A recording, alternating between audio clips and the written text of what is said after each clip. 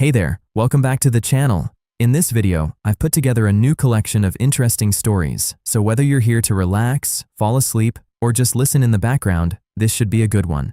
Feel free to let me know where you're listening from and what time it is for you. It's always interesting to see where everyone is tuning in from. Now, let's start with the first story. It is titled, For 40 years, an old man lived next door. My parents hated him. Built a 10-foot fence.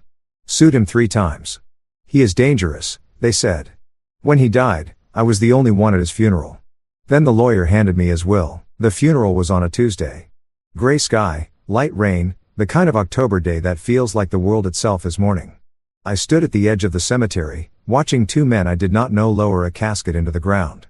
The priest read from a book he had probably read from 1,000 times before, his words automatic, impersonal. There were no flowers except the ones the funeral home had provided as part of their basic package. No music, no eulogy, no mourners lined up to share memories of a life well lived. Just me, the priest, and the old man who had lived next door to my parents for 40 years. I did not cry.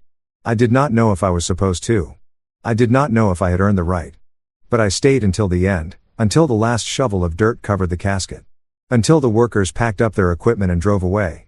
Until the priest shook my hand and offered condolences that felt hollow because he had never known the man he was burying. And then the lawyer appeared. He was young, maybe 30, wearing a suit that was too big for him and carrying a leather briefcase that looked older than he was. He walked across the wet grass toward me, his shoes squelching with each step. And I remember thinking that he looked nervous, like he was carrying something heavy, like he knew what he was about to do would change everything. Mr. Webb, Marcus Webb. Yes. My name is Daniel Patterson. I was Mr. Hartley's attorney. He gestured toward the fresh grave. I was hoping I would find you here. How did you know I would come? He smiled, a sad smile. He said you would. He said you were the only one who would. That was when he handed me the envelope. I should explain. My name is Marcus Webb and I am a high school history teacher in Hartford, Connecticut.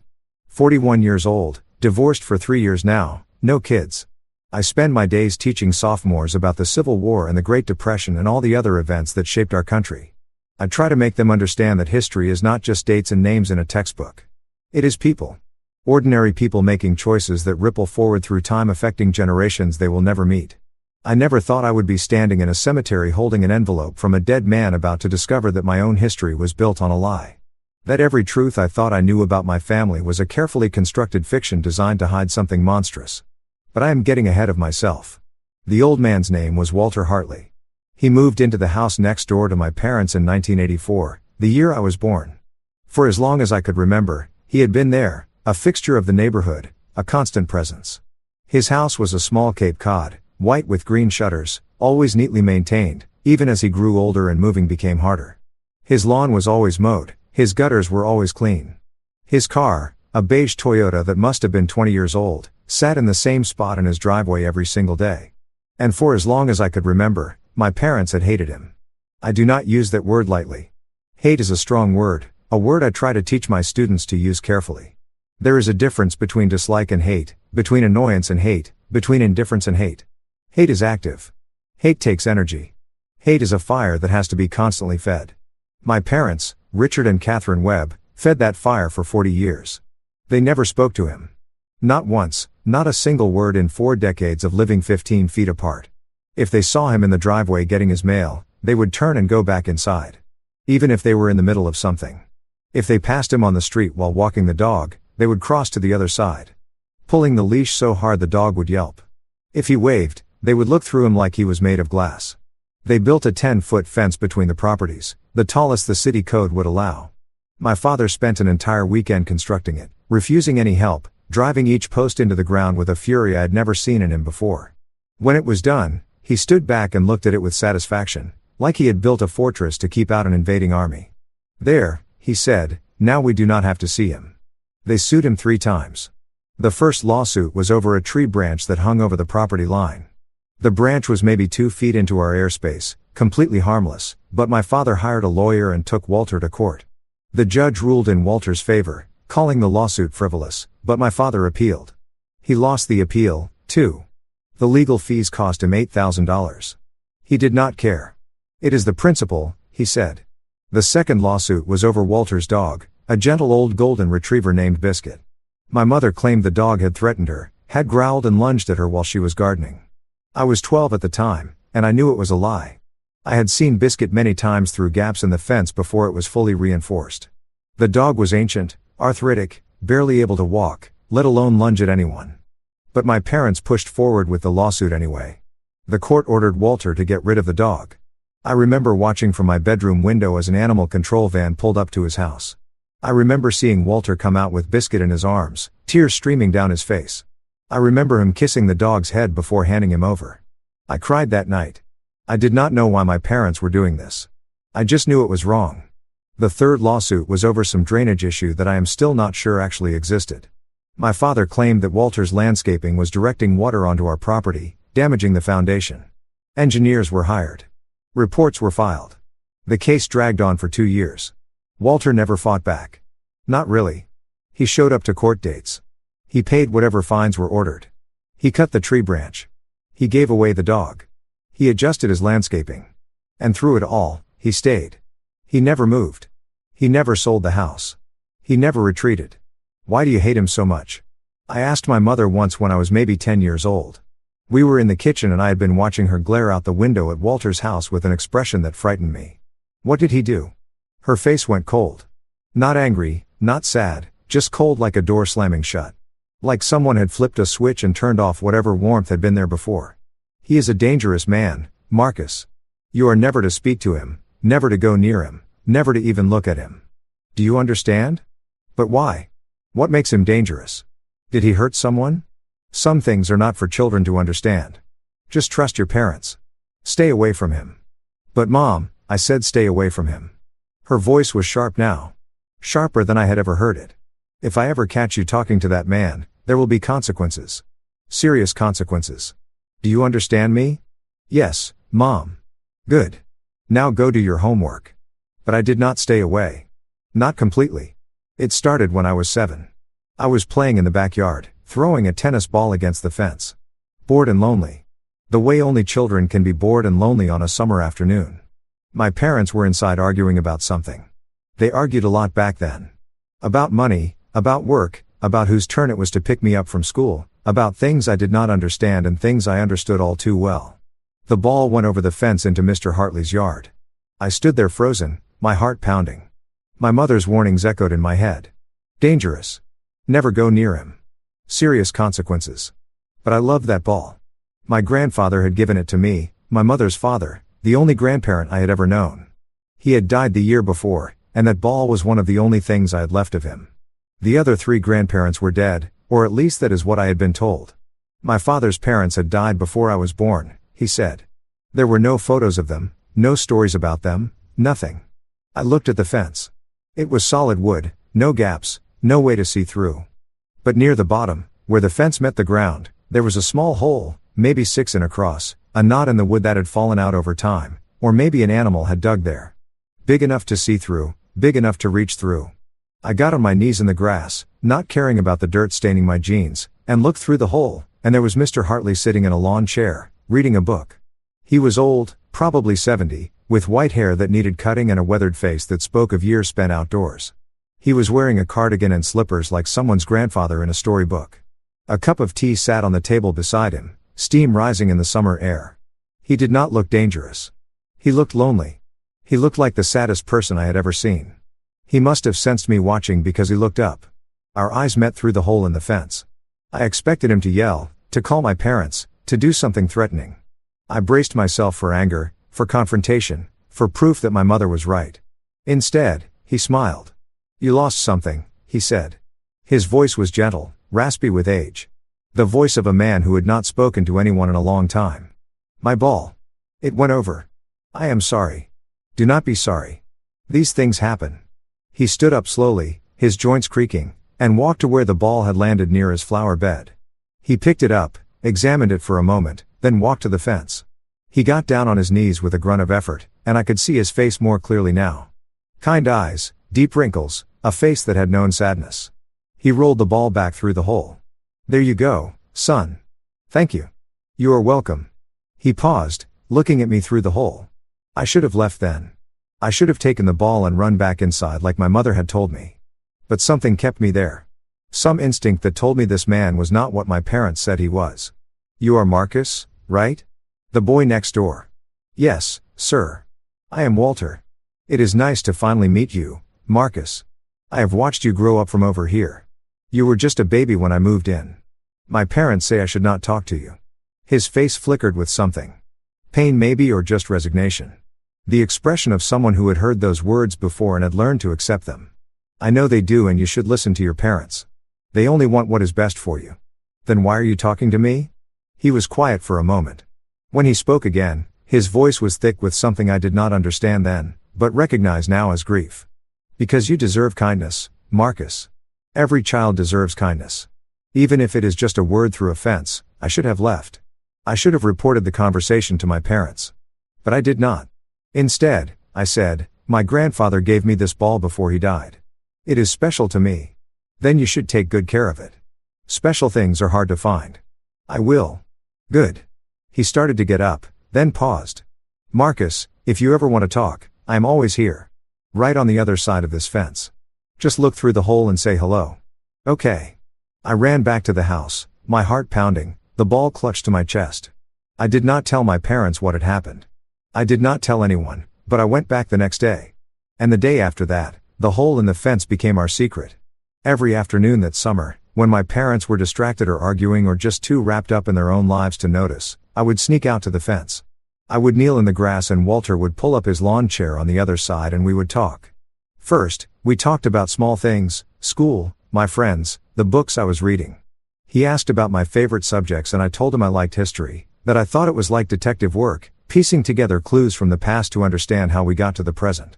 He smiled at that. You have a curious mind, he said. That is a gift. Never lose it. He told me stories about his own life, places he had traveled when he was younger, countries I had only seen in textbooks. He had been to Italy and France and Egypt. He had seen the pyramids and the Eiffel Tower and the ruins of Pompeii. He described them in such detail that I could almost see them myself. Could almost feel the sand beneath my feet and the sun on my face. Why did you travel so much? I asked. Because I wanted to understand, he said. The world is so big, Marcus. So full of people and places and stories. I wanted to see as much of it as I could. Do you still travel? He shook his head. Not anymore. These days my world is this backyard, this chair, this fence. That sounds lonely. He looked at me with those kind sad eyes. It is, but it is a choice I made. And I would make it again. I did not understand what he meant. Not then. Sometimes he would reach through the hole and hand me things. Piece of candy. Comic book. Once a small wooden bird that he had carved himself. I used to carve all the time, he said when he gave it to me. When I was your age, my father taught me. He said it was good for the soul. Making something with your hands. It is beautiful. Keep it. Something to remember me by. I kept all of his gifts hidden in a shoe box under my bed. Terrified that my parents would find them and discover my secret. The candy I ate quickly, savoring each piece. The comic books I read by flashlight after bedtime.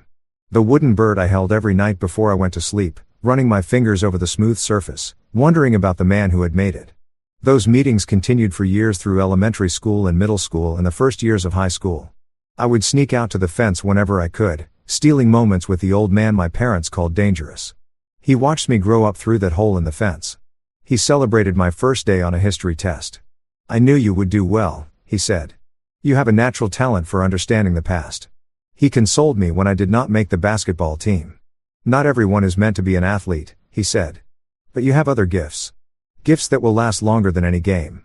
He listened when I talked about girls I liked and friends who had betrayed me and all the small dramas of adolescence.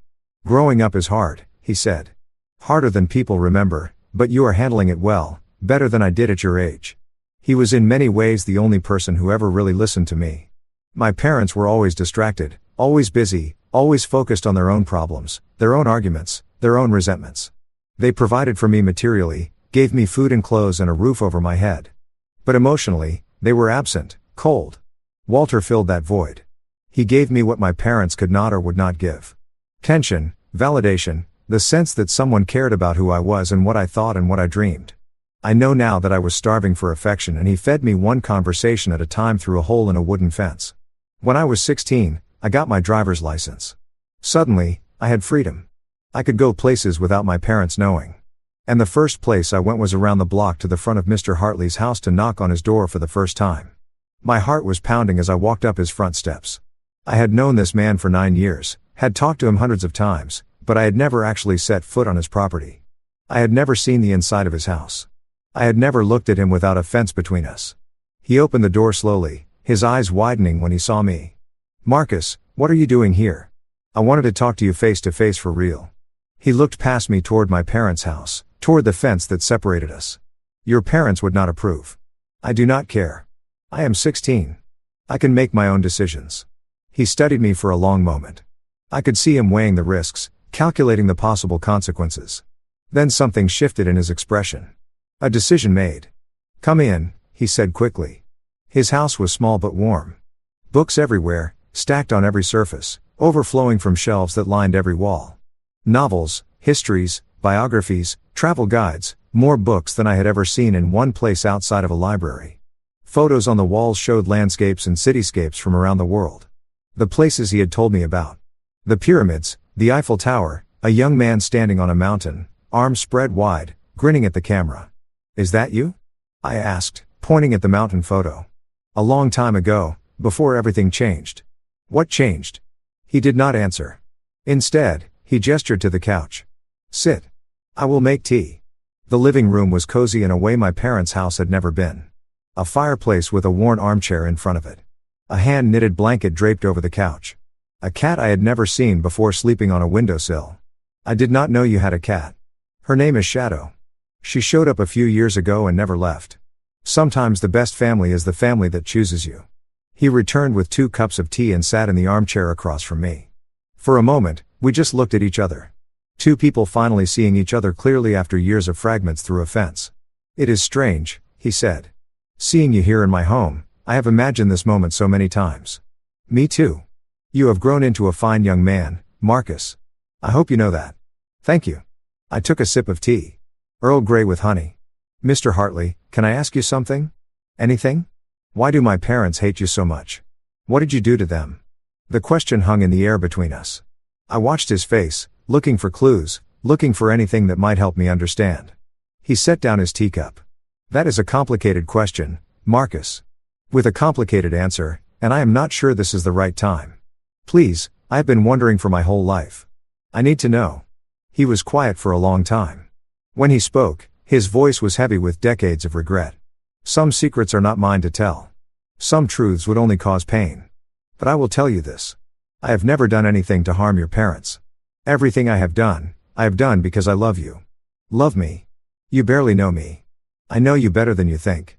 He looked at me with those sad eyes. "I have watched you grow up. I have seen you struggle and succeed. I have seen the kind of person you are becoming, and I am proud of you, Marcus. Prouder than you will ever know."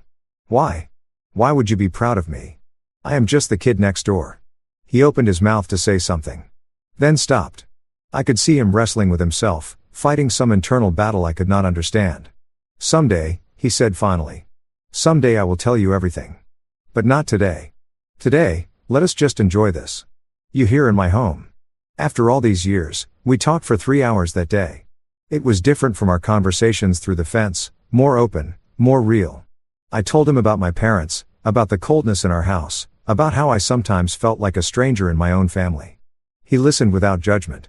And when I was done, he said something that stayed with me for years. "Family is complicated, Marcus. Sometimes the people who should love us the most are the ones who hurt us the deepest. But that does not mean you are unlovable.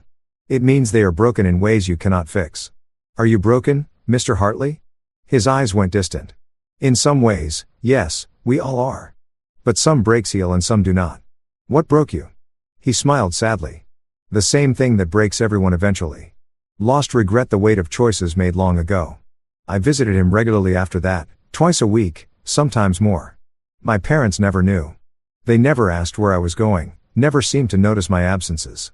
They were too wrapped up in their own lives, their own problems, their own slowly crumbling marriage. When I left for college at 18, Mr. Hartley was the only one who cried. "I am so proud of you," he said, hugging me on his front porch. It was the first time he had ever hugged me. He felt frail in my arms, smaller than I expected, his bones thin beneath his cardigan. "Whatever happens, remember that I will come back and visit. I know you will." And you will be here. I will always be here, Marcus. Right next door, waiting. And I did come back. Every break, every summer, I made time for him. Even as my life got busier. As I went to graduate school and got my teaching degree. As I got married to a woman named Jennifer, who never quite understood why I spent so much time with that weird old neighbor. I never forgot the man who had shown me kindness when no one else would. Jennifer and I divorced after 6 years. We wanted different things. She said we were different people. She was not wrong. I had always held part of myself back. Always kept secrets from her. Always felt like I was living a double life. The life everyone saw and the life that existed in a small house next door to my parents. When I told Walter about the divorce, he listened quietly. I am sorry, Marcus. Marriage is hard, even harder when there are things you cannot share. What do you mean? Nothing. Just an old man's observation. But something had changed over the years. In my 20s, our conversations grew shorter. He seemed tired, distracted. Sometimes he would look at me with an expression I could not read. Like he wanted to say something but could not find the words. Is everything okay? I asked once, just old age catching up with me. He smiled, but it did not reach his eyes. Nothing to worry about. I worried anyway. In my 30s, he started declining. His memory slipped. He would repeat stories he had told me before, forget names and dates, lose track of what we were talking about mid-sentence. His mobility worsened. He stopped traveling even to the grocery store, relying on delivery services and the occasional help I could provide. I offered to help him move to find a place that could care for him properly. No, he said firmly. I am staying here. I have to stay here. Why? The house is too big for you. It is too much work. There are places with nurses, with doctors, with people who can help you. He looked at me with those sad, tired eyes, because this is where you are, Marcus. This is where I can see you. I did not understand what he meant. Not then. The last time I saw him alive was 2 weeks before the funeral. He was in the hospital, his body finally giving out after 90 years of use. I sat by his bed, holding his hand, watching his chest rise and fall. I should have told you, he whispered. His voice was barely audible over the beeping of machines. I should have told you years ago. Told me what? What should you have told me? But his eyes had closed. He slipped into sleep. And I never got my answer. Not while he was alive. Until the funeral. Until the lawyer, until the envelope. I opened it in my car, hands trembling. The rain had stopped, but the sky was still gray. The air still heavy with moisture. I sat in the cemetery parking lot, surrounded by headstones and silence, and I read the letter that would change everything. Inside the envelope was a single sheet of paper covered in handwriting. I recognized the same handwriting that had labeled birthday present slipped through the fence. The same handwriting on the notes tucked inside comic books. The same handwriting I had seen on the spines of journals in his study. Walter's handwriting to my grandson Marcus. If you are reading this, I am gone and you finally know the truth. I am sorry it took my death to tell you. I am sorry for all the years of silence. But I need you to understand why. Your father is my son. His name was not always Richard Webb. It was Richard Hartley. He was my boy, my only child, the center of my world. After his mother passed when he was just 10 years old, I raised him alone. I gave him everything I had. I loved him more than life itself. And then 45 years ago, he did something terrible. I will not tell you what it was. Not in this letter. The evidence is in my attic in a box labeled The Truth. You will find everything there. Photographs, documents, newspaper clippings, a letter in his own handwriting, everything you need to understand what happened and why. When I confronted your father about what he did, he gave me a choice. Stay silent or lose him forever. I could not stay silent. I could not pretend I did not know what I knew. So, he cut me out of his life, changed his name, moved away, started over with a new identity, a new story, a new father who conveniently did not exist. He told everyone I was dead. He told you I was dead, but I could not let you go. You were my grandson, my blood, the only family I had left. So, I did something that some might call crazy. I sold everything I owned, my business, my investments, everything, and I bought the house next door to his. I wanted to watch you grow up. I wanted to be near you, even if I could not be part of your life. Your father recognized me immediately. Of course, he could not stop me from buying the house, but he could make sure you never knew who I was. He told you I was dangerous. He built fences and filed lawsuits and did everything he could to keep us apart. But he could not stop me from loving you. He could not stop me from finding ways to reach you. The hole in the fence, the gifts, the conversations. Every moment with you was a gift I did not deserve but treasured beyond measure. I am leaving you everything I have. The house, my savings, everything. It is not much, but it is yours. More importantly, I am leaving you the truth. What you do with it is up to you. I am not asking you to destroy your father. I am just asking you to know who I was, who he is, and to understand that you were loved. Every single day of your life, you were loved by someone who was forbidden to tell you. I watched your first steps through a window. I heard your first words through a fence. I celebrated every achievement from a distance. Unable to embrace you, unable to tell you how proud I was. But I was always there, always watching, always loving. I am proud of the man you have become. I only wish I could have told you sooner. I only wish things had been different. Your grandfather, Walter Hartley. P.S. Do not be too hard on yourself for not seeing it sooner. The best lies are the ones we tell ourselves. And your father had 45 years of practice. I sat in my car for an hour reading the letter over and over. My hands were shaking. My vision was blurred with tears. I did not remember starting to cry.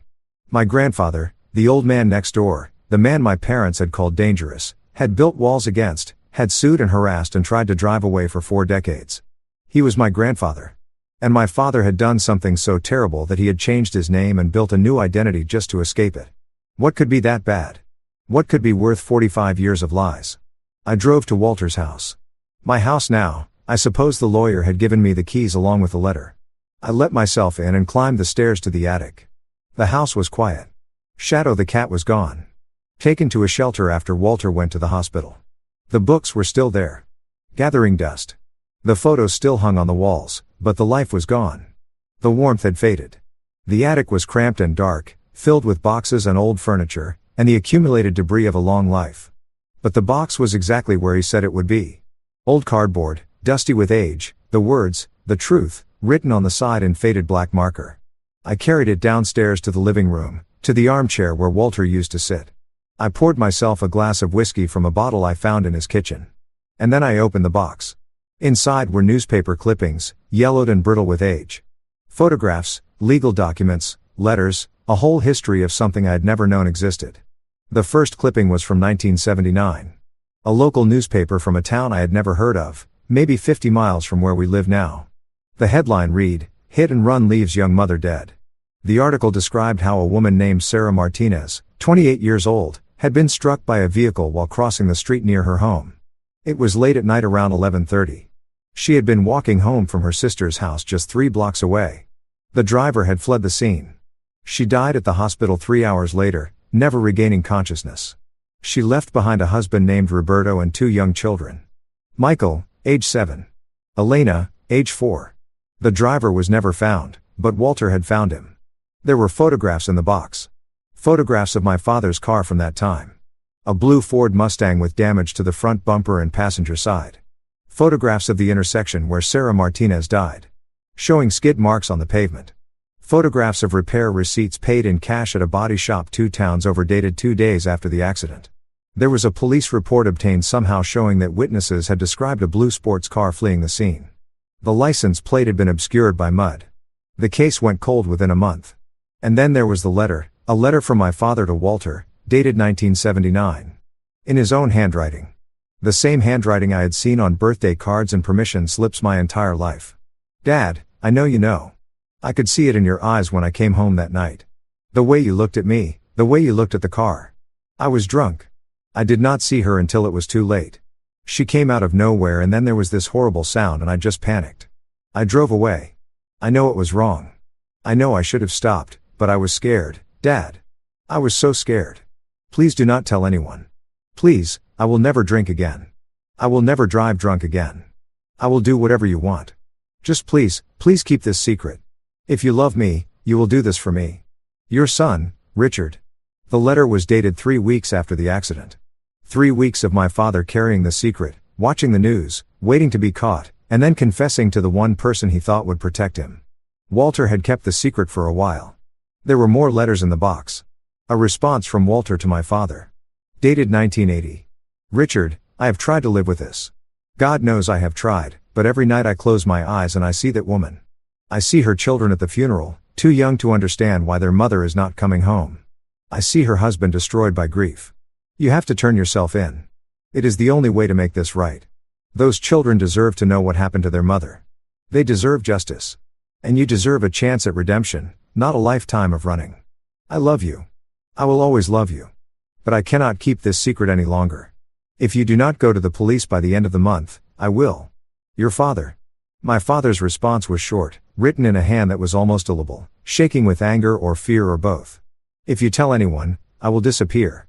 I will change my name. I will move away. You will never see me again. And if I ever have children, you will never meet them. Is that what you want? To lose your only son? To never know your grandchildren? This is your choice, Dad. Not mine, yours. It was not an empty threat. It was a promise. And Walter had made his choice. He had chosen justice over silence. He had told my father he was going to the police. And my father had made good on his word. He vanished, changed his name from Hartley to Webb, moved across the state, married my mother, who either never knew the truth or chose to ignore it. And Walter, left with nothing, had made a different kind of choice. He had found where his son had moved. He had bought the house next door. And he had waited 40 years. He had waited 40 years, watching his grandson grow up from behind a fence, stealing moments through a hole in the wood, loving me the only way he was allowed to. I stayed in that attic all night, reading everything. By morning, I had the full picture. Sarah Martinez, killed on March 15, 1979. 2 children, Michael and Elena, who grew up without a mother. A husband who tried to hold it together for 5 years before the grief and the alcohol consumed him. He died in 1984, the same year I was born, the same year Walter moved next door. A family destroyed by one man's cowardice. A family that never got justice. I had a choice to make. The confrontation happened 3 days later. 3 days of sleepless nights and endless questions. 3 days of looking at my face in the mirror and trying to see my father, trying to see the man who had killed a woman and walked away. I called ahead, told my mother I was coming for dinner. She sounded surprised but pleased. That is wonderful, Marcus. Your father has been asking about you. I bet he has, I thought. I bet he has been asking about me ever since Walter died. I arrived at 7. The same house I had grown up in. The same perfectly manicured lawn. The same American flag by the door. But now it all looked different. Now I saw it for what it was. A stage set. A carefully constructed illusion of respectability built on the foundation of a lie. My father was in his study when I arrived reading a book. He was 72 now, retired from the insurance company where he had worked for 30 years. His hair was white, his face lined with age. He looked like any other grandfather, but he was not. He was a killer who had gotten away with it. Marcus, he looked up from his book. This is a surprise. Your mother said you were coming for dinner. We need to talk first. You and me and Mom right now. Something flickered in his eyes. Recognition. Fear. What about? I threw the box on his desk. The box from Walter's attic. The box labeled the truth. My father's face went pale. Where did you get that? From my grandfather. He left it to me in his will. The silence stretched between us. My father stared at the box like it was a bomb about to explode. He is dead? He finally asked. Yes, he died last week. I was the only one at his funeral. His only family. He was not your family. He was more family to me than you have ever been. My mother appeared in the doorway wearing an apron, a wooden spoon in her hand. What is going on? Dinner is almost ready. Dinner can wait. I said we need to talk about Sarah Martinez. The color drained from both their faces. I do not know what you are talking about, my father said. Really? Then maybe this will refresh your memory. I opened the box, pulled out the newspaper clipping, and threw it on his desk. March 15, 1979. Hit and run. 28-year-old mother of 2. Ring any bells? Marcus, I do not know where you got this, but how about this? I pulled out the photographs of his car, the repair receipts, the letter, his letter in his own handwriting, confessing everything. My father's hands were shaking. That was a long time ago. 45 years. 45 years since you killed her and drove away. It was an accident. You were drunk. You fled the scene. You let her die alone on the street. That is not an accident. That is a crime. I was 23 years old. I was scared. I made a mistake. A mistake is forgetting to pay a bill. A mistake is missing an appointment. Killing someone and running away is not a mistake. It is a choice. You do not understand. Then make me understand. Make me understand how you could leave a woman dying in the street. Make me understand how you could cut off your own father for trying to do the right thing. Make me understand how you could raise me with lies. Make me hate the only person who ever truly loved me. My mother started crying. My father sank into his chair, his face gray. I was going to lose everything. He said, if I went to the police, I would have gone to prison. My career would have been over. My life would have been over. Her life was over. Her children's lives were destroyed. Her husband drank himself to death. And you got everything. Career, family, a nice house in the suburbs. I have lived with the guilt every day. Have you? Because from where I stand, it looks like you have lived very comfortably. You have had 45 years of barbecues and holidays and grandchildren who never existed while Sarah Martinez's children grew up without a mother. What do you want me to say? I want you to say you are sorry. I want you to say you will make it right. It is too late to make it right. The statute of limitations. There is no statute of limitations on murder. It was not murder. It was manslaughter. And the limit on that ran out decades ago. Is that what you tell yourself? That it does not count because you got away with it. My father had no answer. I gathered up the contents of the box. I am taking this and I am going to do what Walter should have done 45 years ago. I am going to find Sarah Martinez's children and I am going to tell them what happened to their mother. Marcus, please. My mother's voice was choked with tears. Think about what you are doing. This will destroy us. You destroyed yourselves 45 years ago. They will not believe you. My father said, it is your word against mine. There is no proof. I have your confession in your own handwriting. I have photographs, receipts, police reports. Walter spent 40 years building a case against you. He just never got the chance to use it. My father's face crumbled. He was going to turn me in. He was going to give you a chance to do the right thing. You chose to run instead. You chose yourself over a dead woman and her children. And then you punished him for it. Lawsuits, harassment, a 10-foot fence. You tried to destroy him and all he did was love me. I was protecting my family. You were protecting yourself. You always have been. I walked to the door. Marcus. My father's voice stopped me. What are you going to tell them? Sarah's children. I turned back. The truth. That their mother was killed by a man who was too much of a coward to face the consequences and that she deserves justice even if it is 45 years late. Finding Sarah Martinez's children was not hard. I am a history teacher. I know how to research. Michael Martinez was 52 now, a mechanic in Toledo. Elena Martinez Cooper was 49, a nurse in Cleveland. Both married, both with children of their own, children who had never known their grandmother. I called Michael first. Mr. Martinez, my name is Marcus Webb. I have information about your mother's death. There was a long pause. My mother died in 1979. Hit and run. They never found the driver. I know who the driver was. Another pause. Longer this time. Who are you? I am his son and I have evidence. We met in person a week later. Michael and Elena together at a coffee shop in Cleveland. They looked nothing like I expected. Just normal people, middle-aged, tired, carrying decades of unresolved grief. I gave them the box. They read everything. The clippings, the photographs, the confession letter. By the time they finished, Elena was crying silently and Michael's hands were shaking with rage. All this time, he said. All this time, he was out there living his life. I know. We were kids. We used to pray every night that they would find him, that there would be justice. I know, and I am sorry. Why are you doing this? He is your father. I thought about Walter, about the hole in the fence, about 40 years of stolen moments and secret kindnesses. Because my grandfather spent his whole life trying to do the right thing, and because you deserve to know. The legal situation was complicated. 45 years had passed. The statute of limitations for vehicular manslaughter had long since expired. My father could not be prosecuted, but that did not mean there could not be consequences. Michael and Elena filed a civil suit. They went to the press. The story of the hit and run of the cover-up of the 45 years of lies made national news. My father's carefully constructed life crumbled. His friends abandoned him.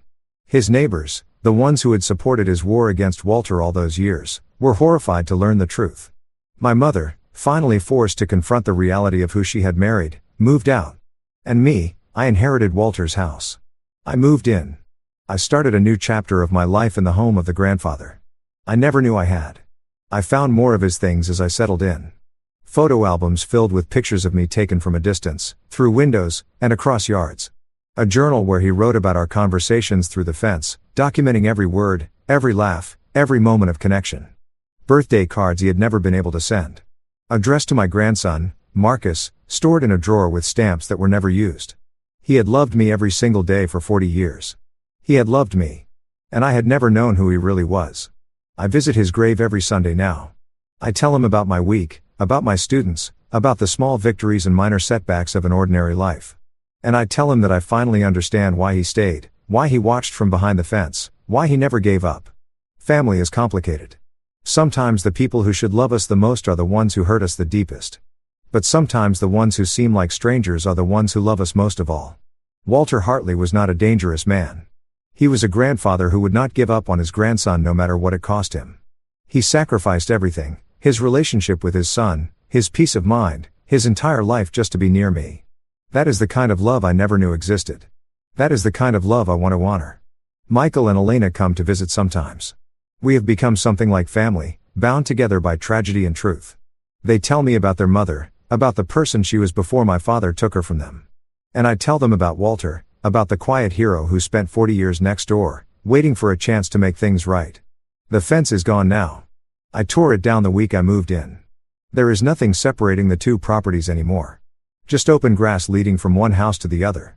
My father wrote me a letter last month. He is living in Florida now, alone. His reputation destroyed.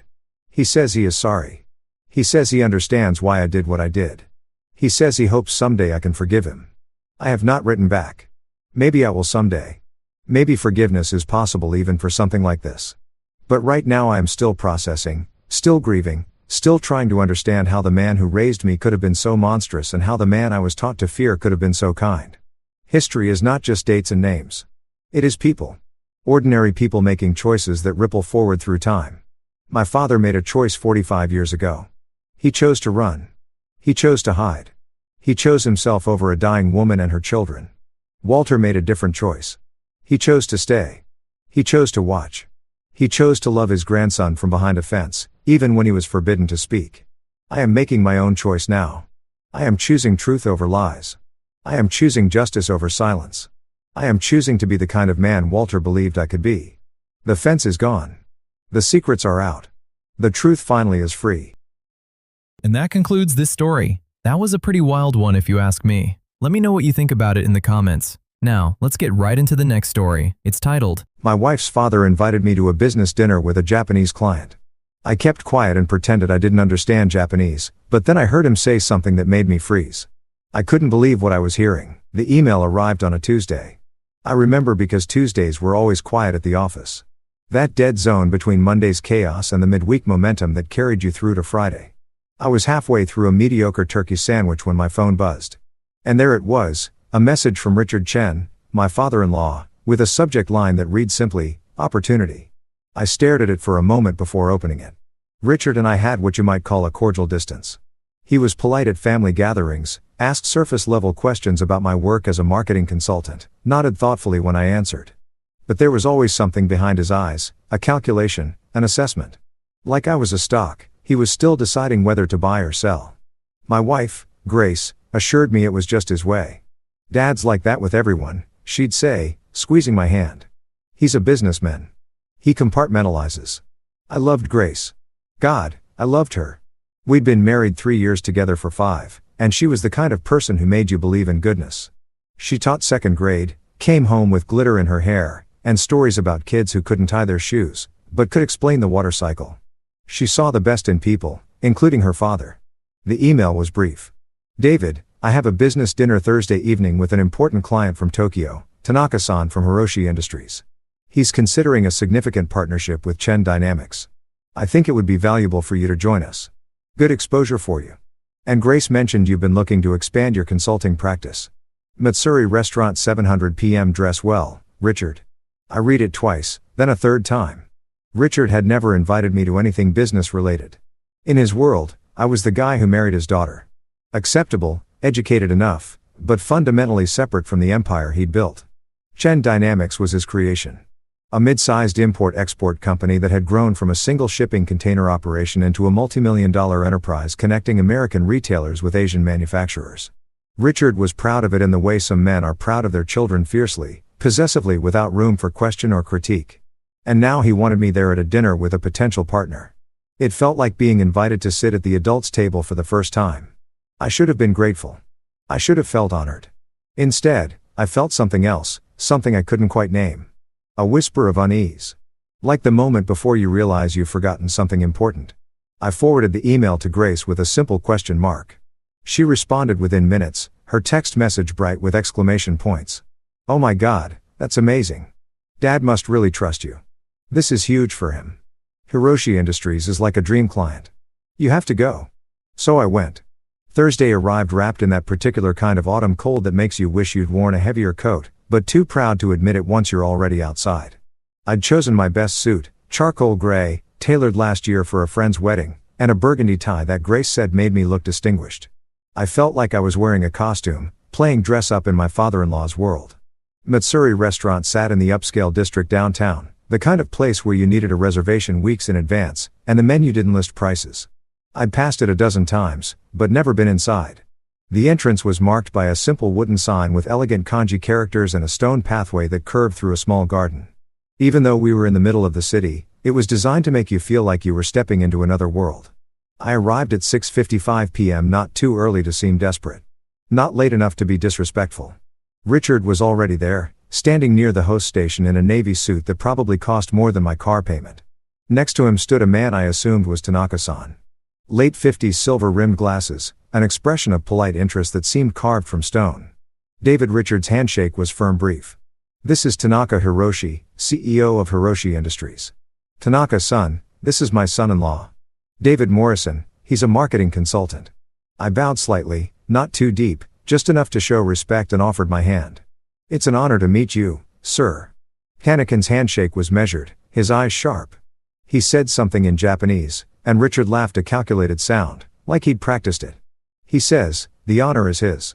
Richard translated, though I already knew that. He's impressed that I have a consultant in the family. Here's what Richard didn't know. I spoke Japanese fluently. It wasn't something I advertised. I'd spent 2 years in Japan after college, teaching English in a small city outside Osaka. I'd fallen in love with the language, the culture, the way silence could mean more than words. I'd stayed longer than I planned, studying at night, practicing with anyone who would talk to me. By the time I came back to the States, I could navigate business meetings, understand news broadcasts, read novels in their original form. But it never came up with Richard. Why would it? We talked about weather, about Grace, about surface things. He never asked about my time abroad.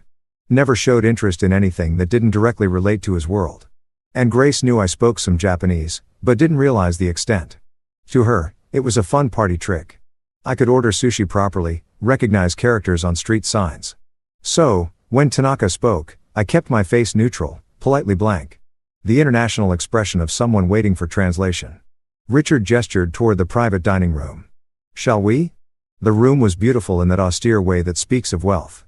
Low table, cushioned floor seating, a scroll painting on the wall depicting mountains shrouded in mist, a server in a crisp kimono, poured tea with movements so precise they looked choreographed. We settled in, Richard and Tanaka-san across from each other, me slightly to Richard's left. The positioning felt deliberate.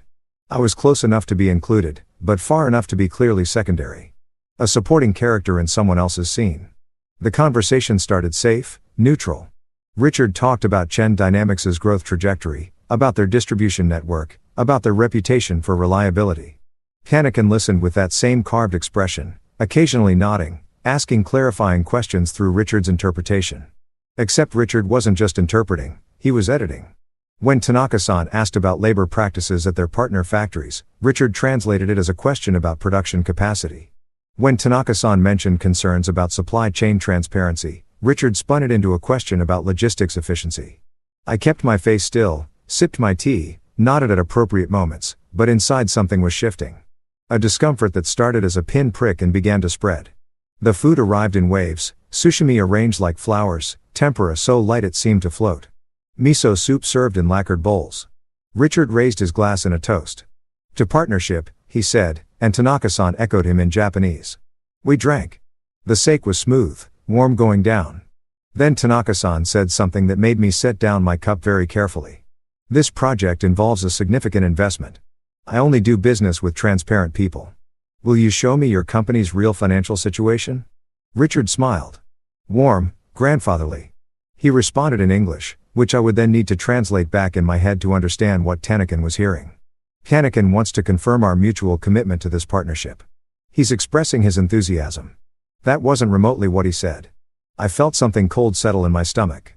The kind of cold that has nothing to do with temperature and everything to do with recognition. The moment when you realize the ground beneath you isn't solid. Hanakin's eyes narrowed slightly. He wasn't stupid. He could sense the discrepancy. Even if he couldn't pinpoint it, he said something else slower this time, more deliberate. I don't work with liars. Richard laughed again.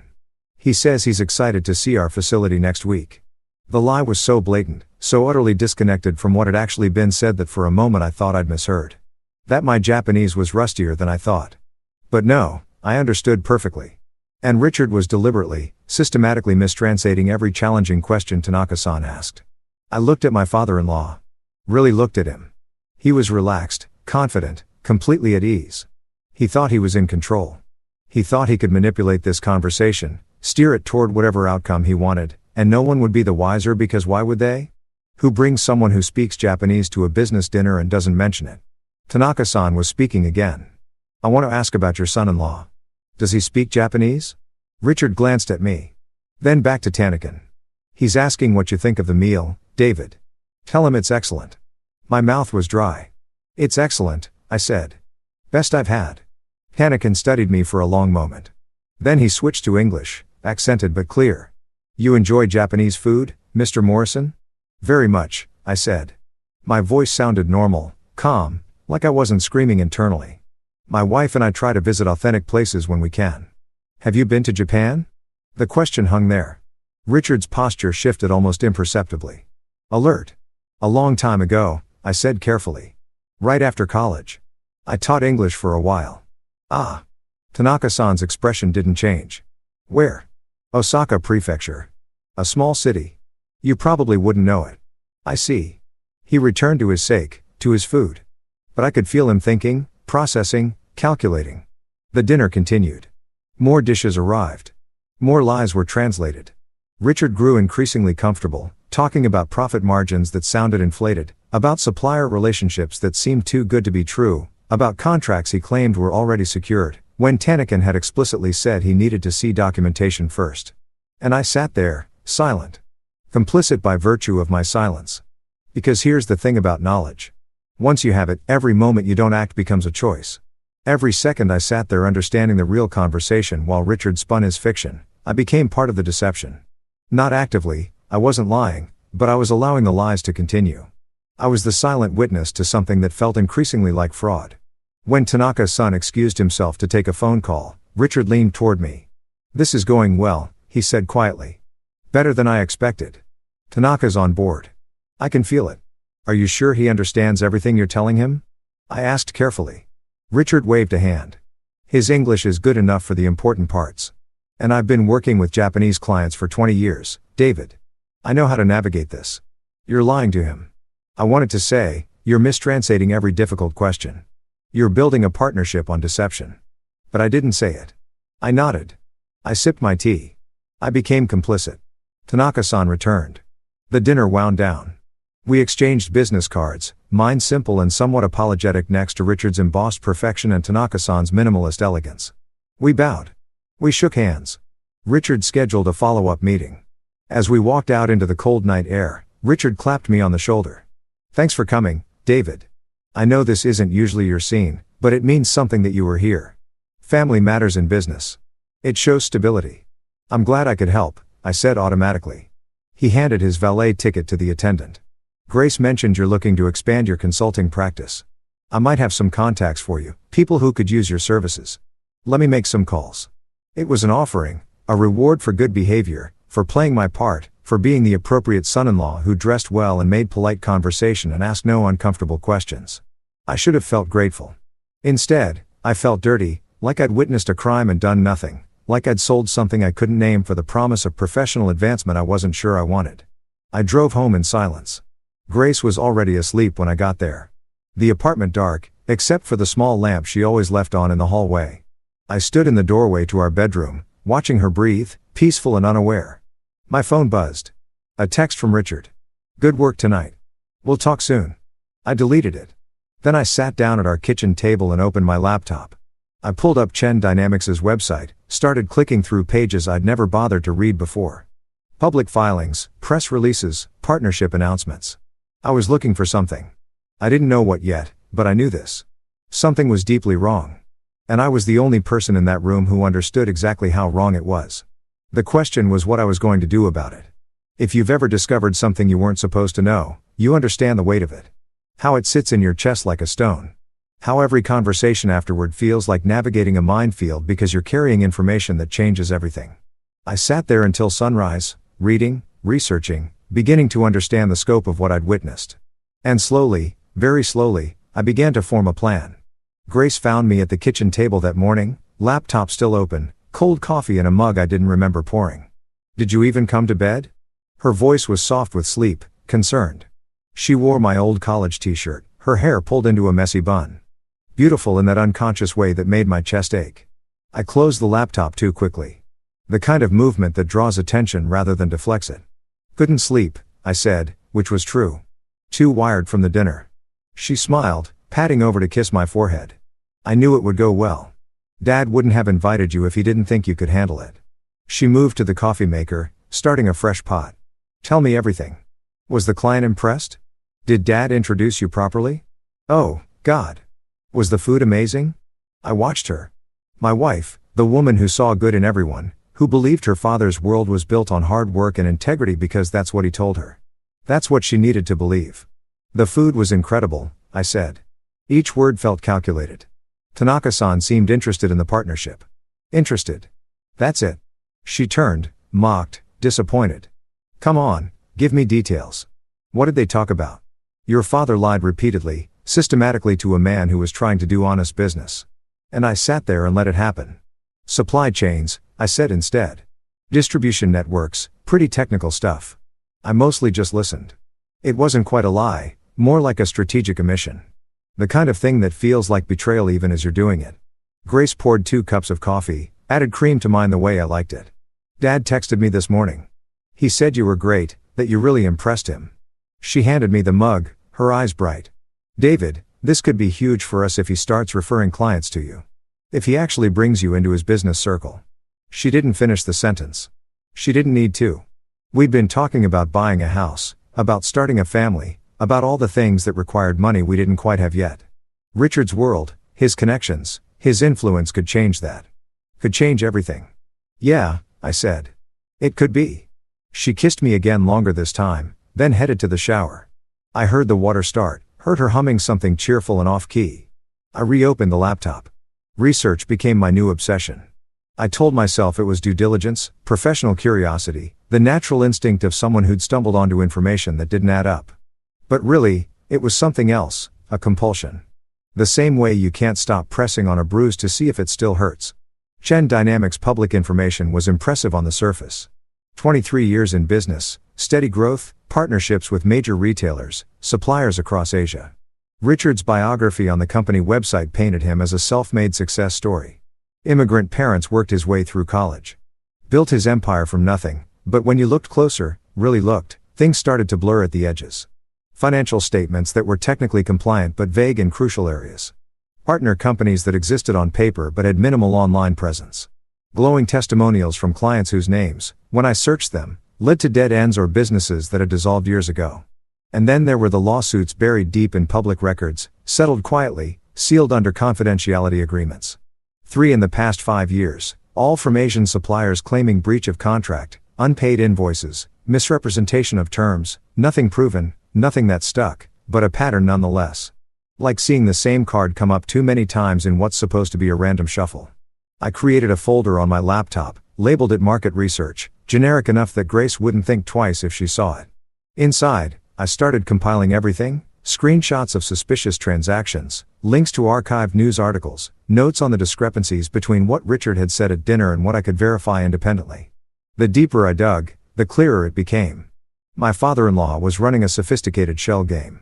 Not quite illegal, he was too smart for that, but profoundly unethical. He would sign contracts with suppliers based on inflated promises, deliver partial payments, then dispute terms when it came time for full compensation. He'd leverage language barriers and cultural differences, knowing most small Asian manufacturers couldn't afford to pursue international litigation. And he was about to do the same thing to Tanaka Hiroshi. Hiroshi Industries wasn't some small supplier. They were established, respected, substantial. But Richard had clearly identified them as his next mark. The dinner, the charm offensive, the careful mistranslations. It was all set up. He was going to convince Tanaka to commit significant resources. Probably front-load production or provide favorable credit terms. And then I didn't know exactly what came next, but I knew it wouldn't be honest. "You've been distant," Grace said it on Saturday morning, standing in our bedroom doorway while I sat at my makeshift desk. Really just a corner of our dining table where I'd claimed squatters' rights. My laptop was open again, always open now. I looked up, just busy. Got a few new client proposals I'm working on a Saturday. She crossed her arms, not angry, worried. "David, you barely ate dinner last night. You're up until 2-3 in the morning every night. And when I talk to you, you're somewhere else." She wasn't wrong. I'd been somewhere else. Stuck in a loop of discovery and dread, trying to figure out what the hell I was supposed to do with information I never should have had. "I'm sorry," I said, and meant it.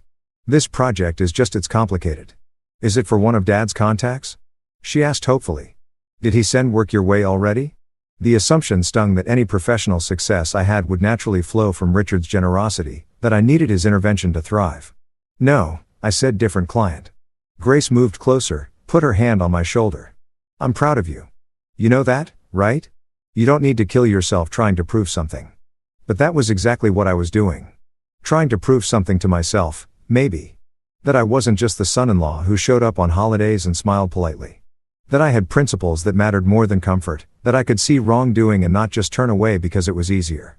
"I know," I said. I pulled her down for a kiss, held her a moment longer than necessary, like I was trying to memorize something I was afraid of losing. Monday, I called in sick to work, told my actual clients I had food poisoning, spent the day at the public library instead, using their computers and guest Wi-Fi because I was becoming paranoid about digital footprints. I found Tanaka Hiroshi's professional profile on LinkedIn. Distinguished career, board member of 2 nonprofits focused on ethical business practices, published articles about corporate responsibility and transparent supply chains. He wasn't just a businessman. He was someone who genuinely cared about doing things right. And Richard was going to destroy him or try to anyway. Because Tanaka wasn't some small operation that could be bullied or manipulated. He had resources. He had reputation. If Richard tried his usual tactics and Tanaka discovered the deception, the lawsuit would be massive, public. It would unravel everything Richard had built and Grace would be caught in the aftermath. Her father exposed, her family name dragged through proceedings and press coverage. The carefully constructed world she lived in would collapse. I could prevent that. I could say nothing, do nothing, let events unfold however they would, stay out of it, protect my marriage, my relationship with my wife's family, my own comfortable position in Richard's good graces, or I could act. The question was, how and at what cost? That night, Grace's mother called. I heard Grace on the phone in the other room, her voice bright and animated. "Mom, I know," Dad said. "The dinner went amazing." "Yes, David was perfect." "No, he didn't say anything embarrassing." I sat very still, listening to my wife defend me against criticisms I hadn't heard. Prove my worth to parents who'd apparently been skeptical. When she hung up, she came into the kitchen where I was pretending to cook dinner. "Mom says, Dad's really serious about this Hiroshi partnership. He thinks it could be the biggest deal of his career." She wrapped her arms around me from behind and she said, "Thank you for being there, for supporting him." She said it meant a lot. I stared at the vegetables I was chopping. "I didn't do much. You were there. That's what matters." She rested her chin on my shoulder. "They're having a family dinner Friday to celebrate the partnership moving forward. You'll come, right?" "Of course," I said automatically. "Good," because she hesitated. "I know they can be a lot sometimes. Dad especially. But they're trying, David. They really are. They're accepting you, seeing you as part of the family, not just the guy who married me." The words hit like physical blows because she meant them kindly, because she thought she was sharing good news. Because she had no idea that her father's acceptance was conditional, transactional, based entirely on my perceived usefulness and continued compliance. "That's great," I managed. "Really great." She squeezed me tighter. "I love you. I love you, too." And I did. God, I did. Which made everything so much harder. Wednesday afternoon, my phone rang. Unknown number. I almost didn't answer. "Mr. Morrison." The voice was accented. Formal. "This is Tanaka Hiroshi. We met last week at Matsuri." My heart stopped. Actually stopped, then started again, too fast, too hard. "Mr. Tanaka, I said carefully. This is unexpected. I apologize for calling directly. I obtained your number from the business card you provided. A pause. I wonder if you might have time to meet for coffee perhaps. There are some matters regarding your father-in-law's company that I would like to discuss. Every warning bell in my head started ringing at once. This was it. The moment where staying neutral became impossible, where I had to choose a side. What kind of matters? I asked. Another pause. Longer this time. I believe you understood more of our dinner conversation than you indicated, Mr. Morrison. Am I correct? My mouth was dry. My hand holding the phone was shaking. I am not sure what you mean. I have been in business for 30 years, Tanaka said quietly. I know when someone is truly listening and when they are merely waiting their turn to speak. You were listening very carefully. And your face, Mr. Morrison, it showed things. Small things, but things nonetheless. I closed my eyes. Mr. Tanaka, I am not asking you to betray anyone, he interrupted. I am simply asking for truth. I am about to commit significant resources to a partnership with Chen Dynamics. If there are reasons I should reconsider, I believe I deserve to know. Don't you agree? It was a fair question, a reasonable question. The kind of question a person with integrity would answer honestly. I don't know if I can help you, I said finally. Cannot or will not. The distinction mattered. Cannot implied impossibility beyond my control. Will not implied choice implied that I was actively choosing to protect Richard's deception. It's complicated, I said. Most important things are. Tanaka's voice remained gentle, patient. Mr. Morrison, I am staying at the Meridian Hotel downtown. I will be in the lobby restaurant tomorrow morning at 8 o'clock having breakfast. If you choose to join me, I will be grateful for your time. If you do not appear, I will understand and will not contact you again. Mr. Tanaka, I have to think about, of course, think carefully, but please understand. I'm not asking you to lie. I'm asking you not to stay silent while lies continue. There is a difference. He hung up. I sat there holding my dead phone, feeling like I'd been punched, because he was right. There was a difference. And I'd been pretending there wasn't. Telling myself that not actively lying was enough. That silence wasn't complicity. But it was. Every moment I'd sat at that dinner, understanding what was really being said, watching Richard manipulate and deceive, I'd been complicit. I'd been part of it. That night, I barely spoke. Grace noticed. Of course, she noticed, but I blamed it on work stress. She accepted the excuse because she wanted to, because it was easier than pushing. I lay awake next to her, listening to her breathe, watching the shadows move across the ceiling. 8 o'clock, the Meridian Hotel. Tomorrow, if I told Tanaka the truth, I would be betraying my father-in-law, potentially destroying his business, his reputation. Grace would never forgive me. Her family would never forgive me. My marriage might not survive it. If I didn't go, I would be choosing comfort over integrity. I would be saying that my personal peace was worth more than truth. That some people's right to honest business dealings didn't matter as much as my need to avoid conflict. I thought about the suppliers Richard had cheated. Small manufacturers, people who trusted him, who delivered goods or services in good faith and been left holding unpaid invoices and broken promises. I thought about how Richard had used cultural differences as weapons, how he'd taken advantage of language barriers, legal distances, the simple fact that pursuing justice internationally was expensive and exhausting. I thought about Tanaka Hiroshi's articles about ethical business practices, about transparency, about the kind of world he was trying to build. And I thought about Grace, my wife, the woman I loved, the innocent party in all of this, who didn't deserve to have her world shattered because her husband couldn't keep his mouth shut. At 3 o'clock in the morning, I got out of bed, went to the bathroom, closed the door, sat on the floor with my back against the wall. I pulled out my phone, searched for flights to nowhere in particular, rental cars, hotels in distant cities. Not because I was actually planning to run, though. The thought had crossed my mind, but because I needed to know I had options. Escape routes. Ways out of whatever was coming. Then I deleted the searches, cleared my browser history. If you've ever been trapped between two impossible choices, you know this feeling. The way your mind spins, trying to find an angle you haven't considered. A third option, a magical solution where no one gets hurt and everyone's happy, and you don't have to be the one who brings the hammer down. But life doesn't work that way. Not really. Sometimes you just have to choose which bridge to burn and try to live with the smoke. I stayed on that bathroom floor until dawn broke through the small window above the shower. Watched the darkness turn gray, then gold, then the harsh white of morning. Grace knocked softly. "David, you okay?" "Yeah," I said. My voice sounded strange, distant. "Just needed a minute." Come back to bed. It's early. I will soon. But I didn't. I stayed there, counting minutes, watching light move across tiles, trying to find the courage to do what I already knew I was going to do. 7:45. I checked my reflection in the mirror. I looked like someone who hadn't slept, someone carrying something heavy. I looked like someone about to change everything. The Meridian Hotel lobby smelled like expensive coffee and quiet money. I stood outside the glass doors for 5 minutes, maybe 10, watching well-dressed people flow in and out. Business travelers with rolling suitcases and practiced efficiency. Hotel guests in athleisure heading to whatever spa or workout facility justified the room rate. Everyone moving with purpose, like they knew exactly where they belonged. I didn't belong here. I belonged at home in bed with my wife, pretending I hadn't seen what I'd seen. Pretending I didn't know what I knew. 7:58. I pushed through the doors. The restaurant was tucked off the main lobby, all blonde wood and soft lighting. The kind of place where breakfast cost $30 and no one blinked. Tanaka sat at a corner table reading something on a tablet, a pot of tea steaming gently beside him. He wore a crisp white shirt, no tie, reading glasses perched on his nose. He looked like someone's thoughtful uncle, not a CEO about to be defrauded. He glanced up as I approached. Something shifted in his expression, not quite relief, but maybe satisfaction, like he'd placed a bet and won. "Mr. Morrison," he said, standing, bowing slightly. "I am grateful you came." I sat down before I could change my mind. Before I could turn around and run, a server appeared immediately. Poured me water. I didn't remember requesting.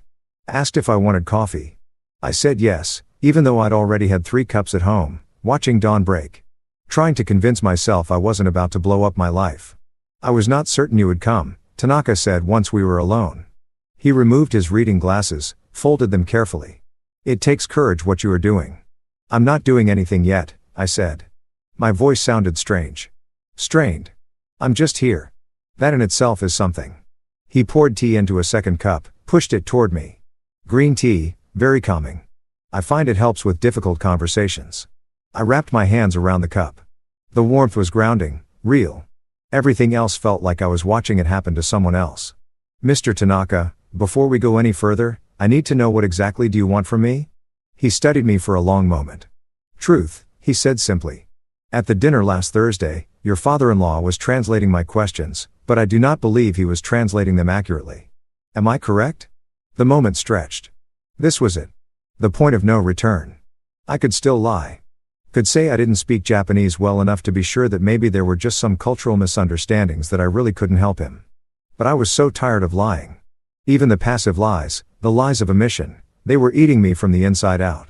"Yes," I said. "You're correct." Tanaka didn't react dramatically. He simply nodded like I'd confirmed something he already knew. "Will you tell me what I actually said and what your father-in-law claimed I said?" This was the cliff edge, the moment of jumping. Once I started talking, I couldn't take it back. I thought about Grace. Asleep when I left, peaceful and trusting. I thought about the family dinner on Friday, the celebration of a partnership built on deception.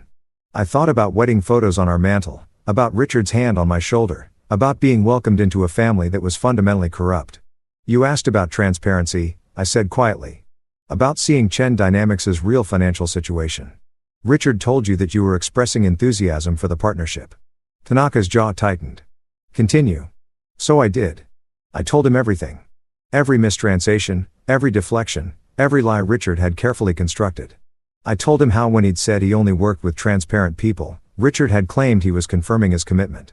How when he'd stated explicitly that he didn't work with liars, Richard had translated it as excitement about touring the facility. With each revelation, Tanaka's expression grew darker, not angry, controlled, but you could see the calculations happening behind his eyes, the pieces falling into place. "When you asked if I spoke Japanese," I said, "Richard told me you were asking about the meal. He specifically didn't want you to know I understood because then I would have known immediately that he was lying." Tanaka sat down his teacup with precise care. "Mr. Morrison, why did you not say something at the time? Why allow this deception to continue?" The question wasn't accusatory, just honest. "Wanting to understand?" "Because he's my father-in-law," I said. "Because my wife loves him and trusts him. Because I was afraid of what telling the truth would cost me. And now I'm more afraid of what staying silent will cost me." "And you?" I met his eyes. "You're not his first, are you? You're not the first person he's done this to." Tanaka shook his head slowly. "I suspected as much. When I began my due diligence on Chen Dynamics, there were inconsistencies, small things that did not align. Former partners who would not return calls, sealed legal settlements, nothing conclusive, but enough to create doubt. So why move forward at all? Because I wanted to give him the benefit of that doubt, because I believe in assuming good faith until proven otherwise. His voice hardened.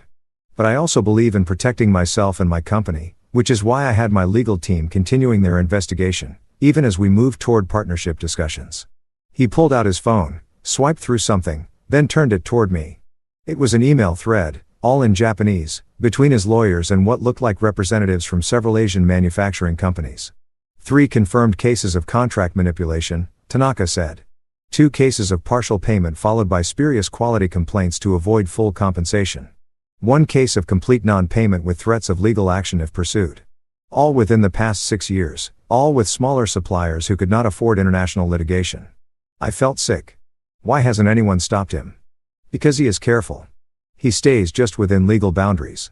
Exploits language barriers and cultural differences, makes it more expensive to pursue justice than to accept the loss. It is a strategy, Mr. Morrison. A calculated, methodical strategy of predation. The coffee arrived. I didn't touch it. Couldn't imagine putting anything in my stomach right now. There is something else, Tanaka said. He pulled a folder from the bag beside his chair, slid it across the table. This arrived yesterday from my investigators. I think you should see it. I opened the folder. Financial documents. Chen Dynamics internal records somehow obtained by Tanaka's team, and they painted a very different picture than the public filings I'd seen. The company was in trouble. Deep trouble. Revenue was down 40% over 3 years. Several major clients had severed relationships. The operational accounts were being shuffled between subsidiaries in what looked like sophisticated money laundering, moving funds around to create the illusion of solvency while masking significant debt. Richard Chen is desperate, Tanaka said quietly. He needs this partnership not to grow his business, but to save it. My company's resources, our reputation, our distribution network. He plans to use them as collateral to secure loans he cannot currently obtain. Then when those loans come due and he cannot pay, the liability will partially fall on Hiroshi Industries as his partner. Jesus. The word came out barely above a whisper. If I had signed the preliminary agreement we discussed, which he was pushing to finalize this week, I would have exposed my company to potentially millions in fraudulent debt. Tanaka closed the folder. Your father-in-law is not just unethical, Mr. Morrison. He is engaged in what my lawyers believe constitutes criminal fraud. The restaurant sounds faded to background noise. The clink of silverware, the murmur of conversation, the soft jazz playing through hidden speakers. It all felt very far away. What are you going to do? I asked. Legally, I'm withdrawing from all partnership discussions immediately. My lawyers will file formal complaints with the appropriate regulatory agencies. What happens after that is beyond my control. He paused. But that is not why I asked you here. Then why? Tanaka leaned forward. Because you are in danger, Mr. Morrison. When I withdraw, when investigations begin, your father-in-law will look for explanations. He will wonder how his deceptions were discovered. And he will remember that you were present at our dinner, that you sat silent while he spoke Japanese. Eventually, he may wonder why you were so silent. The implication settled over me like ice water. You think he'll blame me? I think he will look for someone to blame, and you are the obvious variable, the new element in his careful equation. Tanaka's voice softened. I am telling you this not to frighten you, but to give you time to prepare, to protect yourself, and if I may say, to protect your wife. She deserves to know who her father truly is. Grace, God, Grace. She won't believe me, I said. If I tell her any of this, she'll think I'm attacking her father, that I'm trying to drive a wedge between them. Perhaps initially, Tanaka pulled another document from his folder, which is why I am giving you this, a full report from my investigators with documentation, not speculation, not interpretation, simply facts, dates, records. If you choose to show it to her, she will have evidence. If you choose not to, at least you will know the full truth of what you are protecting her from. He slid the document across the table. It was thick, professional, devastating. Years of Richard's predatory practices laid out in meticulous detail. Why are you helping me? I asked. You don't know me. You owe me nothing. Tanaka smiled, sad and tired. Because you did something difficult today. You chose truth over comfort. That is rare, Mr. Morrison. And because he hesitated, I have a son-in-law myself in Japan, a good man who married my daughter 5 years ago. When they married, I told him, if I ever do something wrong, if I ever compromise my principles, I hope you will have the courage to speak honestly, not to betray me, but to save me from myself." He stood, preparing to leave. "Your father-in-law is beyond saving, I think. But you are not, and neither is your marriage, if you handle this with wisdom and compassion." I stood too automatically. We bowed to each other, mine deeper, more grateful than I could articulate. "Mr. Tanaka," I said, "thank you for giving me a choice. We always have choices, Mr. Morrison. The question is whether we have the courage to make the hard ones." He collected his things, left cash on the table for the meal I hadn't eaten. "One more thing, when this becomes public, and it will, you may need someone to vouch for your character, for the fact that you came forward, not out of malice, but out of principle. If that time comes, my lawyers have instructions to provide testimony on your behalf." He left me standing there, holding a folder full of truth I wasn't sure I was ready to carry. I sat back down, ordered more coffee I didn't drink. Read through the entire report, every page, every damning detail. Tanaka's investigators had been thorough. Bank records showing suspicious transfers. Emails between Richard and his accountants discussing how to manage supplier disputes. Testimonials from people he defrauded, their businesses damaged or destroyed, their trust in international commerce shattered, and photos. Richard at expensive restaurants, driving luxury cars, wearing watches that cost more than my annual salary. All while claiming his company was struggling, all while telling suppliers he couldn't afford full payment, all while presenting himself as a humble businessman trying to make an honest living. The hypocrisy was staggering, the calculated cruelty of it. These weren't abstract numbers on a spreadsheet. These were real people, real families, real lives, disrupted because one man decided his comfort mattered more than their livelihoods. My phone buzzed. "Grace, good morning. You left early. Everything okay?" I stared at the message at the three bright, cheerful words that represented my wife's fundamental goodness. Her inability to imagine that the people she loved could be capable of deep, systematic evil. I typed, "Just had an early meeting. Home soon. Love you." 3 lies and 12 words. Because it wasn't just a meeting. I wouldn't be home soon. Not really. Not the version of me she knew. And I wasn't sure I still knew what love meant in the context of what I was about to do, but I sent it anyway. Then I took the folder, walked out of the Meridian Hotel, and got in my car. I sat there in the parking garage, surrounded by concrete and exhaust fumes and the mechanical hum of ventilation systems. I pulled out my phone and called the one person I trusted completely. My older brother James, a lawyer, someone who'd understand both the legal implications and the personal cost of what I was carrying. "Little brother," he answered, always with the same greeting since we were kids. "It's barely 9 o'clock in the morning. Who calls at 9 o'clock in the morning?" "James," I said, "I need help and I need you not to tell anyone, not even Mom, until I figure out what I'm doing." His tone changed immediately. "What happened?" So I told him, sitting in that parking garage, cars coming and going around me, I told him everything. The dinner, the lies, the meeting with Tanaka, the folder full of evidence now sitting on my passenger seat like a bomb. He was quiet for a long time after I finished. Then "David, Jesus Christ, you're absolutely sure about this? I watched it happen, James, and the documentation is solid. This isn't speculation." Okay. I could hear him thinking, organizing. He'd always been the steady one. "Here's what you need to do. First, you document everything from your perspective. Write down exactly what happened at the dinner. What you heard, what was said versus what was translated. Timestamp it. Be specific. That's your insurance. If this blows back on you, you think it will. I think Richard Chen sounds like the kind of man who doesn't accept responsibility, which means when hits the fan, and it will, he's going to look for scapegoats. Don't give him ammunition." I close my eyes. Grace is going to hate me. Maybe at first, but David, he paused. Sometimes the most loving thing you can do for someone is tell them a truth they don't want to hear, especially if staying silent would make you complicit in their father's crimes. She thinks he's a good man. She thinks I'm finally being accepted into the family. Then she deserves to know who's accepting you and what that acceptance is worth. We talked for another hour. James walking me through legal protections, potential consequences, ways to minimize damage, but mostly he just listened. Let me talk through my fear, my guilt, my certainty that I was about to lose everything that mattered. "You're doing the right thing," he said finally. "It doesn't feel like it. It won't feel like it for a while, but you are." I wasn't sure I believed him, but I wanted to. God, I wanted to. I drove home slowly, taking the long way, trying to figure out how to walk back into my apartment and look at my wife with all this knowledge sitting between us. The folder sat on the passenger seat like a passenger itself, silent, accusatory, undeniable. When I finally pulled into our building's parking lot, I sat there for another 10 minutes, gathering courage I wasn't sure I had. Then I grabbed the folder, got out of the car, and walked toward a conversation that was going to change everything. If you've ever stood at the threshold of your own life, knowing that once you step forward, nothing will ever be the same. You understand this moment, the weight of it, the finality. I put my key in the lock, heard Grace singing in the kitchen, something off-key and happy. And I opened the door. Grace was making pancakes. I could smell them before I even closed the door. That sweet, buttery smell that meant weekend mornings and lazy contentment. She was at the stove, spatula in hand, humming along to something playing from her phone. She'd changed out of my t-shirt into jeans and a soft sweater, pulled her hair back with a clip that was already losing its grip. She turned when I entered, smiled. That sunrise smile that had made me fall in love with her in the first place. There you are. I was starting to think your meeting had kidnapped you.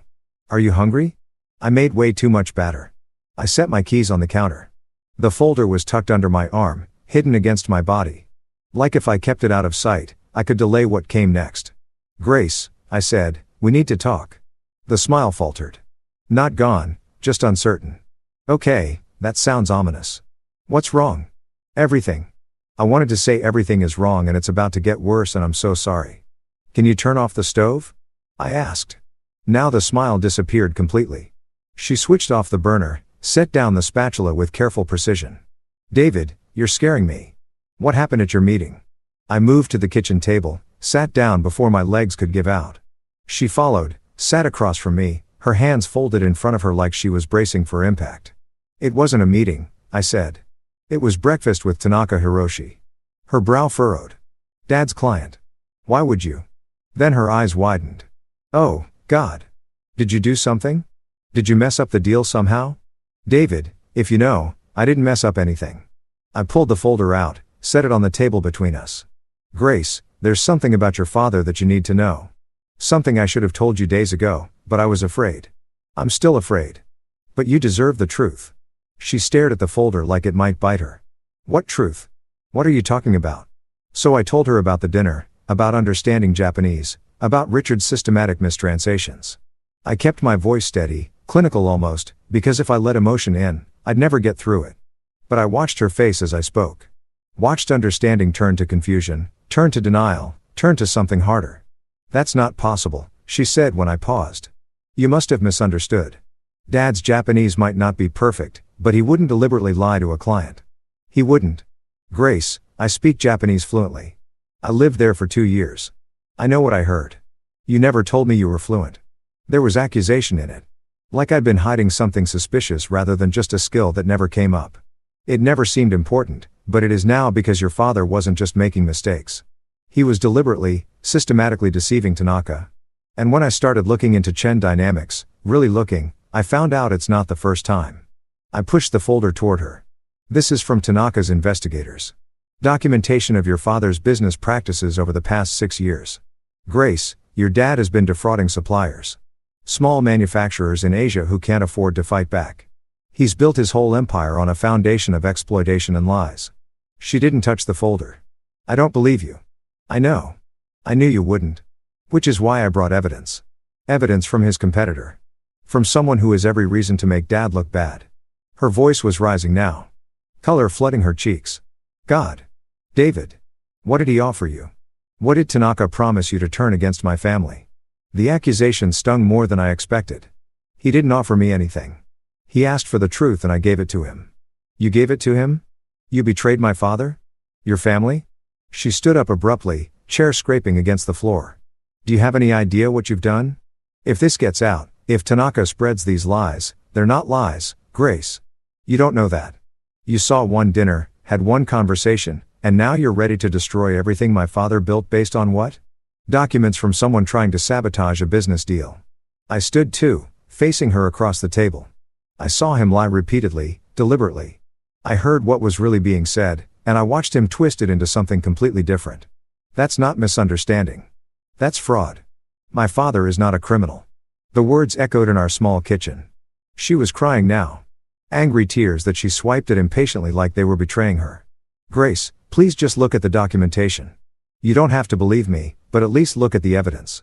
Evidence you brought from a man who wants to hurt my family.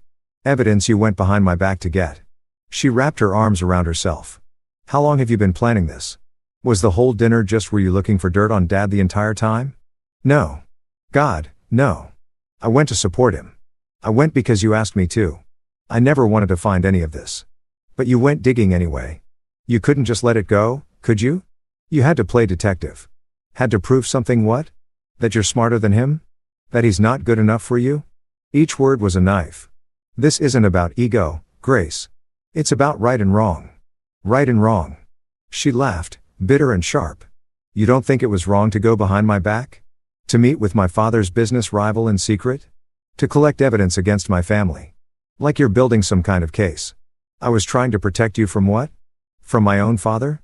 She grabbed the folder, held it up. This is what protection looks like to you. Destroying my family, humiliating my parents. Your father is already humiliating himself. I'm just trying to stop him before he takes you down with him. Wrong thing to say. I knew at the moment the words left my mouth. Grace's expression hardened into something I'd never seen before. Something cold and closed off. Get out, she said quietly.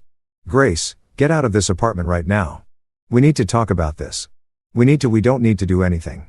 You made your choice when you went to that hotel when you decided Tanaka's version of events mattered more than your own family's. She threw the folder at me. It hit my chest. Papers scattering across the floor. Take your evidence and get out. Go stay with your brother. Go stay at a hotel. I don't care.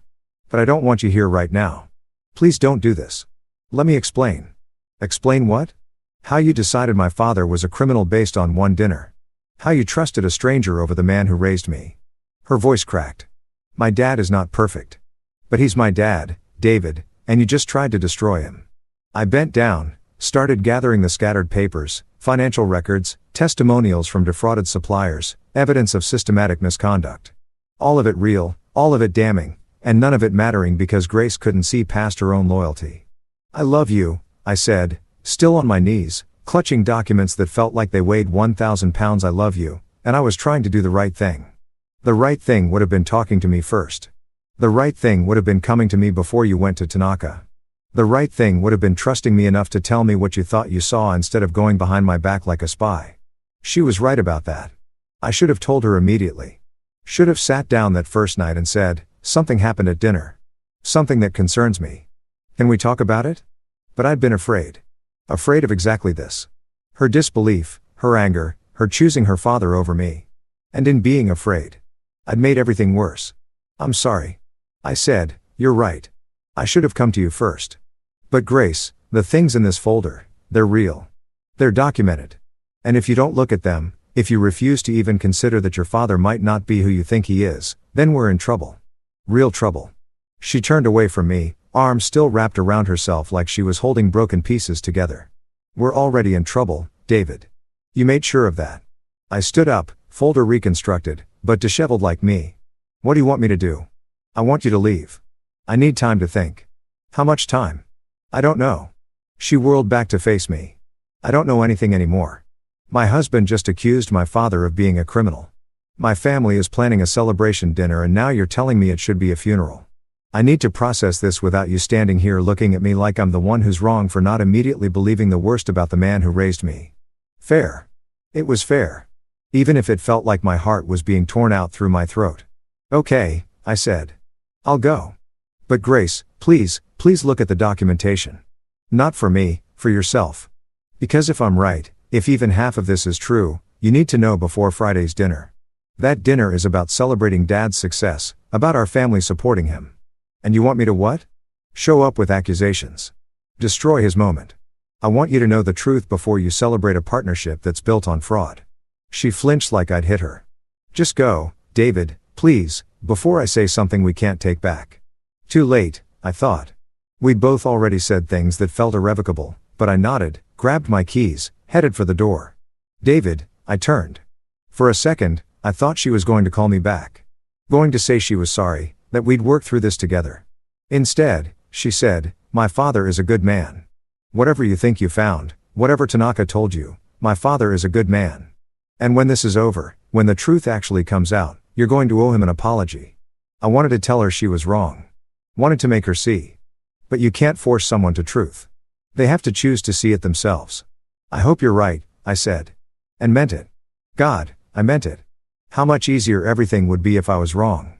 If Richard was innocent and I was just paranoid, jealous, misinterpreting. But I wasn't wrong. And deep down underneath her anger and denial, I think Grace knew it, too. Which was why she was so angry. Because knowing something and accepting it are two different things. I left. I drove to James' place. He lived 40 minutes away in a neighborhood he could barely afford. A one-bedroom apartment that smelled like old coffee and law books. He opened the door in sweatpants and a faded band t-shirt, took one look at my face, and pulled me inside. That bad? He asked. Worse, he made coffee. I didn't drink while I sat on his couch and told him everything. Grace's reaction, her denial, her anger, the way she'd looked at me like I was a stranger, someone capable of betrayal. She'll come around, James said. Once she looks at the documentation, she won't look at it. She threw it at me. Okay. But once the news breaks, once Tanaka files his complaints and investigations start, she'll blame me for starting it. I put my head in my hands. She'll think I initiated everything, that I set her father up somehow. Did you tell her that Tanaka already knew? That his investigators had already found everything before you even met? She didn't want to hear it. In her mind, I went to Tanaka first. I chose him over her family. Nothing else matters. James sat down across from me. David, listen. I know this feels impossible right now, but you did the right thing. When Grace calms down, when she has time to process, what if she doesn't? What if this is it? What if I just destroyed my marriage to expose a man who's probably going to lawyer up and somehow escape consequences anyway? Then you'll still have done the right thing. That has to matter. But did it? If doing the right thing cost me my marriage, my wife, the future we'd planned, did it still count as right, or was it just stupid, naive? The actions of someone who thought principles mattered more than relationships? I didn't know anymore. My phone buzzed. Grace, I told my parents what you did. They're devastated. Mom is crying. Dad is talking to lawyers. I hope you're happy. I showed the message to James. Jesus, he said. She told them already without even looking at the evidence. She's loyal. It's one of the things I love about her. Even when it's misplaced. Another message. The dinner Friday is still happening. Family only. You're not invited. Family only, I repeated. I'm not family anymore. Not when it counts. James took my phone away. Stop reading these. She's hurt and lashing out. Give her time. But time felt like quicksand. The more that passed, the deeper I'd sink. Richard would be spinning the narrative right now, painting me as jealous, vindictive, maybe even mentally unstable. By Friday, the whole family would have a story about David, the betrayer. David, who tried to destroy them because he couldn't handle Richard's success, and Grace would believe it. Because believing meant accepting that her father was a monster. And no one wants to believe that about the people they love. What do? I asked James. Just wait. Hope she changes her mind. You document everything. You protect yourself legally. You cooperate with any investigations that start, and you give Grace the space she asked for, even though it's killing you. Sound advice, practical, reasonable. I hated all of it. I spent the rest of the day on James' couch, staring at the ceiling, replaying every moment of the morning, looking for the point where I could have done something different, said something better, made Grace understand without making her choose between me and her father. But there wasn't one. Or if there was, I'd missed it. And now I was here, separated from my wife, accused of betrayal, carrying truth that no one wanted to hear. My phone rang around 5. Unknown number. I almost didn't answer. Mr. Morrison, this is Richard Chen. My father-in-law's voice was cold, controlled, the warmth from the dinner completely gone. Mr. Chen, I said. James looked up sharply from his laptop. I'm calling as a courtesy to let you know that I've retained legal counsel regarding your slanderous accusations. If you continue to spread lies about me or my company, I will pursue legal action for defamation, interference with business relationships, and any other remedies my lawyers can identify. I haven't spread any lies. You met with Tanaka Hiroshi. You told him God knows what. And now he's withdrawn from our partnership discussions, citing concerns about my business practices. The last words were coded in contempt. You sabotaged a multi-million-dollar deal. David, do you understand that? You destroyed something my company desperately needed because of what? Jealousy. Spite. I told him the truth about what happened at the dinner. Your interpretation of what happened. Your biased, uninformed interpretation colored by your obvious resentment of my success. So that was the story. I was jealous, resentful, A small man trying to bring down someone bigger. If you actually believe that, I said carefully, then you have nothing to worry about. The truth will exonerate you. The truth, Richard said, is that you betrayed your family and Grace is better off knowing that now before you could do more damage. He hung up. I sat there holding the dead phone, feeling the weight of what I'd set in motion. Richard was mobilizing, building his defenses, painting me as the villain, and Grace was helping him do it. Probably without even realizing he threatened you, James said. That was a clear threat. He's protecting himself. Exactly what you said he'd do, which means he's scared. People who have nothing to hide don't threaten lawsuits before any formal accusations are made. Maybe. Or maybe he was just a bully who knew how to use intimidation. Either way, the battle lines were drawn. I was on one side, Grace and her family on the other, and the space between us felt insurmountable. Outside James' window, the sun was setting. Friday was 2 days away. The celebration dinner would happen whether I was there or not. The family would toast to Richard's success, to the partnership that almost was, to their strength in the face of outside attacks, and I would be somewhere else. Alone, right? Maybe, but alone. If you've ever chosen principle over people you love, you know this hollowness, this certainty that you did what needed doing, coupled with the devastating awareness of everything it cost. I pulled out my laptop, started writing down everything I remembered from the dinner, from my conversation with Tanaka, from Grace's reaction and Richard's threat, documentation, like James said, protection. But really, I was just trying to hold on to something solid in a world that had become unrecognizable. 3 days of silence feels like 3 years when you're waiting for your life to either repair itself or fall completely apart. I stayed at James' apartment, sleeping on a couch that was too short for my frame. Waking up with a crick in my neck that felt somehow appropriate. Physical pain to match the rest of it.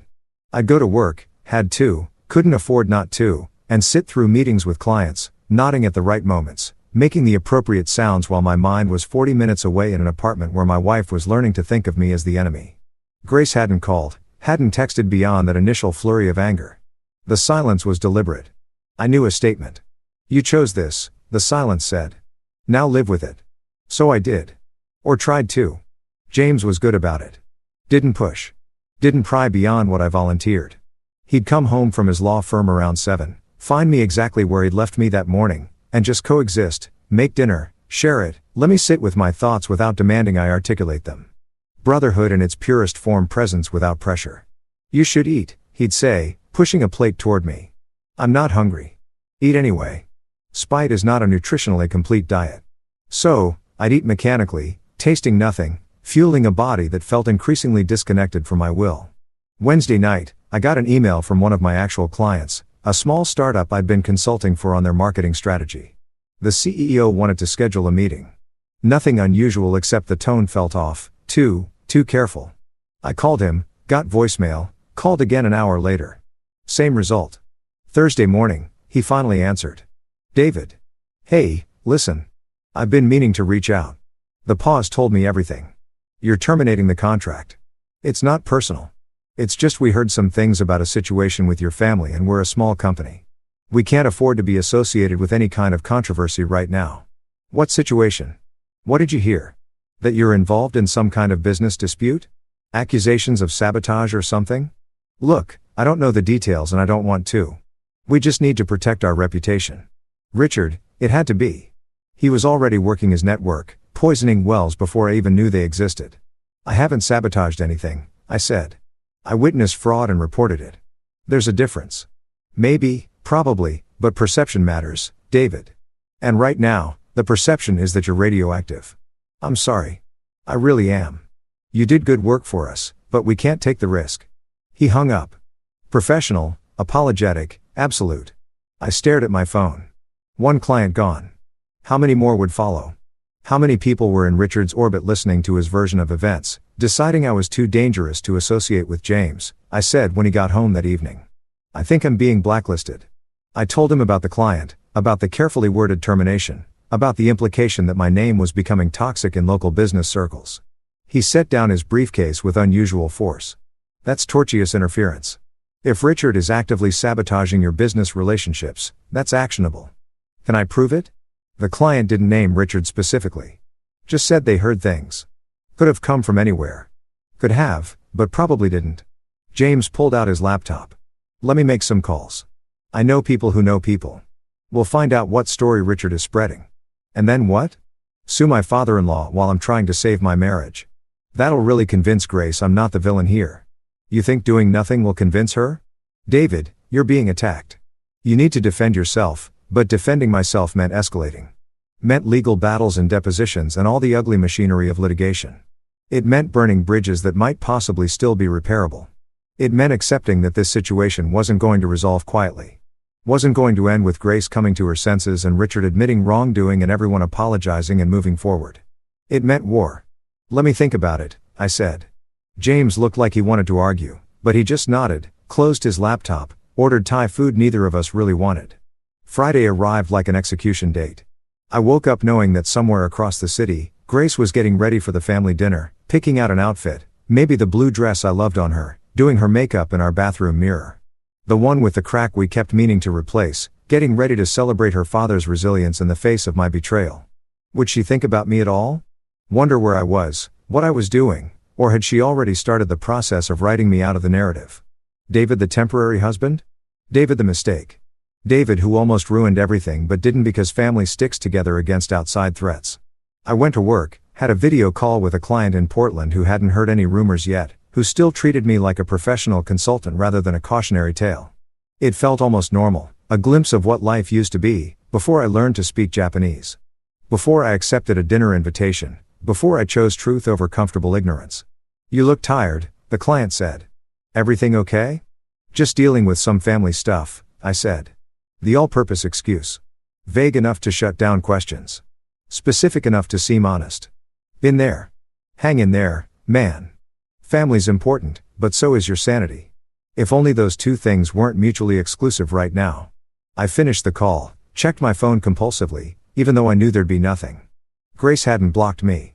I'd checked pathetically, sending a test message to myself from her contact, but she might as well have. The silence was just as effective. Around 2 o'clock in the afternoon, my phone finally rang. Unknown number again.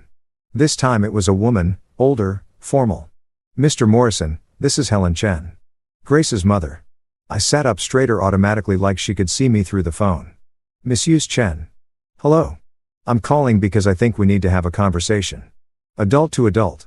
Before this situation spirals further out of control, her voice was neutral. Controlled. I couldn't tell if she was friend or enemy, mediator or messenger. I'm listening, I said carefully. My husband is very upset. Grace is heartbroken. And you, I imagine, are feeling quite righteous about whatever it is you think you've discovered. She paused. But righteousness doesn't keep families together, David. Neither does fraud. So you keep saying these accusations you've made. Do you have any idea what they could do to Richard's reputation? To our family standing in the community? Grace teaches second grade. David, her students' parents know who her father is. If these lies spread, they're not lies. Mrs. Chen, I have documentation, financial records, testimonials from people your husband defrauded, evidence of systematic misconduct spanning years, evidence from a business rival trying to sabotage a deal, evidence you were so eager to believe that you didn't stop to question the source. So that was the story Richard had sold them. Tanaka as saboteur, me as naive, easily manipulated dupe, Mrs. Chen with respect. I know what I saw. I speak Japanese fluently. I heard your husband deliberately mistranslate critical questions from Tanaka. That's not interpretation from a rival. That's first-hand witness. She was quiet for a moment. When she spoke again, her voice was colder. You speak Japanese. How convenient. A skill you never mentioned to us. That conveniently allows you to make accusations no one else can verify. Grace knew I spoke some Japanese. Some not fluently.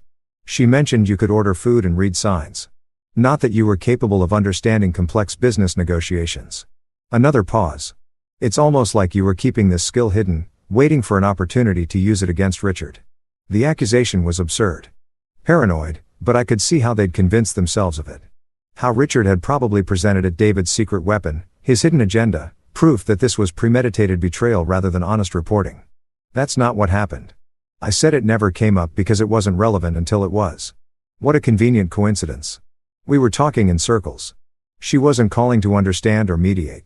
She was calling to deliver a message dressed up as conversation. Mrs. Chen, why did you really call? To ask you to leave my family alone, to stop spreading these vicious rumors, to let Grace heal and move forward without you continuing to poison her mind against her own father. I haven't contacted Grace once since she asked me to leave. I've given her exactly the space she requested, but you've been talking to lawyers, haven't you? Planning your next move, building your case against Richard like this is some kind of game you're determined to win. How did she know about James? Had they hired a private investigator? Were they tracking my movements, my phone calls? I've been protecting myself legally, I said carefully, which is what anyone would do when threatened with lawsuits. Threatened? Richard made one phone call expressing his legitimate concerns. And you're calling it a threat? He told me he'd pursue legal action for defamation and business interference. That's the definition of a threat, Mrs. Chen. It's the definition of protecting oneself from slander. Her voice hardened. Here's what's going to happen, David. You're going to stop making accusations. You're going to stay away from Tanaka Hiroshi and any other business contacts of my husband's. And you're going to sign a legal agreement stating that you will not disparage Richard or Chen Dynamics in any way to anyone ever or what? Or Richard will sue you for everything you have. And believe me, he has the resources for a very long, very expensive legal battle. Do you? There it was. The real message. Submit or be destroyed. Recant your testimony or face financial ruin. And if I agree to this, if I sign your gag order, then maybe there's a chance for you and Grace to work things out in time after appropriate counseling and a sincere apology to the family. An apology for telling the truth. Counseling to fix whatever was wrong with me that made me incapable of understanding loyalty. A conditional, controlled path back to Grace that required me to pretend I'd been wrong about everything. What if I can't do that? I asked quietly. What if I can't apologize for something I'm not sorry for? Then you're choosing your pride over your wife and you'll have to live with that choice. She hung up. I sat there, phone still pressed to my ear, listening to dead air. The ultimatum was clear. Truth or grace? Principle or marriage? Pick one because I couldn't have both. James came home early that afternoon. Face grim. I talked to some people. You're right about the blacklisting. Richard's been calling in favors, spreading word that you're unstable, litigious, a liability. He's not making specific accusations, too smart for that. But he's destroying your reputation through innuendo. His wife just called, offered me a deal. Sign a non-disparagement agreement. Never speak about any of this again, and maybe Grace and I can reconcile eventually after I apologize. Jesus Christ, did you agree? I said I'd think about it. David, I know I can't. But James, if I don't, I couldn't finish the sentence. If I don't, I lose her for real. Forever. He sat down heavily. There's something else. Tanaka's investigators filed their report with the relevant regulatory agencies yesterday. Trade Commission, State Attorney General's Office. Once those wheels start turning, there's going to be a formal investigation into Chen Dynamics. It's out of your hands now. So, even if I wanted to back down, sign their agreement, pretend none of this happened, it wouldn't matter. The truth is already in motion. Richard's going to be investigated regardless of what you do or don't say, which meant I'd already burned the bridges. The damage was done. Signing a non-disparagement agreement now wouldn't save my marriage or repair my relationship with Grace's family. It would just mean I'd silence myself for nothing. When will Richard find out about the investigation? I asked. Could be any time, could be Monday, could be right now. The thought of him getting that news at tonight's dinner, the celebration dinner, the family gathering meant to show solidarity against outside threats, felt almost poetic, his moment of triumph interrupted by the revelation that the threat wasn't outside at all. It was internal, built into the foundation of everything he'd created. He's going to know it was me, I said. Even if investigators never mention my name, he'll know. I was at the dinner. I spoke to Tanaka. I'm the obvious source. Then you need to be prepared. Restraining order prepared. Security system prepared.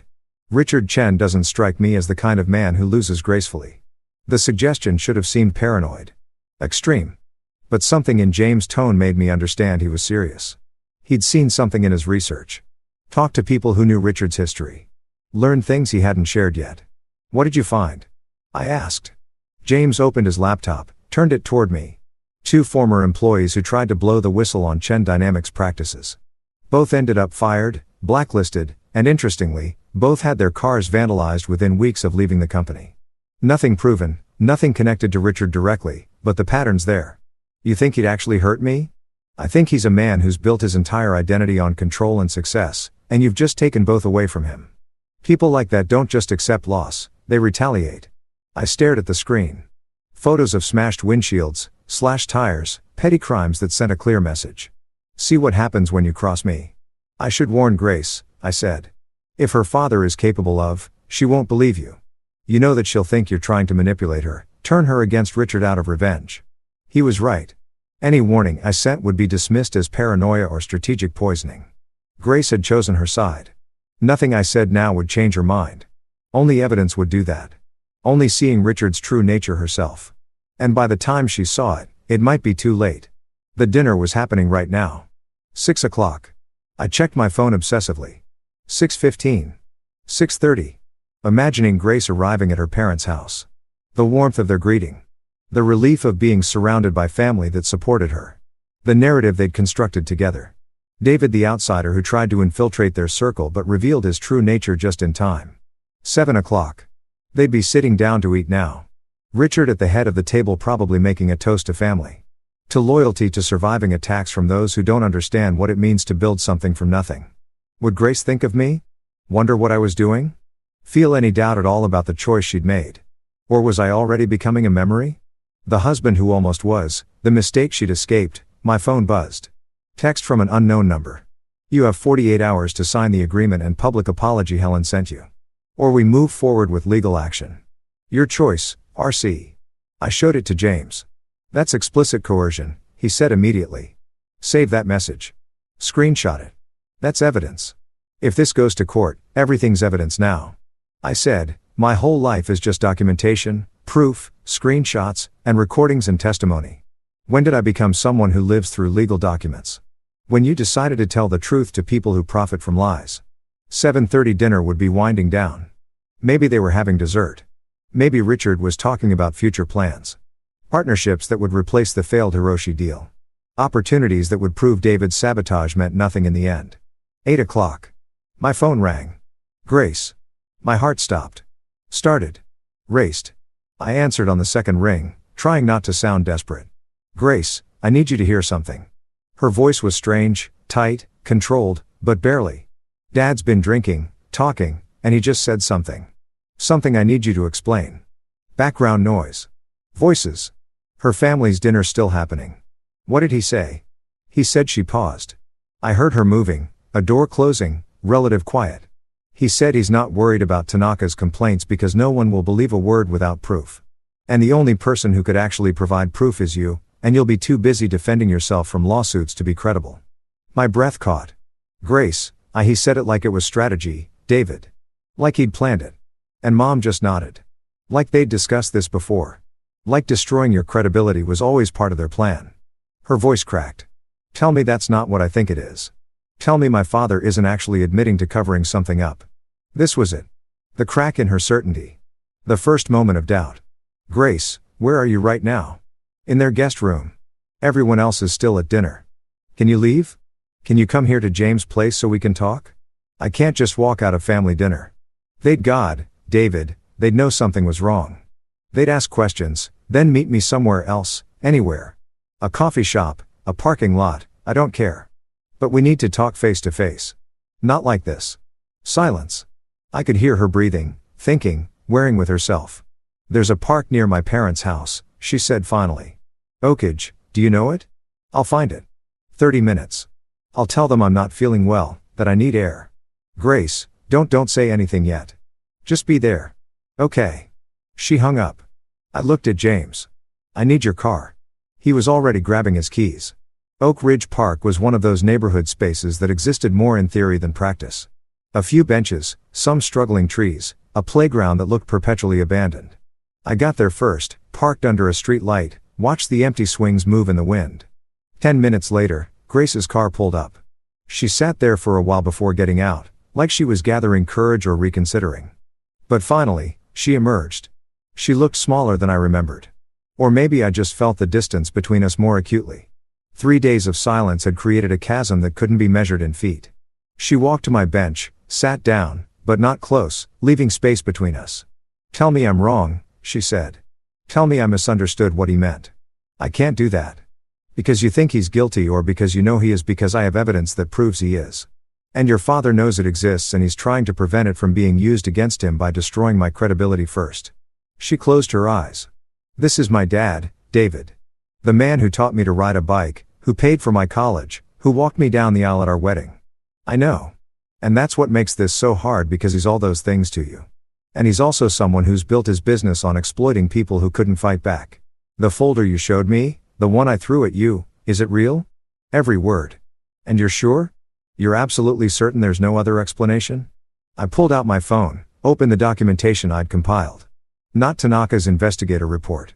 She wasn't ready for that yet, but my own account, time-stamped, detailed, showing exactly what was said versus what was translated at that dinner. Read this, I said. Then decide. She took my phone. Read in silence while the wind moved through dying leaves and the swings creaked on their chains. When she finished, she handed back my phone without looking at me. He lied, she said quietly. Right to that man's face multiple times. Yes. And you saw it happen. Understood it in real time. Yes. Why didn't you stop it? Why didn't you say something right then? The question I'd been asking myself for days. Because I was a coward. Because I didn't want to embarrass him in front of a client. Because I thought maybe there was an explanation I wasn't seeing. Because confronting your father-in-law in the middle of a business dinner felt impossible. She nodded slowly, processing. Then when I go back tonight, they're going to ask where I went.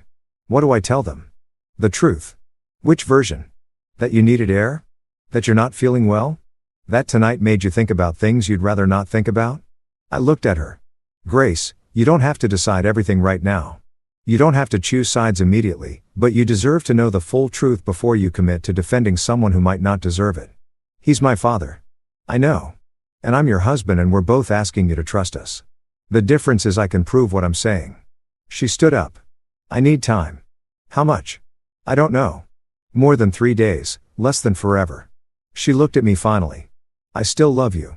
I need you to know that even when I'm so angry I can barely think straight. Even when I hate what you've done to my family, I still love you. But love doesn't fix this. It doesn't make the questions go away. It doesn't tell me who to believe when everyone I trust is saying opposite things. She walked back to her car, got in, sat there for another minute before starting the engine, and then she left. I stayed on that bench long after her tail lights disappeared.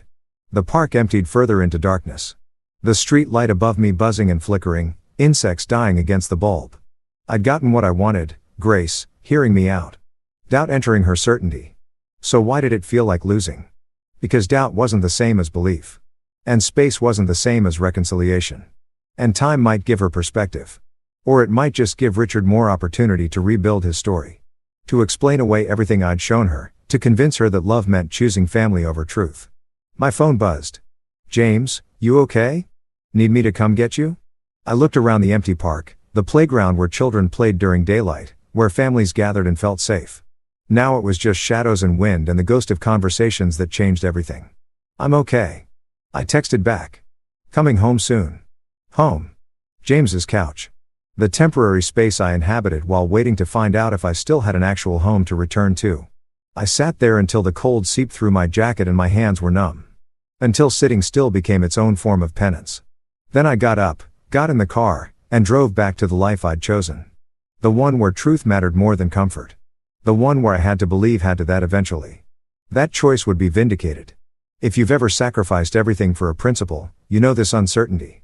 This horrible anxious wondering if you've made the greatest mistake of your life or the most important decision. All you can do is wait and hope and try to believe that truth eventually wins, even when all the evidence suggests otherwise. The investigation became public knowledge on Monday morning. I woke up on James' couch to 17 missed calls and a text from my mother that simply read, "What on earth is happening?"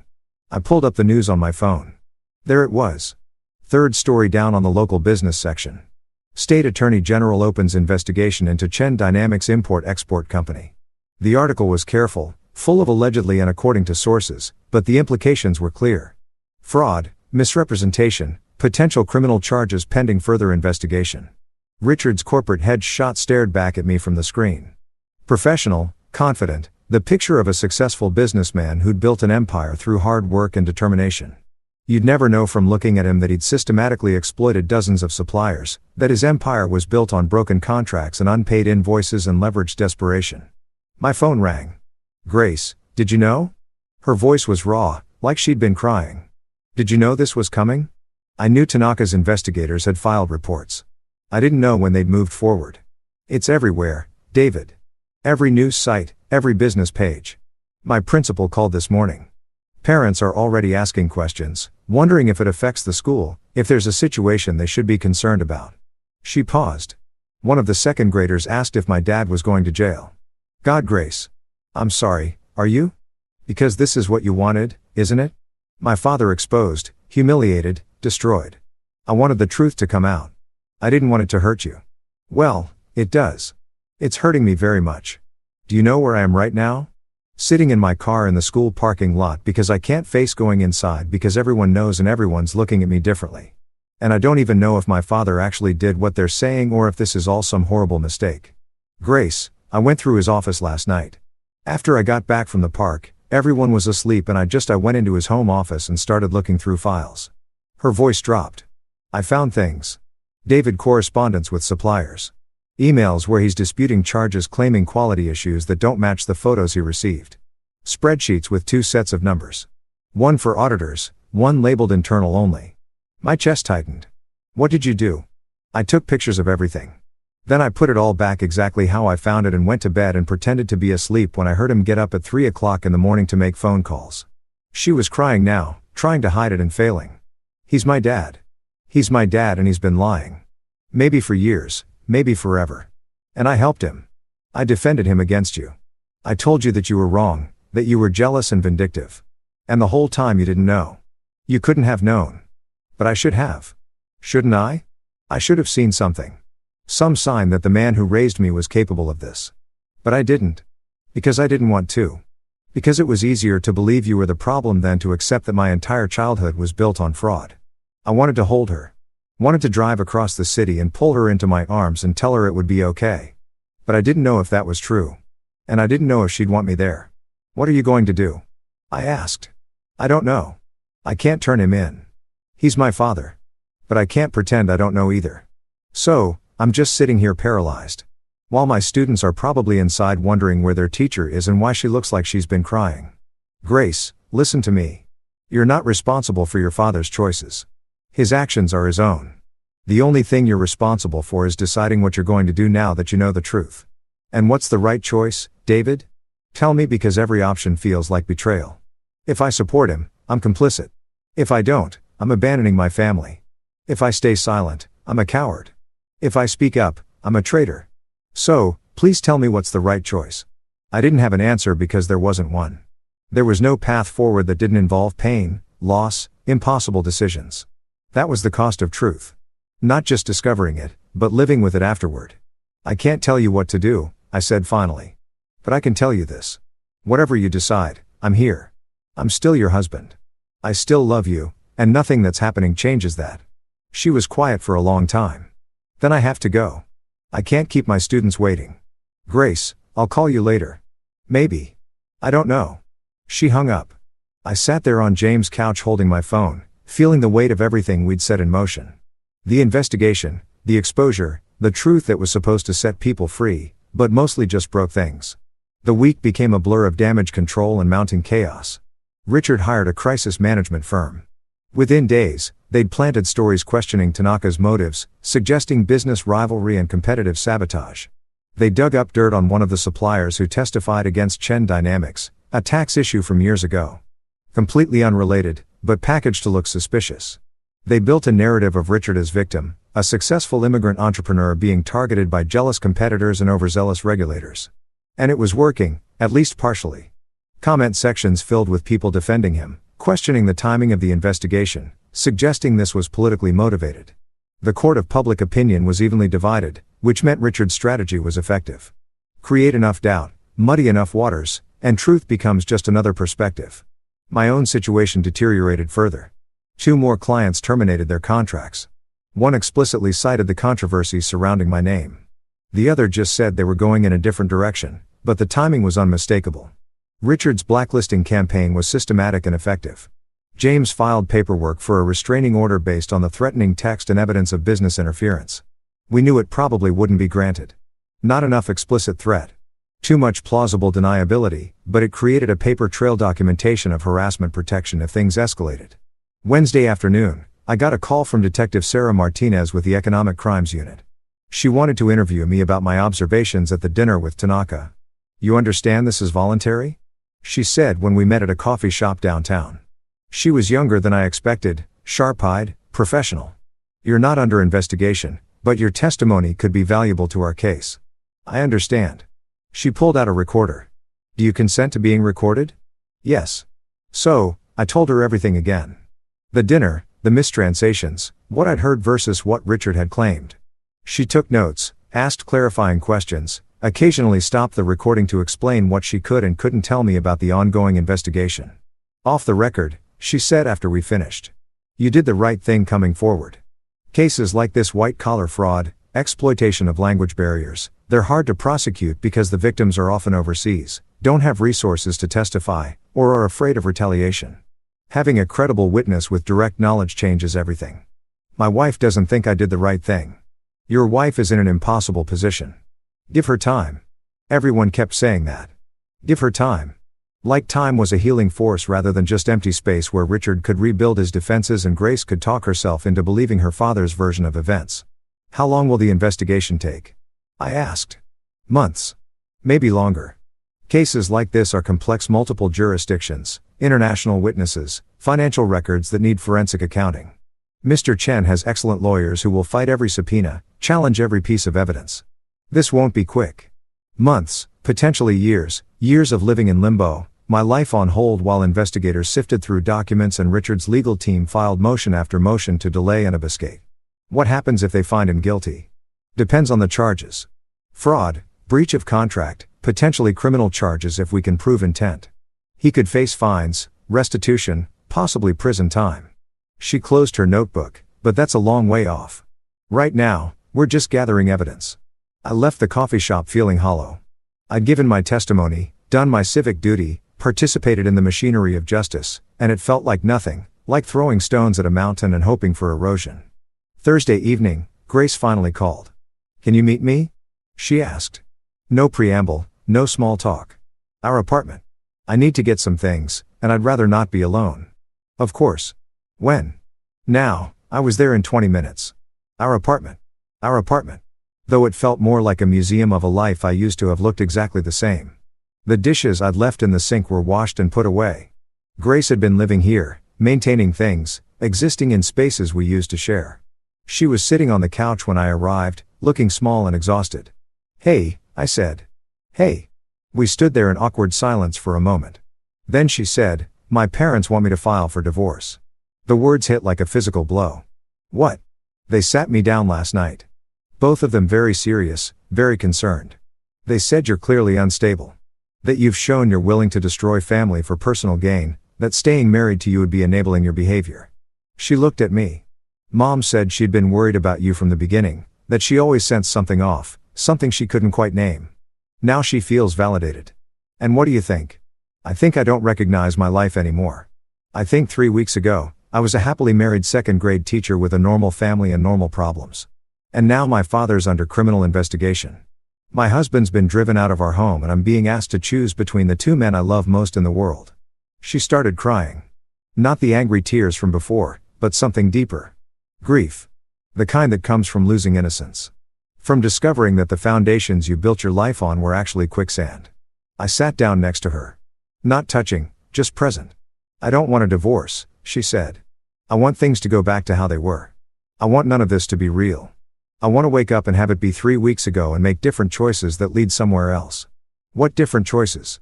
"I don't know. Maybe you don't go to that dinner. Maybe I never asked you to.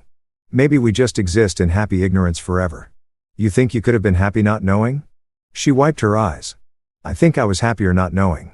Doesn't that make me a coward? It makes you human." We sat there in silence for a while. The apartment was too quiet, missing the sounds of normal life, TV in the background, dinner cooking, the unconscious noises of two people coexisting comfortably. "I went to see a lawyer," Grace said finally. "Not for divorce, just to understand my options, what I might be liable for if Dad's business collapses, whether creditors could come after family assets. And she said that unless I'm directly involved in the business, which I'm not, I'm probably protected. But she also said that if it comes out I knew about illegal activities and didn't report them, I could be charged with obstruction." She turned to look at me. "David, I took pictures of incriminating documents and I haven't done anything with them. Am I breaking the law? Am I committing a crime by not turning over evidence?" I didn't know. I wasn't a lawyer. But I knew that Grace was trapped in exactly the nightmare I'd hoped to prevent caught. Between loyalty and law, family and ethics, love and integrity. You should talk to James, I said. He'd know better than me. Your brother hates my father. My brother believes in justice. That's not the same as hate. She pulled her knees up to her chest, wrapped her arms around them. Small, defensive, trying to make herself smaller, like maybe she could disappear into the couch cushions. There's something else, she said. Dad came to my classroom yesterday during my lunch break. He'd never done that before. Come to my school. I mean, he always said teachers needed their professional space respected. What did he want? He asked if you'd contacted me, if you'd tried to convince me to testify against him or provide evidence. When I said we'd barely spoken, he seemed relieved, but also suspicious, like he didn't quite believe me. She paused. Then he said something strange. He said, your loyalty to family is being tested right now. Everyone will understand if you make the wrong choice. But I won't. I won't understand and I won't forgive. A chill ran down my spine. He threatened you. He didn't threaten. He just made his expectations clear. Grace, that's a threat. That's explicitly threatening you with consequences if you don't support him unconditionally. He's my father. He's scared and lashing out. He's a man under investigation for fraud who's trying to intimidate potential witnesses, including his own daughter. She stood up abruptly. I need to pack some things. Are you going to help me or lecture me about my father's character? I stood too. I'm sorry. I'll help. We went to the bedroom. She pulled a suitcase from the closet, the one we'd used for our honeymoon, covered in tags from airports. We'd been excited to see together and started filling it with clothes. Methodical, mechanical, like this was just another task to complete rather than the dismantling of our shared life. Where are you going? I asked. Friend's place. Emily from school. She has a spare room and she's not asking questions I can't answer. You're not going back to your parents? I can't. Not right now. Being in that house, seeing Dad pretend everything's fine, watching Mom defend him like he's the victim. I can't do it. She moved to the bathroom, collected toiletries. I stood in the doorway watching her, memorizing the way she moved through spaces we'd shared. The efficiency of someone who knew exactly where everything was because she'd organized it because this was her home. Do you think we'll survive this? I asked. She stopped packing, stood there with her toothbrush in one hand, travel case in the other. I don't know, she said honestly. I want to. I'm choosing to leave my parents' house and stay with Emily instead of filing for divorce. So, that's something. But I also can't promise you that I won't wake up tomorrow and decide this is all too much. That loving you isn't worth losing my entire family over. I understand. Do you? She turned to face me.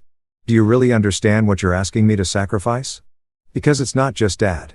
It's Mom, my aunts and uncles, my cousins. It's every family gathering for the rest of my life, every holiday, every birthday. It's my entire support system. If I choose you, I lose all of them. And I don't know if I'm strong enough for that. You're the strongest person I know. Strength isn't the same as willingness to suffer. She finished packing, zipped the suitcase. I need time, David.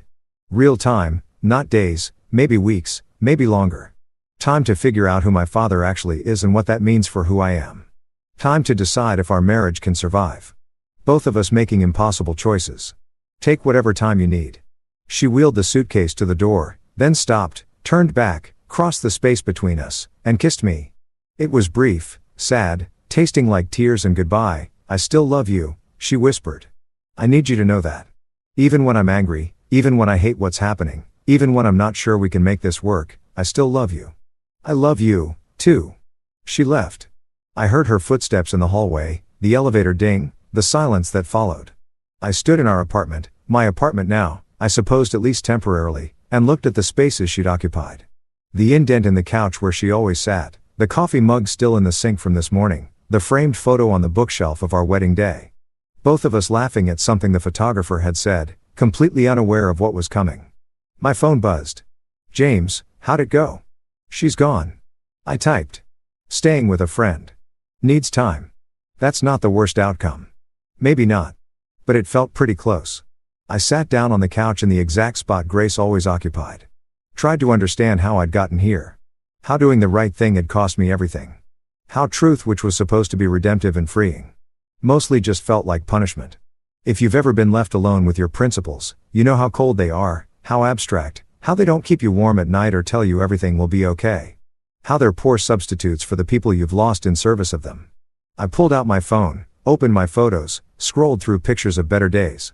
Grace and me at the beach last summer. Grace and me at her school's holiday party. Grace and me in our kitchen. Her teaching me to make her grandmother's recipe while I pretended to be competent. Evidence of a life that might be over. A marriage that might not survive the weight of truth. Outside, the city continued its evening routines. People coming home from work, making dinner, settling into ordinary lives unmarked by investigations and impossible choices. Normal people doing normal things, unaware of how fragile it all was, how quickly it could unravel if you discovered something you weren't supposed to know. I sat there until the apartment grew dark around me. Didn't bother turning on lights. Just existed in the shadows of a life I wasn't sure how to live anymore.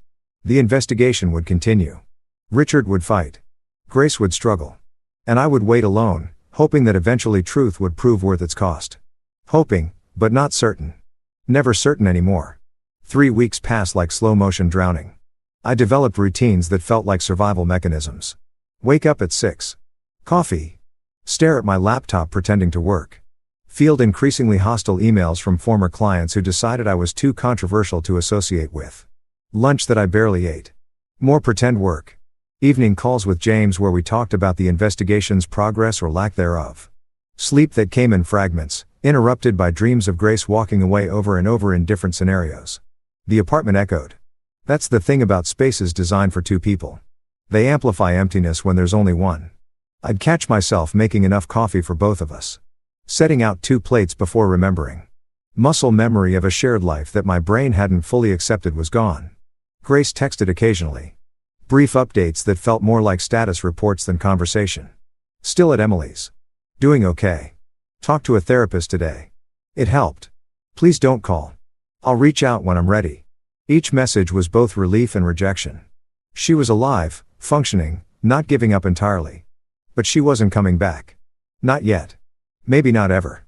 The investigation ground forward with bureaucratic slowness. Detective Martinez called every few days with updates that mostly consisted of, "We're still gathering evidence, and these things take time." Tanaka's legal team had provided extensive documentation. Other suppliers were coming forward now that the investigation was public, emboldened by safety in numbers. The case against Richard was building, brick by damning brick, but building wasn't the same as resolved. And in the meantime, Richard was free, operating his business, maintaining his reputation, systematically destroying mine. I'd lost 5 clients now, more than half my active contracts. The ones who remained were loyal but nervous, constantly asking if I was okay in ways that suggested they were waiting for me to become unstable or unreliable. I'd become a liability, a risk. The consultant had gotten tangled up in a high-profile fraud investigation and couldn't be trusted to focus on their marketing strategies. Money was becoming a problem. Real problem. I'd burned through my savings, paying for a lawyer to review the non-disparagement agreement Richard's team had sent, which my lawyer had advised I absolutely not sign. Now, I was looking at credit card debt and wondering how long I could afford this apartment by myself if Grace didn't come back. James had offered to cover rent. I'd refused. Too proud or too stupid to accept help that felt like admission of complete failure. On a Thursday morning, 4 weeks after Grace had packed her suitcase, my mother showed up at my door unannounced. "You look terrible," she said by way of greeting, pushing past me into the apartment. "Good morning to you, too, Mom." She set her purse down, immediately started tidying, picking up empty coffee cups, straightening magazines I hadn't read. My mother's stress response was cleaning. Always had been. When Dad died, she deep cleaned their entire house twice before the funeral. James told me what happened. She said the real version, not the sanitized one you gave me on the phone. "I didn't want to worry you." "Well, I'm worried. You've lost weight. This place looks like a depression nest. And according to your brother, you're being systematically blacklisted by your father-in-law." I sat down at the kitchen table. "It's under control." "Is it? Because from where I'm standing, it looks like you're drowning and too stubborn to grab the life preserver." She was right. Of course, mothers usually are. But admitting it felt like defeat. "What do you want me to say, Mom? That I made a mistake? That I should have kept quiet?" She stopped cleaning. Came to sit across from me. "I want you to tell me if you're okay. Actually okay. Not the version you think I want to hear." The question broke something. Maybe because she asked it without judgment. Maybe because I was too tired to maintain the facade anymore. "No," I said, "I'm not okay. My wife's gone. My career's imploding. I did the right thing and it's cost me everything that matters, and I don't know if it was worth it. She reached across the table, took my hand. Do you believe what Richard Chen did was wrong? Yes. Do you believe those suppliers deserve justice? Yes. Do you believe Grace deserved to know the truth about her father? I hesitated. I believe she deserved the choice to know. I'm not sure anymore if I had the right to force that choice on her. Life forces choices on us all the time, sweetheart. The question isn't whether you had the right. It's whether you could have lived with yourself if you'd stayed silent. Could I have? That was the haunting question. In some alternate timeline where I'd kept my mouth shut, where I'd sat through that dinner and pretended I didn't understand, where I'd smiled and nodded and let Richard continue his fraud, could that version of me have been happy? I don't know, I said honestly. Well, I do. You couldn't have, because you're your father's son, and that man never met a truth he could leave alone, even when it would have been easier. She squeezed my hand. He drove me crazy sometimes with his rigid ethics. But I always knew where I stood with him. Always knew he wouldn't compromise his integrity for convenience or comfort. Dad had been a professor, philosophy, spent his entire career teaching about moral frameworks and ethical decision-making. Died of a heart attack when I was 25, arguing with the department head about academic honesty violations the administration wanted to ignore. Dad died fighting a battle that didn't need fighting. I said he could have let the plagiarism thing go. Let someone else handle it, but he couldn't and it literally killed him. Maybe. Or maybe that heart attack was coming anyway and at least he went out standing for something. She pulled back, started clearing more coffee cups. You want my advice? Do I have a choice? No. Here it is. Stop waiting. Stop sitting in this apartment hoping Grace will come back, hoping Richard will face consequences, hoping everything will magically resolve itself. Start living again. Whatever that looks like. I don't know what that looks like anymore. Then figure it out. Get a new client. Join a gym. Volunteer somewhere. Do something that reminds you that you're still a person with value beyond this nightmare you're trapped in. She stayed for 3 hours, cleaned the entire apartment while lecturing me about self-care and resilience and how wallowing was unproductive. By the time she left, the place looked almost habitable, and I felt marginally less like I was dissolving into the furniture. I love you, she said at the door. Even when you're being impossibly stubborn. Love you, too, Mom. After she left, I looked around the clean apartment. She was right about the wallowing. I'd been existing in a holding pattern, waiting for external validation that I'd done the right thing. Waiting for Grace to come back and say I was forgiven.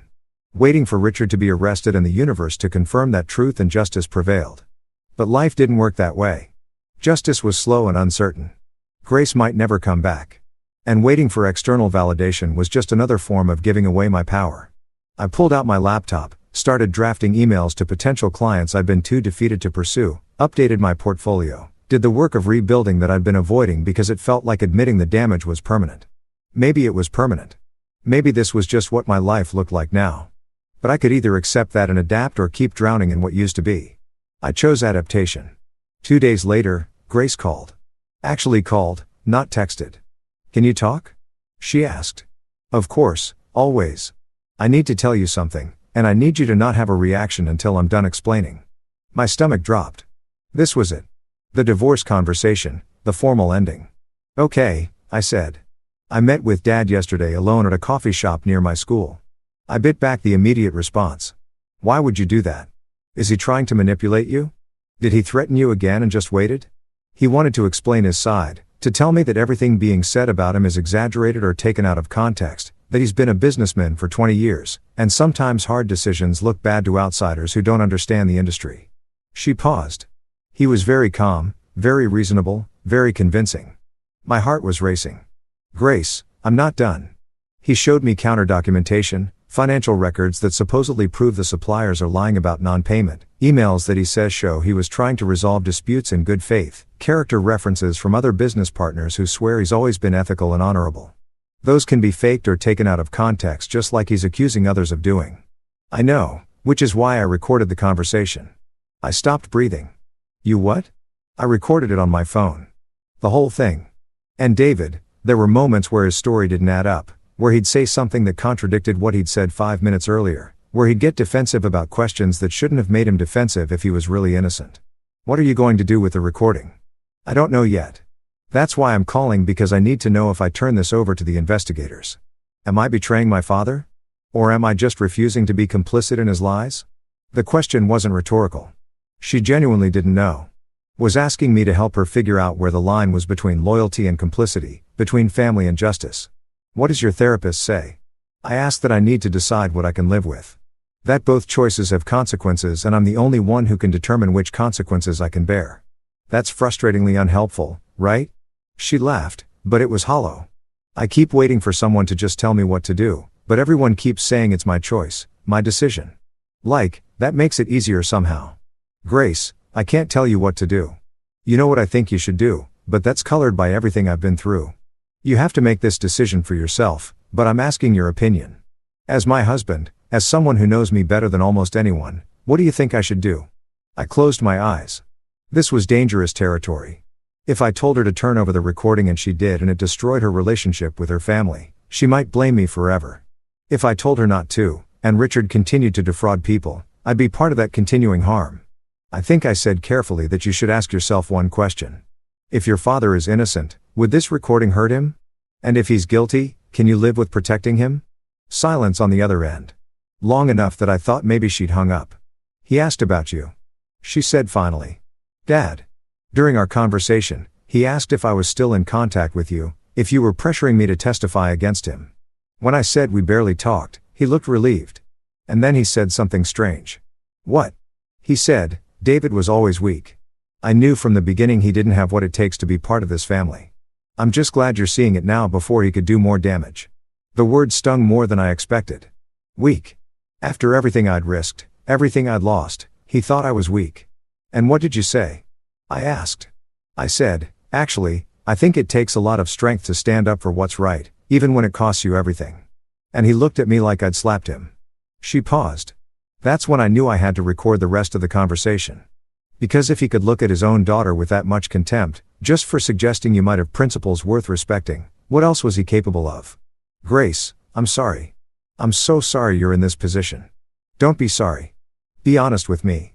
If our positions were reversed, if it was your parent being investigated and I was the one who'd come forward, would you forgive me?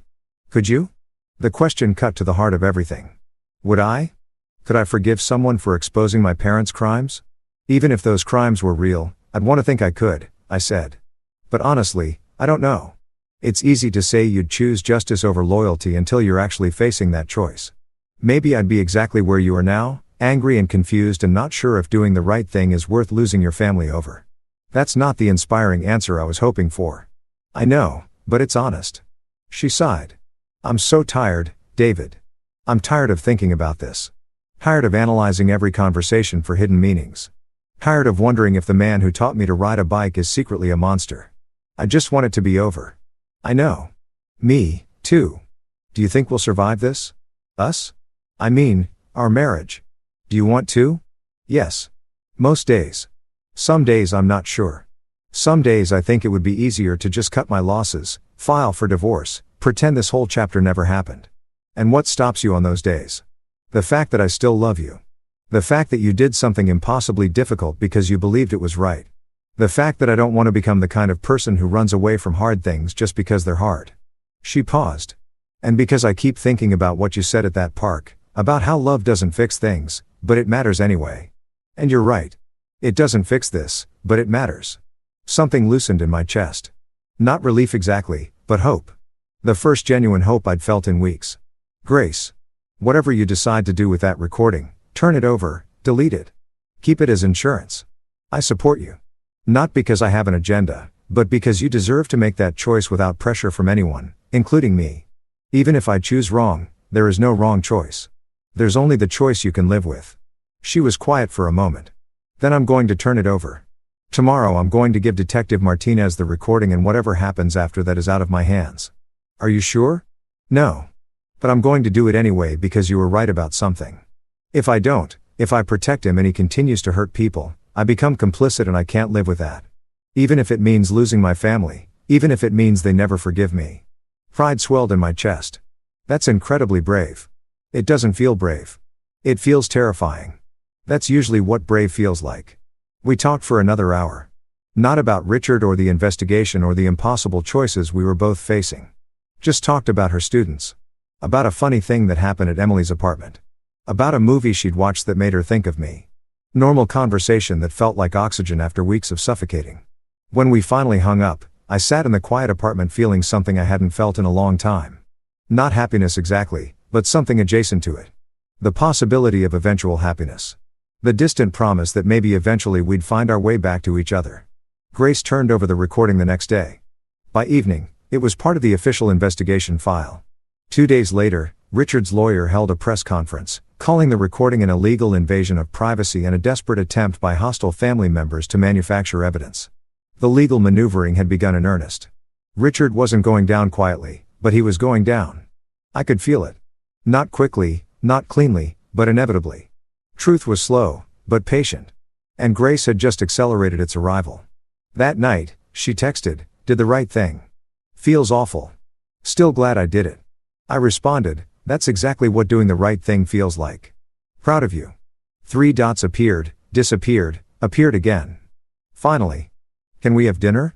"Not at the apartment. Somewhere neutral. I'm not ready to come home yet, but I miss you." "Absolutely. When?" "Tomorrow.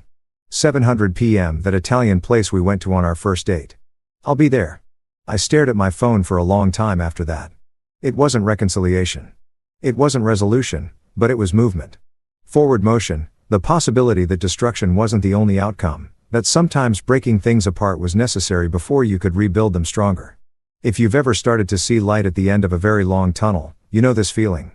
Not relief yet, but hope. Cautious, fragile, desperately needed hope. I had dinner plans with my wife. The investigation was progressing. Richard was fighting, but losing ground.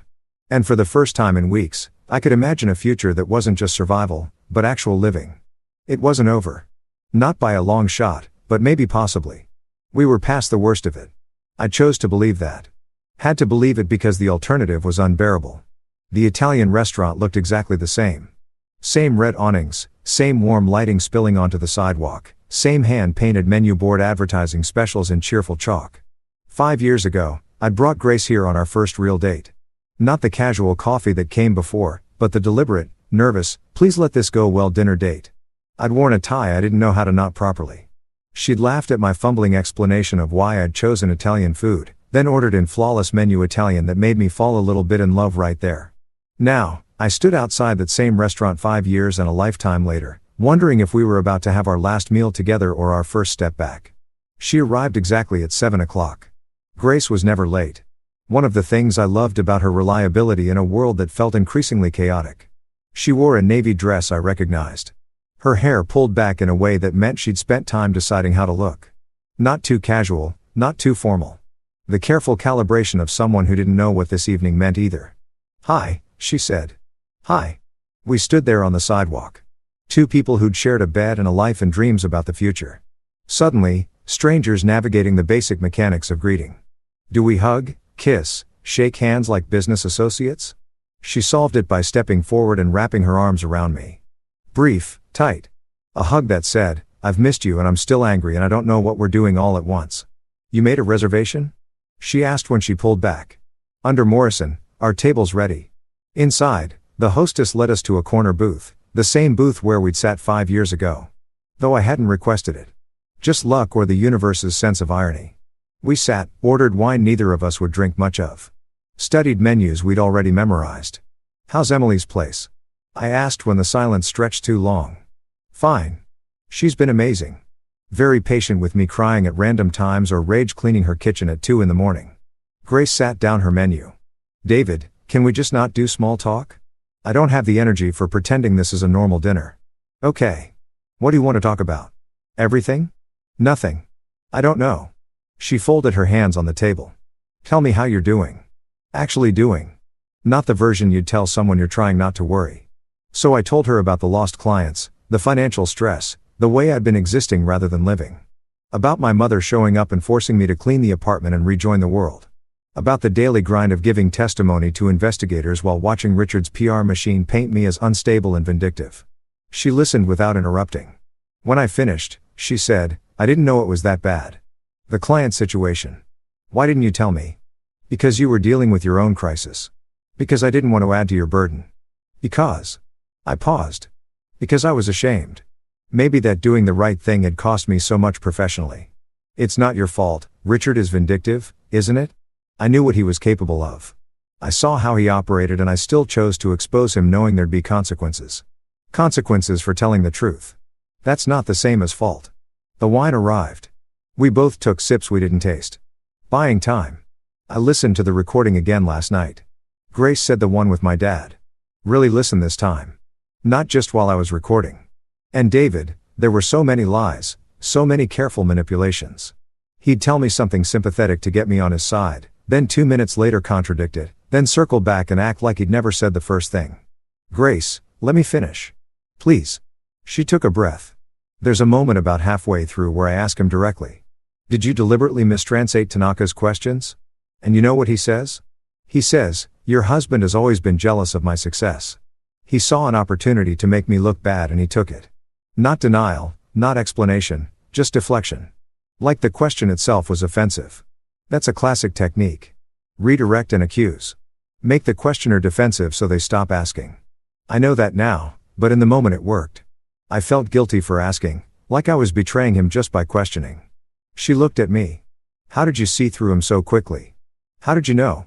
I didn't know at first. I just noticed inconsistencies. Then I looked closer and found more. Then I couldn't unsee it. And that's what I'm dealing with now. I can't unsee it anymore. Every childhood memory is filtered through this new lens. Was he genuinely proud of me at my college graduation, or was he performing for the audience? Did he really support my teaching career? Or did he just tolerate it because it made him look like a good father? I don't know what was real anymore. The waiter appeared to take our order. We chose things at random. Neither of us actually hungry. When he left, Grace continued, my mom called this morning. She knows I gave the recording to the investigators. Dad told her. She said, I've chosen a side and I chose wrong. That I'm betraying family for a man who's manipulated me into doubting my own father. She said, if I don't recant, if I don't claim the recording was taken out of context or admit I misunderstood what I heard, I'm no longer welcome at family gatherings. My chest tightened. Grace, I'm so sorry. Don't be. It clarified something for me. She didn't ask if the recording showed anything incriminating. Didn't ask if Dad was telling the truth. Just demanded loyalty without question. And I realized that's not love. That's not family. That's just control. Conditional acceptance based on blind obedience. She was crying now. Quiet tears. She didn't bother wiping away. I lost my family, David. I lost them because I chose truth over loyalty. And they see that as betrayal. And the worst part, I'm not sure I made the wrong choice. Which makes me feel like a terrible daughter. What kind of person doesn't regret losing their parents? The kind of person who realizes that keeping them meant losing herself. Is that what you tell yourself when you think about what this has cost us? Every single day, our food arrived. We pushed it around our plates pretending to eat. Detective Martinez called me yesterday. Grace said the recording is significant that it shows consciousness of guilt. Dad knowing he needs to manipulate the narrative means he knows there's something to hide. Combined with everything else they found, she thinks they'll have enough for formal charges within a month. How do you feel about that? Relieved? Sick? Both. She set down her fork. There's a part of me that still wants him to somehow be innocent. To have an explanation that makes everything okay, but I know that's not going to happen. The man I thought he was doesn't exist. Maybe never existed. And I'm mourning someone who was always just a performance. I reached across the table. She let me take her hand. You're one of the strongest people I know. I said, I don't feel strong. I feel broken. Broken and strong aren't mutually exclusive. Sometimes strength is just surviving the breaking.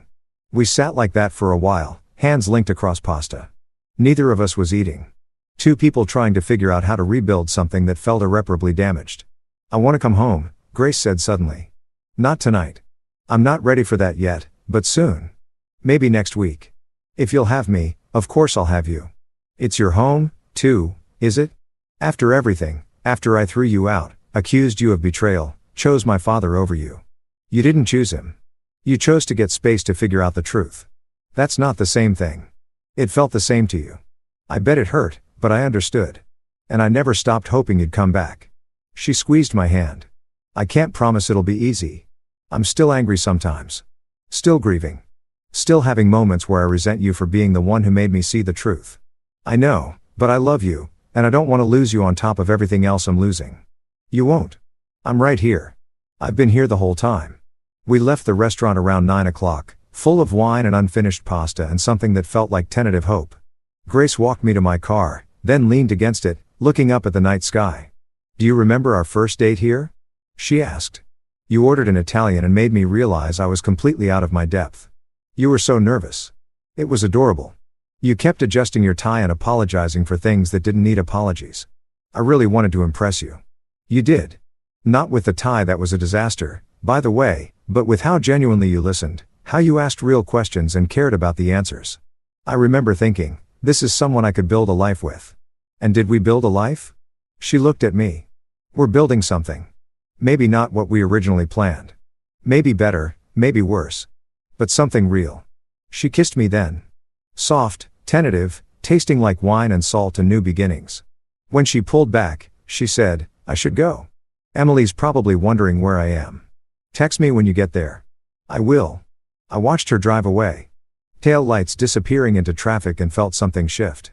Not resolution, but movement. Forward motion. The possibility that destruction wasn't permanent. That sometimes you had to break things apart before you could build them stronger. My phone buzzed. James, how'd it go? Good. Really good. She's coming home soon. That's great, man. Proud of both of you. I drove back to the apartment with the windows down, letting cold air rush through, feeling more alive than I had in weeks. The investigation was progressing. Grace was coming back. Richard was fighting, but losing. Things were still messy, still complicated. But they were moving in the right direction. When I got home, there was an envelope taped to my door. No postage, no return address, hand-delivered. I took it inside, opened it carefully. Inside was a single piece of paper. Printed, not handwritten. A message in block letters. You've made a powerful enemy. Some people don't forgive. Some people don't forget. Watch your back. My blood ran cold. I called James immediately. Someone left a threat at my door. What kind of threat? I read him the message. Okay, don't touch the paper anymore. Fingerprints. Call the police. File a report. Then call Detective Martinez. Let her know. This is witness intimidation and it's serious. You think it's from Richard? Who else would it be? David, you need to take this seriously. Get security cameras for your door. Maybe stay with me for a few days until I'm not running. I'm not letting him intimidate me into hiding. This isn't about machismo. It's about safety. If Richard's desperate enough to send threats, don't know it's from Richard. Could be anyone, right? Could be the Tooth Fairy. Use your head, David. The man's under investigation. His daughter just turned over evidence against him. His business is collapsing. He's cornered. And cornered animals are dangerous. He was right. I knew he was right. But accepting that Richard might actually be dangerous, might actually hurt me physically, not just professionally, meant accepting that this situation had escalated beyond legal maneuvering into something darker. I took photos of the note, the envelope, exactly where it had been placed. Then I called the police. 2 officers showed up 40 minutes later. Young, professional, took statements and photos and told me they'd file a report. We'll increase patrols in the area, one said. And you should consider a security system. Ring doorbell, cameras, that kind of thing. After they left, I called Detective Martinez, got her voicemail, left a message. Then I sat on my couch staring at the door, wondering who'd stood there, who'd known where I lived, who'd wanted me scared enough to deliver a threat in person. My phone buzzed.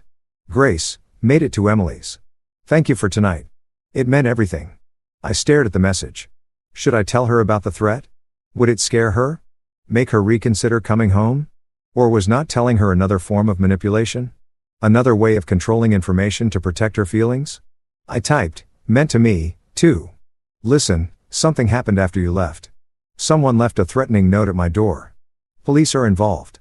I'm okay, but I wanted you to know. 3 dots appeared immediately. Then what? Are you safe? Should I come there? I'm safe. Building's secure. Just thought you should know. Might be nothing. Or it might be my father. David, this is serious. You can't stay there alone. I'm not running. I'm not asking you to run. I'm asking you to be smart. Can you go to James at least for tonight? I looked around my apartment. The clean space my mother had helped restore. The life I was trying to rebuild. The home I'd invited Grace back to. Okay, I'll go to James just for tonight. Thank you. I'll call you in the morning. Please be careful. I packed a bag again. Always packing bags lately. Moving between temporary spaces.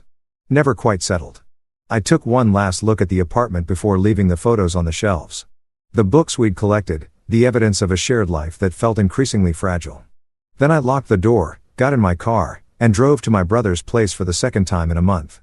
James had the couch already made up when I arrived. "This is becoming a habit," he said. "Not by choice." "I know, but David, you need to take this seriously. Richard Chen is not just unethical, he's vindictive, and now he's desperate. That's a dangerous combination. So what am I supposed to do? Hide? Move? Let him win by default because I'm too scared to live my own life. I'm saying you prepare. You protect yourself. You don't give him opportunities." I dropped my bag. Sat heavily on the couch. Grace is supposed to come home next week. How do I bring her back to an apartment that's been threatened? How do I ask her to feel safe there? You install security. You stay vigilant. You do what you need to do to actually be safe, not just feel brave. He was right. Again. James was annoyingly always right. "I'll call a security company tomorrow." I said cameras, new locks, whatever they recommend. Good. And David, you should tell Grace everything. Don't protect her from information she needs to stay safe. Trust her to handle it. When did you become the relationship expert? When my little brother started choosing martyrdom over honest communication. I threw a pillow at him. He caught it, laughed, tossed it back. "It's going to be okay," he said. "Not today, not tomorrow, but eventually. You're doing the right thing. Even when it's hard. That has to count for something, does it? Because from where I'm sitting, doing the right thing has cost me my career, my marriage, almost my safety. At what point does the cost outweigh the principle? When you can look at yourself in the mirror and feel okay about staying silent, which you couldn't, which is why you're here." I lay back on the couch that was too short for my frame. Staring at the ceiling in my brother's apartment for the second time in a month. Outside, the city hummed with normal life. People going home, watching TV, making love, having normal problems that didn't involve federal investigations and threatening letters, living lives unmarked by impossible choices and their consequences. I envied them. God, I envied them. But I wouldn't trade places. Couldn't. Because even now, even scared and financially struggling and threatened, I knew I'd made the right choice. The only choice I could live with. Even if living with it meant sleeping on my brother's couch with a threatening letter logged as evidence with the police. Even if it meant installing cameras and checking over my shoulder and wondering if every footstep behind me was danger. Even if it meant accepting that sometimes the cost of integrity was higher than you ever imagined paying. If you've ever stood at the intersection of principle and price, you know this feeling. The certainty that you'd do it all again, mixed with the desperate wish that you didn't have to. I closed my eyes and tried to sleep. Tomorrow, I'd install security systems and call Detective Martinez and tell Grace the full truth about the threat and her father's escalation. Tomorrow, I'd keep building the case, keep protecting myself, keep moving forward.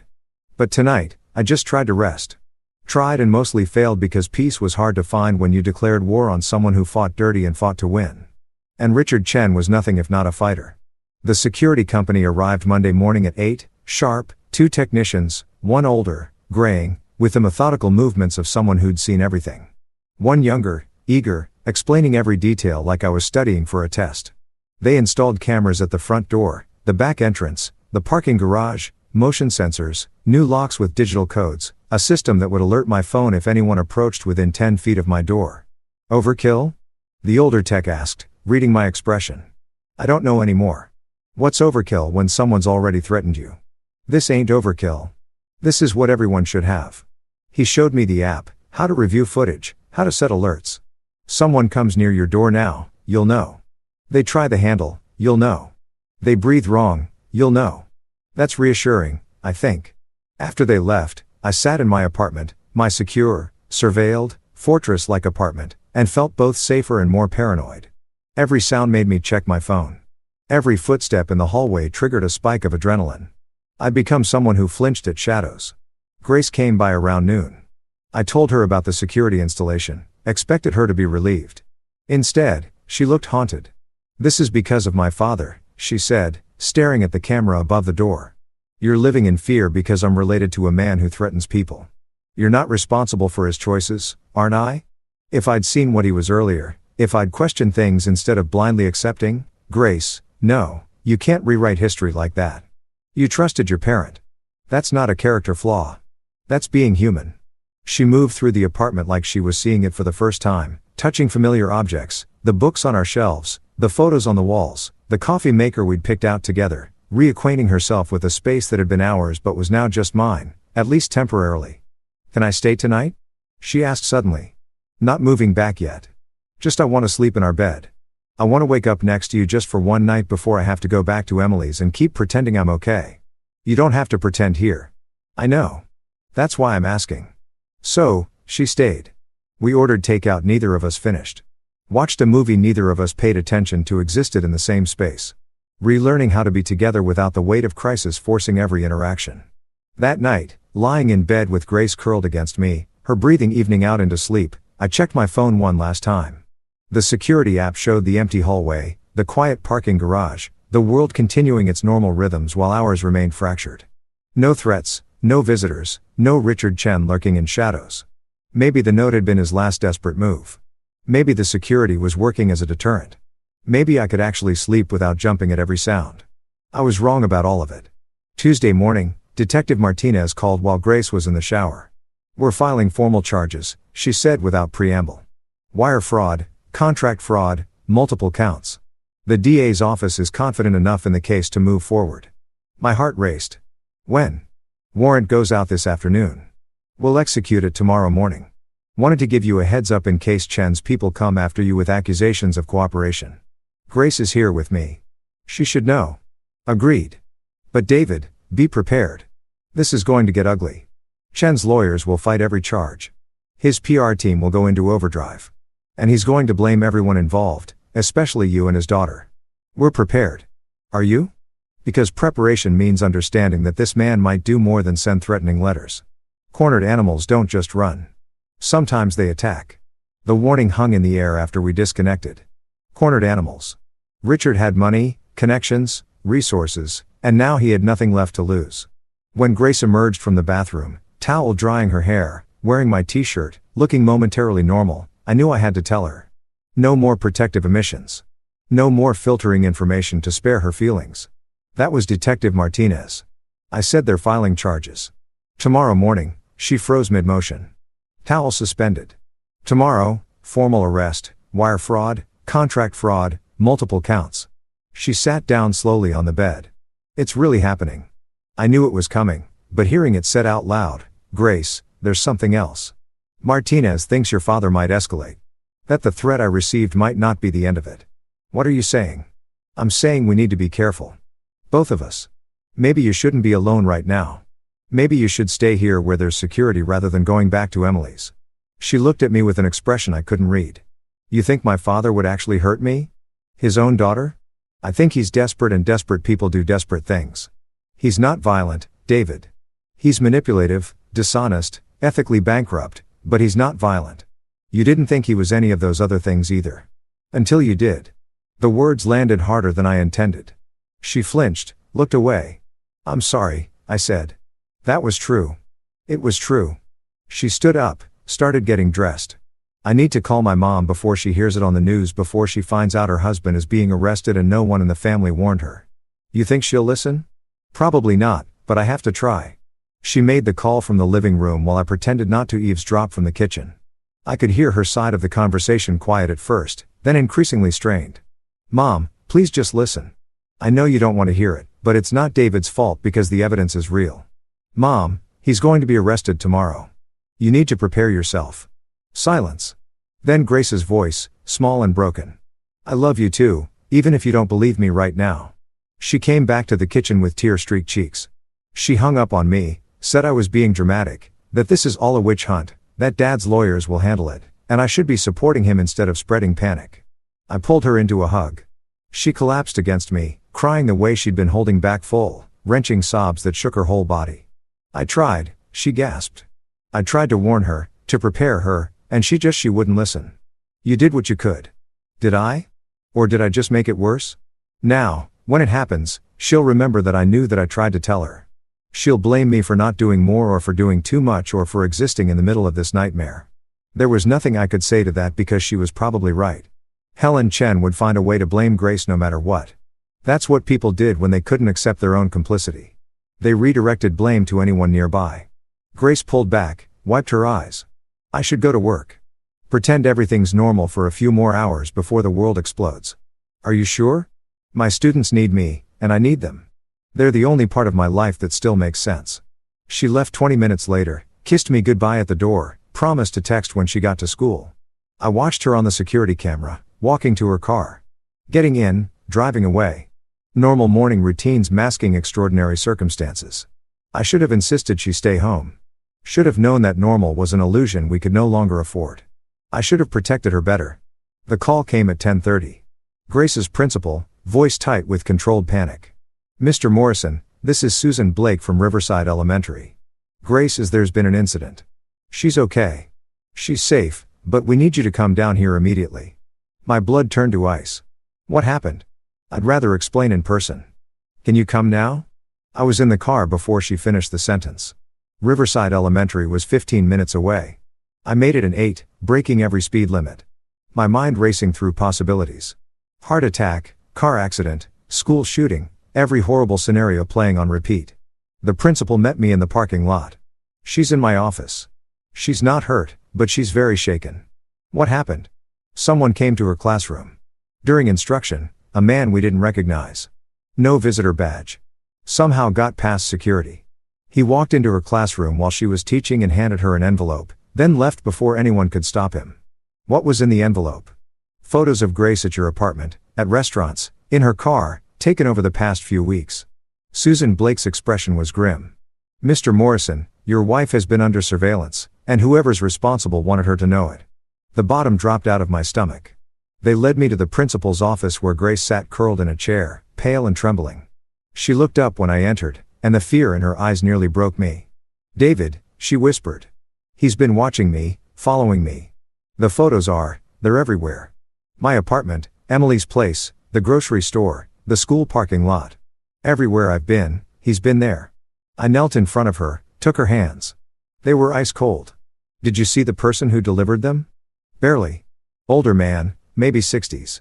He smiled at me like this was funny. Like scaring me was entertainment.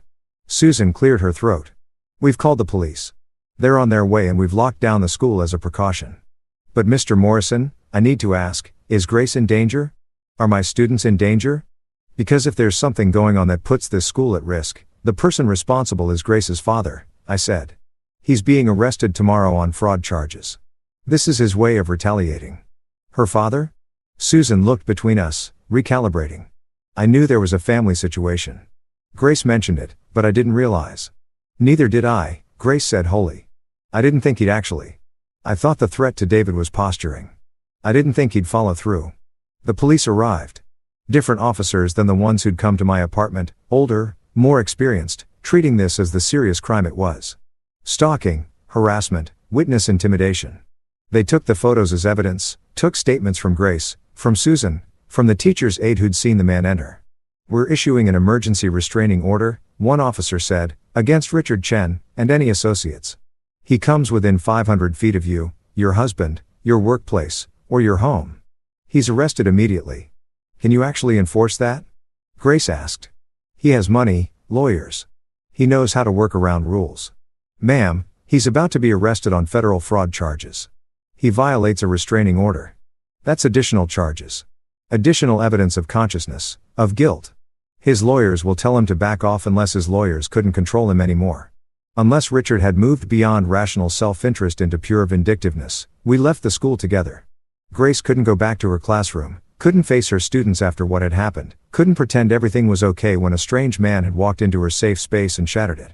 I drove us back to the apartment, checking mirrors compulsively, looking for cars that followed too closely. Hyper aware of every vehicle around us. He wanted me to know, Grace said quietly. That's what the photos were about. Not just scaring me, but making sure I understood he's been there, watching that he could have done something worse any time he wanted. The restraining order will stop him. Will it? Or will it just make him more desperate? I didn't have an answer for that. At home, our fortress-like home with cameras and sensors and locks that should have made us safe. We sat on the couch while I pulled up the security footage from the past few days, looking for Richard, looking for evidence he'd been here. And there he was, Tuesday night, 2 days ago, at 3 o'clock in the morning, standing in the parking garage, looking up at our building, not approaching, not doing anything actionable, just standing there, watching, making sure the cameras caught him, making sure we'd eventually see and know he'd been there. Jesus Christ, Grace breathed. He's been here right outside. While I was sleeping, I called Detective Martinez immediately. Sent her the footage. She promised to add it to the case file to use it as evidence of harassment patterns. But the damage was done. The sense of safety, already fragile, was completely shattered. Richard Chen wasn't just fighting legally anymore. He was waging psychological warfare. And we were his primary targets. That night, neither of us slept. We lay in bed, lights on, both of us checking our phones compulsively, Grace monitoring the security cameras, me refreshing news sites, waiting for word that Richard had been arrested, that this was over, that we could breathe again. Around midnight, my phone buzzed. James, checking in.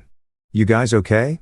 I called him, told him about the photos, the stalking, the escalation. He's coming apart. James said this is endgame behavior. He knows he's finished, so he's trying to take you down with him. He's going after Grace, his own daughter, because in his mind, she's the ultimate betrayal. You're an outsider, expected to be disloyal. But his daughter, choosing truth over him, that's unforgivable. So, what do we do? You survive tomorrow. Get through the arrest. Once he's in custody, once he's processing the reality of criminal charges, the fight might go out of him, or his lawyers will convince him to back off. Either way, the acute danger should pass. Should, might, the language of uncertainty. And if it doesn't, I asked, then we prepare for a long fight. But David, you can't think about that now. You can only think about getting through the next 24 hours. After we hung up, I lay in the darkness, listening to Grace's breathing, feeling her tension even in silence. Talk to me, I said. Tell me what you're thinking. I'm thinking about a time when I was 7. I fell off my bike, scraped my knee badly. Dad carried me home, cleaned the wound, put on a band-aid with dinosaurs on it. He told me I was brave, that falling was part of learning. Her voice cracked, and I'm trying to reconcile that man, the one who made me feel safe with the man who's stalking me, threatening you, trying to destroy us for telling the truth. Maybe they're both real. Maybe he was capable of love and violence simultaneously. That's what scares me. Because if he could be both, what else could he be? What else is he capable of? I pulled her closer. Whatever happens, we face it together. Okay. No more separation. No more you dealing with your family alone while I deal with my fears alone. We're in this together. Together, she echoed. Even when together feels terrifying, especially then. Wednesday morning arrived with the inevitability of thunder after lightning. I watched the news on my laptop while Grace made coffee. Neither of us would drink. At 7:47 a.m., the story broke. Local businessman Richard Chen arrested on federal fraud charges. The footage showed Richard being led from his home in handcuffs, surrounded by FBI agents and local police. He looked smaller, somehow, diminished, not the imposing figure who'd held court at family dinners and business meetings, just a man in an expensive suit being arrested for crimes he'd committed. Grace stood behind me, watching over my shoulder. I felt her hand on my back, grounding, trembling. It's real, she whispered. I knew it was coming, but seeing it. Her phone rang. Her mother. Grace stared at the screen, paralyzed. I can't, she said. I can't talk to her right now. Then don't.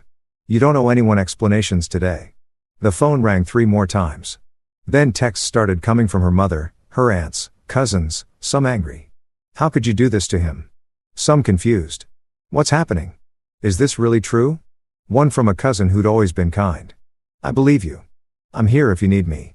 Grace turned off her phone. I can't deal with this. Not today. Maybe not ever. I understood. Sometimes survival meant disconnection. Meant choosing yourself over family expectations. Meant accepting that some relationships couldn't survive truth. By noon, Richard's arrest was everywhere. Local news, business channels, social media buzzing with takes, both sympathetic and damning. His lawyers issued a statement proclaiming innocence, and promising to fight every charge. His PR team worked overtime, spinning the narrative persecution of a successful immigrant, overzealous prosecution, business disputes criminalized by competitors. But under all the spin, the facts remained. Richard Chen had been arrested, charged with multiple federal crimes, released on bond with conditions including the restraining order that kept him away from Grace and me. It was over, or at least the acute phase was over. We'd survived the storm, barely. Battered and changed, but alive.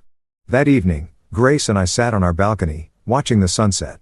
The security cameras hummed in the background, vigilant, protecting the city spread out below us. Millions of people living millions of lives, most of them unmarked by the kind of chaos we'd endured.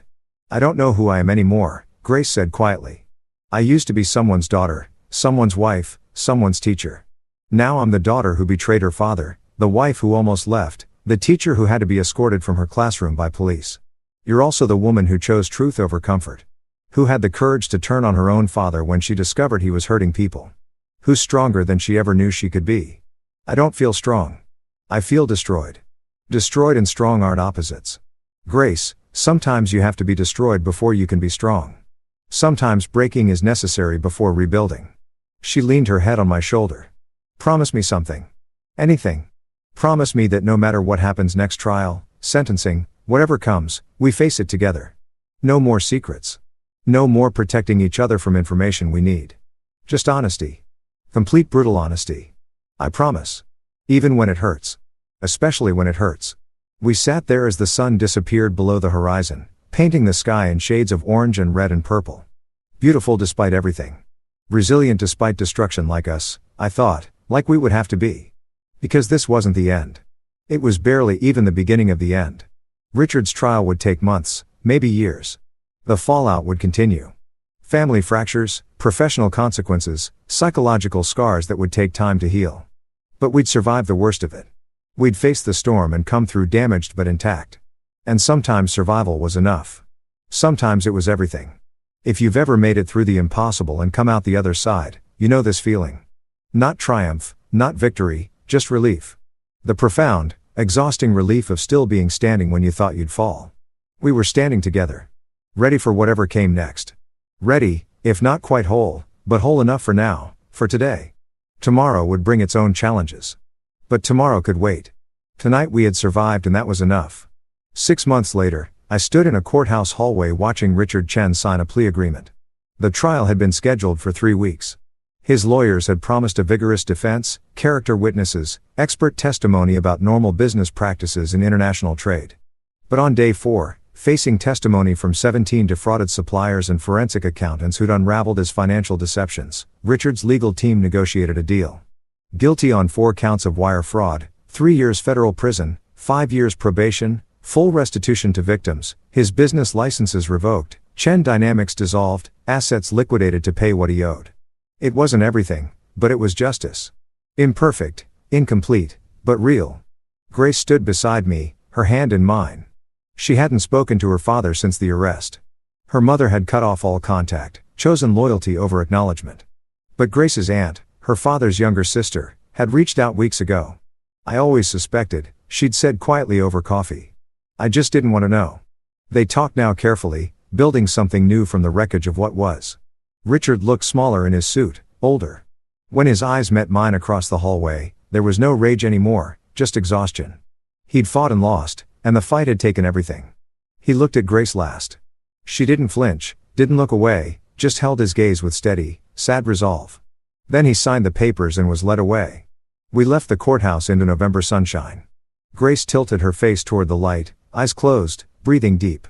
It's over, she said. The legal part. The rest takes longer. I know. She opened her eyes. But I can breathe now. For the first time in 6 months, I can actually breathe. We drove to the coast. Spontaneous, unplanned, just got in the car and drove until the city disappeared behind us and the ocean stretched ahead. We parked at a beach we'd never visited. Walked barefoot in cold sand. Let waves chase us back toward shore. I got a job offer, I said. Marketing director for a nonprofit, ethical supply chain advocacy. Ironically enough, they said my experience with corporate fraud cases made me uniquely qualified. Grace laughed, real laughter, the kind I hadn't heard in months. Only you could turn whistleblowing into a career opportunity. It pays less than consulting, but it feels right. Like maybe everything happened for a reason. Do you really believe that? That there's a reason for all this pain? I watched the waves roll in. Persistent and patient. I believe we give it reason. We take what happened and decide what it means. That's the only control we have. She was quiet for a while. Then I'm pregnant. My heart stopped. What? Found out yesterday. Wasn't sure how to tell you. Wasn't sure if it was good timing or terrible timing. Or I kissed her. Long, deep, tasting salt air and new beginnings. It's perfect timing, I said when we pulled apart. Terrifying and perfect. Our child is going to ask about my father someday. About why they never met their grandfather. And we'll tell them the truth. Age-appropriate truth. That sometimes people we love make terrible choices. That loving them doesn't mean accepting those choices. That integrity matters, even when it costs everything. She rested her head on my shoulder. Think we'll be good parents? I think we'll be honest ones. That's a start. We stayed until sunset, painted the sky in shades of healing gold, bleeding into pink, bleeding into that perfect blue before darkness. The beach emptied around us, but we remained. Two people who'd survived their own unraveling and were slowly, carefully knitting themselves back together. If you've ever emerged from the worst period of your life, you know this feeling. Not happiness yet, that comes later in small doses, relearned gradually, but peace. The bone-deep peace of having survived something that nearly destroyed you. The waves kept coming. Persistent, patient, proof that destruction isn't permanent, that tides recede and return, that nothing stays broken forever if you're willing to do the work of rebuilding. We drove home as stars emerged. Grace's hand rested on her stomach, protective and wondering. My hand covered hers. Tomorrow would bring new challenges, therapy appointments, financial recovery, the slow work of constructing a life from honest foundations. But tomorrow could wait. Tonight we had survived. We had each other. We had truth. Uncomfortable and costly, but ours. And sometimes that's enough. Sometimes it's everything. The ocean behind us, the future ahead. And between them, us. Scarred, stronger, still standing. Still choosing truth over comfort. Still choosing each other. That brings this story to an end, and that one was definitely a wild ride. Let me know what you think in the comments. Now, let's move into the next story, titled, I warned my wife. If you invite your male boss to your birthday, I'm out. She did and gave him the my most special guest tag. When she got back, her boss stormed in screaming about the company. His lawyer just called me. What did you make him do? You'd think after 6 years of marriage, my wife Camille would know I don't bluff. I'm not one of those guys who throws around empty threats like confetti at a New Year's party. When I say something, I mean it with the full weight of my law degree and the emotional exhaustion of a man who's been watching his marriage circle the drain like bathwater that just won't quite disappear. So, when I looked her dead in the eyes over our overpriced artisanal coffee one Tuesday morning and said, if you invite your boss to your birthday party, I'm out. It wasn't a cute line delivered for dramatic effect. It wasn't me being jealous or insecure or whatever pop psychology term she'd probably Google later to justify ignoring me. It was a survival warning, the kind you give someone before they step on a landmine disguised as a LinkedIn connection. But of course, she laughed. Not a small polite chuckle either. No, this was a full-blown head-thrown backhand like I just told her the punchline to the world's funniest joke. Relax, Mason, she said, waving her hand dismissively while scrolling through her phone with the other, probably already adding Grant to the guest list in her head. He's just my mentor, she said the word mentor the way someone might say Gandhi or Oprah, like this man was some kind of enlightened business guru who descended from the corporate heavens to bless her career with his infinite wisdom. Meanwhile, I'm sitting there thinking mentors don't typically text at midnight with messages like, don't forget the red dress. My favorite. But hey, what do I know? I'm just the husband, the guy who pays half the mortgage and apparently exists solely to nod along to whatever fantasy narrative she's spinning this week. Yeah, mentors, right? Because nothing says professional development quite like a married man reminding a married woman what color dress he wants to see her in. I'm sure that's covered extensively in all those leadership seminars she's always attending. Probably right after Synergy and before Paradigm Shifts. The whole thing made my skin crawl. But pointing that out would have just earned me another lecture about how I don't understand office dynamics and how networking is crucial in marketing. Sure, sweetheart. Network away. Just don't be surprised when your network starts looking suspiciously like an affair waiting to happen. I could already see the disaster forming in real time, like watching a loading bar fill up on the world's worst download. 1 dot, 2 dots, full signal, connection complete. Welcome to hell, population, your marriage. Camille had this irritating habit of mistaking attention for admiration.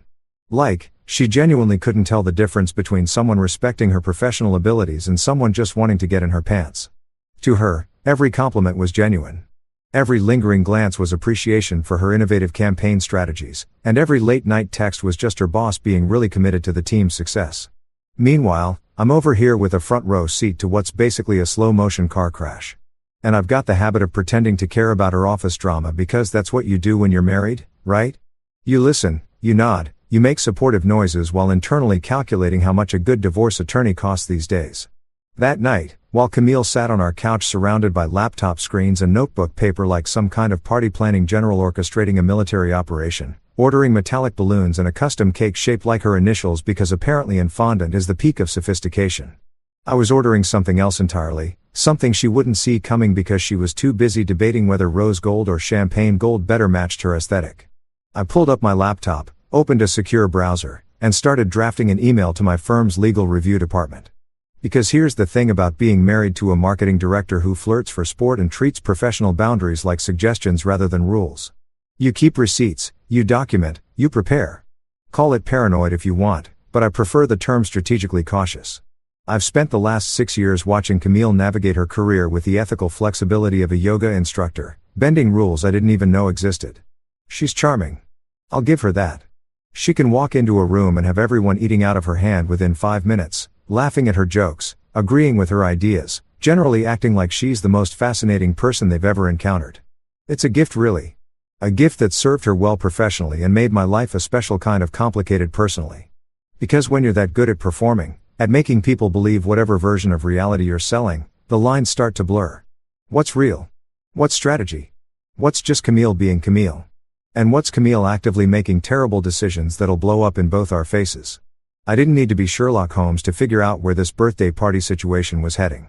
Grant Whitmore, her boss, the guy who signs her paychecks and apparently her self-esteem, was going to show up.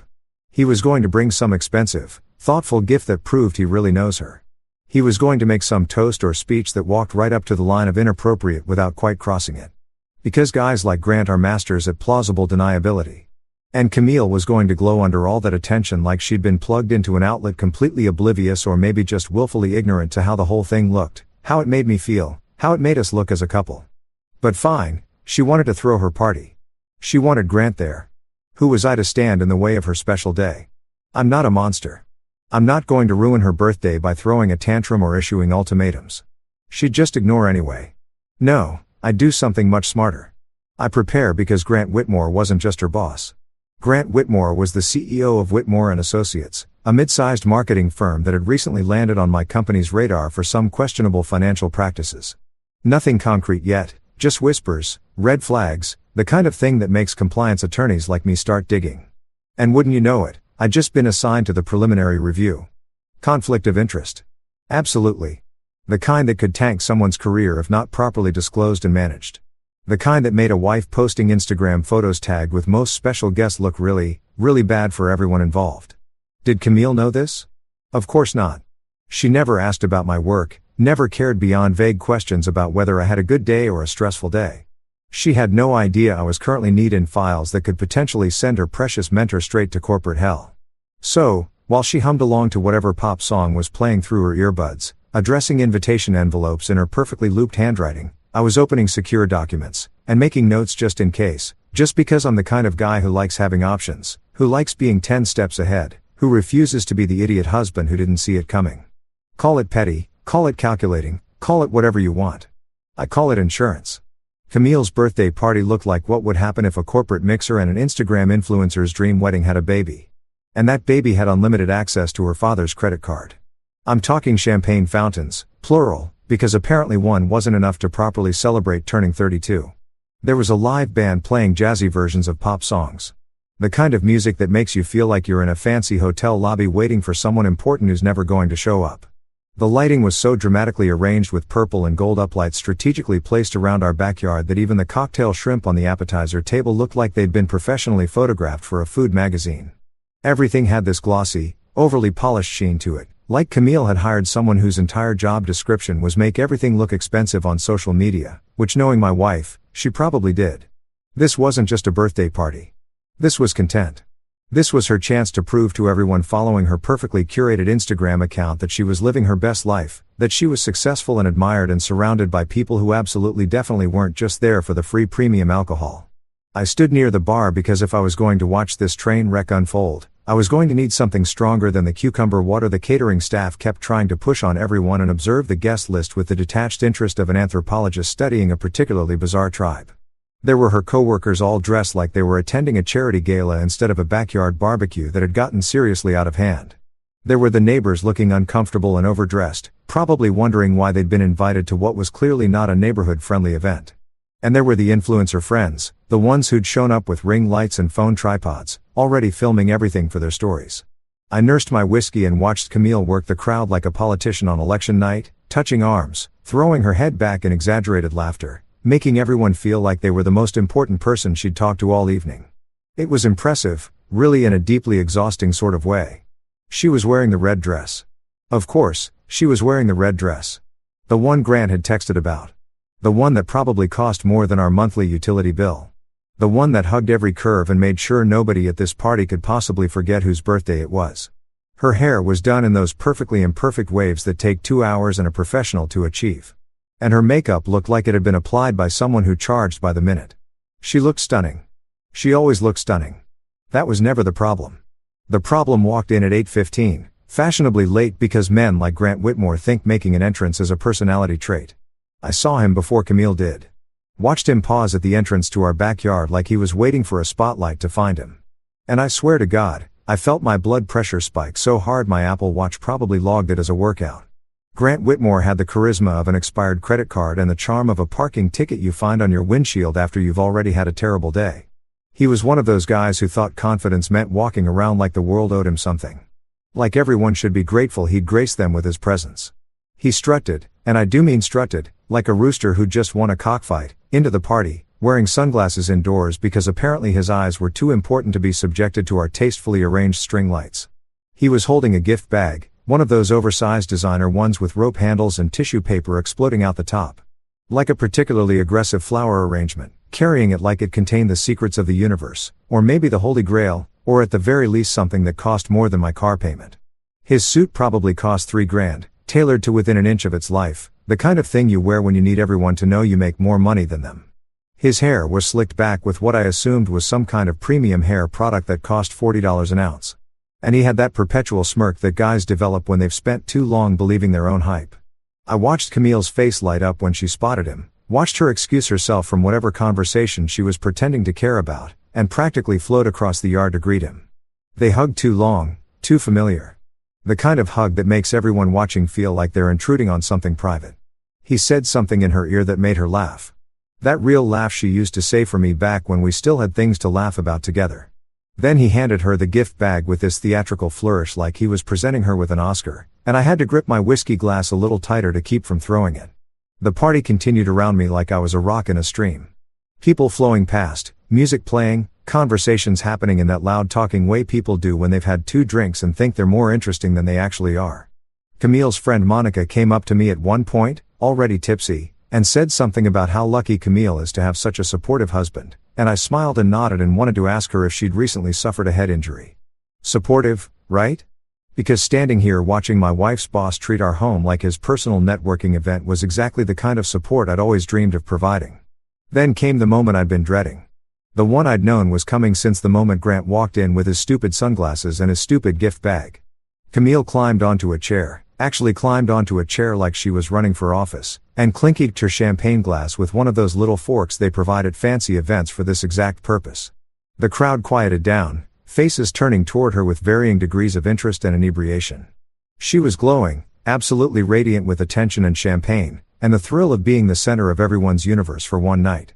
And then she opened her mouth and said the words that would later play on repeat in my head during every sleepless night that followed. "I just want to thank everyone for coming tonight to celebrate with me," she began, her voice carrying across the yard with the practiced ease of someone who gives presentations for a living. "But there's someone special I need to recognize.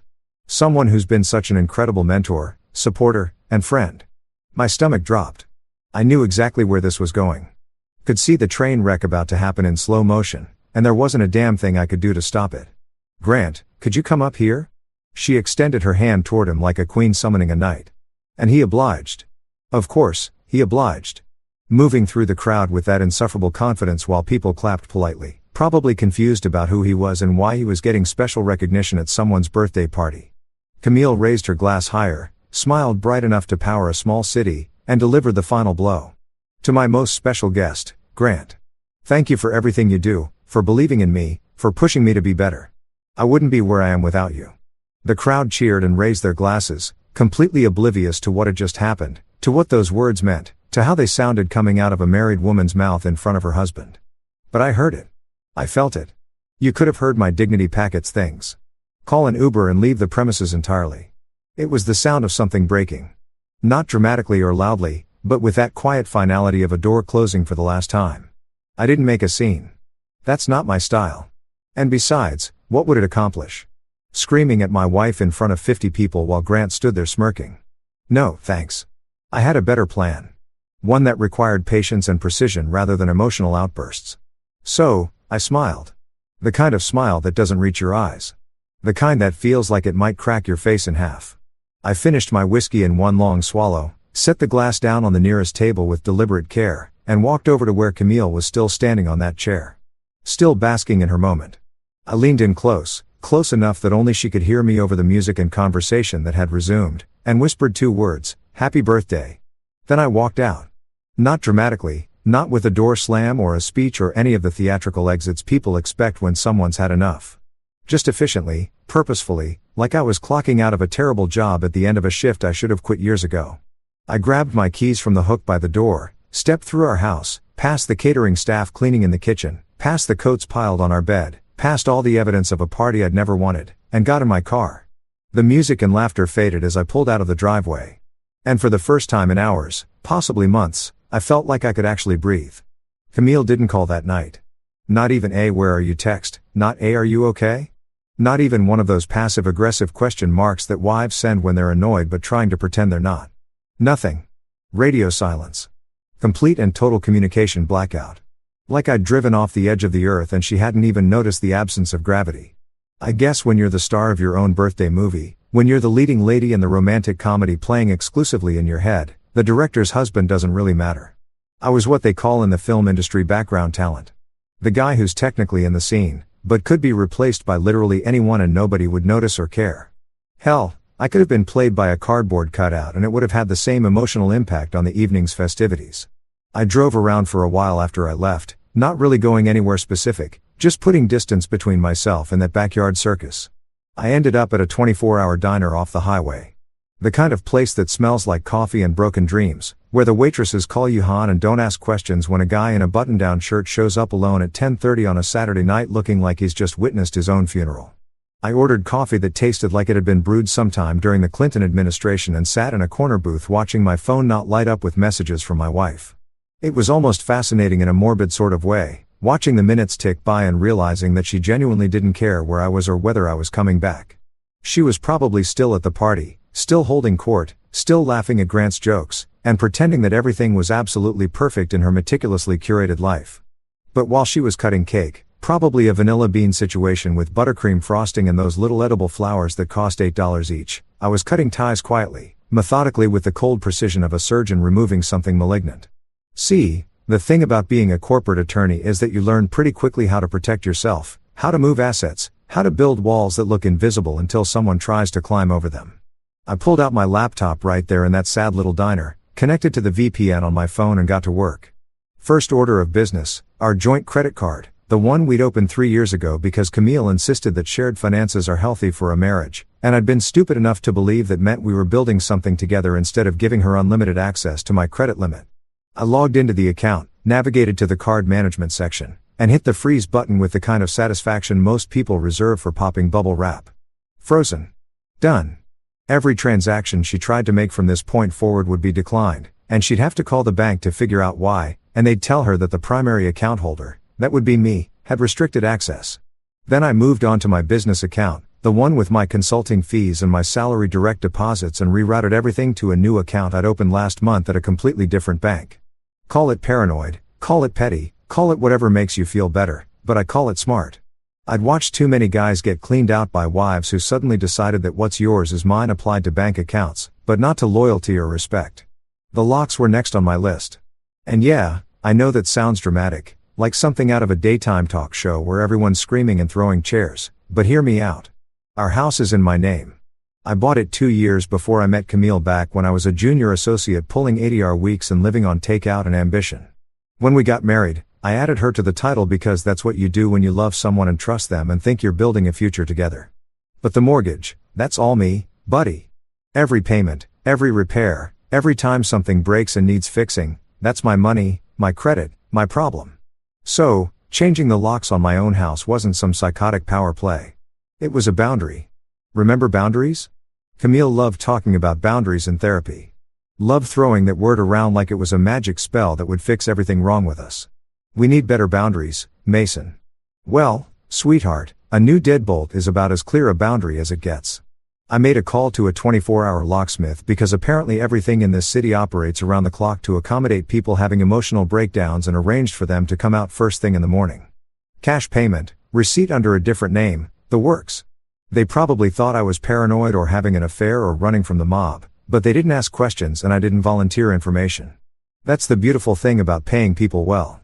They stop caring about why you need their services and just focus on providing them. But the real masterpiece, the piece to resistance of my late-night strategic planning session was the email. I sat there in that diner booth with my terrible coffee and my laptop and composed what I can only describe as a work of art disguised as professional correspondence. Subject line, conflict of interest, urgent, short, professional, the kind of thing that makes people's hearts skip a beat when they see it in their inbox because they know it's not going to be good news. In the body of the email, I kept it brief and devastating. Her company policy regarding conflicts of interest and potential ethics violations. I'm submitting formal disclosure of a personal relationship that may impact the ongoing Whitmore and Associates review. Attached. Please find photographic evidence requiring immediate assessment by the ethics committee and senior partners. And then, because I'm nothing if not thorough, I attached a photo. Not just any photo, the perfect photo, the one that someone had posted to Instagram and tagged both Camille and Grant in because people are so obsessed with documenting every moment of their lives that they create evidence without even realizing it. There they were, my wife and her mentor, smiling at each other like they were the only two people at the party. His hand on her waist, her hand on his arm. Both of them holding champagne glasses and looking for all the world, like a couple celebrating their anniversary instead of a boss and his employee at a birthday party that happened to include her husband somewhere in the background, probably looking miserable. The beauty of the photo was its ambiguity. It didn't show them kissing or doing anything explicitly inappropriate, but it showed enough.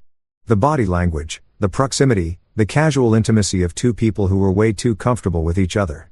And in the context of a company under legal review for potential fraud, with me as one of the reviewing attorneys and her as an employee of that company who just publicly declared her boss her most special guest. That photo was a grenade with the pin already pulled, and I just lobbed it directly into the ethics committee's inbox. I addressed the email to 3 people, my direct supervisor, the head of our legal review department, and the company's ethics officer. Then I hovered over the send button for exactly 30 seconds, giving myself time to reconsider, to think about whether I really wanted to do this, whether I was overreacting, whether maybe I should just go home and try to talk to Camille like a rational adult in a functional marriage. But then I remembered her standing on that chair raising her glass to Grant, calling him her most special guest, while I stood there like a ghost at my own wife's party, and I clicked send with 0 regrets. The email whooshed off into the digital void, and I closed my laptop with the satisfaction of someone who just finished a particularly challenging puzzle. It was nearly midnight by then, and the diner was emptying out except for a couple of truckers and a woman who looked like she was hiding from her own life in a corner booth similar to mine. I paid my bill, left a generous tip because the waitress had kept my coffee cup full without trying to make conversation, and headed to a hotel, not a fancy one. I wasn't trying to make some grand statement or live it up like I was on vacation. Just a clean, quiet place with a bed and a lock on the door and absolutely 0 chance of running into my wife. I checked in using my business credit card, the one Camille didn't have access to, and took the elevator up to a room on the 4th floor that smelled like industrial cleaning products and had art on the walls that looked like someone had sneezed paint onto a canvas and called it abstract expressionism. I kicked off my shoes, loosened my tie, and lay down on the bed, fully clothed, staring at the ceiling and waiting for guilt or regret or some kind of emotional response to hit me. But it never came. Instead, I felt something I hadn't felt in months, maybe years. Relief. Pure, uncomplicated relief, like I'd been holding my breath underwater and finally broken the surface. My phone sat on the nightstand, still silent, still absent of any messages from Camille, and I realized I didn't care anymore. The silence didn't hurt. It was just confirmation of what I'd already known, that I'd stopped matching to her a long time ago, and she'd stopped matching to me somewhere along the way, too. For days. That's how long it took for Camille to notice I hadn't come home. 4 whole days of her living her best life, posting Instagram stories from the office, sharing motivational quotes about boss babes and women who hustle, presumably basking in the afterglow of her spectacular birthday party while I sat in a moderately depressing hotel room, eating room service, and watching cable news like a divorced dad in a mid-budget drama. 4 days of absolute radio silence, no calls, no texts, no "hey, are you alive" check-ins, nothing. It was almost impressive, really. The level of obliviousness required to not notice your husband has essentially vanished from your life. But then again, Camille had always been exceptional at ignoring things that didn't fit into her carefully constructed narrative. So why should my absence be any different? When she finally did show up at the house, our house, my house, the distinction was about to become very important. It was late afternoon on a Thursday. I'd taken the day off work, told my assistant I had some personal matters to handle, which was the understatement of the century. I was sitting in the living room, my living room, with a glass of bourbon that was probably too expensive to be drinking at 3 o'clock in the afternoon, but felt entirely appropriate given the circumstances. I'd spent the morning arranging things, making sure everything was exactly where it needed to be, setting the stage for what was about to be either the most satisfying or most disastrous conversation of my marriage, possibly both. I heard her before I saw her, heard the click-clack of her heels on the front walkway, that confident stride she had, the walk of someone who'd just crushed a presentation or closed a deal, or maybe just received another midnight text from her mentor telling her how special she was. She was humming, actually humming like she'd just won Employee of the Year or gotten a promotion or discovered the secret to eternal happiness in the bottom of a champagne flute. The sound drifted through the door, muffled but unmistakable, and I took another sip of bourbon and waited. The door opened. She still had her old key, the one that was about to become a very expensive souvenir. And she breathed in like she owned the place, which legally speaking, she sort of did, but we'd get to that in a minute. She tossed her designer purse onto the couch, the kind of bag that costs more than some people's monthly rent, and always seemed to be spilling receipts and lipsticks and those little sample perfumes she collected from department stores. Her hair was perfect. Her makeup was flawless. Her outfit screamed, "I'm important and successful and definitely not going through a marital crisis." She looked happy, genuinely, annoyingly, obliviously happy. "Did you miss me?" she asked, her voice dripping with that playful tone she used when she thought she was being charming. Like this was all just a minor misunderstanding. Like, I'd stormed off after a little argument. And now we were going to kiss and make up and pretend everything was fine. Like, the last 4 days hadn't happened. Like her birthday party hadn't been a masterclass in humiliation. Like we were still playing happy marriage instead of whatever twisted game this had become. I looked at her over the rim of my glass, taking my time, letting the silence stretch out until it got uncomfortable.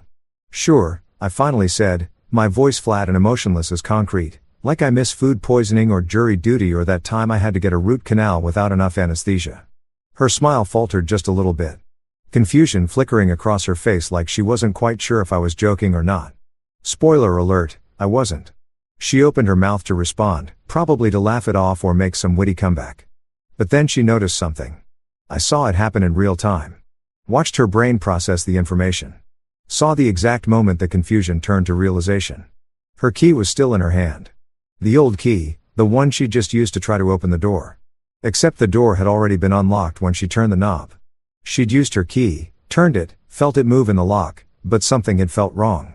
"Different elf, Mason," she said slowly, looking from the key in her hand to the door and back to me. Did you change the locks?" Her voice had lost that playful edge, replaced by something harder, sharper, like she was starting to understand that maybe this wasn't going to be the easy reconciliation she'd apparently been expecting. Her smile twitched at the corners, trying to hold its shape, but starting to crack around the edges. "Boundaries, remember," I said, settling back into the couch like I was explaining basic arithmetic to a particularly slow student. "You said they're healthy. You said we needed better boundaries in our marriage. I think those were your exact words during our last therapy session, which you skipped, by the way. So, I took your advice, and honestly, you were right. Boundaries are incredibly healthy, life-changing, even. I should have listened to you years ago." She just stood there frozen in the entryway with her expensive purse and her designer shoes and her perfectly styled hair, looking like someone had just told her that gravity was optional, and she wasn't sure whether to be excited or terrified. I could practically see the wheels turning in her head. Trying to figure out if this was some kind of elaborate joke, some test she was supposed to pass. Some game with rules she didn't understand. But this wasn't a game. Games have winners and losers. And at this point, we'd both already lost. I was just making sure the final score was accurately recorded. "I don't understand," she said. And for the first time and maybe ever, she sounded genuinely uncertain. Camille was never uncertain. She was confident, assured, always ready with an answer or an excuse or a perfectly crafted explanation for whatever situation she found herself in. But right now, standing in the doorway of a house she could no longer access without my permission, she looked lost. "Let me help you with that," I said, gesturing to the coffee table where a thick brown envelope sat, her name written across the front in my handwriting. It had been sitting there for an hour, positioned perfectly so she couldn't miss it, couldn't pretend she hadn't seen it, couldn't make excuses later about how she didn't know or didn't understand. "There's some reading material for you. Consider it a belated birthday gift since I apparently didn't get you anything memorable at your party." "Well, except for the gift of my absence, but that doesn't really come with a card." She moved toward the table like she was approaching a bomb that might detonate if she breathed wrong. Picked up the envelope with hands that I noticed were shaking slightly. "Good. She should be nervous." She opened it carefully, pulled out the papers inside, and I watched her eyes scan the first page, then the second, then back to the first. Like maybe she'd misread something. Like maybe this was all some terrible mistake that would clear itself up if she just looked at it from a different angle. This is our prenup," she said, her voice barely above a whisper. "But it's different. These terms." She looked up at me, her face gone pale under her foundation, all that confidence and swagger evaporating like water on hot pavement. "Mason, what is this?" "That's the updated version," I explained, taking another leisurely sip of my bourbon. "The one we signed a year ago when we refinanced the house. Remember you were so busy with that big campaign launch and I told you we needed to sign some paperwork for the ROFI and you said, and I quote, 'I trust you with anything babe, just tell me where to sign.' So I did. I told you where to sign and you signed right there at the bottom of page 6 and again on page 12 and once more on page 18. Your signature's all over this thing, very official, very legal, very much enforceable in any court in the state." She flipped through the pages frantically now, not really reading anymore, just looking for something that would make this make sense. Some loophole or escape hatch or evidence that this was all some elaborate misunderstanding. "But this says, Mason, this says I'm not entitled to anything. The house, your retirement accounts, your business assets, everything's protected. This isn't what we agreed to when we got married. This isn't." "You're absolutely right," I interrupted, standing up and walking over to where she stood, close enough to see the panic starting to bloom in her eyes. "This isn't what we agreed to when we got married. When we got married, we agreed to be faithful. We agreed to be partners. We agreed to respect each other and prioritize our relationship over our careers and not invite our bosses to birthday parties and call them our most special guests while our husbands stand in the corner like decorative plants. But then things changed, didn't they? Circumstances evolved. Situations developed and I adapted accordingly. You tricked me," she whispered, clutching the papers like they might transform into something else if she held them tight enough. "You lied to me. You told me this was for the refinance. I told you we needed to sign paperwork for the refinance. I corrected, which was true. We didn't need to sign refinance paperwork. We also needed to sign an updated prenup, which I mentioned was included in the documents. You just didn't bother to read what you were signing because you were too busy, too distracted, too confident that I'd never do anything that wasn't completely in your best interest. You said you trusted me with anything, Camille. So, I trusted that you wouldn't read the fine print. Turns out we were both right." Camille tried pretending nothing happened for approximately 18 hours, which was actually longer than I'd expected given her usual inability to confront reality when it didn't align with her preferred narrative. She spent that night in the guest room, which was generous of me to allow, considering she technically had no legal right to be in my house anymore, but I'm not a complete monster, and emerged the next morning acting like we just had a minor disagreement about where to go for dinner rather than a nuclear detonation of our marriage. She made coffee, did her makeup, got dressed in one of those power suits she wore when she needed to feel in control, and headed off to work like everything was absolutely fine, and we definitely weren't 2 signatures away from divorce proceedings. I, meanwhile, worked from home that day because I had a feeling things were about to get interesting and I wanted a front row seat to the implosion. I set myself up in the home office with my laptop, a fresh pot of coffee, and the kind of anticipation you get right before a really good plot twist in a movie you've been waiting months to see. I'd sent that email 4 days ago, for days for it to circulate through the proper channels, for the ethics committee to convene, for people way above my pay grade to start asking uncomfortable questions about conflicts of interest and professional boundaries, and why exactly one of their reviewing attorneys had a wife who was publicly celebrating her boss while said boss was under investigation for financial misconduct.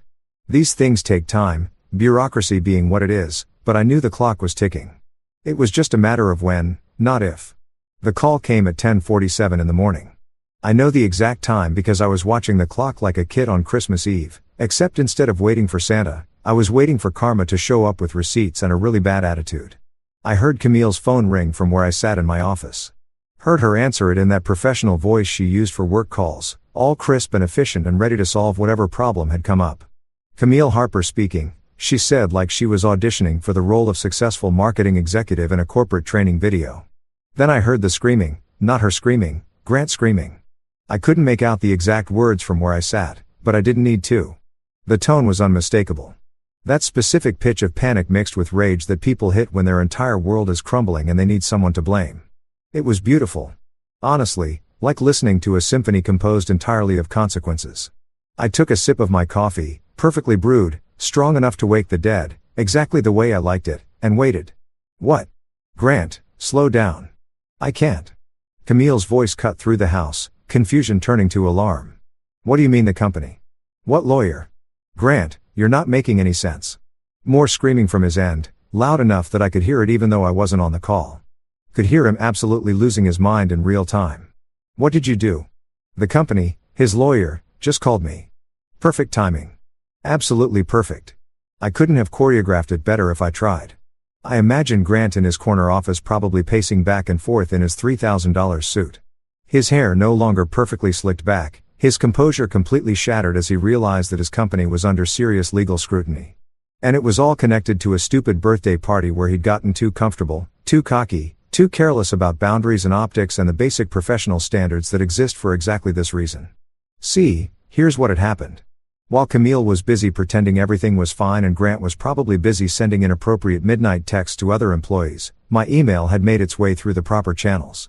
The ethics committee had reviewed the photo, cross-referenced it with the ongoing investigation into Whitmore and Associates and realized they had a major problem.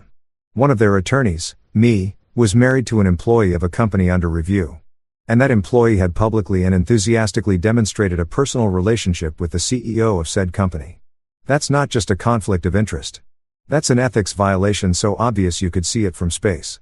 So, they'd done what any responsible legal department would do. They'd escalate.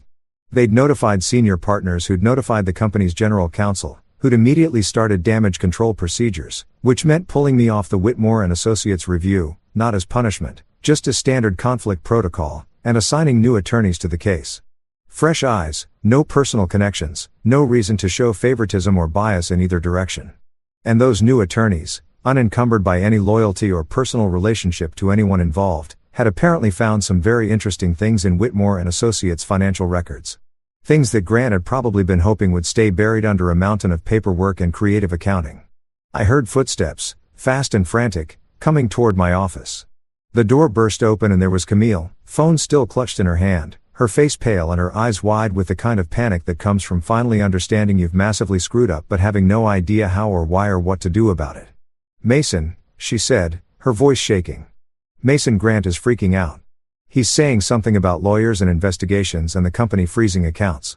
He's saying this is my fault that we," she stopped, swallowed hard, her brain clearly working overtime to connect dots she should have seen coming from a mile away. "What did you do?" I leaned back in my chair, cradling my coffee mug, and gave her my best impression of innocent confusion. "Me? I didn't do anything. Well, nothing illegal anyway. I simply followed protocol. When I realized there might be a conflict of interest between my professional responsibilities and my personal life, I disclosed it to the appropriate parties. That's literally in my job description, Camille. It's what ethical attorneys do when they discover potential conflicts. I'm honestly surprised you're surprised. You're the one who's always talking about integrity and professional standards and doing the right thing, even when it's hard. You reported us." Her voice cracked on the last word, like the full weight of what was happening was finally sinking in.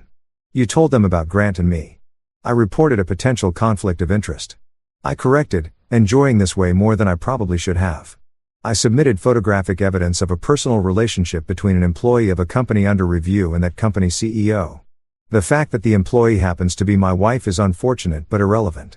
The fact that you chose to make that relationship very public, very obvious, and very questionable in terms of professional boundaries, well, that's on you, sweetheart. I just provided the documentation."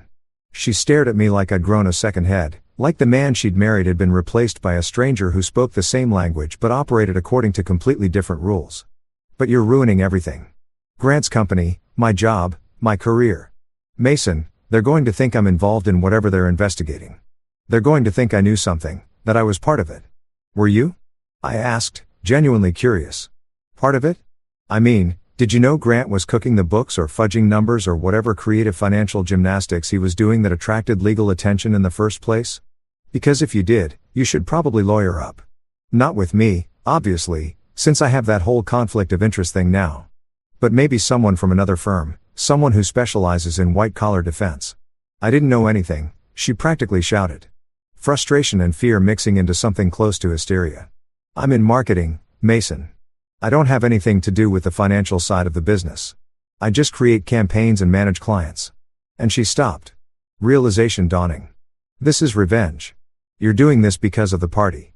Because I invited Grant because you're jealous and petty and jealous. I interrupted, setting my coffee down and standing up, walking toward her until we were face to face. Camille, I'm not jealous. Jealousy requires caring about something enough to want to keep it. What I am is done. Done with being an afterthought in my own marriage. Done with watching you prioritize your boss over your husband. Done with being the guy who stands in the corner at parties while his wife toasts to someone else being her most special guest. This isn't revenge. This is consequences. There's a difference. Her phone rang again. Grant's name flashing on the screen, and she looked at it like it was a live grenade. She didn't answer. Couldn't answer, probably because what was she going to say? How is she going to explain that her husband had just professionally nuked both of them using nothing but proper legal protocol and a well-timed disclosure? The phone kept ringing, insistent and angry, and I could almost hear Grant on the other end screaming into the void, watching his company implode in real time because he'd been too arrogant to maintain appropriate boundaries with his employees. You need to fix this, Camille whispered, her voice small and desperate. Please, Mason, call them back. Tell them it was a mistake. Tell them there's no conflict. Tell them. No, I said simply, returning to my chair and picking up my coffee. I'm not fixing anything. This is the bed you made, Camille. Time to lie in it.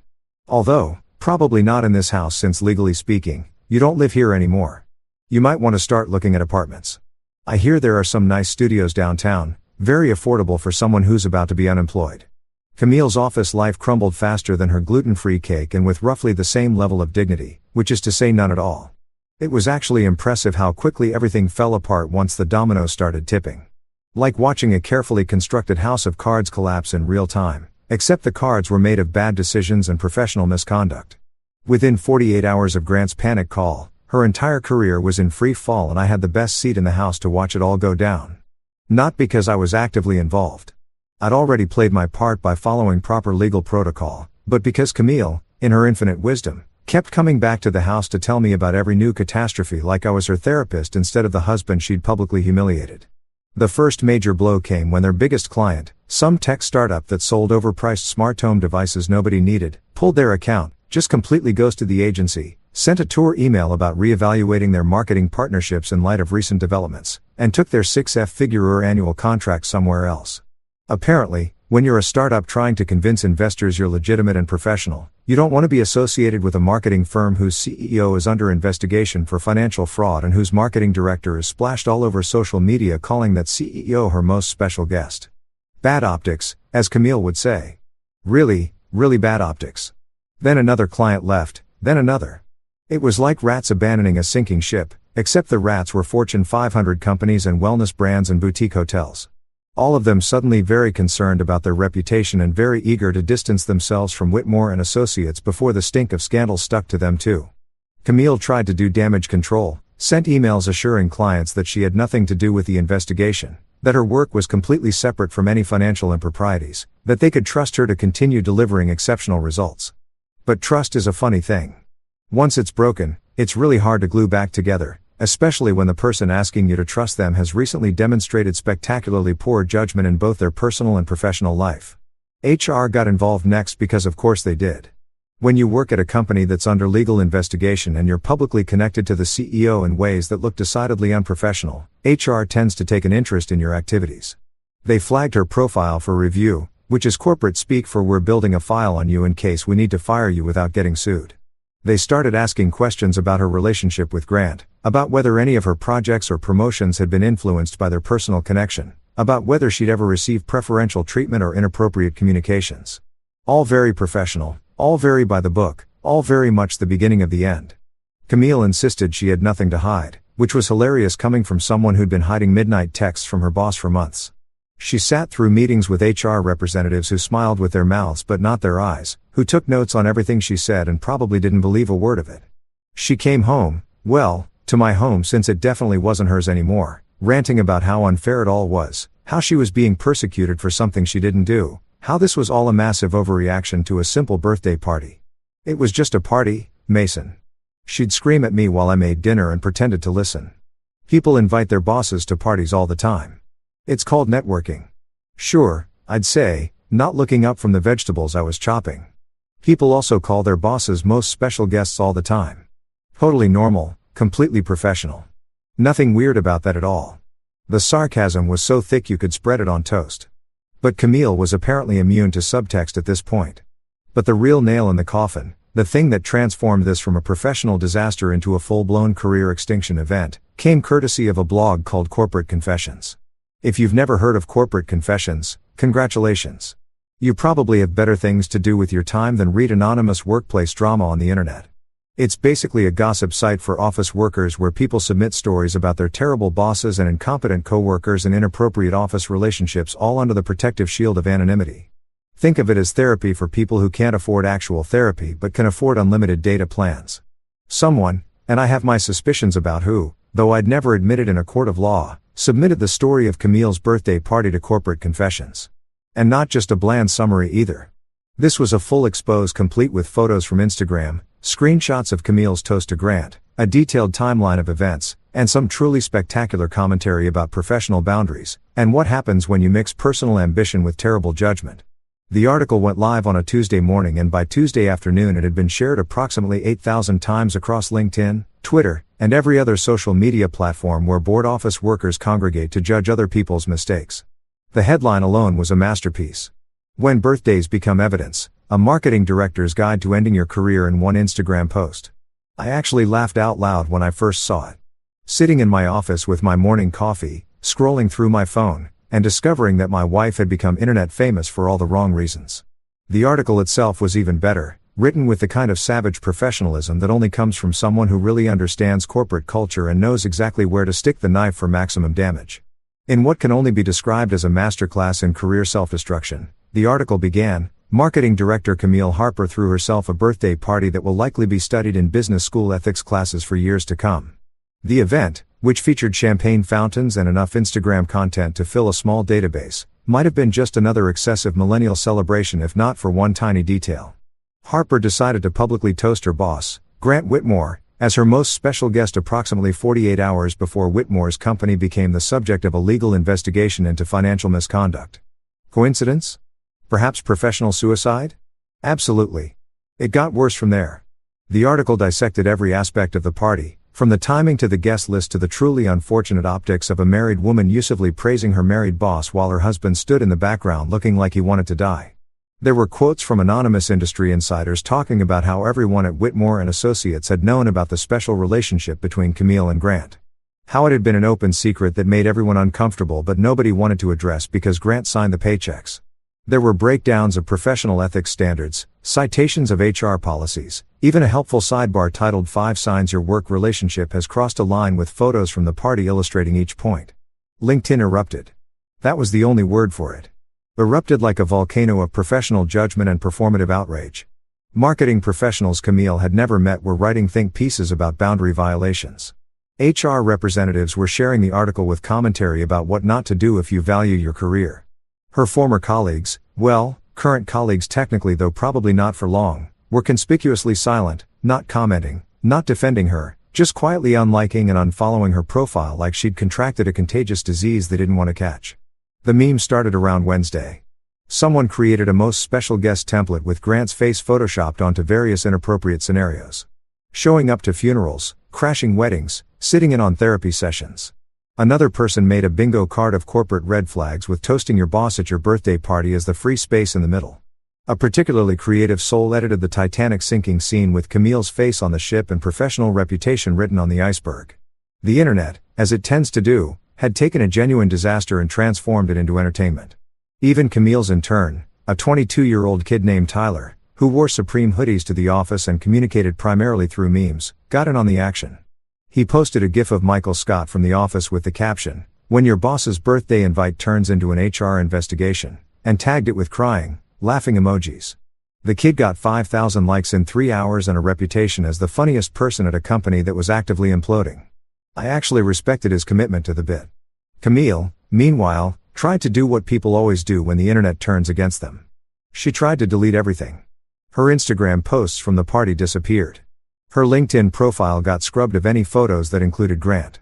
She even tried to get Corporate Confessions to take down the article, threatening legal action for defamation, which just resulted in them posting an update with screenshots of her threatening emails and a new headline. Marketing director threatens blog proves she still doesn't understand how the internet works. She called me during this digital purge, her voice tight with panic and rage. "You ruined my life," she shouted into the phone like I'd personally written the article and forced everyone on LinkedIn to share it. "Everything I've worked for, everything I've built, it's gone. My reputation is destroyed. Nobody will hire me now. This is all your fault." I was at the gym when she called on a treadmill having probably the best workout I'd had in months because stress apparently makes me run faster. "No, darling," I said, not even breathing hard. My tone is casual as if we were discussing the weather. "You did that with good lighting and bad decisions. I just provided the documentation. The internet did the rest. And honestly, they did a better job than I ever could have." That bingo card was particularly inspired. She screamed something incoherent about how I'd betrayed her, how I'd violated her trust, how I was a vindictive who'd orchestrated this entire thing just to hurt her. Then she pivoted to threats. "I'm going to sue you," she declared like she'd just discovered the secret weapon that would solve all her problems. "My lawyer says I have grounds for intentional infliction of emotional distress. You deliberately destroyed my career." I actually stopped running for that, stepped off the treadmill, and took a long drink from my water bottle while she continued ranting. "Please do," I said when she finally paused for breath. "Please, I'm begging you, sue me. Take me to court. Put everything on the public record. We can depose Grant. Get all those midnight texts admitted as evidence. Really air out every detail of your professional mentorship for a judge to examine. And when you lose, because you will lose, I'll bill you for my legal fees, emotional damages, and all the snacks I've been stress eating while watching your career implode. The therapy-grade dark chocolate alone is going to cost you a fortune." Grant showed up at my house the next day looking like he'd just gone 12 rounds with reality and lost every single one. This wasn't the polished sunglasses wearing gift bag carrying corporate peacock who'd strutted into Camille's birthday party like he owned the world. No, this was a man who'd discovered that consequences were real and they had teeth. His eyes were bloodshot red. The kind of red that comes from either crying, drinking, or staring at financial statements that prove you're completely screwed. Possibly all three. His tie was crooked, hanging at an angle that would have made his tailor weep, and his expensive suit looked like he'd slept in it, which he probably had, assuming he'd slept at all. He was breathing like a man who'd just watched his stock portfolio spontaneously combust, heavy and ragged, like his lungs were struggling to process air, and existential dread at the same time. I heard the doorbell ring while I was in the kitchen making my second cup of coffee of the morning, which was quickly becoming my favorite hobby, drinking coffee while watching other people's lives fall apart. It's cheaper than therapy and significantly more entertaining. I glanced at the security camera feed on my phone and almost choked on my Danish when I saw Grant standing on my front porch looking like a before photo in an ad for anxiety medication. This was going to be good. This was going to be really, really good. I briefly considered not answering, just letting him stand out there and marinate in his own panic, but that seemed wasteful. When karma delivers entertainment directly to your doorstep, you don't ignore it. You answer the door with coffee in hand and a smile on your face. I took my time getting to the door, letting him ring the bell twice more, letting him shift his weight from foot to foot like a kid who needs to use the bathroom. When I finally opened it, I didn't say anything. Just stood there sipping my coffee and looking at him with the polite curiosity you'd give a door-to-door salesman trying to sell you something you absolutely don't need. He looked worse up close, like stress had physically aged him about 10 years in the span of a week. There were dark circles under his eyes that no amount of expensive skin care could hide. And his signature slick back hair was falling forward in a way that made him look less powerful executive and more guy who's been pulling his hair out in a panic. "Where is she?" he demanded, his voice cracking slightly. That executive authority he usually carried completely absent. "Where's Camille? I need to talk to her now." He tried to push past me into my house. My house? Not our house? Not his house. Definitely not a place he had any right to enter. But I shifted my weight and blocked the doorway with the casual ease of someone who'd been waiting for exactly this moment. "Well, good morning to you, too, Grant," I said pleasantly, like we were neighbors having a friendly chat about the weather instead of two men on opposite sides of a professional disaster. "Beautiful day, isn't it? Would you like some coffee? I just made a fresh pot. It's that organic fair trade stuff Camille always insisted on buying. Tastes exactly the same as the cheap stuff, but it costs 3 times as much, so you know it's good." "I don't want your coffee," he shouted loud enough that Mrs. Chun from next door probably heard and was already mentally composing the neighborhood Facebook post about it. "I want Camille. Do you have any idea what you've done?" "What she's done?" "The company is falling apart. We're hemorrhaging clients. The board is calling emergency meetings. Lawyers are crawling through every document we've produced in the last 5 years." He stopped breathing hard, his face flushed red with rage and panic and whatever other emotions were fighting for dominance. "This is your fault. You did this." "Did I?" I asked, genuinely curious about his logic. "Because from where I'm standing, I just followed proper legal protocol and disclosed a conflict of interest. Everything that happened after that was just people doing their jobs. Lawyers investigating, clients making business decisions, the internet being the internet. I'm just one guy, Grant. I don't have the power to destroy a company. But you know what does have that power? Fraud. Financial misconduct. Cooking the books while your marketing director publicly celebrates you as her most special guest and creates a paper trail that any first-year law student could follow. That'll do it every time." Camille appeared then, emerging from somewhere inside the house where she'd apparently been hiding or gathering courage or maybe just applying more makeup because she looked camera ready despite the fact that her entire life was imploding.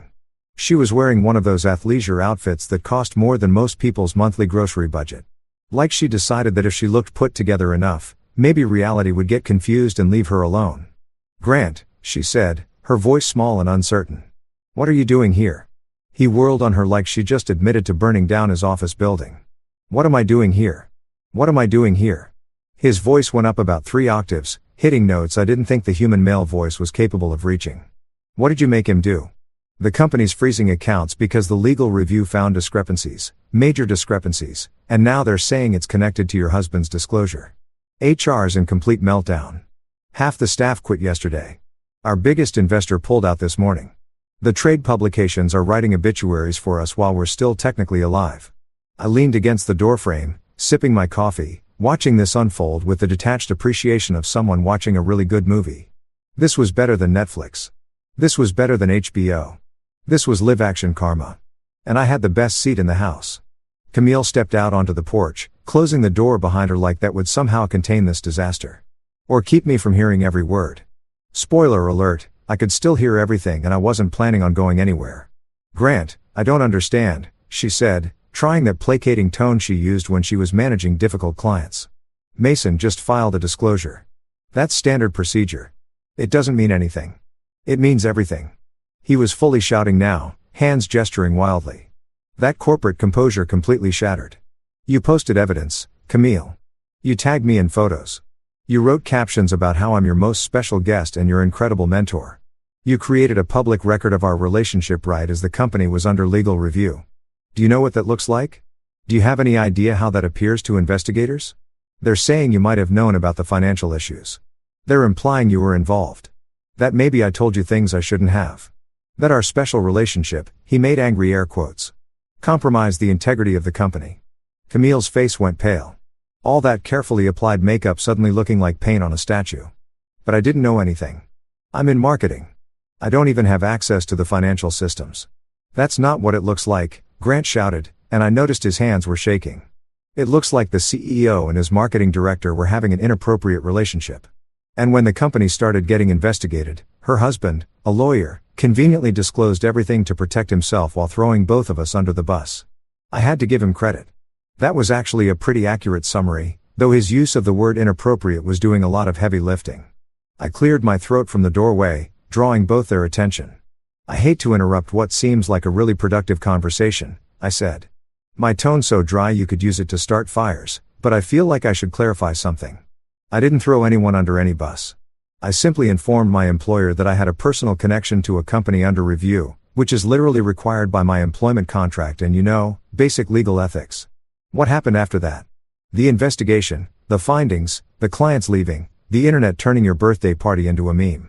That's all just consequences of choices you both made. I'm not the villain in this story. I'm just the guy who pulled the fire alarm when I noticed the building was already burning. Camille turned to look at me, and there was something in her expression I'd never seen before. Genuine horror mixed with a dawning realization that maybe, just maybe, she'd massively miscalculated who she was married to. And what he was capable of. "Mason, please," she said, her voice breaking slightly. "Please fix this. You know people, you have connections. You can make some calls and explain that this is all a misunderstanding. Fix this." I interrupted, genuinely amused by the audacity. "Camille, sweetheart, I'm a corporate attorney, not a wizard. I can't just wave a magic wand and make fraud investigations disappear. I can't unring bells or unpost Instagram photos or convince the internet to forget about the time you publicly declared your boss your most special guest. But you know what? Even if I could fix this, I wouldn't, because I'm on vacation from stupid decisions. Your stupid decisions specifically. I've been enabling them, tolerating them, quietly managing them for 6 years, and I'm done. This is your mess. You made it.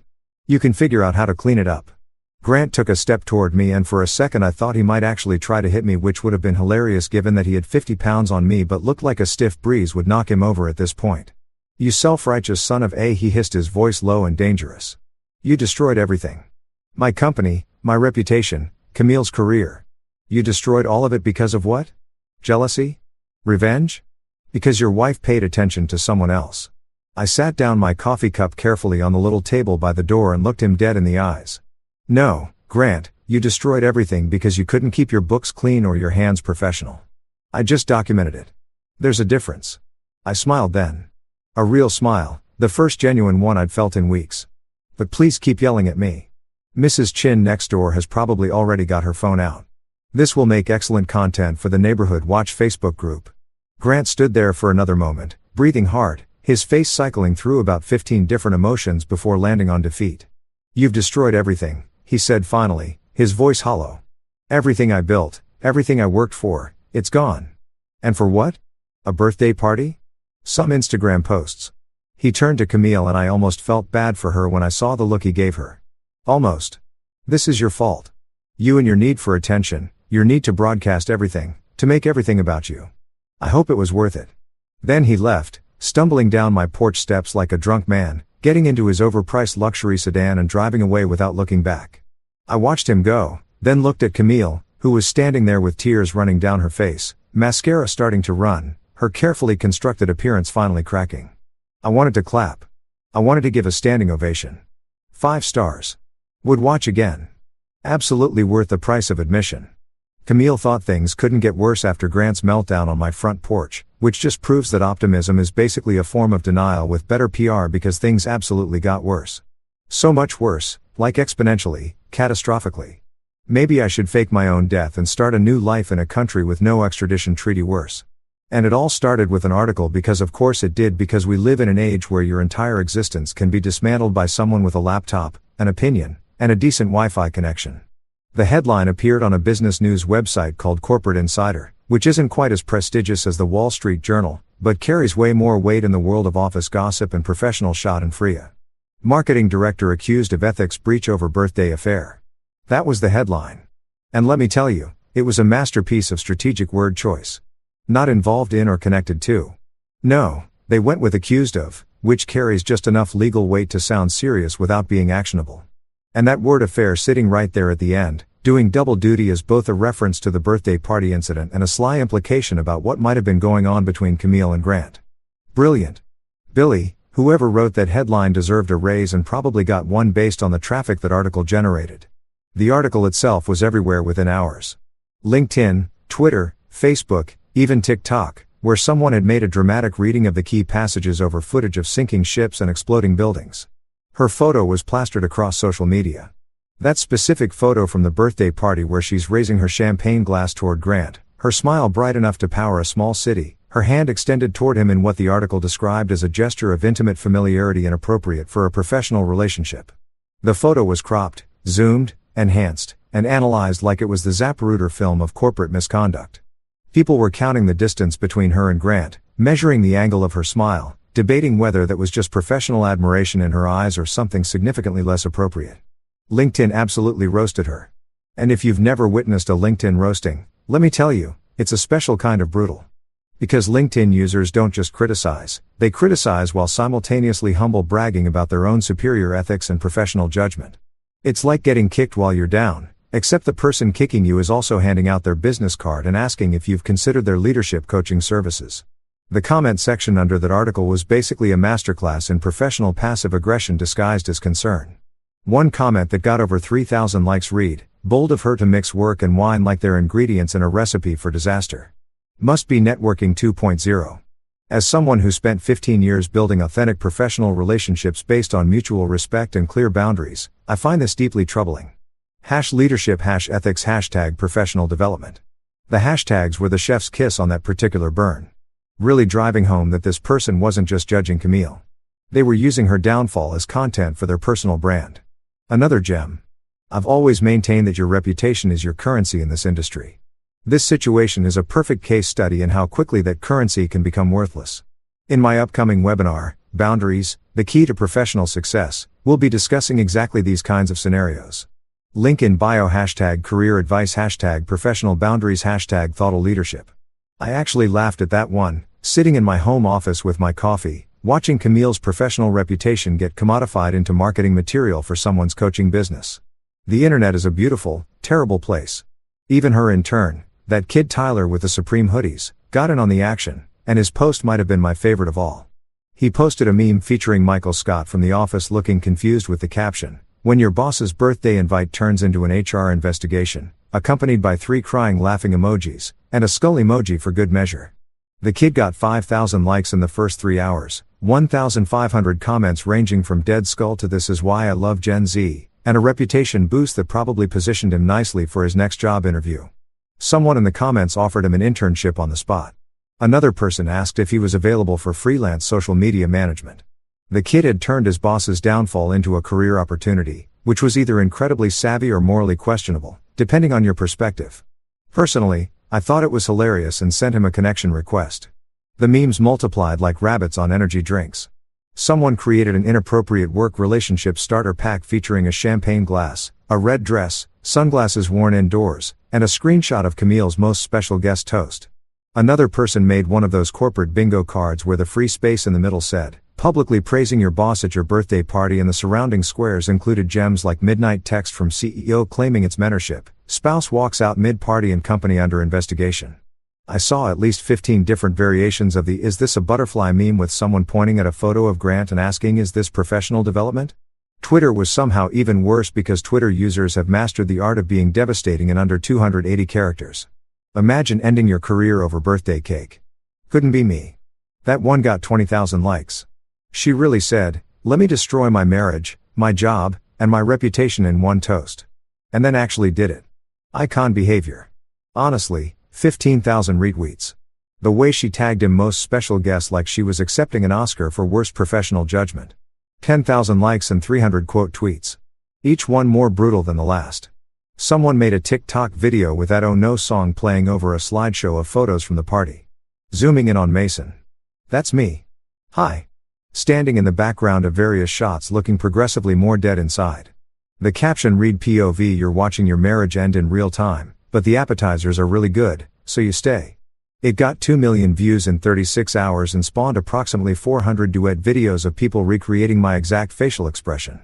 I became a meme without even trying, which is either the height of modern fame or a sign that society has completely lost the plot. Probably both. Camille tried everything to stop the bleeding, which only made it worse because the internet never forgets and it absolutely hates when you try to make it forget. She started by deleting the original Instagram posts from the party, which was cute, but pointless since approximately 300 people had already screenshot them. Those screenshots were now circulating with watermarks and red circles and arrows pointing to every questionable detail. She scrubbed her LinkedIn profile of any photos that included Grant. But someone had archived her entire profile history and posted a before and after comparison with the caption, "The internet remembers a photo essay." She changed her privacy settings on every social media platform. But by then, her accounts had been screenshotted, her posts had been archived, and her digital footprint was preserved for posterity, whether she liked it or not. Then she made the classic mistake that everyone makes when the internet turns against them. She tried to fight back. She posted a statement on LinkedIn against my advice, not that she asked for it, explaining that the party had been a celebration with colleagues and that any implication of impropriety is completely unfounded and hurtful. The post was professional, measured, carefully worded to avoid admitting anything while also attempting to sound reasonable and victimized. It might have worked in a different context, maybe even 5 years ago before social media turned everyone into an amateur prosecutor. But in 2025, posting a defensive statement when the internet has already decided you're guilty is like throwing gasoline on a fire and expecting it to help. The comments started immediately. So, calling your boss your most special guest is just colleague things. Good to know. The impropriety isn't implied. It's explicitly documented in approximately 50 Instagram posts. Ma'am, this is a Wendy's. That last one didn't even make sense in context, but got 800 likes anyway because internet humor operates on its own logic. Her former colleagues maintained radio silence, which spoke volumes in that specifically corporate way where not saying anything says everything.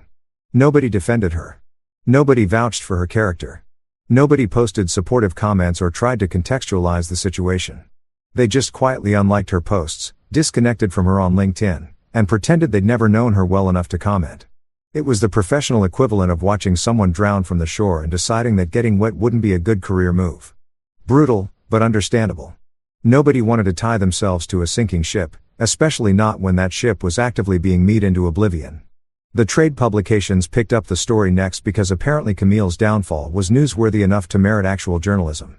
Marketing Week ran a piece titled "When Personal Branding Goes Wrong, Lessons from the Whitmore Scandal." Adage did a feature on the blurred lines between mentorship and misconduct. Even Forbes got in on the action with an article about the hidden costs of workplace relationships that used Camille's situation as the lead example. She'd become a cautionary tale, a teaching moment, a case study in what not to do if you value your career or your sanity or your ability to show your face in professional settings ever again. I watched all of this unfold from the comfort of my home office, my sanctuary, my front row seat to Karma's greatest hits. Camille would come storming in periodically, her phone clutched in her hand like it was a weapon or a lifeline or maybe both, showing me the latest article or meme or comment thread like I was supposed to do something about it. "Look at this," she'd shout, shoving her phone in my face. "They're calling me birthday cake Barbie. There's a whole hashtag. Mason, you have to make this stop." But I couldn't make it stop. And honestly, I wouldn't have even if I could. This wasn't my doing anymore. This was the internet being the internet.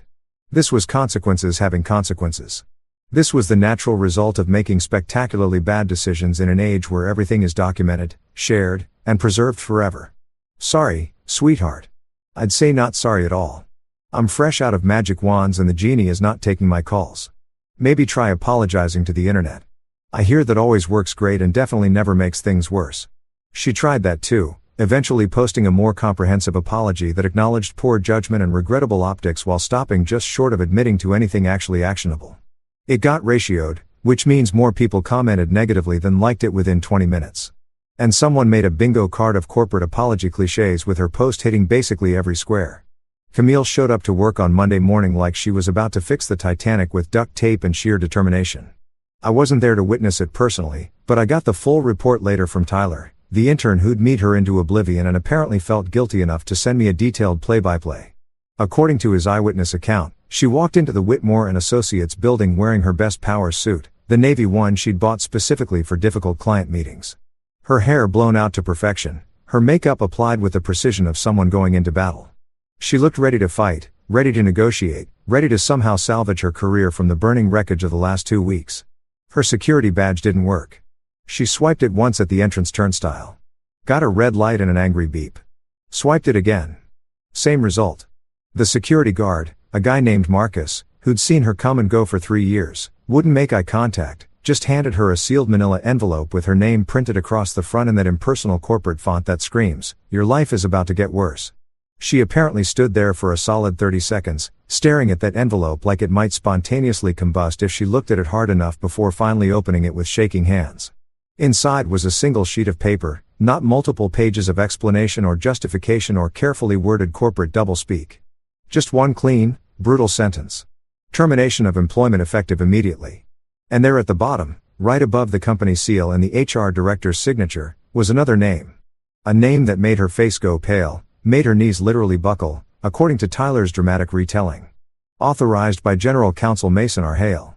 She looked up from the paper, blinking like the letters might rearrange themselves into something different, something less devastating, something that didn't confirm her worst suspicion. "You," she whispered, though I wasn't there to hear it. "You did this," Tyler said. The security guard offered her a tissue box. Marcus, the real MVP of this story, apparently kept emergency tissues at his desk specifically for moments like this. Camille didn't take one. She just stood there staring at my signature, probably realizing that her husband, soon-to-be ex-husband, had just fired her using nothing but proper legal channels and perfectly executed revenge. I offered her silence. It was the kindest thing I could give. That night, Camille came home well to my house, since calling it home implied she still belonged there, and found me packing my suitcase.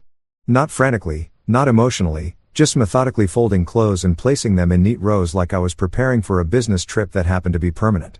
She stood in the doorway, mascara stir, pride shattered. "We can fix this," she whispered, her voice barely audible. I handed her the divorce papers I'd been saving for exactly this moment. "Perfectly drafted, perfectly timed. You already fixed it for me." As I walked past her, rolling my suitcase toward freedom, the doorbell rang. Excellent timing as always. A courier stood there holding an official-looking envelope, which he handed directly to Camille. She opened it with trembling hands, her eyes scanning the document before her knees gave out entirely. Legal notice. Repayment of performance bonuses totaling $130,000. Issued based on fraudulent company earnings under Grant Whitmore's direction. Due immediately. I stepped over her literally and walked to my car without looking back. No screaming, no dramatic speeches, no movie-worthy confrontations, just peace. Because some men destroy you with rage and violence and public spectacles. I prefer invoices and silence. That brings this story to an end. Honestly, a pretty interesting one if you ask me. Let me know your thoughts down below, and let's start with the next one right away. This one is titled, "I was cutting vegetables when my daughter tugged my arm. Daddy, can I stop taking the pills Grandma gives me?" My blood ran cold. My mother-in-law always said they were good for her. Trying not to panic, I told my daughter to bring me the bottle. When the doctor checked it, his face turned ghost white. He slammed the bottle on the table and shouted, "Do you know what this is? Why is she taking this? Who gave it to her, and why?" The late afternoon sun filtered through the kitchen window of the small two-bedroom apartment, casting pale rectangles of light across the worn linoleum floor. Kevin Ward stood at the counter, the rhythmic sound of his knife against the cutting board filling the quiet space. Carrots first, then celery, then the bell pepper he grabbed on sale at the grocery store that morning. He moved with the practiced efficiency of a man who'd learned to cook out of necessity rather than passion. Behind him, Leia hummed softly as she arranged her collection of toy animals on the living room carpet.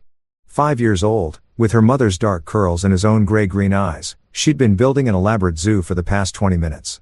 Kevin glanced over his shoulder, watching her place a plastic giraffe next to a stuffed elephant. Her small hands moving with careful deliberation. Pineford, Minnesota, wasn't much of town. Population barely cracking 4,000. It was the kind of place where everyone knew your business before you did, where the diner on Main Street still served coffee and chipped mugs and the hardware store closed at 5 on the dot. Kevin had grown up here, left for college in Minneapolis, and returned when Claire got pregnant. They planned to stay just a few years, save money, then move somewhere with better opportunities. That was 7 years ago. 2 years ago, Claire had been driving home from her shift at the elementary school when a pickup truck ran a red light at the intersection of Highway 71 and Pine Avenue. The doctors said she wouldn't have felt anything. Kevin didn't find much comfort in that. "Daddy." He turned, knife still in hand. Leia stood at the edge of the kitchen, one small hand gripping the doorframe, her expression uncertain. "Yes, sweetheart." She shifted her weight from foot to foot, a gesture he recognized as nervousness. "Can I ask you something?" Kevin set down the knife and wiped his hands on the dish towel hanging from the oven handle. "Of course. What's up?" Leia took a step closer, then another, until she was standing right beside him. She reached up and tugged gently on his sleeve, her voice dropping to nearly a whisper. "Can I stop taking the pills Grandma gives me?" Kevin felt something cold settle in his stomach. He crouched down until they were eye level, placing his hands gently on her shoulders. "What pills, honey?" "The white ones." Ila's eyes were wide, earnest. "She says, they help me be calm. But Daddy, they make me so sleepy even when it's not bedtime." The cold feeling spread through Kevin's chest. He kept his voice steady even as his pulse began to hammer in his ears. "When does Grandma give you these pills?" "When she picks me up from kindergarten on Wednesdays and sometimes on Saturdays when she visits." Ila's lower lip trembled slightly. "I don't like them. They make everything feel fuzzy." Kevin's mind raced. Donna Halberg, Claire's mother, had been visiting regularly since the funeral. At first, Kevin had been grateful for the help. She'd pick Leia up from school when his shifts at the county planning office ran late, watch her on occasional weekends, bring over casseroles and side dishes when Kevin was too tired to cook. But over time, the help had started to feel less like assistance and more like interference. Donna had opinions about everything. The way Kevin dressed Leia, the food he fed her, the bedtime he'd established. She'd been a nursing aide for 30 years before retiring, and she wielded that experience like a badge of authority, constantly suggesting vitamins, supplements, dietary changes. Kevin had largely ignored it, writing it off as a grandmother's overprotectiveness, trying to keep the peace for Leia's sake. But this was different. This was medicine. "Leia," Kevin said carefully, "do you know where these pills are right now?" She nodded. "In my backpack. Grandma puts them in a little bottle and tells her to keep them safe." Kevin stood up, his jaw tight. "Can you show me?" Leia led him to the front closet where her purple backpack hung on a low hook. She unzipped the front pocket and pulled out a small amber prescription bottle, the kind you'd get from any pharmacy. Kevin took it from her, his hand steady despite the anger beginning to build in his chest. The label was printed clearly. Donna Halberg. Lorazepam 1 gram. Take as needed for anxiety. Kevin stared at the bottle. Lorazepam. He wasn't a doctor, but he heard of it. It was a benzodiazepine, an anti-anxiety medication, an adult medication. And his 5-year-old daughter had been taking it. He unscrewed the cap and counted the pills. 8 left. The prescription had been filled 3 weeks ago for 30 tablets. That meant 22 were gone. "How many does Grandma give you at a time?" he asked, keeping his voice calm. "Just one," Leia said. "But sometimes twice in one day if she says I'm being difficult." Kevin felt his vision narrow the way it did when he was trying very hard not to lose control. He took a slow breath, then another. When he spoke, his voice was gentle. "You're not in trouble, sweetheart. You didn't do anything wrong, but I need you to get your shoes on.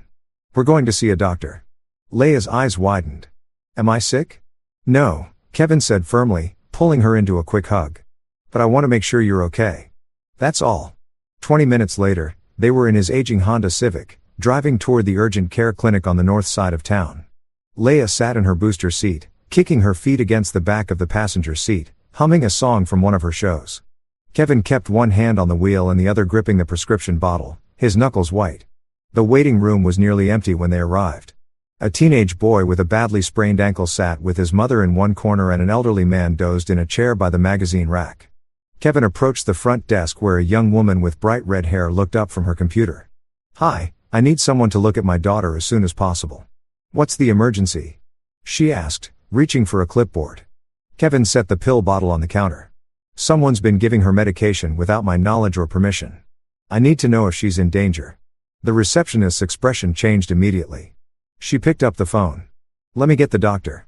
Within 10 minutes, they were in an exam room. Dr. Harding arrived shortly after. A man in his early 50s with graying hair and wire-rimmed glasses. Kevin knew him by reputation.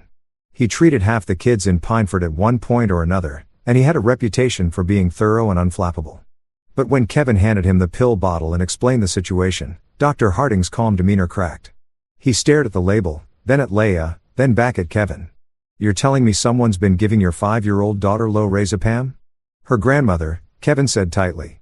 "Without my knowledge." Dr. Harding's jaw clenched.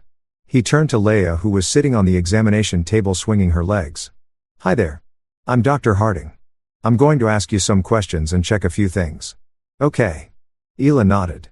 The examination took 30 minutes. Dr. Harding was thorough, checking her heart rate, her reflexes, her breathing. He asked her gentle questions about how she'd been feeling, whether she'd experienced any dizziness or nausea, whether she'd had trouble waking up in the mornings. When it was over, he gestured for Kevin to step outside the room. They stood in the hallway, the fluorescent lights humming overhead. "Kevin," Dr. Harding said quietly, "this is a sedative used primarily for adult anxiety disorders and certain neurological conditions. In higher doses, it's used pre-surgery. A child Leia's age should never under any circumstances be taking this medication." Kevin's hands curled into fists at his sides. "Is she in danger?" "She's showing mild symptoms. Lethargy, slower reaction times, some cognitive fogginess, but she's young and resilient. The good news is that if she stops taking it now, these effects should reverse." Dr. Harding paused, his expression grave. "However, if she'd continued taking it, Or if the dosage had been increased, we'd be looking at serious respiratory issues, potential developmental delays, and significant risks to her central nervous system. Kevin felt the anger surge through him like a physical force. He pressed his palms against the wall, trying to steady himself. Who would do this to a 5-year-old child? The bigger question, Dr. Harding replied, is why? This isn't just negligence, Kevin. This is deliberate. Someone made a conscious choice to give your daughter prescription medication without your consent. Kevin turned to look at the doctor. I need you to document everything. Write it all down. I need an official record. Dr. Harding nodded slowly. I'll prepare a full report. And Kevin, I'm required by law to report this. You understand that, right? Good. Kevin said. Report it. They drove home in silence. Leia fell asleep in her car seat before they even left the parking lot. Her head lolling to one side, her breathing slow and deep, too deep for a child her age. After a late afternoon nap, Kevin carried her inside and laid her gently on her bed. He removed her shoes, pulled the blanket up to her chin, and sat down in the chair beside her bed. The same chair he'd sat in when she'd had nightmares after Claire died. The same chair he'd occupied through countless bedtime stories and whispered conversations about missing mommy. He watched her sleep, his mind racing. Donna had done this deliberately. She'd taken prescription medication meant for herself and given it to a child. She'd lied to Leia, telling her the pills would help her be calm. She'd put his daughter at risk. Why? Kevin had tolerated Donna's interference because he thought it came from a place of grief and concern. Claire had been her only daughter. Losing her had broken something in Donna, just as it had broken something in him. He'd made allowances, tried to be understanding, tried to maintain a connection for Ila's sake. But this crossed a line that couldn't be uncrossed. He stayed beside Leia's bed until well past midnight, watching the slow rise and fall of her chest, listening to the soft sounds of her breathing. She slept too soundly, too still, like something precious being slowly drained of life. Kevin made himself a promise in that quiet darkness. He was done being polite. He was done making allowances. Donna had endangered his child, and he would not let that stand. When he finally rose from the chair and walked to his own bedroom, his mind was already working through his next steps. He wouldn't act rashly. He wouldn't confront her in anger. It would be deliberate, strategic, and absolutely unyielding because this wasn't about forgiveness or family unity or keeping the peace. This was about protecting his daughter, and Kevin would do whatever it took. The next morning was Sunday. Kevin woke early, made breakfast, and waited until Leia was settled in front of the television with her cartoons before he got in his car and drove to Donna's house. She lived in a small ranch-style home on Birchwood Lane, a neat beige structure with white trim and a well-maintained lawn. Claire had grown up in that house. Kevin had spent countless dinners there during their dating years, holidays and birthdays and ordinary Sundays. He'd sat at that kitchen table and asked Donna's permission to marry her daughter. Now, as he pulled into the driveway, all he felt was cold determination. Donna answered the door wearing a cardigan and slippers. Her gray hair pulled back in a loose bun. She smiled when she saw him, the same soft grandmotherly smile she always wore. Kevin, this is a surprise. Is Lila with you? No, Kevin said. I need to talk to you. Something flickered in Donna's expression, but the smile stayed in place. Of course. Come in. We can talk here, Kevin said, not moving from the front step. The smile faltered slightly. What's this about? You look upset. You gave Lila sedatives. The words hung in the air between them. Donna's expression froze, her eyes widening just a fraction before she regained her composure. I don't know what you're talking about. Don't lie to me, Donna. Kevin's voice was quiet, controlled. I found the bottle in her backpack. Lorazepam, your prescription? 22 pills gone in 3 weeks. Donna's hand tightened on the doorframe. Kevin, I think you're confused. I may have given her some mild calming supplements, something natural, but stop lying. The sharpness in his voice made her flinch. The soft grandmother mask slipped just for a moment, and Kevin saw something else underneath, something colder. Well, Donna said, her tone shifting, becoming defensive. Ila has been difficult lately. More emotional, more resistant. You don't always see it because you're at work. I'm just trying to help manage her behavior. You should be grateful. Kevin stared at her. You could have harmed her. Do you understand that? You could have seriously hurt my daughter.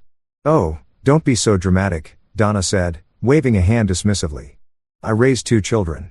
I worked in healthcare for 30 years. I know exactly what I'm doing.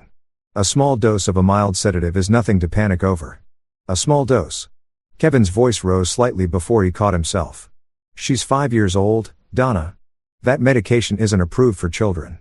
Dr. Harding said she could have developed respiratory problems, cognitive issues. Dr. Harding is overly cautious, Donna interrupted. These doctors today, they're also paranoid about everything. Back when I was working, we had common sense about these things. Kevin felt a strange detachment settle over him as if he were watching the conversation from somewhere outside his own body. He studied Donna's face, the tight set of her mouth, the defensive angle of her shoulders, the complete absence of guilt or remorse in her eyes. This wasn't a grandmother who'd made a mistake. This was someone who believed she'd done nothing wrong. "You're not to come near Leia again," Kevin said quietly. Donna's expression hardened. "Excuse me? You heard me. No visits, no phone calls, no contact of any kind." "You can't do that," Donna said, her voice rising. "She's my granddaughter. I have a right. You have no rights." Kevin cut her off. "You forfeited them when you decided to drug a child. How dare you?" Donna's face flushed red. "I've been there for you since Claire died. I've helped you, supported you, done everything I could for that little girl, and this is how you repay me." Kevin looked at her for a long moment. Really looked at her behind the indignation and the wounded grandmother act. He saw something he'd been too grief-stricken to notice before. A calculating quality, a coldness that had nothing to do with loss or love. He turned and walked back to his car without another word. Behind him, Donna called out, "You're making a mistake, Kevin. You need me. You can't do this alone." But Kevin was already in the driver's seat, starting the engine, pulling away from the house where his wife had grown up. He didn't look back.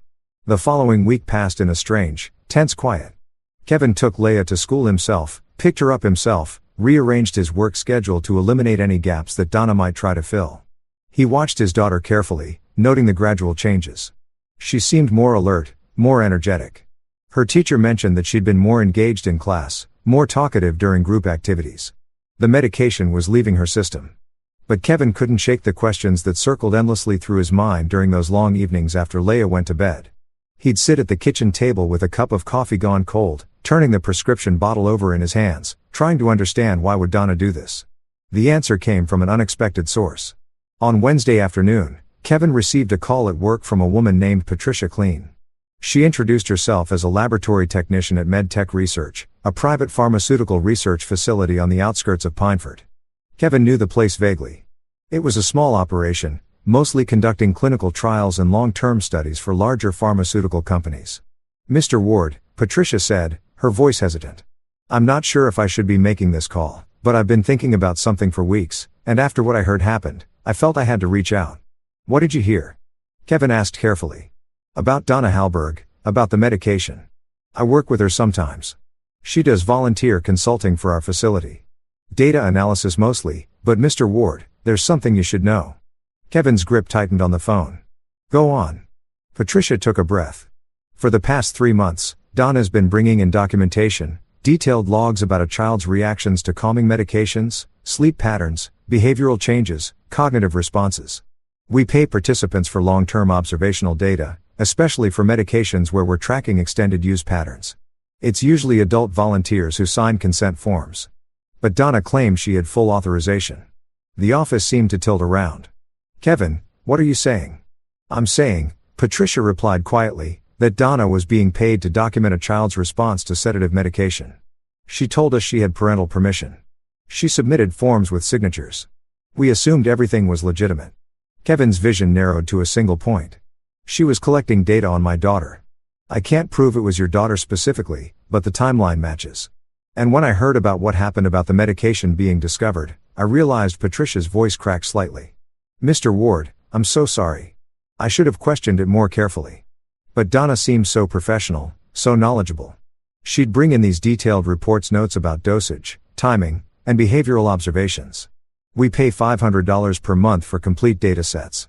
$500 a month." Kevin set the phone down on his desk and pressed his palms against his eyes. The pieces fell into place with horrible clarity. This wasn't about helping Leia be calm. This wasn't about managing difficult behavior. This wasn't even about some misguided grandmotherly concern. Donna had been using his daughter as a research subject.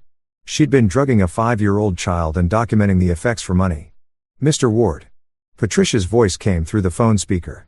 "Are you still there?" Kevin picked up the receiver. His voice came out steady, almost calm. "I need you to save every piece of documentation you have, every log, every payment record, every form Donna submitted. Can you do that? Yes, Patricia said immediately. Yes, I can. And I need you to write down exactly what you just told me. Dates, amounts, everything. I will.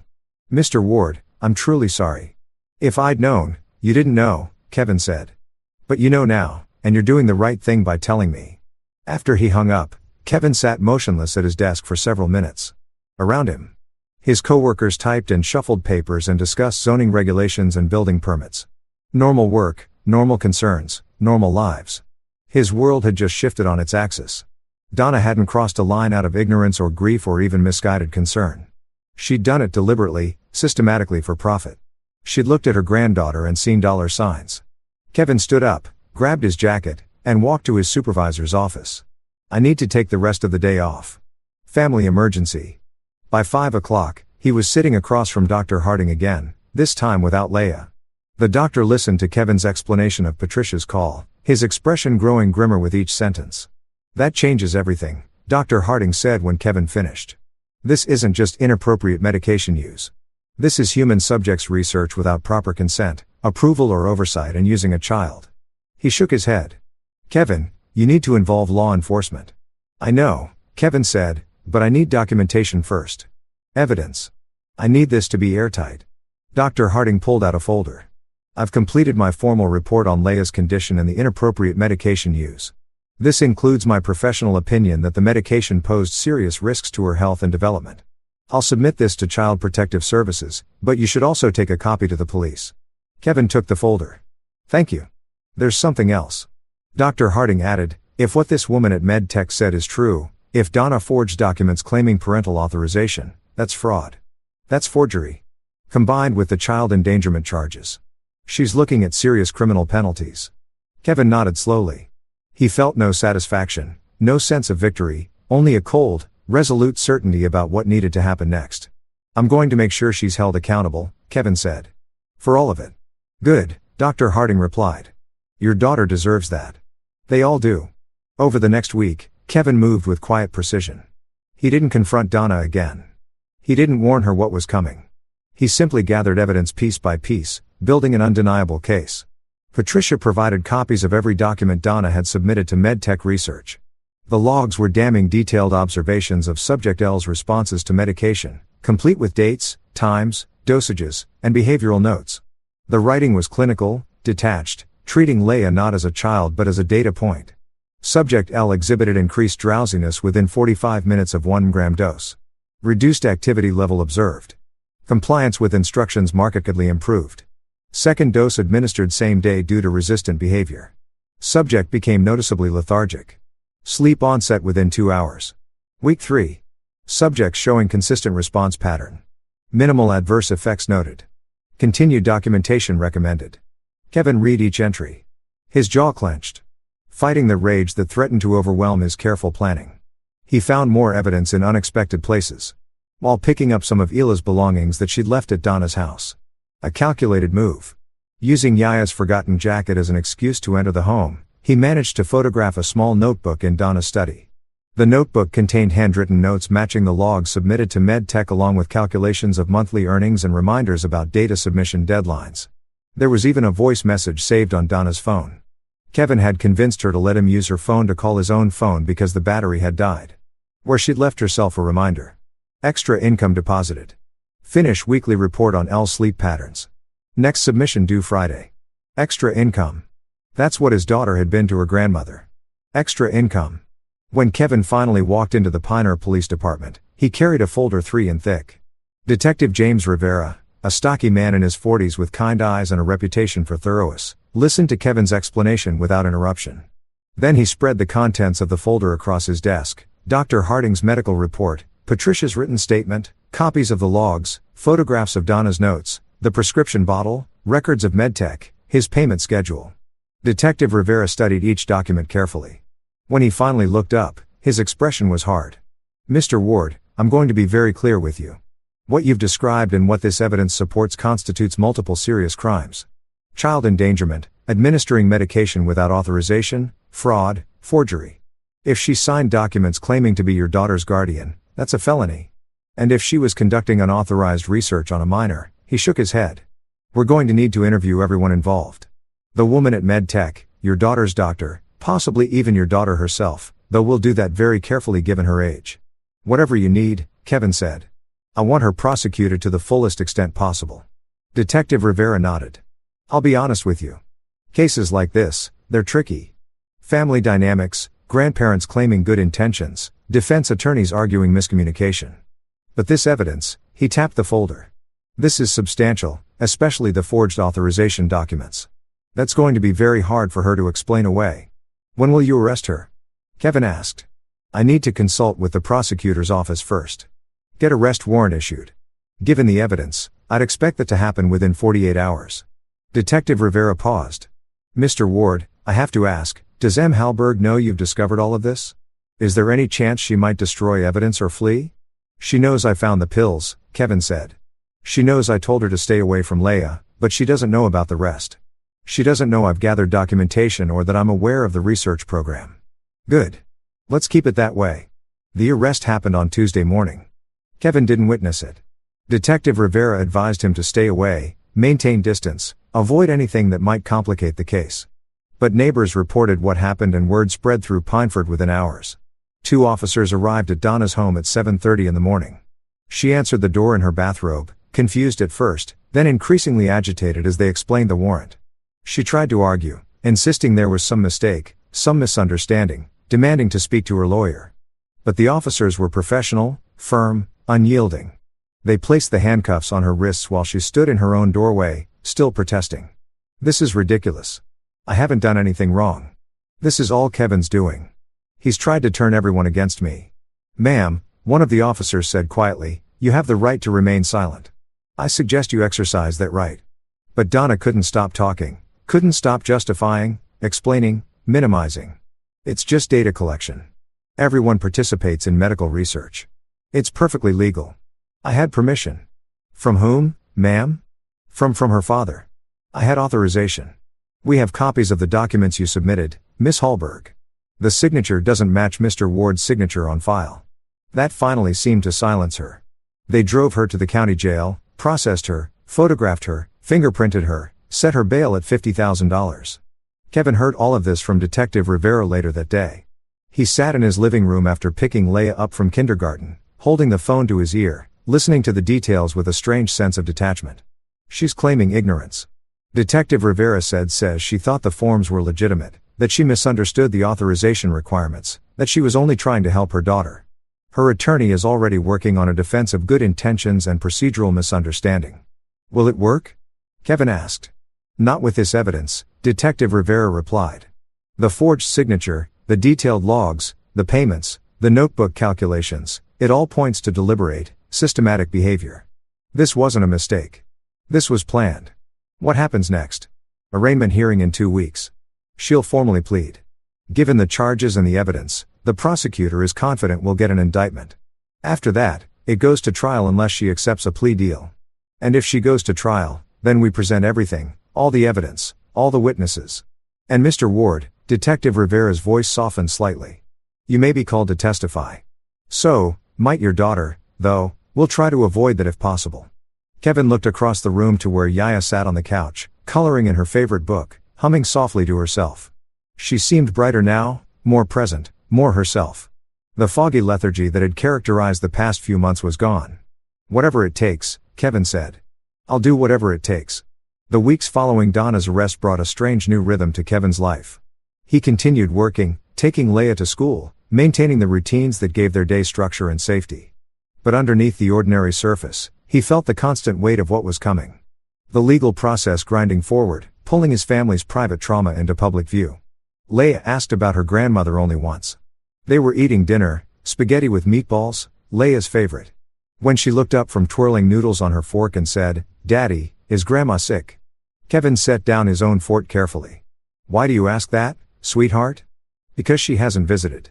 And usually when people don't visit, it's because they're sick." Like when Mommy was in the hospital, Kevin felt his throat tighten. Leia had been 3 when Claire died, and her memories of that time were fragmented, confused. She remembered the hospital, the hushed conversations, the adults crying. She'd asked about mommy every day for months afterward, and Kevin had answered as honestly as he could without crushing her with the full weight of death. Now, he chose his words with the same careful precision. Grandma isn't sick, he said gently. But she made some mistakes. She did things that weren't safe, things that could have hurt you. So, she's not going to be visiting for a while, maybe for a long time. Leia considered this, her young face serious. Is it because of the pills? Kevin's chest itched. Yes, baby. It's because of the pills. Okay, Leia said simply. Then she went back to her spaghetti, apparently satisfied with the explanation. Children, Kevin thought, had a remarkable capacity for accepting the truth when it was given to them clearly. It was adults who complicated things, who layered on justifications and excuses and rationalizations until the truth became unrecognizable. The investigation expanded in ways Kevin hadn't anticipated. MedTech research came under scrutiny from the state medical board. Investigators discovered that the company's protocols for participant recruitment and authorization verification were dangerously lax. Patricia's testimony revealed that Donna had been submitting data for months before anyone questioned the legitimacy of the consent forms.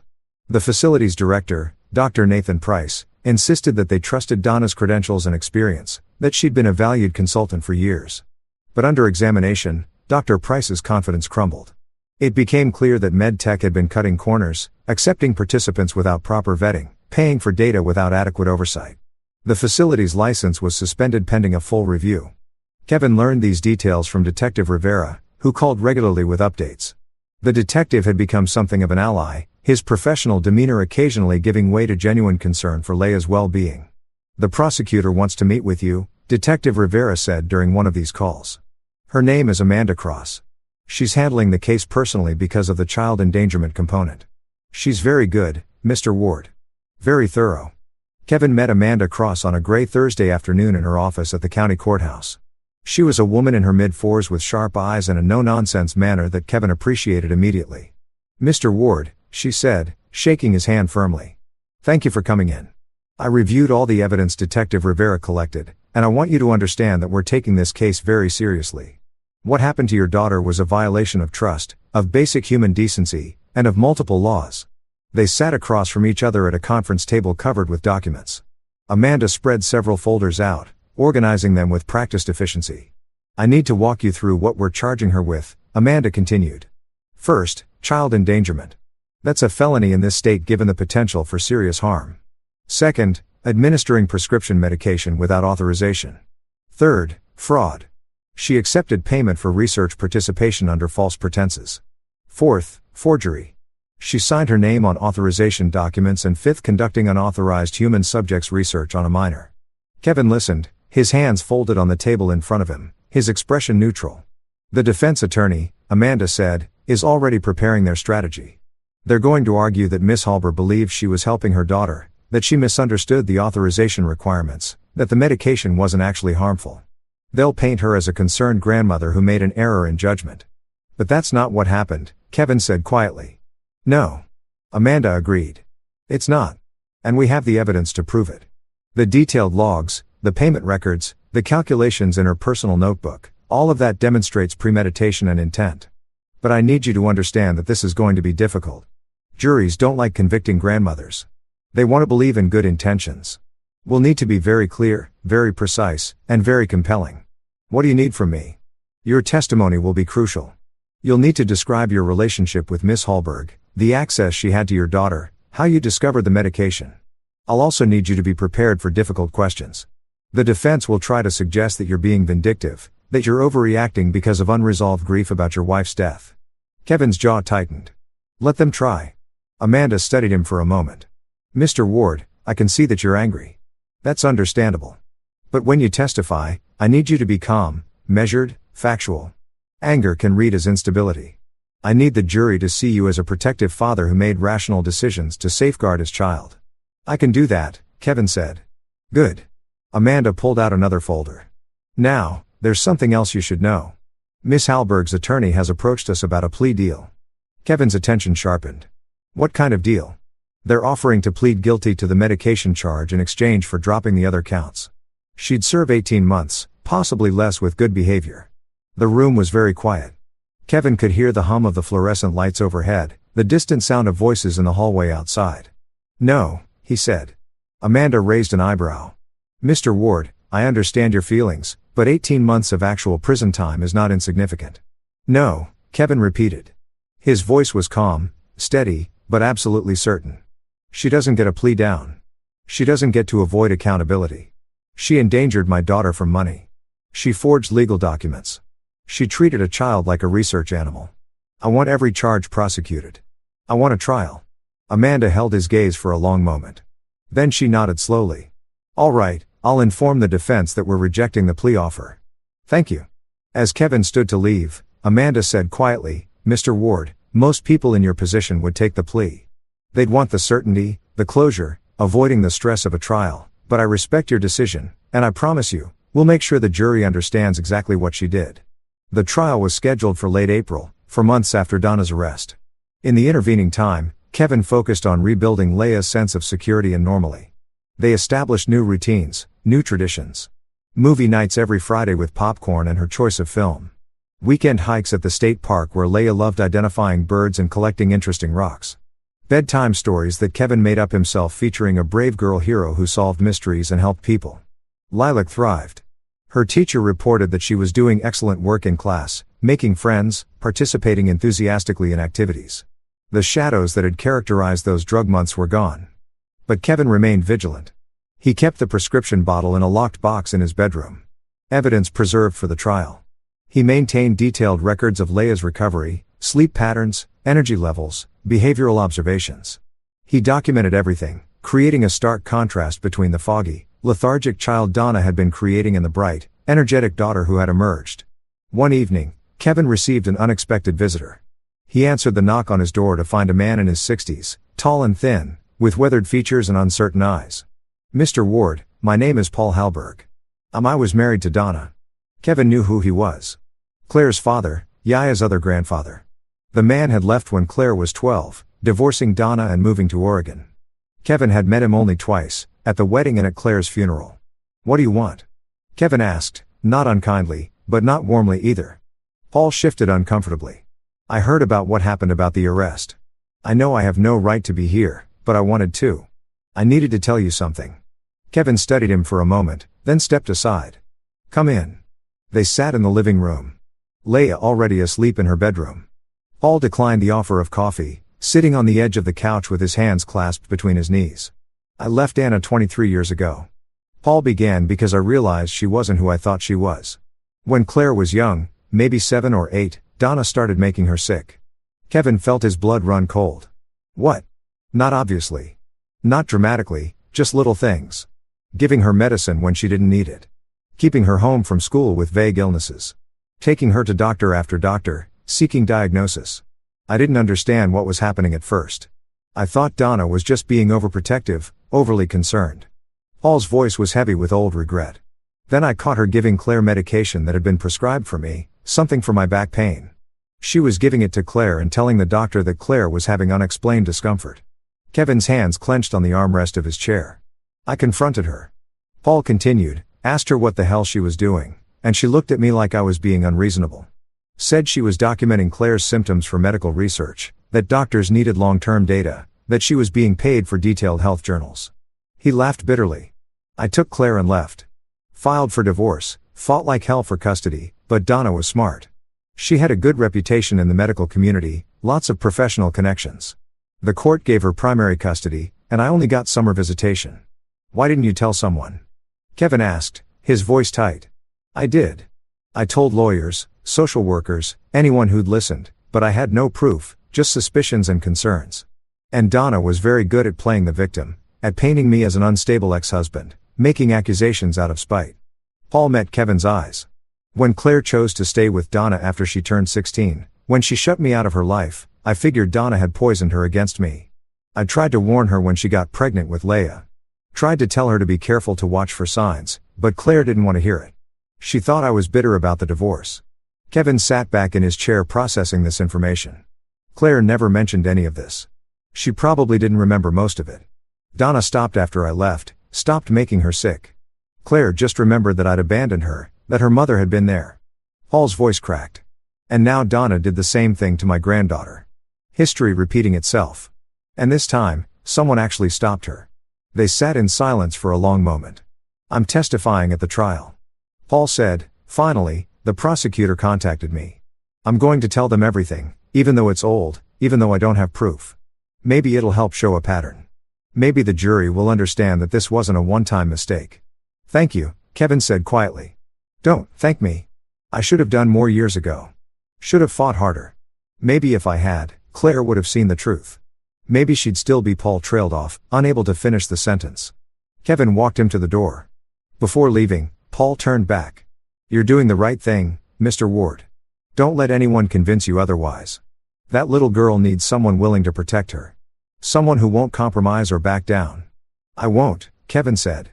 I promise you that. As the trial date approached, Kevin received a call from an investigator working for the prosecution. Her name was Sophie Turner, and she specialized in cases involving medical fraud and child welfare. Mr. Ward, Sophie said, I've been digging into Ms. Hallberg's background and I found some interesting information.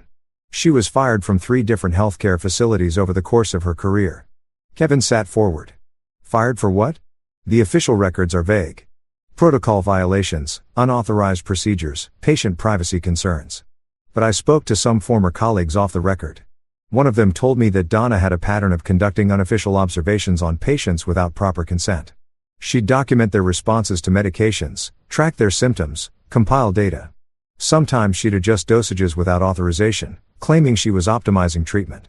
Why wasn't she reported to the medical board? She was twice. But the complaints were difficult to substantiate.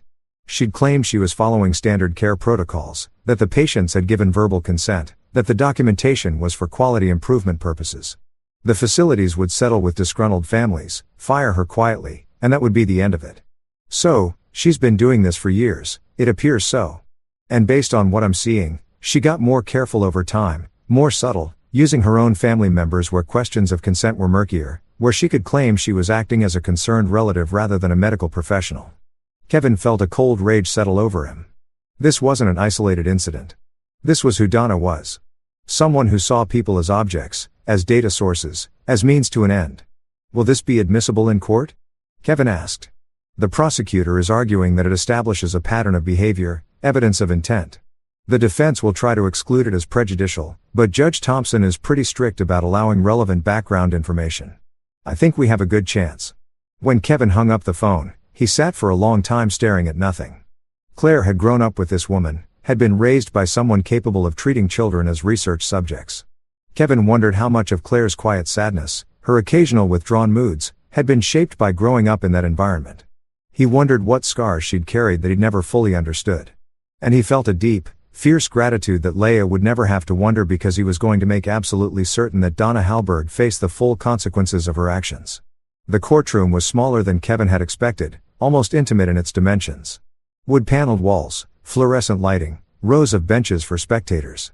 He sat behind the prosecution table with Leah's stuffed owl in his jacket pocket, a small reminder of what he was fighting for. Jury selection had taken 2 days. The final panel consisted of 7 women and 5 men, ranging in age from their late 20s to early 70s. Kevin watched them carefully during the opening statements, trying to read their expressions, their body language, their reactions to the evidence being outlined. Amanda Cross stood before them, her voice clear and measured. Ladies and gentlemen of the jury, this case is about trust, about the sacred bond between a grandparent and a grandchild, about what happens when that trust is violated in the most fundamental way possible. She paused, letting the word settle. Donna Hallberg didn't make a mistake. She didn't have a lapse in judgment. She made a calculated, deliberate decision to use her own granddaughter as an unwitting participant in medical research, administering prescription medication without consent or authorization, documenting the effects and accepting payment for the data she collected. She turned a 5-year-old child into a source of income. The defense attorney, a man named Robert Shunn, tried a different approach.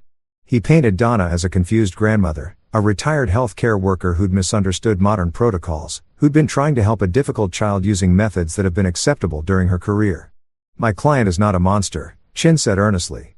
She's a grandmother who loved her granddaughter, who stepped in to help after her daughter's tragic death, who used her medical knowledge to address behavioral concerns.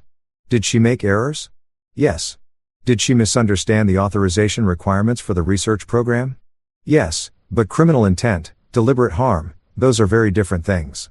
Kevin listened without expression. The trial unfolded over the course of 3 weeks. Dr. Harding testified first, explaining in clinical detail the dangers of giving lorazepam to a 5-year-old child. He described Yaya's symptoms when she'd been brought to urgent care, the potential risks she'd faced, the developmental concerns that could have resulted from continued exposure. In my professional opinion, Dr. Harding said clearly, the administration of this medication to a child of Leia's age constituted a serious threat to her health and well-being. The dosage, the frequency, the lack of medical supervision, all of it was profoundly inappropriate. Patricia Klein testified next nervously but honestly. She brought the logs, the payment records, the documentation of data submissions. She explained MedTech's research program, the consent requirements, the assumption that Donna had proper authorization. She seemed so professional, Patricia said, so knowledgeable. She'd bring in these detailed reports perfectly formatted, clearly written. We had no reason to doubt her. Did you ever verify that she had parental authorization? Amanda asked. Patricia's voice dropped. No, we accepted the forms she submitted. We didn't check the signatures. The forged authorization documents were entered into evidence. A handwriting expert testified that the signature didn't match Kevin's verified signature, that the writing pressure and letter formation were distinctly different. Paul Halberg testified about his experiences with Donnie years earlier, about his suspicions regarding Claire's childhood illnesses, about the pattern of behavior he'd observed. The defense objected repeatedly, arguing that events from decades ago weren't relevant to current charges, but Judge Thompson allowed the testimony as background information. I try to warn people, Paul said, his voice thick with regret. But I couldn't prove anything then. Maybe now with this evidence, people will finally understand what she is. Then it was Kevin's turn. He walked to the witness stand with steady steps, placed his hand on the Bible, swore to tell the truth, sat down and faced the courtroom. The jury, the judge, Donna, sitting at the defense table with her hands folded and her expression carefully neutral. Amanda asked him to describe his relationship with Donna, the access she'd had to Leia, the discovery of the medication. Kevin spoke calmly, factually, without embellishment or dramatics. He described finding the pill bottle, Yaya's explanation of the medication's effects, the drive to urgent care. He described his confrontation with Donna, her defensive responses, her complete lack of remorse. When I told her she could have harmed my daughter, Kevin said, his voice level. She told me I was being dramatic. She said she knew what she was doing. She said I should be grateful. Did Ms. Halberg ever apologize? Amanda asked. No, not once. Did she ever express concern for Leia's well-being? No, only concern about being accused of wrongdoing. Chun cross-examined him carefully, trying to suggest that Kevin was overreacting, that his grief over his wife's death had made him paranoid, that he'd misinterpreted Donna's intentions. Isn't it true, Mr. Ward, that Miss Halberg provided significant help after your wife died?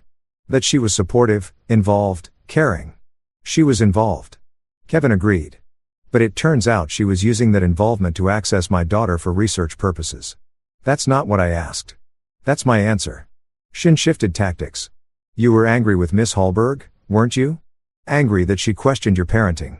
Angry that she offered advice. I was frustrated sometimes, yes, but I wasn't angry enough to fabricate criminal charges against her. But you did cut off all contact immediately without giving her a chance to explain. Kevin met Chin's eyes steadily. Why? I discovered she'd been drugging my 5-year-old daughter. Yes, I cut off contact. That's what any reasonable parent would do. The cross-examination continued for over an hour, but Kevin remained calm, consistent, unshakable. He didn't lose his temper. He didn't overstate or dramatize. He simply told the truth. When he finally stepped down from the witness stand, Amanda gave him a small, approving nod. Donna testified in her own defense. She sat in the witness box wearing a conservative navy dress, her hair neatly styled, her expression carefully arranged into wounded dignity. Chun led her through her version of events. She'd been a devoted grandmother. She'd stepped in to help after Claire's death. She'd been concerned about Leia's behavioral issues. She consulted her medical knowledge and provided what she believed was appropriate intervention. I never intended to harm her, Donna said. Her voice trembling slightly. I love Leia. Everything I did was out of concern for her well-being. Can you explain the research program participation? Chen asked. I've been volunteering with MedTech for years. Donna said they were looking for long-term observational data on childhood behavioral patterns. I thought I was helping advance medical science while also managing Leia's difficulties. I believed I had authorization. Did you forge Mr. Reward's signature on the consent forms? Donna hesitated. I thought I had verbal permission. When he asked me to help with Leia, I interpreted that as broad authorization. I may have made an error in how I documented that, but it wasn't deliberate fraud. Shin nodded sympathetically. So, but you're saying this was a miscommunication, a misunderstanding of requirements. Yes, Donna said. Exactly. Amanda's cross-examination was surgical. Miss Hallberg, you testified that you had verbal permission from Mr. Ward. When exactly did he give you this permission? Donna faltered. Well, it was implied. He asked me to help care for Leia. That's not what I asked. When did he specifically give you permission to administer prescription medication to his daughter? He didn't say it in those exact words. But, so he never explicitly gave you permission? No. But, M. Hallberg, you worked in healthcare for 30 years. You're familiar with the concept of informed consent, correct? Yes. And you understand that implied permission is not the same as explicit documented consent for medical procedures. I suppose, but in family situations. Answer yes or no, please. Do you understand that implied permission is not sufficient for administering prescription medication to a minor? Donna's jaw tightened. Yes. Amanda held up one of the log entries. This is from the documentation you submitted to MedTech. It reads, Subject L exhibited increased drowsiness within 45 minutes of 1 mg dose. Reduced activity level observed. Does that sound like the language of a concerned grandmother? I was being professional. But does it sound like someone conducting clinical observations? I was documenting so I could help her better. You wrote about your granddaughter like she was a lab rat. Amanda's voice remained calm, but the words landed with devastating precision. You track her responses. You calculated dosages. You documented sleep patterns and behavioral changes. And you accepted $500 a month for doing it. I needed the money.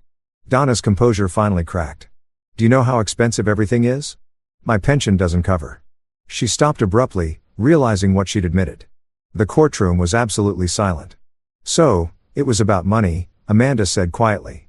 You drugged a 5-year-old child because you needed the money. Donna's face flushed red. That's not I was helping both. Helping Leia and helping research. It wasn't just about, but the money was a factor. I didn't hurt her. Dr. Harding testified that she could have developed serious respiratory problems. That continued exposure could have caused developmental delays. Were you listening to that testimony, Miss Hallberg? I was careful. You gave her medication not prescribed to her. You gave her adult dosages. You gave her multiple doses in single days when she didn't comply with your wishes. That's what the logs show. Amanda set down the document. How is any of that being careful? Donna had no answer. The closing argument stretched through an entire afternoon. Chen did his best, painting Donna as a flawed but well-intentioned grandmother who'd made poor decisions. He emphasized her age, her grief over losing her daughter, her decades of service in healthcare. He asked the jury to consider that mistakes shouldn't be criminalized, that the absence of actual harm should be weighed against the charges. Amanda's closing was precise and powerful. Ladies and gentlemen, this case is not about whether Donna Hallberg loved her granddaughter. It's not about whether she was sad about her daughter's death. It's not even about whether she believed she was doing the right thing. She paused, making eye contact with each juror. This case is about what she actually did. She took a prescription medication meant for adult anxiety and gave it to a 5-year-old child. She documented the effects. She accepted payment. She forged authorization documents. These are facts supported by indisputable evidence. Amanda gestured to the exhibit spread across the prosecution table. The defense wants you to believe this was a misunderstanding. But look at the logs. Look at the careful documentation. Look at the calculations in her personal notebook. This wasn't confusion. This was deliberate, systematic behavior. This was a woman who looked at her vulnerable granddaughter and saw a business opportunity. She let that sink in. The defense asked you to consider that no permanent harm occurred. But that's only because Kevin Ward discovered what was happening and stopped it immediately. If he hadn't found that pill bottle, if Leia hadn't told him about feeling sleepy, how long would this have continued? How much harm might have resulted? We can't know, but we do know that Dr. Harding testified that serious damage was likely if the behavior had continued. Amanda's voice softened slightly. This little girl trusted her grandmother. After losing her mother, she needed love, stability, safety. Instead, she got medication that made her foggy and tired. She got turned into a research subject without her knowledge or consent. She got betrayed by someone who should have protected her. She walked back to her table, then turned one final time. When you deliberate, I ask you to remember something simple. If a stranger had done this to a child, would we hesitate to call it criminal? Would we search for excuses? Would we suggest it was a misunderstanding? Or would we call exactly what it is: child endangerment, fraud, forgery, and a violation of everything we believe about protecting the vulnerable? She sat down. Kevin watched the jury's faces and saw several of them nodding slightly. The jury deliberated for 2.5 days. Kevin spent that time trying to maintain normally for Leah, taking her to school, helping with homework, reading bedtime stories, but his mind was always partially in that courtroom, wondering what the jury was discussing, what they were thinking, whether justice would prevail. On the third day, Detective Rivera called. "They have a verdict." Kevin arranged for a neighbor to watch Leah and drove to the courthouse. The courtroom filled quickly. News of the case had spread through Pineford, and people wanted to see the conclusion. Kevin sat in the same spot he'd occupied throughout the trial. Amanda gave him a brief, encouraging smile. Across the aisle, Donna sat with her shoulders rigid, her hands clasped so tightly, her knuckles were white. Judge Thompson entered. Everyone stood, then sat again. The jury filed in, their faces carefully neutral. "Has the jury reached a verdict?" Judge Thompson asked. The foreman, a middle-aged woman who'd worked as a high school teacher for 20 years, stood. "We have, Your Honor, on the charge of child endangerment." "How do you find guilty?" Kevin felt something release in his chest. "On the charge of administering medication without authorization. Guilty on the charge of fraud. Guilty on the charge of forgery. Guilty on the charge of conducting unauthorized human subjects research. Guilty." Donna made a small sound. Something between a gasp and a sob. Chin placed a hand on her shoulder, but she shook it off. Judge Thompson thanked the jury and set sentencing for 2 weeks later. The sentencing hearing was brief. Judge Thompson listened to the defense's plea for leniency. Donna's age, her lack of prior criminal record, her history of service in healthcare. Chin argued that probation and community service would be appropriate, that incarceration would serve no purpose. Amanda argued for the maximum sentence, emphasizing the severity of the crimes, the vulnerability of the victim, the calculated nature of the behavior. Judge Thompson considered for only a few minutes before delivering his decision. "Miss Hallberg, I've reviewed the evidence in this case extensively. I've considered your background, your circumstances, your stated intentions, but I keep coming back to one fundamental fact. You treated a child as a source of income. You knowingly gave her medication not prescribed to her. You documented the effects. You accepted payment. And when confronted, you showed no remorse, only defensiveness and denial." Donna sat motionless, staring straight ahead. This wasn't a momentary lapse in judgment. Judge Thompson continued. This was sustained, deliberate behavior over a period of months. You violated the trust of your own grandchild. You endangered her health and development, and you did it for money. He set his jaw. "I'm sentencing you to 5 years in the state correctional facility, followed by 3 years of supervised probation. You'll be required to complete counseling and will be prohibited from any contact with minors unsupervised. You'll also pay restitution to cover medical and legal expenses incurred by Mr. Ward." Donna's face crumbled, but not with guilt, with anger, with outrage of being held accountable. "This isn't fair," she said, her voice rising. "I didn't hurt her. I was trying to help. You're all overreacting, Miss Hallberg," Judge Thompson said sharply. "I suggest you remain silent. Officers, please take her into custody." 2 bailiffs approached. Donna continued protesting as they led her away, insisting it was all a misunderstanding, that everyone was being unreasonable, that she'd been persecuted. Kevin watched her go with no satisfaction, no sense of triumph, only relief, only certainty that he'd done what needed to be done. Over the following months, Leah continued to thrive. She started first grade in the fall, made new friends, joined a soccer team. Her teacher reported that she was bright, engaged, creative. Her drawings were full of color again. Her laughter came easily. Kevin established new routines, new traditions.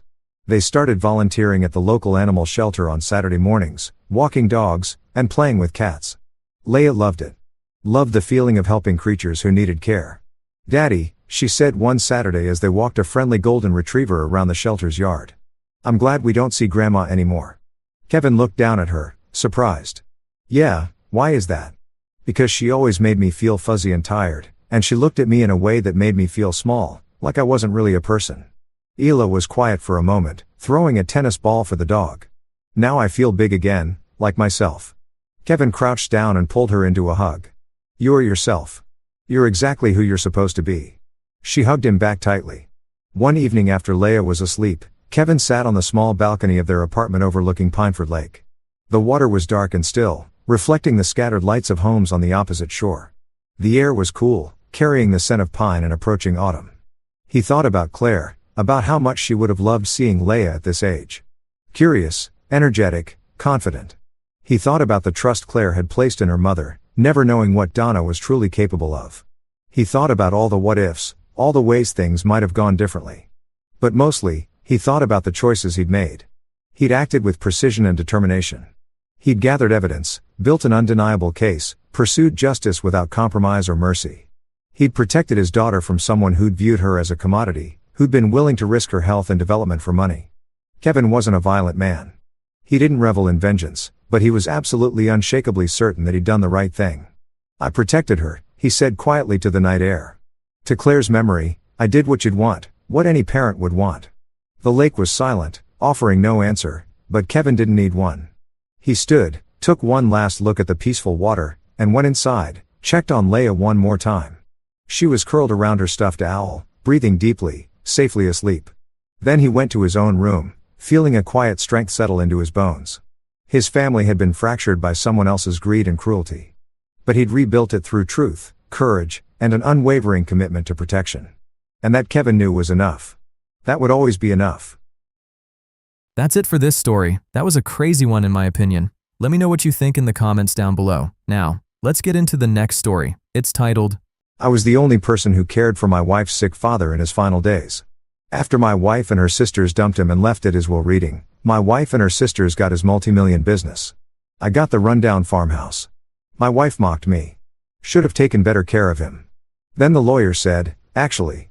My wife went white at what came next. "Look, I'm not saying my wife's family is heartless, but when my father-in-law, Richard Hawthorne, got diagnosed with stage 4 lung cancer, they disappeared faster than my paycheck after bills are due. I mean, we're talking Olympic-level ghosting here.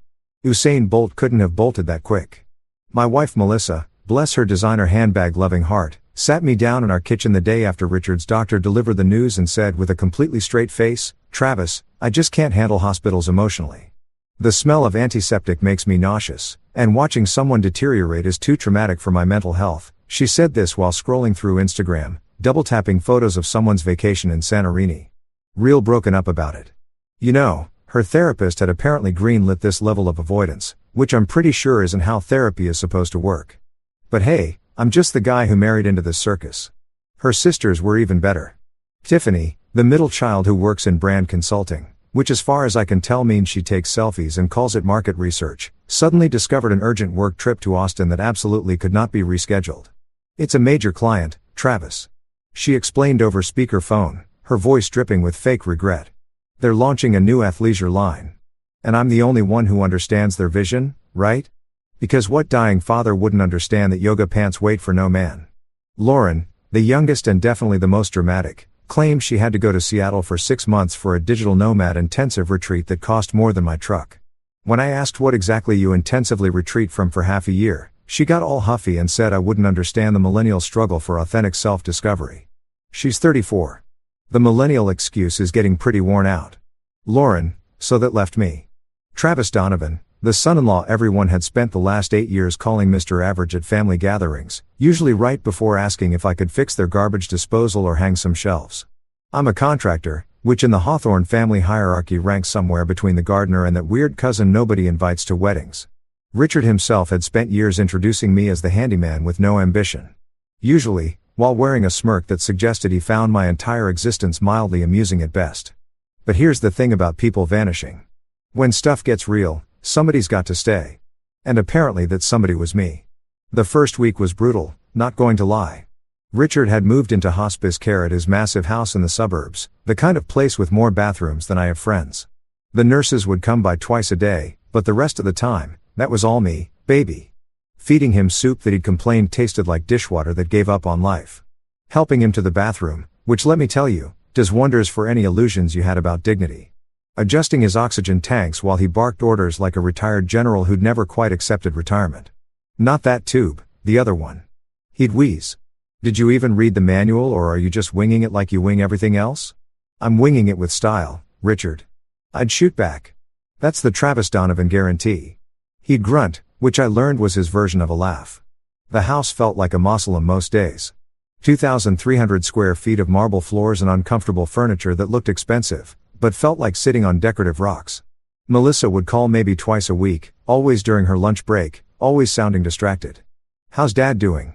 she'd ask. And before I could answer with anything more detailed than fine, she'd already be moving on to tell me about some drama at her Pilates class or how her Tesla needed charging. But then something weird started happening around week 3. Richard stopped being such a colossal pain in my ass. We'd watch old westerns together on his ridiculously oversized TV, the kind where John Wayne looked like he could step right out of the screen and ask for a beer. Richard knew every line from The Searchers and would whisper them along with the actors, his voice raspy but determined. During commercial breaks, he'd tell me stories about growing up poor in Oklahoma, about building his textile company from nothing, about mistakes he'd made and people he trusted who didn't deserve it. "My daughters," he said one night, his eyes fixed on the ceiling. "I gave them everything. Private schools, cars, college funds that could have bought small islands. You know what they learned? How to spend it." I offered. He actually smiled at that. "How to expect it. There's a difference, Travis. A big one." I brought him butterscotch pudding that night because the nurses said he needed more calories and he'd complained it tasted like sweetened regret, which honestly wasn't wrong, but he ate it anyway. And we sat in comfortable silence watching Clint Eastwood squint at people for justice. The nurses, Deborah and Patricia, started calling me the good son, which made me laugh because I wasn't even a real son, just the disposable son-in-law who'd drawn the short straw. Deborah, a no-nonsense woman from Jamaica with arms that could probably bench press me, told me one afternoon while checking Richard's vitals. "Most families, they run away from death like it's contagious. But you show up every day. That man notices. Trust me, honey, he notices everything." Richard's neighbor, an elderly widower named Frank, who still mowed his own lawn at 83, would wave at me when I'd arrive each morning. "You're doing a good thing, son," he'd call out. Most people these days don't know what loyalty looks like anymore. I'd wave back, wondering if loyalty was the right word or if I was just too stubborn to abandon someone everybody else had written off.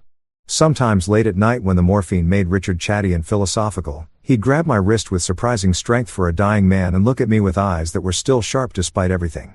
"You're the only one who shows up, kid," he'd say. His voice barely above a whisper. "Remember that? You're the only damn one." I'd nod, uncomfortable with the intensity of it, figuring it was just the drugs talking. Old man getting sentimental as the end approached. We all cope differently, right? But here's what I didn't know then. Sitting in that oversized house, watching a millionaire slowly fade away while his actual family sent occasional thoughts and prayers texts. Richard Hawthorne wasn't the kind of man who said things he didn't mean, medicated or not. And he definitely wasn't the kind of man who forgot who showed up when it mattered and who didn't. Turns out the old man had been playing chess while everyone else was playing checkers. And I was about to become his checkmate. Richard died on a Thursday morning at 6:47 a.m. right when I was in his kitchen microwaving chicken noodle soup because he complained the night before that everything tasted like cardboard. And Campbell was apparently the only thing that still had a soul. I heard the monitor alarm from upstairs, that long flat beep that sounds exactly like what you'd imagine the end sounds like. And I knew before I even climbed those stairs that the old man was gone. Deborah, the night nurse, was already there checking for a pulse she knew she wouldn't find. Her face professional but sad. "He went peacefully," she told me, her hand on my shoulder in his sleep. "That's a blessing, honey." I nodded, staring at Richard's face, which looked weirdly younger without all that pain carved into it. He looked like he'd finally won an argument nobody else knew he was having. I called Melissa at 7:02 a.m. 15 minutes felt like the appropriate amount of time to sit with death before dealing with the living, you know. The phone rang 4 times before she picked up, her voice thick with sleep and irritation. "Travis, it's 700 in the morning. What's wrong?" "Your dad passed away," I said quietly about 20 minutes ago peacefully in his sleep. There was a pause. Not the kind of pause where someone's processing grief or shock. More like the pause you take when you're calculating something. Then she said, and I swear on everything I own this is verbatim. "Oh, okay. I'll call Tiffany and Lauren. We need to get ready because this means the company's ours now." Not, "Oh my God." Not, "I'll be right there." Not even a single sob or sharp intake of breath. Just immediate business mode. Like her father's death was an email notification about a stock dividend. "Melissa," I said, trying to keep my voice level. "Your dad just died. Maybe we could have I don't know, 5 minutes of being human before we talk about corporate structure." "Don't be dramatic, Travis." She snapped suddenly wide awake. "This is how adult business families handle things. We grieve, yes, but we also have to think practically. Dad would have wanted us to be smart about this, right? Richard would have definitely wanted his death to be treated like a hostile takeover opportunity. Totally his vibe. She arrived 2 hours later in a black Chanel suit that looked suspiciously fresh off the rack. Her makeup perfect, her hair blown out like she was attending a red carpet event for grief. Tiffany and Lauren showed up within the hour. Both of them wearing designer sunglasses indoors like they were celebrities dodging paparazzi instead of daughters who'd ignored their father for 6 months while he rotted away. They hugged each other in the foyer. This weird group hug that looked rehearsed. And I swear I heard Tiffany whisper finally free. Lauren was already on her phone probably texting her followers about this difficult time with some filtered selfie where she looked beautifully tragic. The funeral planning was something else entirely. We're talking Shark Tank funeral edition, except the product being pitched was their fake grief, and the investors were anyone who might judge them for being terrible daughters.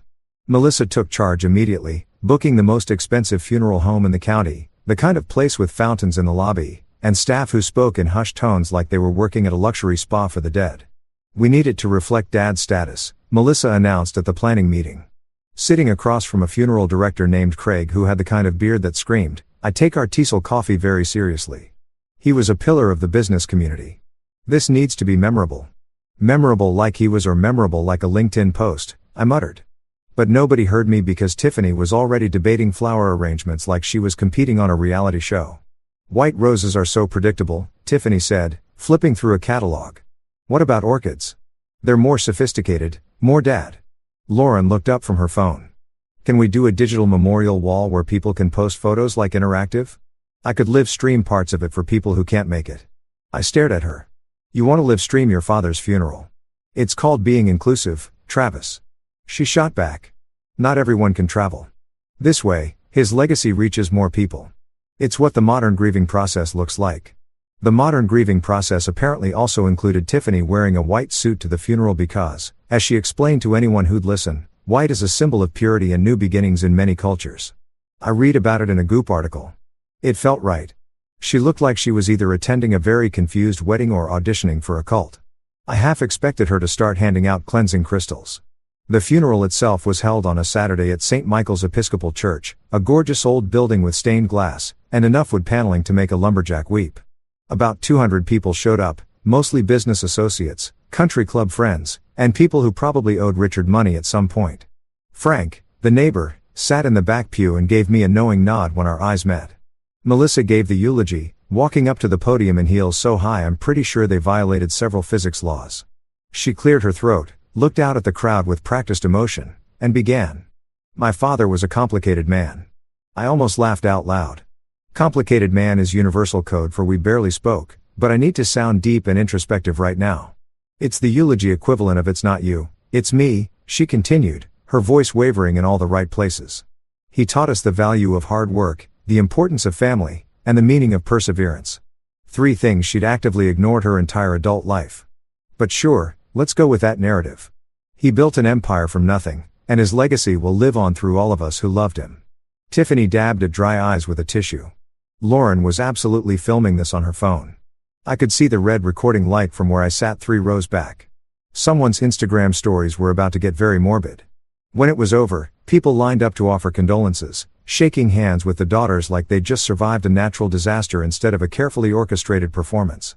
I stood off to the side near Richard's coffin, this obscenely expensive mahogany number with gold handles that probably cost more than my yearly salary. I looked down at him, peaceful in his final suit, and remembered our last real conversation 3 days before he died. He grabbed my hand, his grip weak but determined, and said, "They're going to act like they loved me, Travis. They're going to cry pretty tears and say pretty words. Don't believe a damn second of it. You know who I really was. You're the only one who stayed when staying was hard." I told him to save his strength, that he shouldn't worry about any of this. But he'd shaken his head, adamant. "I'm not worried, kid. I'm prepared." Big difference. Standing there at his funeral, watching his daughters work the room like it was a networking event. I felt something heavy settle in my chest. It wasn't exactly sadness, though there was grief mixed in there somewhere. It was more like anticipation, like waiting for a punchline you know is coming but can't quite predict. Richard Hawthorne had been a lot of things. Stubborn, judgmental, brutally honest, occasionally mean. But he'd never been stupid and he'd definitely never been careless. A man who'd built a multi-million-dollar empire from Oklahoma dirt didn't just die without having every last detail figured out. And something told me watching Melissa Eyre kiss someone from the garden club that Richard's final move was going to be his masterpiece. The old man always did love a good plot twist. 3 days after we buried Richard, we all assembled at the law offices of Henderson and Blay like we were gathering for the world's most passive-aggressive book club meeting. The office was located downtown in one of those buildings that screams, "We charge by the minute." And our water costs $8 a bottle. All glass and steel and uncomfortable modern furniture that looked like it was designed by someone who hated the human spine. The conference room on the 14th floor had floor-to-ceiling windows overlooking the city. A table so polished you could see your existential crisis reflected in it and that distinct smell that expensive places have. A mixture of leather, money, and the faint desperation of people trying to prove they belong there. There were bottles of fancy water nobody would drink, and a coffee station with one of those machines that sounds like it's launching a small spacecraft every time you press a button. Melissa strutted in like she was walking a runway, wearing a black Armani dress that probably cost more than my mortgage payment, her heels clicking against the marble floor with the confidence of someone who'd already mentally spent her inheritance 3 times over. She brought her Louis Vuitton tote bag, the one she called her power bag, which I'm pretty sure is just a regular bag that costs $4,000 and gives you an inflated sense of self-importance. Tiffany arrived 5 minutes later in head Toto Prada because apparently grief has a dress code and that code is aggressively expensive. She was carrying her iPad because she couldn't go 5 minutes without checking her brand metrics, which is what she calls obsessively monitoring how many people liked her latest post about green juice or manifesting abundance or whatever cult-adjacent wellness trend she's peddling this week. Lauren showed up last, naturally wearing vintage Gucci and those ridiculous oversized sunglasses that make people look like fashionable insects. She immediately started setting up her phone on a little tripod because God forbid she experience a major life moment without documenting it for her 12,000 followers who definitely cared deeply about her inheritance drama. "Lauren, you cannot film this," Melissa hissed, her smile tight. "It's a legal proceeding." "It's my truth, Melissa," Lauren replied, not looking up from adjusting her ring light. "My followers have been on this journey with me. They deserve closure, too." "Your followers don't deserve," I said, dropping into a chair at the far end of the table. "They're strangers on the internet who watch you eat salads and complain about flight delays." She finally looked at me, her expression wounded in that performative way influencers have perfected. "You wouldn't understand the responsibility of having a platform, Travis." "You're right," I said. "I'm too busy living in reality to understand pretend responsibility." Mr. Henderson walked in before Lauren could fire back, saving us all from what I'm sure would have been a riveting debate about authentic engagement and algorithmic reach. Charles Henderson was about 65 with silver hair, wire-rimmed glasses, and the kind of face that had seen every family fight imaginable and stopped being surprised by human awfulness sometime during the Reagan administration. He was carrying a leather folder that looked older than me and had the weight of someone about to referee a cage match disguised as estate planning. "Ladies, gentlemen," he said, his voice carrying that particular tone lawyers use when they're professionally required to pretend everyone in the room is civilized. "Thank you for coming. I know this is a difficult time." Melissa literally couldn't help herself. "Let's just get to it, Charles. We're all adults here. We know why we're gathered, right? Adults. That's definitely the word I'd use for 3 women who'd abandoned their dying father and were now practically salivating over his money like it was the last Black Friday sale at Nordstrom. Mr. Henderson sat down, opened the folder with the reverence of someone handling a historical document and pulled out Richard's will. It was typed on fancy paper with an embossed letterhead because even in death, Richard Hawthorne wasn't doing anything halfway. The lawyer cleared his throat in that dramatic way they must teach in law school. Right between how to bill in 6-minute increments and making your voice sound ominous for effect. "The last will and testament of Richard James Hawthorne," he began, and I swear the room temperature dropped 5 degrees from the collective intensity of everyone's attention. "Written on March 15th of this year and witnessed by myself and my partner Gregory Blay." March 15th. The Ides of March. Of course, Richard had updated his will on the day Julius Caesar got stabbed. The man had a flair for symbolic timing. Henderson continued reading through the standard legal jargon that sounds like English, but isn't really all they heretofore and in perpetuity. Stuff that makes you wonder if lawyers are just messing with us. Then he got to the good part, his voice taking on that slow dramatic cadence that lawyers apparently love using for plot twists.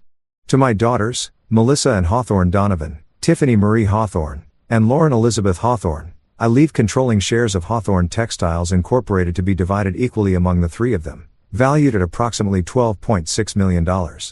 Melissa actually clapped. I'm not exaggerating. She brought her hands together in genuine applause like she'd just watched a kindergarten play and wanted to encourage the performers. The sound echoed in the conference room and for a second everyone just stared at her. "Sorry," she said, not sounding sorry at all. This is wonderful news. Dad really did love us." Tiffany reached over and high-fived her. An actual high-five at a reading. I was witnessing the death of decorum in real time, and honestly, I was kind of impressed by the audacity. Lauren had her phone out typing furiously, probably crafting the perfect caption about legacy and family and gratitude that would accompany whatever filtered photo she'd post later. Something like, "Forever grateful for the lessons Daddy taught us about building empires and believing in family." With 17 emojis and a link to her Amazon storefront, Mr. Henderson waited for them to finish their celebration, his face carefully neutral in that way that suggested he'd seen this exact scenario play out 100 times with 100 different terrible families. Then he continued reading and his eyes flicked toward me for just a second. "And to my son-in-law, Travis Michael Donovan, I leave the family farmhouse and surrounding property at 82 Willow Creek Road, including all structures, land, and contents therein." The room went dead silent. You could have heard a designer handbag drop. Then Melissa snorted. Not a gentle laugh, but an actual snort-laugh combo that sounded like a pig questioning your life choices.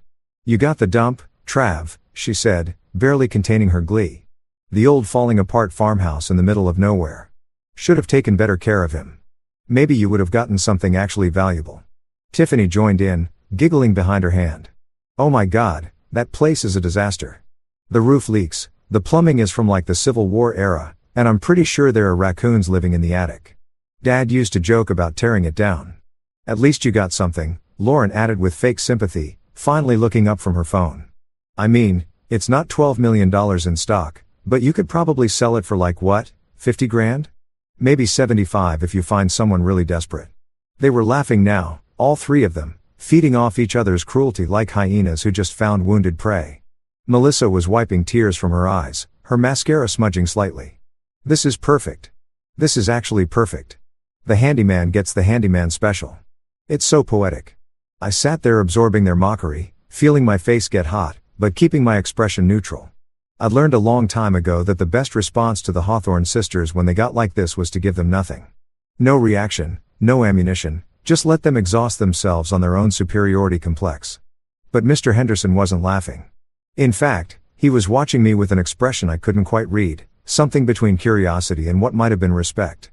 He cleared his throat loudly, professionally, cutting through their cackling like a judge's gavel.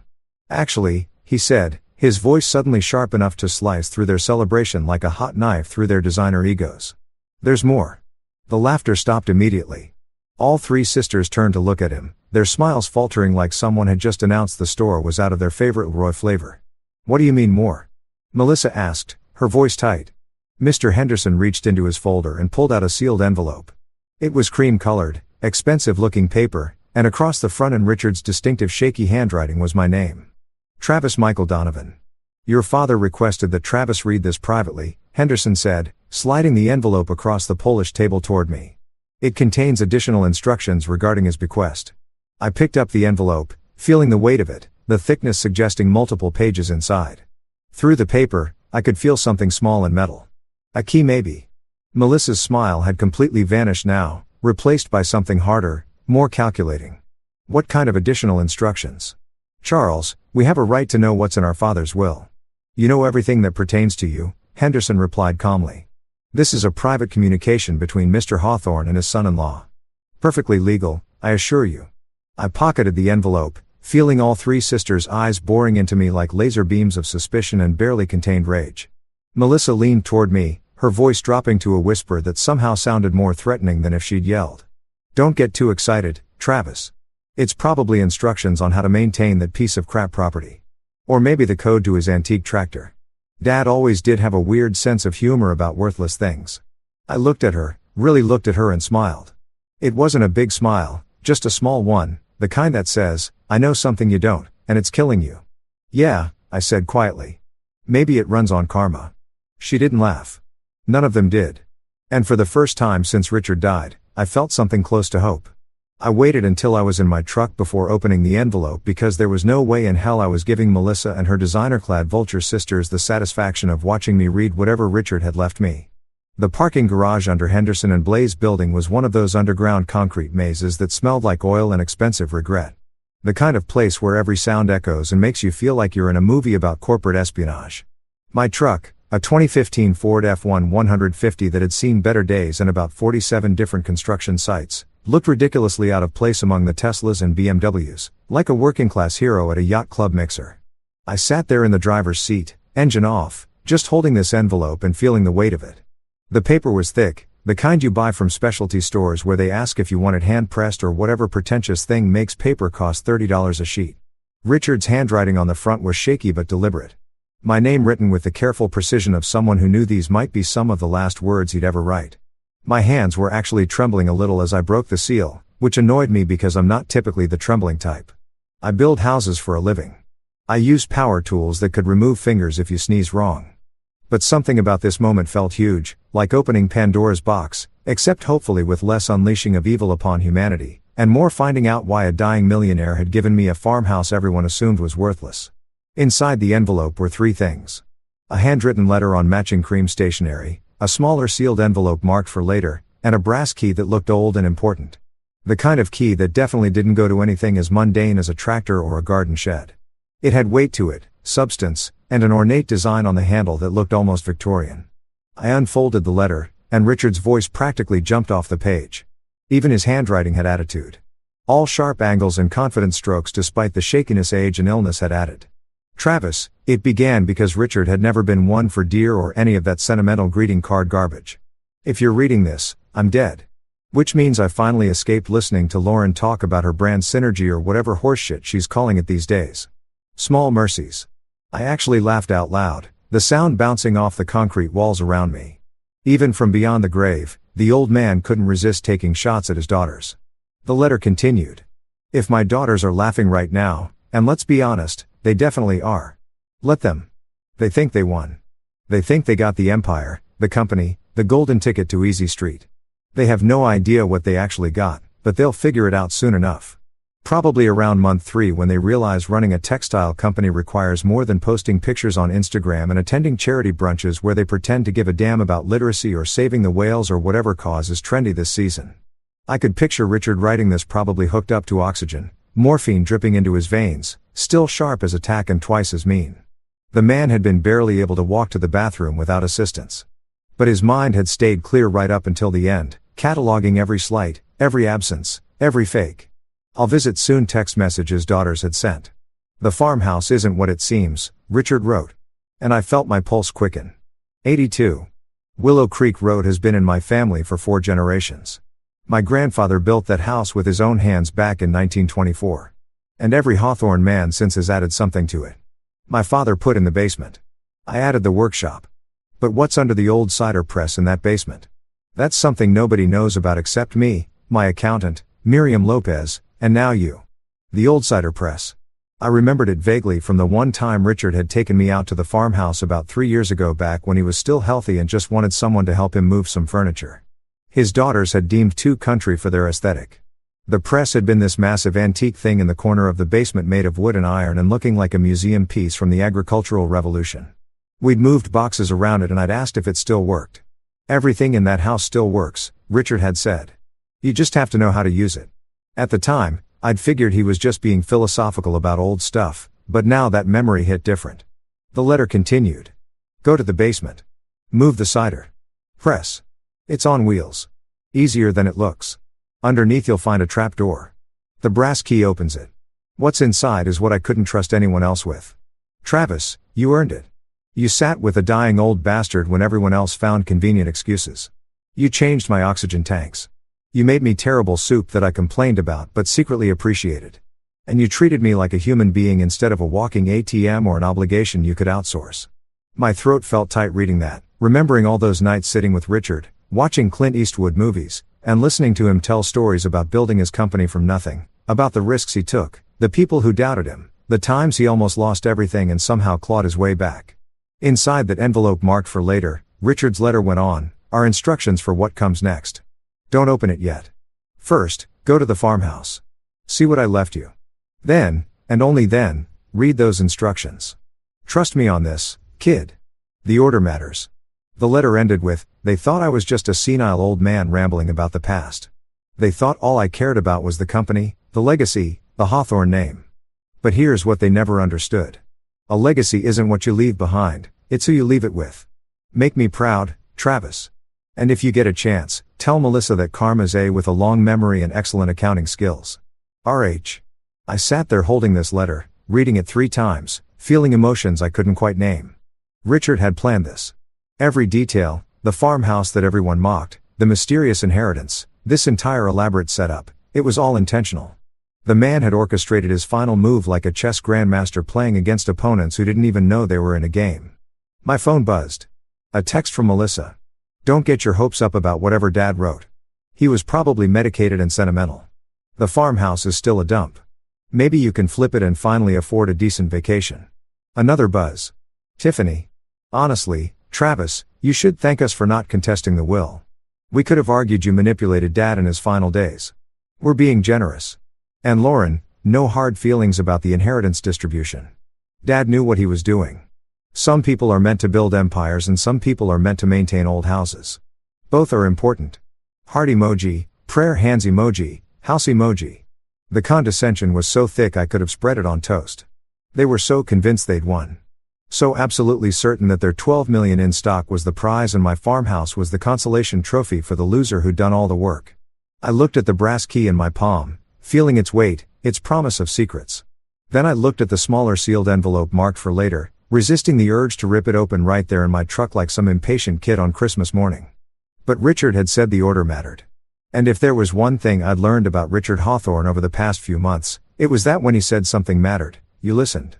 I started the truck, the engine rumbling to life with that reliable working-class growl that probably offended every luxury vehicle in the garage. As I pulled out into the afternoon sunlight, heading toward the highway that would take me to Willow Creek, my phone buzzed one more time. "Melissa, again, by the way, we're having the lawyers draw up papers for us to buy that farmhouse from you. We'll give you $80,000, which is way more than it's worth. Consider it a gift. You could really use the money and we can tear it down and develop the land properly. Win-win." I smiled, pocketing my phone without responding.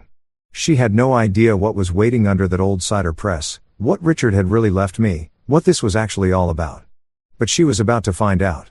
And honestly, I couldn't wait to see her face when she did. The farmhouse was calling. And for the first time since Richard died, I felt something dangerous blooming in my chest. Hope mixed with vindication, anticipation with a healthy dose of you're about to learn a very expensive lesson about underestimating the handyman. Karma wasn't just running on schedule anymore. It was about to pay dividends. The drive to Willow Creek took about 45 minutes through suburbs that gradually dissolved into actual countryside. The kind where gas stations become scarce and Dollar General stores are considered major retail developments.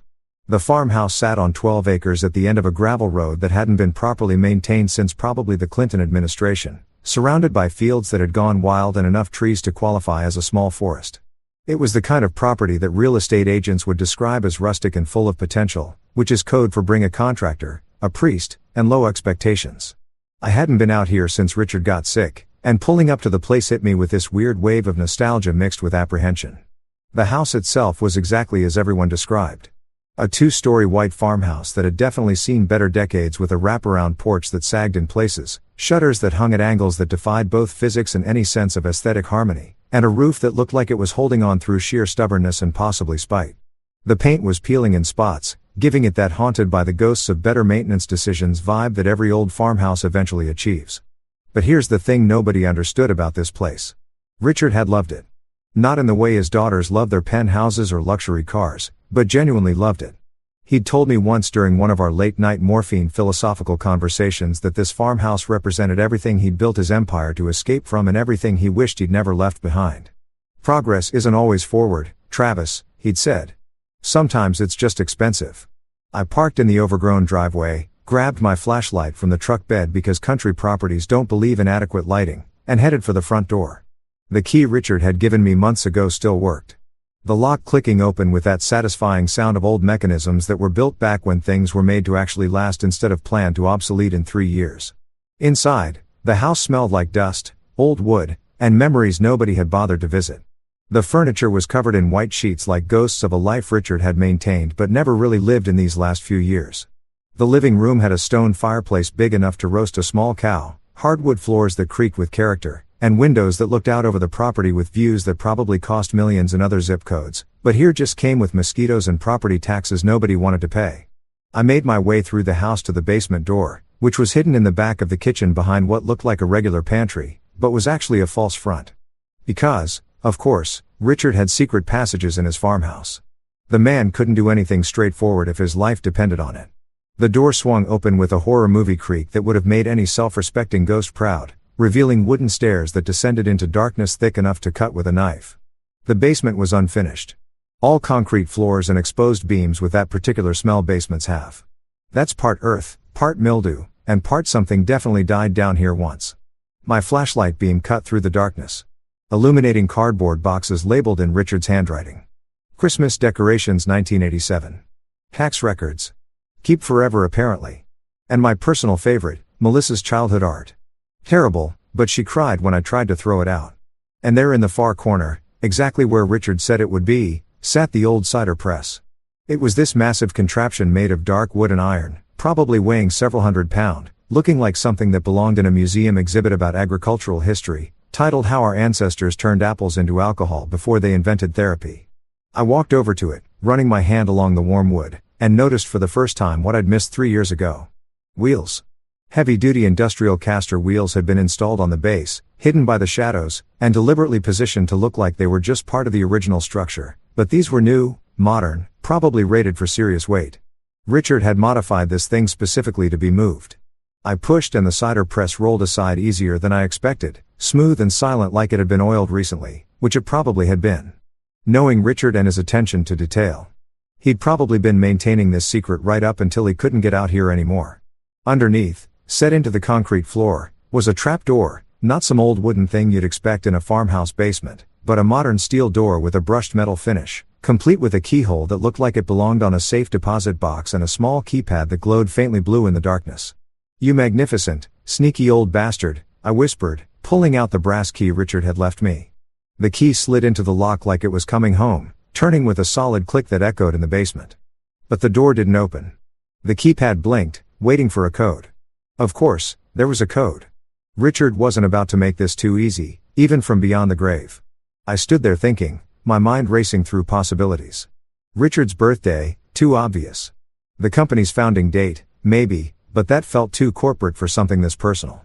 Then it hit me. The date Richard had taken me to the farmhouse the first time, the day he'd shown me around and told me about his grandfather building this place with his own hands. It had been his father's birthday, October 7, 1924. I typed in October 7, 1924. The keypad beeped once, turned green, and the steel door clicked open with a hydraulic hiss that sounded like a bank vault in a heist movie. I pulled the door up, revealing a ladder descending about 8 feet into what looked like a small concrete room. LED lights flickered on automatically as I climbed down, motion activated, illuminating a space about 10 feet by 10 feet that looked like it had been carved out and poured specifically for this purpose. The walls were lined with metal shelving, and sitting on those shelves were plastic storage containers, filing boxes, and a small safe built directly into the concrete wall. My hands were shaking again as I opened the first container. Inside were legal documents, dozens of them, all organized with colored tabs and labels in Richard's meticulous handwriting. I pulled out the first folder and the label made my heart stop. Hawthorne Holdings, Private Assets. Travis Michael Donovan, Managing Director. Managing Director. Me, Travis, Mr. Average Donovan, the guy who fixed garbage disposals at family gatherings and got introduced as the handyman with no ambition. I opened the folder with hands that had forgotten how to be steady. Inside were incorporation papers for something called Willow Creek Holdings LLC, established 6 years ago, with me listed as the managing director and sole beneficiary upon Richard's death. There were stock certificates, real estate deeds, offshore account information with banks I'd only heard about in movies about international espionage, and investment portfolios that made my eyes water. I grabbed another folder. This one was labeled Liquid Assets Transfer Complete. March 14th. The date was 1 day before Richard had updated his will, right before he'd call me to come over and help him organize some paperwork. I thought we were just filing old tax returns. Turns out we were orchestrating the financial equivalent of a magic trick where the rabbit disappears from one hat and shows up in another, except the rabbit was $9.4 million. $9.4 million. I had to sit down on the concrete floor because my legs just quit working.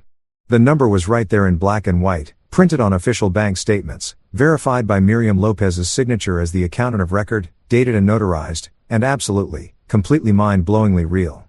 While Melissa and her sisters had been fighting over designer handbags and posting filtered selfies about family values, Richard had been quietly liquidating portions of his holdings, moving assets around like a financial chess master, creating this entirely separate entity that nobody knew about except him, his accountant, and apparently now me. There was a letter paper clipped to the bank statements handwritten on the same cream stationery as the letter in the car. Travis, surprise. This is what they missed while they were too busy measuring the curtains in their inheritance. I spent 6 years moving money, selling off pieces of the company nobody paid attention to, investing in properties and portfolios that actually made sense instead of just looking good on paper. Willow Creek Holdings owns 17 commercial properties, has investments in 4 different continents, and controls enough liquid assets to make my daughter's $12 million look like pocket change. The company they got, it's a shell, kid. The pretty exterior with nothing but debt and my stubbornness holding it together. You got the heart. Use it wisely. Make something that matters. And when Melissa inevitably calls you crying for money in about 6 months, feel free to remind her that karma keeps excellent receipts. RH. I sat there in that secret underground room surrounded by evidence of Richard's final masterpiece. And I laughed. I laughed so hard I scared what sounded like mice or possibly raccoons in the basement above me. I laughed until tears rolled down my face and my stomach hurt and I couldn't breathe right because Richard Hawthorne, the complicated man his daughters had eulogized without knowing, the millionaire everyone thought they understood, had pulled off the most beautiful, vindictive, absolutely perfect con I'd ever seen. He'd given them exactly what they wanted. The company, the prestige, the title of Hawthorne Industries heir Isis. And in doing so, he'd given them nothing but a sinking ship with their names on it. And me, the average handyman, the son-in-law with no ambition, the guy who'd shown up and made terrible soup. I got the empire they didn't even know existed. I climbed out of that secret room, closed the trap door, rolled the cider press back into place, and walked out of the basement into the late afternoon sunlight, feeling like I just discovered I was the protagonist in a story I didn't know I was in. My phone buzzed. Another text from Melissa. Travis, seriously, think about our offer. $80,000 is really generous for that dump. You could pay off your truck. I looked at my phone, then at the farmhouse, then at the 12 acres of worthless property that came with a secret $9 million trust fund and enough investments to make me rethink my entire understanding of wealth. I typed back. I'll think about it. But what I was really thinking was, Richard, you magnificent, devious, absolutely brilliant old man. You really did save the best for last. And somewhere, I swear I could hear him laughing. I called Miriam Lopez at 7:30 the next morning because I'd spent the entire night lying awake in bed staring at my ceiling, my brain doing mathematical gymnastics it wasn't qualified for and coming up with numbers that seemed impossible. Melissa had been snoring next to me, dead to the world, after spending 3 hours on the phone with her sisters planning how they were going to restructure Hawthorne Textiles and maximize shareholder value, which I'm pretty sure meant firing half the staff and buying themselves corner offices with views that cost more than those employees' annual salaries. Miriam's number had been in one of the folders in the secret basement vault written on a business card that was so old school it might as well have been carved on a stone tablet. Miriam Lopez, CPA, when you need someone who actually understands numbers and won't steal your money. That was really her tagline. I loved her already, and we hadn't even spoken. She picked up on the second ring, her voice sharp and alert like she'd been awake for hours, probably because she had been. Accountants are a different breed. They wake up at 5:00 a.m. voluntarily, and think recreational spreadsheet organizing is a valid hobby. Travis Donovan, she said before I even introduced myself. I've been waiting for your call. Took you longer than Richard predicted. He said you'd find the vault within 24 hours. It's been 36. Traffic was bad. I said, which was a lie, but also somehow felt true emotionally. She laughed. This sharp bark of amusement that sounded like she'd spent too many years dealing with rich peoples to be surprised by anything anymore. Can you meet me at Rosie's Diner off Highway 42 in an hour? We need to talk and I need to see your face when I explain exactly what you just inherited. It's going to be fun for me.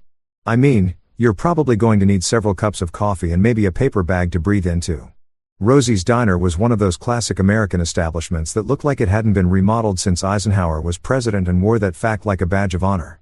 Red vinyl booth with duct tape holding together the seats, a checkerboard floor that had seen better decades, and a jukebox in the corner that probably still played actual vinyl records if you pumped enough quarters into it. The coffee was served in thick ceramic mugs that could double as weapons in a pinch, and the menu featured things like trucker special and the heart attack platter with no irony whatsoever. Miriam was already there when I arrived, sitting in a corner booth with a laptop open, 3 manila folders stacked beside her, and a cup of coffee that looked like it could strip paint. She was in her mid-50s with silver-streaked black hair pulled back in a no-nonsense ponytail, wearing glasses that hung on a chain around her neck and a blazer that said, "I'm professional, but I will also fight you if necessary." She had the look of someone who'd spent decades watching wealthy people make terrible decisions and had stopped being surprised by human stupidity sometime during the dot bubble. "You must be Travis," she said, looking up from her laptop with eyes that assessed me like I was a tax return. She was auditing for discrepancies. "Sit.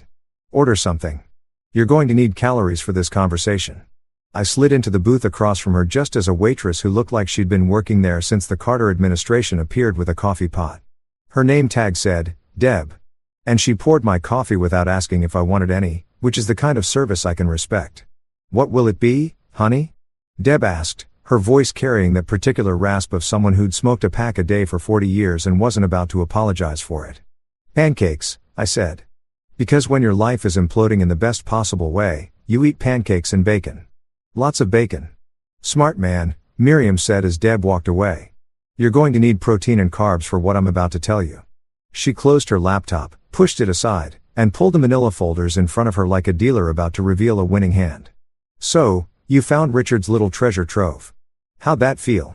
"Like I was in a movie, except I'm pretty sure the budget was higher and the plot made more sense," I said, wrapping my hands around the coffee mug. "Miriam, what the hell did Richard do?" She smiled. And it was the smile of someone who'd been waiting years to watch this particular bomb go off. "What Richard did, Travis, was spend the last 6 years of his life orchestrating the most beautiful screw you to his daughters that I've ever witnessed in 30 years of accounting for wealthy families. And trust me, I've seen some impressive family warfare. Once watched a guy leave his entire estate to his cat just to spite his kids. But Richard was playing a different game entirely." She opened the first folder, spinning it around so I could see the contents. It was a timeline meticulously documented, showing asset transfers dating back 6 years. "Richard came to me in 2019, Miriam explained, her finger tracing down the dates. Said he wanted to restructure his holdings because he didn't trust his daughters to manage real wealth. They were already fighting over designer clothes and country club memberships and the company was still running fine with him at the helm. He could see the writing on the wall. When he died, they'd tear everything apart, fighting over scraps and status.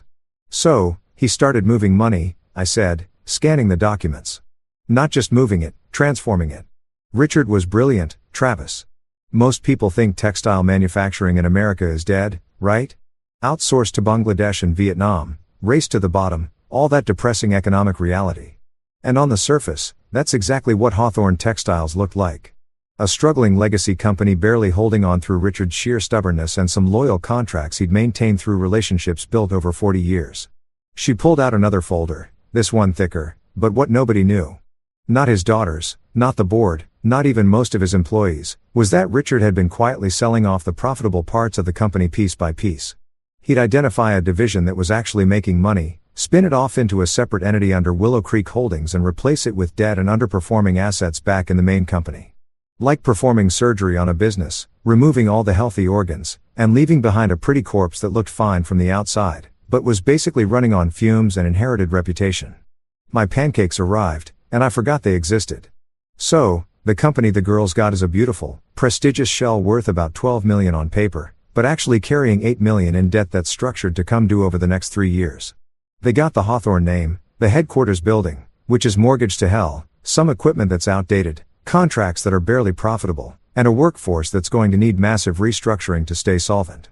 In short, they got a full-time job that pays terribly and comes with a ticking time bomb of financial obligations. And I got the empire's heart, Miriam said, leaning back with satisfaction. 17 commercial properties generating passive income across 3 states. A minority stake in a Vietnamese textile manufacturer that's actually killing it. Richard got in early, by the way, before it was cool. Investments in sustainable farming operations, tech startups focused on fabric innovation, even a small but growing online custom clothing platform that's positioned perfectly for the next decade of retail, plus the liquid assets. $9.4 million in diversified portfolios that survived the 2020 market crash beautifully because Richard was paranoid and smart about risk management. I finally took a bite of pancakes, but they tasted like cardboard because my brain was too busy exploding. Why me? I asked. I'm a contractor. I build decks and renovate kitchens. I have no business managing millions of dollars. Miriam smiled softer this time. That's exactly why he chose you, Travis. You're not blinded by the money because you didn't grow up with it. You understand the value of work because you've actually done it. And more importantly, you showed up. You sat with a dying man, changed his oxygen tanks, made him terrible soup that he complained about but ate anyway because it came from someone who actually gave a damn. She reached across the table and put her hand on mine, her grip firm and warm. Richard told me about you, Travis, about how you'd tell him jokes to distract him from the pain. How you'd watch those old westerns with him even though you probably thought they were boring as hell. How you treated him like a person instead of an ATM or an obligation. He said, you were the only one who saw him as Richard instead of as Richard Hawthorne, textile magnate. My throat felt tight. I just didn't want him to die alone. And that, Miriam said, squeezing my hand once before pulling back, is exactly why you're sitting here with a $9 million trust fund, and they're sitting with a company that's about to teach them very expensive lessons about what real work actually looks like. Richard didn't just give you money, Travis. He gave you opportunity. The question is, what are you going to do with it? I looked down at the folders, at the documentation of Richard's years-long plan, at the evidence that someone had believed in me more than I'd ever believed in myself. I have no idea, I admitted. Good, Miriam said, raising her coffee mug in a toast. That's the first step to not screwing it up. The second step is hiring me to continue managing your accounts because honey, you seem like a good guy, but I wouldn't trust you to balance a checkbook without adult supervision. I laughed, actually laughed, and clicked my mug against hers. Deal. But I have one question. Shoot. Does Melissa know any of this yet? Miriam's smile turned absolutely wicked. Oh, Travis. The trust became public record yesterday when it was officially transferred to you. So, she knows you got something more than a farmhouse. She just doesn't know exactly what yet, but she will. Very, very soon. How soon? Check your phone. I pulled out my phone and there were 17 missed calls from Melissa, 12 from Tiffany, and 9 from Lauren, plus approximately 47 text messages that I'm pretty sure violated several communication decency laws. Miriam laughed, that sharp bark again. And that, Travis, is what we call reality setting in. Welcome to the empire. Try not to let it go to your head. But it was too late. I was already grinning. I decided to spend the afternoon at the farmhouse after my meeting with Miriam. Partly because I wanted to explore the property with fresh eyes now that I knew it came with a $9 million bonus package, but mostly because I needed somewhere to be when Melissa inevitably figured out what had happened and came looking for blood. The farmhouse seemed like neutral territory, or at least territory where I could see her coming from a distance, and prepare myself emotionally. I'd stopped at a grocery store on the way and picked up the ingredients for lemonade. Real lemonade, not that powder crap from a jar. Because if I was going to face down my wife's inevitable meltdown, I was going to do it while sipping something refreshing and pretending I had my life together. There's something deeply satisfying about making lemonade from scratch when life has just handed you the metaphorical equivalent of a lemon orchard in a sugar factory. I was sitting on the farmhouse's front porch in an old rocking chair I'd found in the barn, watching the sun start its lazy descent toward the horizon and feeling pretty damn philosophical about everything. When I heard the sound of tires on gravel moving way too fast for a residential road, the sound got louder, angrier, like the vehicle itself was pissed off. And then Melissa's white Mercedes SUV came flying around the bend doing at least 50 on a road that suggested 25 if you valued your suspension. She slammed on the brakes hard enough. That gravel sprayed everywhere, creating this dramatic cloud of dust that would have been perfect for a movie entrance. Except this was real life and way more terrifying. The driver's door flew open before the dust even settled. And Melissa emerged wearing designer jeans that probably cost more than my monthly mortgage, heels that had no business being worn on a gravel driveway, and an expression that suggested she was about to commit a felony and felt completely justified about it. "You stole it," she screamed, storming toward the porch with her finger pointed at me like a weapon. "You manipulated him. You poisoned his mind against us. You." She was so angry she couldn't even finish the sentence. Just stood there at the bottom of the porch steps vibrating with rage and expensive perfume. I took a long, slow sip of my lemonade, letting the silence stretch out like taffy, and then calmly said, "Nope. Your dad gave it to me. Maybe because I actually changed his oxygen tanks instead of my outfit every 3 hours." Her face went from red to purple, which I didn't even know was possible on a human being outside of cartoon characters. "Don't you dare act self-righteous with me, Travis. We know what you did. We talked to Charles Henderson and he confirmed that Dad set up some trust fund for you months before he died. While we were grieving, I interrupted, setting my lemonade down on the porch railing. You were on a work trip in Austin photographing yoga pants. Tiffany was in Seattle finding herself, or whatever rich people call avoiding responsibility these days. Lauren was posting thirst traps on Instagram and calling it content creation. I was the one here, Melissa. Me alone doing the actual work of caring for a dying human being. We couldn't handle it emotionally, she shouted. And I swear she actually believed that. Like emotional unavailability was a valid excuse for abandoning your father. You know, hospitals trigger my anxiety. My therapist said, "Your therapist doesn't know your dad died thinking his daughters cared more about handbags than him," I said quietly, and that landed like a punch. I could see it in her face, the flinch, the moment of doubt before the anger rushed back in to cover it up. Before she could respond, 2 more vehicles pulled up. Tiffany's black Audi and Lauren's red Tesla, because of course they'd carpooled their rage. The sisters emerged like a well-dressed mob, their heels clicking on gravel in synchronized fury. "Travis," Tiffany yelled, marching over with her phone already out like she was documenting evidence for a future lawsuit. "We demand to see the documentation for this so-called trust fund. Our lawyers say we have grounds to contest it based on undue influence. Your lawyers are going to charge you about $500 an hour to tell you what I'm about to tell you for free," I said, standing up and leaning against the porch post.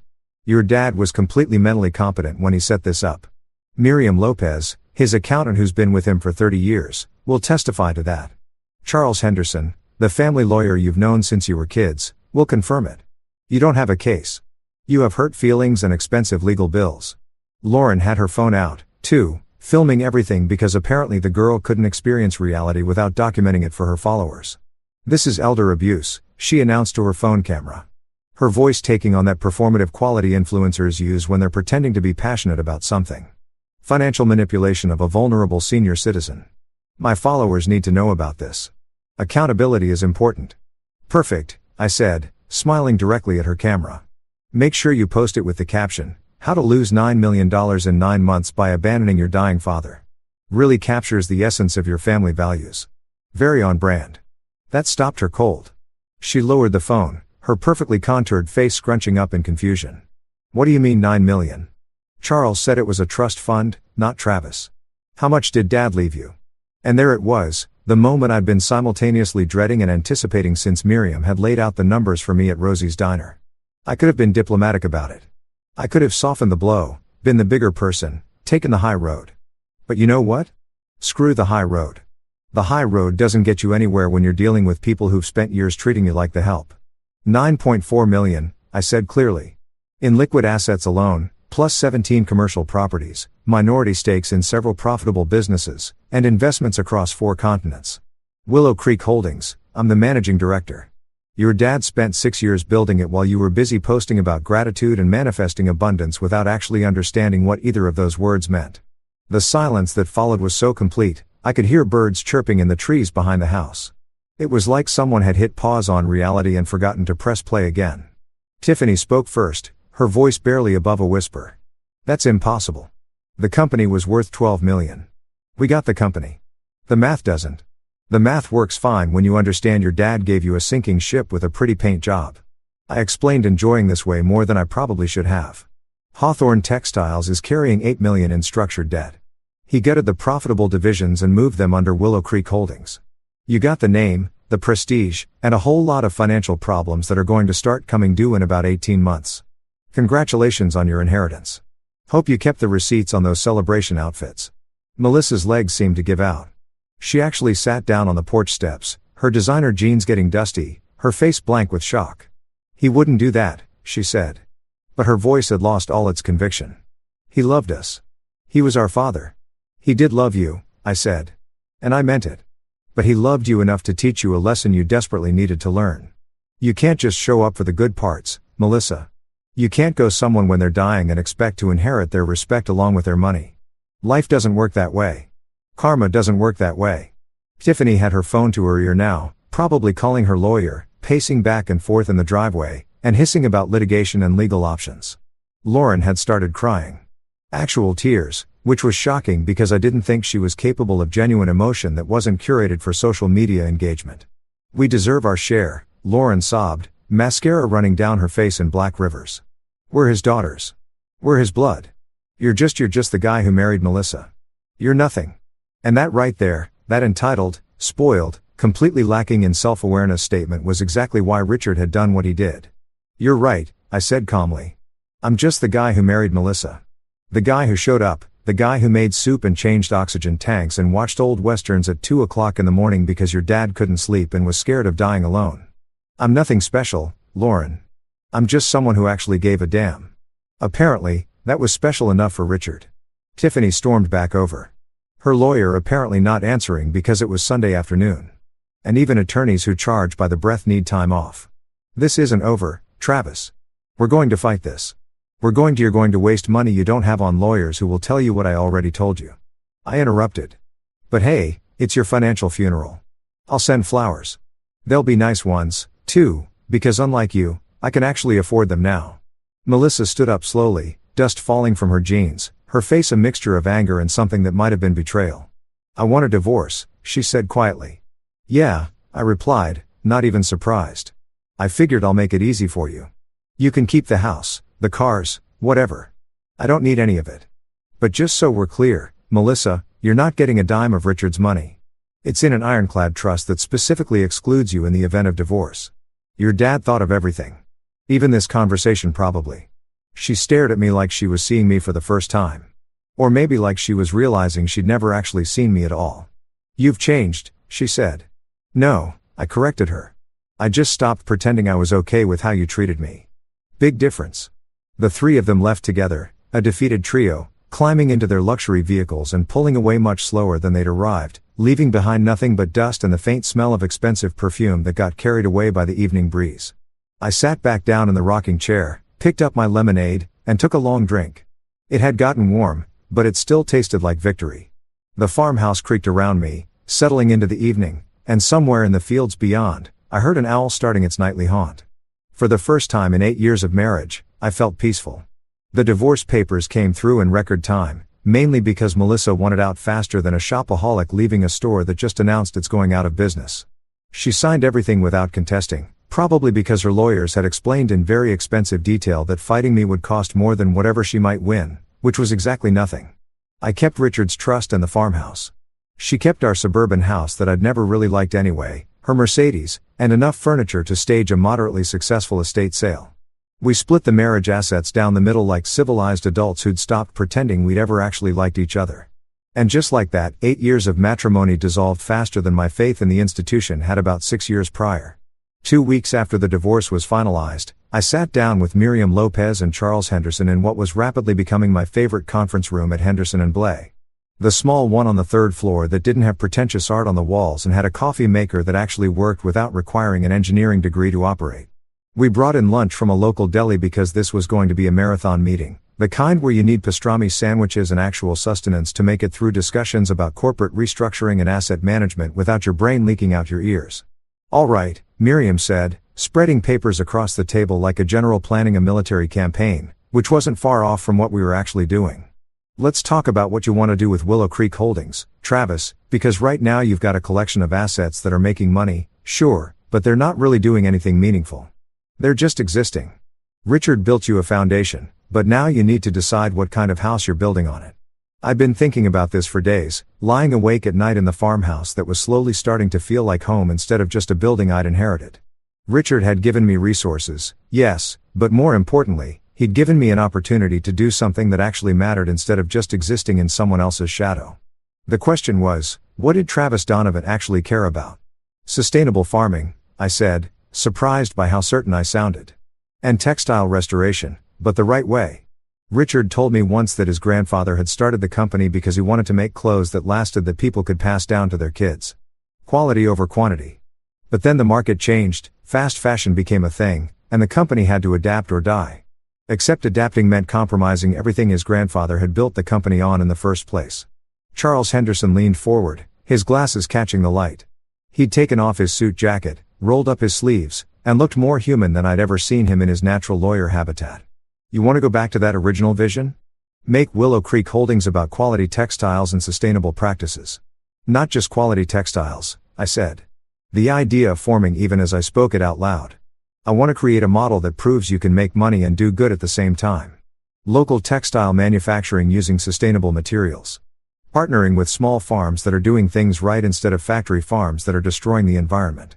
Create jobs in communities that actually need them instead of outsourcing everything to the cheapest labor market we can find. I know it sounds idealistic and probably stupid from a pure profit standpoint. It sounds exactly like something Richard would have done if his daughters hadn't pushed him toward maximizing quarterly earnings. Miriam interrupted and she was smiling. Travis, you have $9 million in liquid assets and 17 income-generating properties. You've got the financial cushion to take risks that most startups can't afford. And more importantly, you've got something even more valuable. You give a damn. That's surprisingly rare in business. Over the next 3 hours, fueled by pastrami sandwiches and coffee that actually tasted like coffee instead of despair, we mapped out a 5-year plan for Willow Creek Holdings. We'd restructure it into a proper investment firm with a focus on sustainable agriculture and ethical textile production. We'd partner with that Vietnamese manufacturer Richard had invested in early, the one that was already doing things right, and use them as a model for expanding into domestic production. We buy out struggling small farms and convert them to sustainable practices, creating a supply chain that actually made sense both environmentally and economically. Miriam suggested we bring in a consultant who specialized in B Corp certifications, companies that meet rigorous standards of social and environmental performance.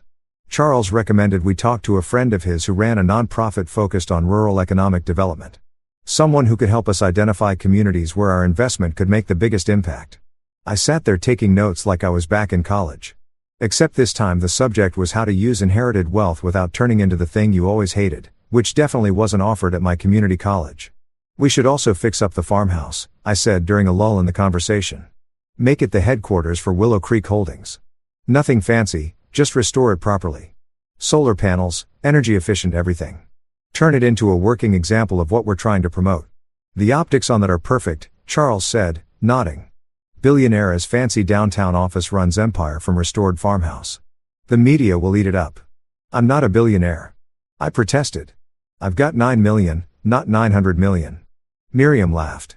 Honey, to 99% of America, you're absolutely a billionaire. Embrace it. Use it. Just don't let it turn you into I hired a local contractor, not a big corporate firm, but Jake Morrison, a guy I'd worked with on various projects over the years, who understood the difference between renovation and destruction. Jake showed up to the farmhouse 3 days later with his crew, took one look at the place, and let out a low whistle that contractors reserve for projects that are either going to be really fun or really expensive. Sometimes both. Travis, my man, Jake said, walking around the porch and poking at boards with a professional skepticism that comes from years of discovering problems hiding under pretty facades. This place has good bones, but we're talking a full restoration here. New roof, electrical upgrade, plumbing that doesn't date back to when Truman was president. You sure you want to dump money into it? I'm sure, I said, but I want it done right. Energy efficient, solar panels, the whole sustainable 9 yards. Make it a house that Richard's grandfather would recognize, but wouldn't feel outdated in. Can you do that? Jake grinned. Can I do it, brother? I've been waiting my whole career for a client who actually wants to do things properly instead of whatever's cheapest. When do we start? Yesterday, I said, and his grin got wider. The renovation took 3 months, and watching that farmhouse transform was like watching someone go from barely surviving to actually thriving. New roof with solar panels that made the place look like it was part spaceship, part farmhouse. Windows that were actually energy efficient instead of decorative holes that leaked heat and money. Plumbing that worked on the first try without making sounds like a dying walrus. Fresh paint, not stark white, but a warm cream color that looked like sunshine and optimism had a baby. And on the front porch, Jake installed a custom-built swing made from reclaimed wood that could hold 3 people comfortably or one person having an existential crisis about inherited wealth, which was becoming my new favorite hobby. People in town started noticing Willow Creek wasn't exactly a metropolis. Population hovered around 3,000 on a good day when everyone was home and someone wasn't visiting relatives in the city. So, when someone dumps money into restoring the old Hawthorne farmhouse and starts a business that's creating actual jobs, word spreads faster than gossip at a church potluck. Frank, Richard's old neighbor, stopped by one afternoon while I was sitting on the new porch swing with my laptop, pretending to understand the quarterly reports Miriam had sent over, but mostly just appreciating that I owned a porch swing now.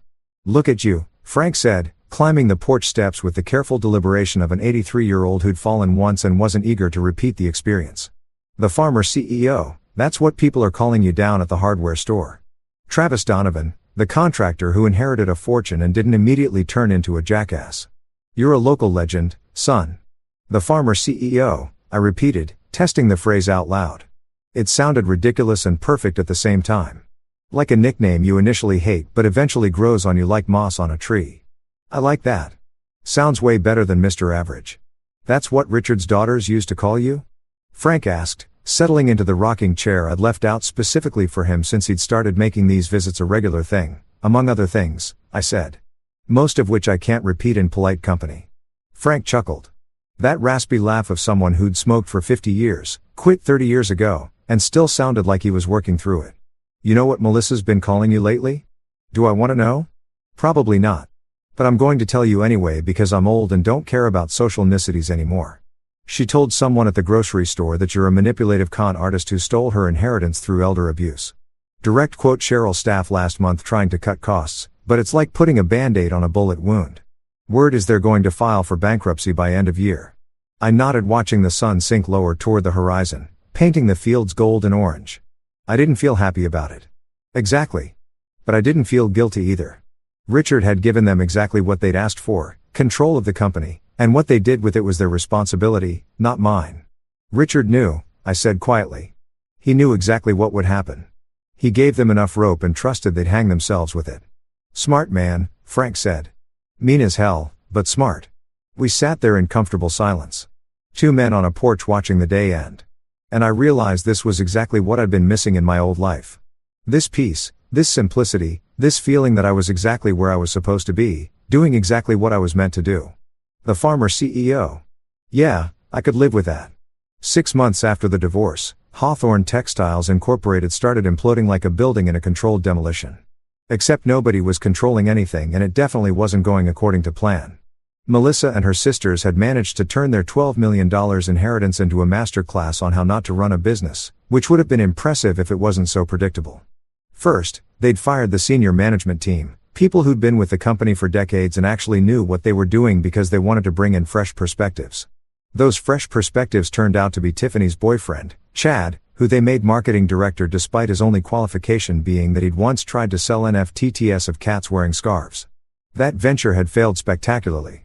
But apparently, the Hawthorne sisters believed in second chances when it came to unqualified men they found attractive.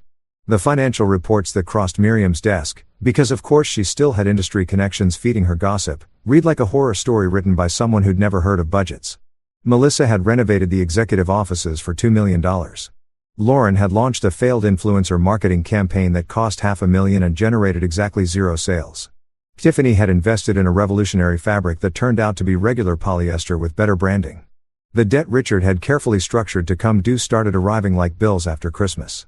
Except instead of credit card statements, it was millions of dollars in loans that nobody had bothered to prepare for. Employees started jumping ship. Clients found other suppliers. The stock price, which had been traded privately among family and investors, plummeted faster than my faith in humanity every time I checked the news. Then came the bankruptcy filing.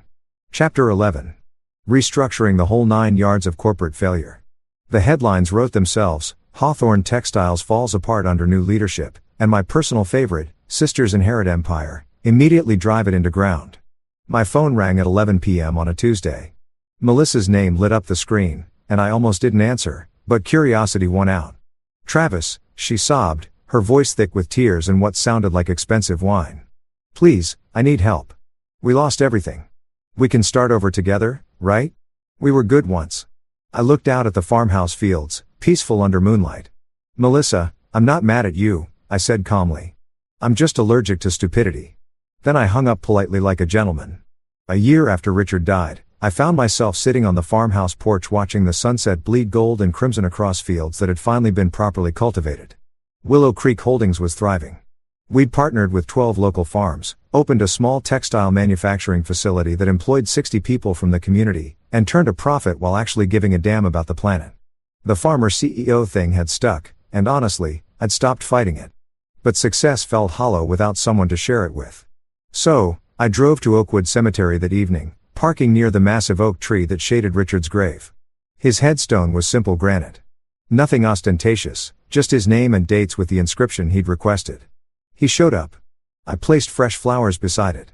Wild flowers from the farmhouse property because Richard would have hated expensive florist arrangements and sat down on the grass like we were having one of our old conversations.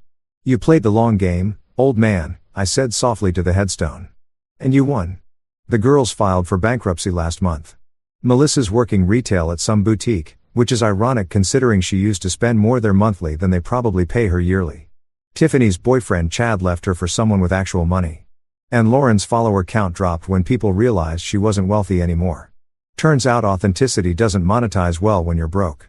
A breeze rustled through the oak leaves, and I swear it sounded like Richard's raspy laugh. You didn't just leave me money, I continued. You left me purpose, meaning a chance to build something that actually matters instead of just existing in someone else's shadow. The farmhouse is beautiful now. You'd love it. Solar panels, sustainable everything, and that porch swing gets used daily. Sometimes I sit there and imagine you're sitting next to me making sarcastic comments about oatmeal brands and government incompetence. As I stood to leave, evening light caught the headstone inscription, and suddenly everything clicked into place. The inheritance wasn't the money. It wasn't the properties or investments or any of the tangible wealth Richard had transferred. The real inheritance was the lesson. Show up. Be present. Give a damn when it's hard.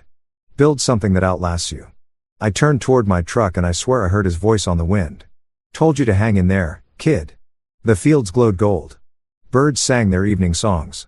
And for the first time in forever, I laughed loud, free, and genuinely happy because karma hadn't just arrived.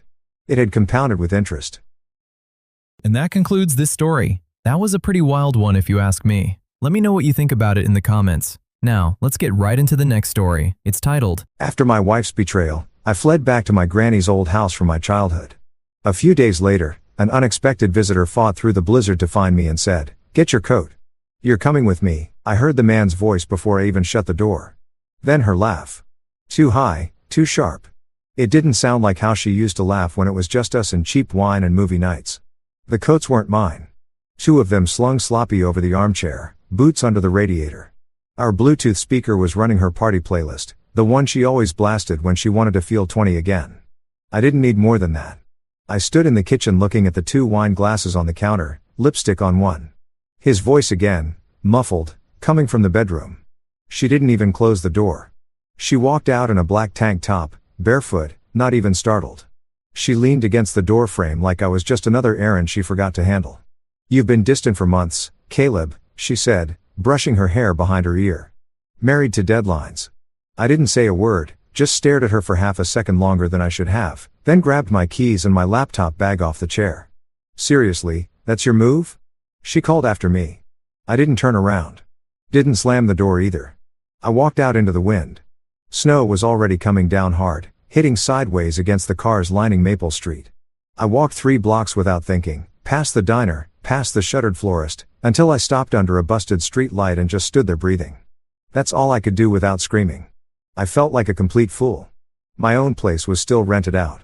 I'd signed the lease through mid-February to float my half of the mortgage on our shared condo. Tiffany said we needed options if things went south. Guess she was already planning her exit. I turned around and went to the only place I could, the office. Northlight Press was dead quiet that time of night. I swiped in and took the back hall to my edit bay, pulled the blackout curtains, dimmed the desk lamp, and opened my laptop like the world hadn't just kicked me in the ribs. I couldn't even get into my own apartment. I just sat there trying not to picture what she was doing in that bed. Hank Wells, our night security guy, knocked twice and handed me a mug of peppermint tea without saying a word. He's one of those old union men who know when to talk and when to shut up. I nodded. He nodded back. That's all we needed. By morning, she was there. Tiffany in my office, standing like she owned it, like she hadn't ripped the floor out from under me 12 hours earlier. "You didn't come home," she said, arms crossed like I was a teenager who missed curfew. Very unprofessional. I kept quiet and stared past her at the blank wall. Her tone shifted. "Quiet now, just for me. Without me, you're nobody here, Caleb." Right on cue, Joseph walked in. That fake slick smile of his, like everything's a photo op. He always hovered around Tiffany, always called himself a consultant, like that meant anything. "We're restructuring," he said, sliding into my space.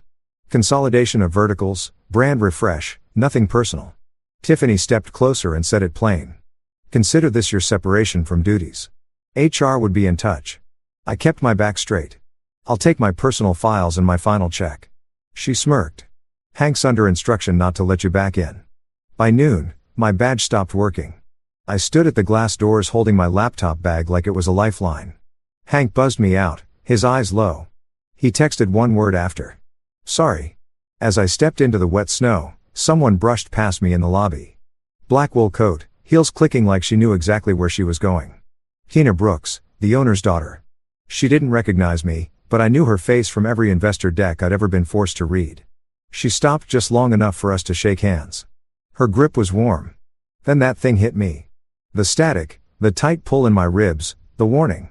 I saw it clear as a headline behind my eyes. A black SUV nose down in a drift. Steam rolling off the hood, smoke curling in the cabin. Mile marker 42. I let go of her hand. Don't take your Range Rover north tomorrow, I told her. She tilted her head. I've got a 10 o'clock in Albany. Then don't take that car, I said. Not north. Not tomorrow. She blinked once, real slow, then walked away. I told myself it was just nerves, just editorial gut. But the picture stuck in my chest like a lit match and it wouldn't go out. The lock didn't click. I tried twice hard and it was useless. Tiffany had changed it. I stood there on the stoop with snow hitting sideways. One hand on the knob, the other stuffed in my coat. And I just laughed once, short and mean. She'd done it fast. Same day fast. That was her. When she cut you loose, she didn't leave a fray. Nothing left but bone. I waited 15 minutes like a stray. My nose burned and my jeans were damp to the knee. Nothing. No lights came on. No apology. No second thoughts. I gave up. Got back in my Subaru and aimed north. Grandma's place sat 86 miles out past the state road and the river cut. Out where the highway ends and the land flattens like paper. She raised me out there. No parents, no safety net, just her. A small garden and a fireplace that ran hot until it didn't. She used to say, "This house will hold you when people won't." I kept both hands on the wheel and my eyes on the lines. The heater coughed, the engine wah-head on hills, but it kept moving. Wind battered the glass like fists. That whole drive, not once did I think about where my career went. I only thought about how quiet the house was going to be and whether the roof patch had held. An hour out, the county road started disappearing under drifts. I made it as far as the plow berm and had to park it. Beyond that, the tires spun, and I wasn't about to die, proving a point. I got out, wrapped my scarf high, and started walking. Each gust sliced like a blade. The snow stung through my gloves. I counted fence posts and focused on the ground. About halfway, I heard something I wasn't expecting. A weak voice, then a hollow thud. I looked down the ditch and saw Barbara Miller face down in the snow, bags scattered, one boot missing. Her coat was half open, groceries in the ditch, canned beans, paper towels, a bent loaf of bread. Her glasses were askew, lenses frosted. She'd known me since I was 12. Gave me peanut brittle on Christmas. I yelled her name, got nothing but a groan. I couldn't carry her, not without dropping her. My fingers were already numb. I scanned the road, then saw an old sled leaned against a fence like someone meant to fix it one day and forgot. It was half cracked and missing a rope. I dragged it over, tied her coat belt to the crossbar, and loaded her on with one bag tucked under each arm. Then I hauled. Step, brace, pull. Step, brace, pull. My hand screamed. Took 15 minutes to reach her place. Eddie opened the door in socks and a flannel shirt, his eyes wild. He helped me get her inside, offloaded the bags, and wrapped her in 2 quilts while muttering, "Stubborn woman." She came to enough to call me her little proofreader, which made me want to laugh and cry at the same time. I told Eddie I'd come back tomorrow with salt for the path. Then I kept going. By the time I hit Grandma's place, I was shaking so bad I couldn't get the key to slide. The lock stuck like always, but the old butter knife trick worked. That first breath inside smelled like cedar dust and stale coffee. The silence nearly broke me. The kitchen window had cracked again. I taped it fast with what was left in the drawer.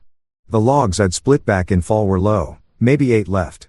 I jammed 3 in the stove and lit them with pages from an old phone book. I didn't bother unpacking. I just sat on the floor, hands pressed against the iron, trying to feel something through the gloves. I must have slept about an hour. When I woke up, my hands didn't feel like mine. The skin was pale and waxy, and the knuckles looked wrong, tight, swollen, like balloon joints. I couldn't flex my fingers without pain. I stood dizzy, and that's when the knot came. Not the wind, not a tree limb, a real knock. I opened the door and blinked hard. It was her. Tina Brooks, black wool coat, cheeks pink, hair in a braid, snowflakes clinging to her sleeves. "Are you Caleb Nelson?" she asked like she already knew. I nodded once, then leaned against the doorframe to stay upright. "How on earth did you find me out here?" She exhaled through her nose, shifting her weight. "I called Hank, told him I'd seen you yesterday. He said if it's a storm, you'd come here, gave me the road name, said you were too stubborn to call anybody. Of course he did." Hank's loyalty didn't talk. It acted. She stepped closer, brushing a curl off her forehead. "On the northbound, just past mile 42, my driver had to swerve around a van half buried in the drift. Same spot you warned me about." I let that sink in. My ribs felt tight again. "I turned around," she added. "Moved Albany to later, switched into a sedan, and told my assistant I was checking on something that couldn't wait." Her voice was steady. Not warm, not cold, just sure. By mid-afternoon, I heard it for myself. The scanner app on my phone crackled through the static. Black Range Rover pulled from a snowbank at mile marker 42. Not hers. Same drift, same hour. She caught me watching my hands under the table lamp. They looked worse in the light. Red lines across the joints, stiff and purple near the thumbs. "Get your coat," she said, no hesitation. "I'm not leaving you to lose your fingers." I wanted to argue. Tell her I'd handled worse, that I didn't need help from the boss's daughter, but I didn't say a word. I grabbed my coat and let her guide me outside, down the porch steps, into the car with the heater already running. At the county hospital, she walked straight to the nurse's station and put her card on the counter like it was a shield. "This one needs triage," she said, nodding at me. "He's mine." And just like that, I wasn't drifting anymore. The intravenous drip clicked steady at my side. My hands were wrapped to the wrist, thick and white, like I'd stuck them in cake frosting. I could feel them pulsing, not with pain. Just that weird, numb pressure that told me I was one bad night away from worse. The nurse walked in, grinning like we shared a joke. "Your wife's a force," she said, checking my chart. "I'm not married," I mumbled. She snorted. "Then she's your boss." She left still laughing. Tina was in a plastic chair near the window with a legal pad and pen. No makeup, hair in a knot that had clearly been redone more than once. She looked like she hadn't blinked since I'd passed out. She glanced up. "Your last name?" she asked, tone even. "Nelson?" I nodded once, slow. She nodded back. "Hank confirmed. Said you were stubborn but straight." That tracked. She sat forward, elbows on her knees. "Does that thing in your chest, whatever it is, ever get it wrong?" I shifted on the pillow. "It's not magic. It's just gut instinct. Editor's instinct, maybe. You warned me about the road." "That wasn't gut. I don't call it visions," I said flat. "I don't need to believe in something to use it." "Call it what you want," she said. "I'm listening." She flipped a page on the pad, scanned a note, and let out a breath. "I think Tiffany and Joseph are bleeding Northlight.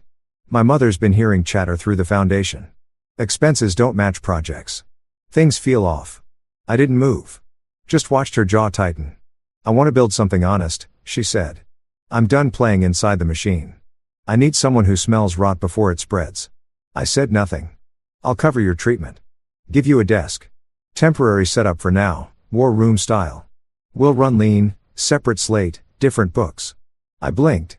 "I don't want to rescue." "I'm not rescuing you," she said, voice like steel. "I'm hiring you." The room went quiet. Only the IV drip filled the silence. "My dad wants me to stay on script," she added after a beat. "Keep the deals he signed. Marry the guy he picked looked polished for the shareholders. How's that working out?" She smiled without warmth. "He still thinks Gordon's an asset." I cocked my head. "Why me?" She didn't even blink. "You warned me when you didn't have to. And Hank says you've been carrying an imprint lead's weight for 2 years without a title bump. That's not a guy looking to coast. That's a guy who wants things right." Right then, the doctor came in. Young, fast-talking, clipboard in hand. "Frostnip and some infection risk," he said, flipping pages. "You got lucky. We caught it early. 2 weeks in wraps, some PT after. You'll be near normal by week 6 if you don't do anything dumb. No hero moves." I looked at my hands. "Guess I'll learn to type with oven mitts." He chuckled, scribbled something, and walked out. Tina stood and grabbed a paper cup off the windowsill. "I brought you coffee." I sipped it. It was awful. She opened her bag and pulled out a beat-up paperback. "This manuscript yours?" she asked, flipping to the margin notes. "Final edits before I got canned?" I said. "Author's green but has teeth." She pointed at a sentence I'd circled. Why this one? It's overwritten. Trying too hard. She nodded. You see straight. I didn't answer. But for the first time in days, my breath came without drag. It wasn't the meds. It was her sitting there asking real questions, reading the pages like they mattered, like I still mattered. 4 days in, she came back with a canvas satchel and dropped it on the tray table beside my water cup.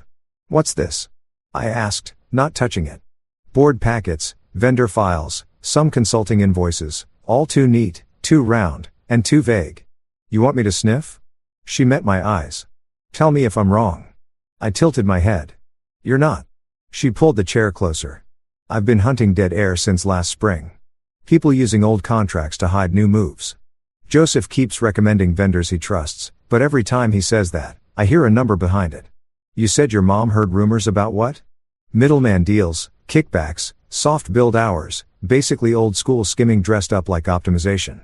And you think Tiffany's in it with him? I think she runs it and Joseph's her inside arm. That lined up with what I'd suspected for months, but never had proof of. Every time I'd flagged a contract, Tiffany buried it in meetings or rewrote the scope to look clean. Tina pushed the satchel closer. I need a second set of eyes. Someone who's been inside but isn't scared of the names. I asked the question I hadn't wanted to out loud. What about Gordon? She leaned back like the question left a bad taste. He thinks I'm setting up a passion project. Said I should focus on foundation optics and leave ops to real players. That is language. Every word. I shifted, wincing. You don't want a project. You want a reckoning.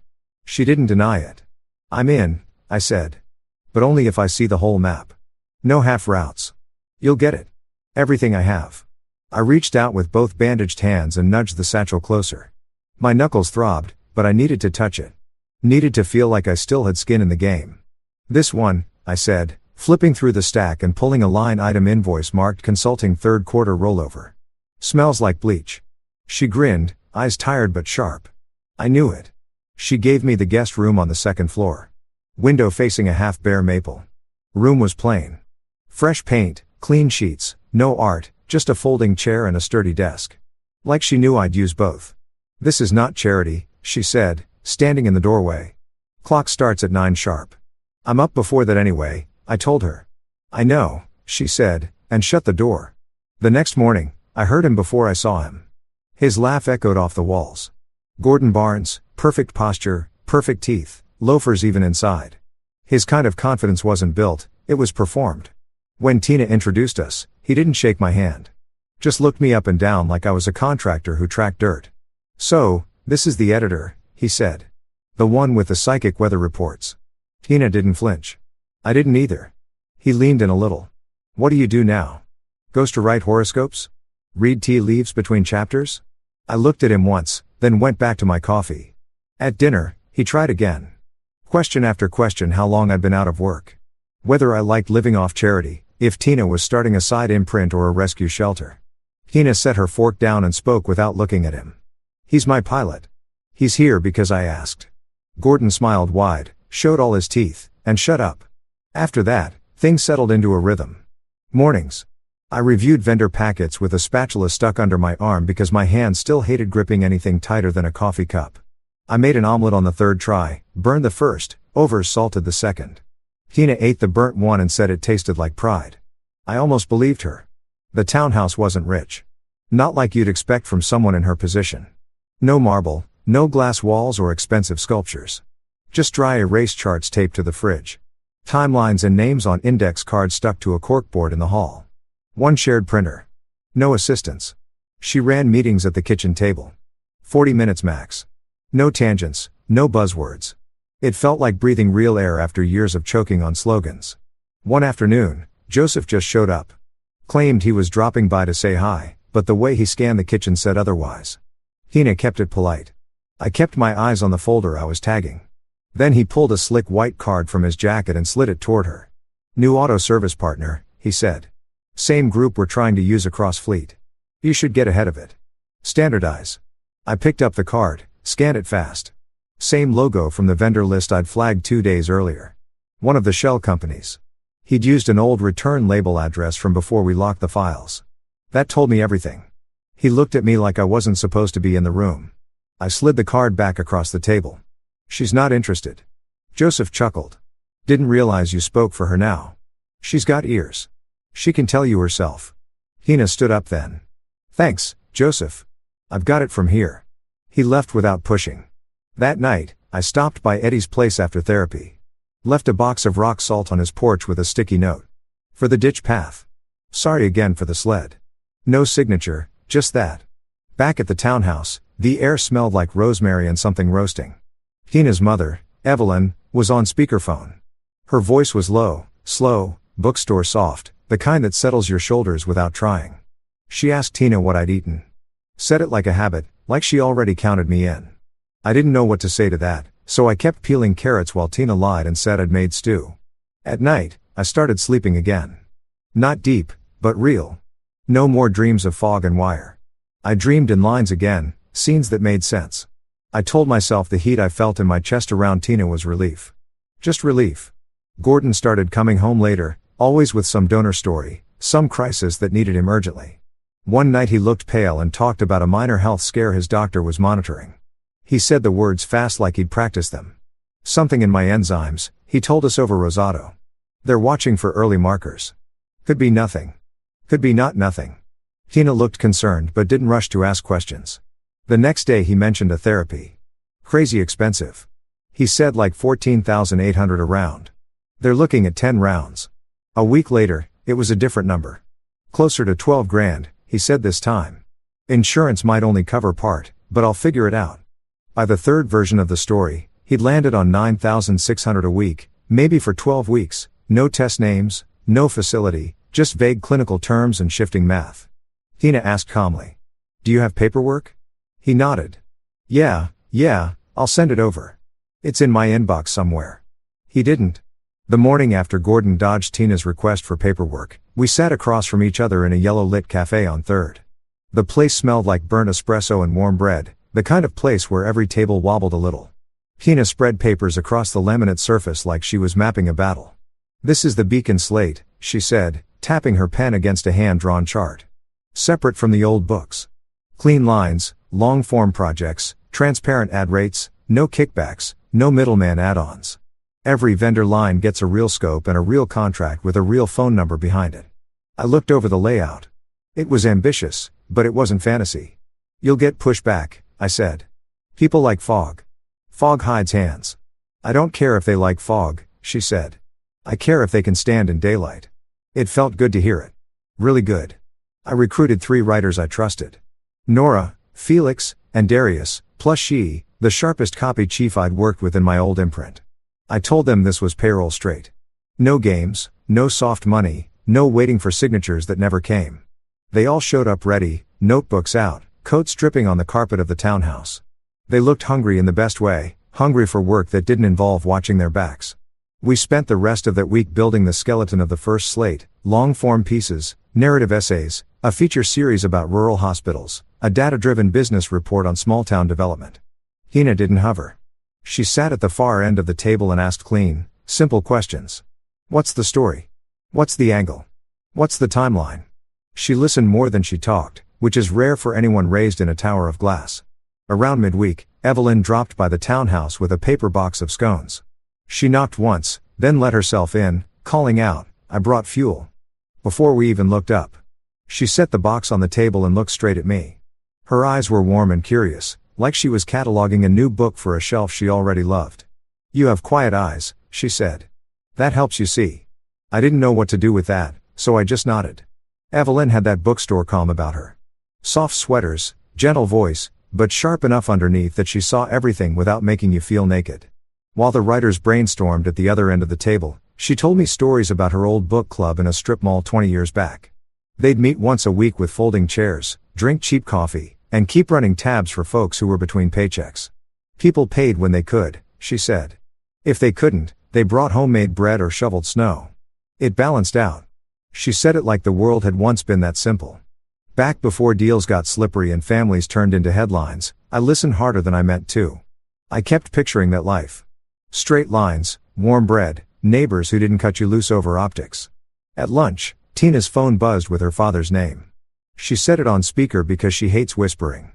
Christina, he said, voice deep, sharp, Too smooth. I'm hearing chatter about you building an off-book slate. It's not off books. She said it's transparent. That's the point. You are a Brooks. He said there are familial expectations. Stakeholder harmony to consider. Optics with Gordon in the frame. You know how this works. She leaned back in her chair, jaw set. Dad, I resigned from your board in 60 days. Put it in writing. You don't own my decisions. A full beat of silence. Then he hung up. No goodbye, no warning, just gone. Tina stared at the phone a moment, then slid it across the table to me. You ever watch a tether snap and feel relieved? All the time, I said. My grandma used to look off at nothing and say things before they happened. I write it off as gut now, but she called it a gift. Tina tilted her head. Call it whatever helps you sleep. The rest of the afternoon, we combed through vendor lists line by line. I flagged suspicious items. Tina cross-checked board approvals. At one point, she asked if I'd mind reaching out to someone in finance who wouldn't sell us out or tip anything to Joseph. I knew exactly who to call. Leia Chen, VP of Finance, one of the only people in that building who treated numbers like truth instead of a suggestion. She came to the townhouse after work wearing a gray coat and carrying a folder thick with printouts. She didn't waste time on small talk. Show me the names, she said. I slid them across the table. She circled the same lines I had almost instantly. Round numbers, vague scopes, recycled language, identical signatures. These vendors are fake, she said. Or at least repurposed. Somebody's running money through them. Somebody meaning who? Tina asked. Leia gave a tight smile. You want me to say it out loud? Please, Tina said. It smells like Joseph's work, she replied. And whoever's giving him cover. She didn't have to say Tiffany's name. It sat in the middle of the table like a stain. While Tina and Leia discussed next steps, my phone buzzed. Gordon had sent her a picture, a clinic lobby, beige tiles, a wristband on his hand, some generic pamphlet about recovery on the chair next to him. She held the phone up toward me like she wanted a second opinion. I studied the background. The glass pattern on the divider was familiar. That's the spa clinic on 46th, I said, keeping my voice low. They sell sleep pods and vitamin drips, not medical treatment. She stiffened. Just a small shift, but I saw it, felt it in the air. I appreciate you looking, she said quietly. I didn't say more. Not my place. My job was to keep the slate clean, not untangle her relationship with a man who couldn't keep his story straight. Later, after the writers left, and the townhouse dimmed to that warm evening glow, Evelyn pulled me aside in the kitchen while Tina took a call. She poured me tea like she'd done it 100 times. Don't let the big building chew your pieces, she said, stirring her own cup. It tried to chew mine and Tina's. Keep who you are. I'm trying, I said. Some days it feels like holding sand. She smiled. Sand can build foundations if you pack it with purpose. I didn't know how to respond. I just nodded and sipped the tea. It tasted like chamomile and something steadier. When Tina came back into the room, phone still lit in her hand.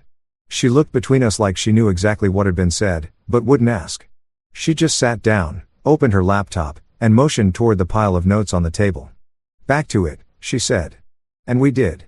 We worked until the street lights flickered on outside the window, filling that little townhouse with the kind of focus you can't fake. Clean, sharp, forward. By week 6, I could close both hands again. Still stiff in the mornings, but I was back to typing with real keys and gripping coffee mugs without dropping them. The gauze was off. The work was sharp. The beacon slate had shape now. Real writers on real deadlines, real vendors we could actually verify. That morning, Tina handed me a folder and told me to meet a documentary director 2 towns over. Take the pool forward, she said. It's full on gas. I nodded, zipped my coat, but something in my chest pulled tight. That static again, ribs humming like a low-grade current. My gut, the same one that had screamed under the street lamp outside our old place. The same one that pulled me off that road at mile marker 42, kicked hard. At 8:10 sharp, I looked over at Mason, our new assistant, who was halfway through organizing the courier log. You still heading to the storage unit? Yeah, he said, flipping through labels. Taking the cab since I don't drive stick. You don't need to, I told him. Take the Ford instead. Drop the delivery first. I'll get a cab. He blinked. You sure? I nodded. Just feels like a cab day. He grabbed the Ford keys, gave a thumbs up, and left. At 10:22, Mason called my cell.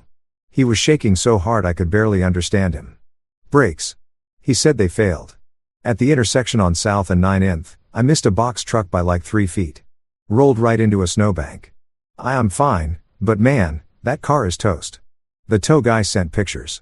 Undercarriage shot, brake line sliced clean, no rust, no slow wear, just a knife cut, fresh and surgical. I told Tina, then drove straight to the garage. We parked the Ford under lock. Leia showed up before I even finished signing the incident form. She walked the bay with the garage manager while I watched from 10 feet back.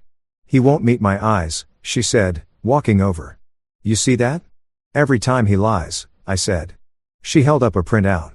There was a purchase order last month for emergency brake service. Got waived. By who? She flipped it around. Joseph Keene's login dated 3 days before the invoice for fleet tune-ups we'd flagged last week. Detective Reed showed up 15 minutes later. Long coat, Cydia-sued notepad, no small talk. He checked the Ford, logged the photo evidence, and handed me a card. If this gets bigger, I can liaise with County PD, but you're going to need to keep that car preserved. You do not move it. Chain of custody matters now. He tilted his head at Mason's name on the report. Why would someone want your kid assistant dead? I didn't answer right away. Then I said, that car was supposed to be mine. He underlined it in his notebook and nodded once. Slow. Joseph came by later that afternoon with 2 coffees and that fake casual smile like nothing ever stuck to him. Crazy about that, Ford, he said. Good thing our service partner's responsive, huh? He handed me one of the cups like we were buddies again. Then he dropped the name of the same shop he'd pitched Tina at dinner 2 weeks back. Said it like he was just being helpful. I didn't drink the coffee. I went upstairs, opened the archive folder, and printed every invoice we had tied to that vendor. The name traced to a shell set up 6 months ago. No real office. Website was a 1-page template with a stock photo of a bay door and a contact form that didn't return calls. The business address, a mailbox store on 3rd. Tina was in the back room when I handed her the file. She didn't flip through it, just looked at the cover page, then went still. Owner on the state filings is Kara Mercer, I said. Tiffany's cousin. Tina's jaw didn't move. She just exhaled slow. Ho's data on the website is privacy shielded, I added. But the IP traces to a laptop that logged in from Northlight's guest Wi-Fi 4 weeks ago during one of Joseph's strategy sessions. She didn't raise her voice, didn't panic, just said, put this in a folder. Don't send it anywhere yet. Why? I asked. Because timing matters, she said. And if we're going to set fire to the whole thing, we need it to burn through without smoke. That night, Gordon came home looking like he hadn't slept in a week. Hair messy, pale under his expensive coat. He dropped into the dining chair and said, Doctor wants me on targeted antibodies. 9,600 a week. Might need 12 rounds. Tina looked up from her tablet. Did you talk to your insurer? He nodded like a bobblehead. There's a hiccup. Coverage gap. Mix up with the paperwork. They're fixing it. Then he leaned forward. I just need a bridge. 2 weeks. You float me the first 2 and I'll cover the rest. She didn't answer right away. Just tapped her pen once against her water glass. Bridge loans don't exist between partners, she said. His eyes went wet. Tina, come on. You know what I'm dealing with. I'm asking for documentation, not a fight. I don't have it yet. Then you're not getting the money yet. He stood up like he was going to throw something, then stopped. Left the room without another word.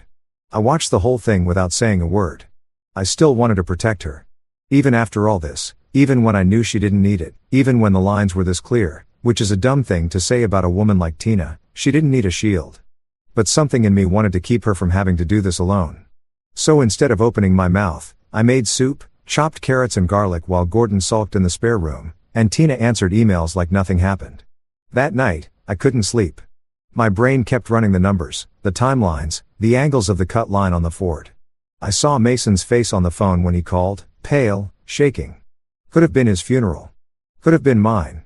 I dreamed of steel, snow, and a gloved hand reaching for a frozen door handle. I woke up in a sweat. I got up, pulled a notebook from the shelf, and wrote down everything I could remember from the dream, the exact position of the van, the sound the brakes didn't make, the shape of the ditch behind the mailbox store. Grandma always said, write it down. It matters. I wasn't sure what it meant yet, but I knew the gut didn't lie. Tina's phone rang at 6:31. I was already awake, pouring hot water into a cracked mug when I heard her say, Mom, and then nothing for a long stretch. Just breathing. She came out of the hallway barefoot, phone pressed to her cheek, face white. Evelyn collapsed, she said. In the shop, gripped a shelf. Clerk called 911. EMTs took her in. She's at County General. I grabbed the car keys without asking. The Volvo was blocked in. We rented a 4-door from the corner spot, a heater barely working, and back windows that didn't roll down. Highway alerts said no commercial trucks past exit 4 due to wind. We drove anyway, 3 hours, cold seeping through the seams. I held the GPS while Tina gripped the wheel and asked me to read the texts as they came. One from a nurse. Stable for now. Mild arrhythmia. She's asking for you. The roads blurred gray-blue trees stiff with frost.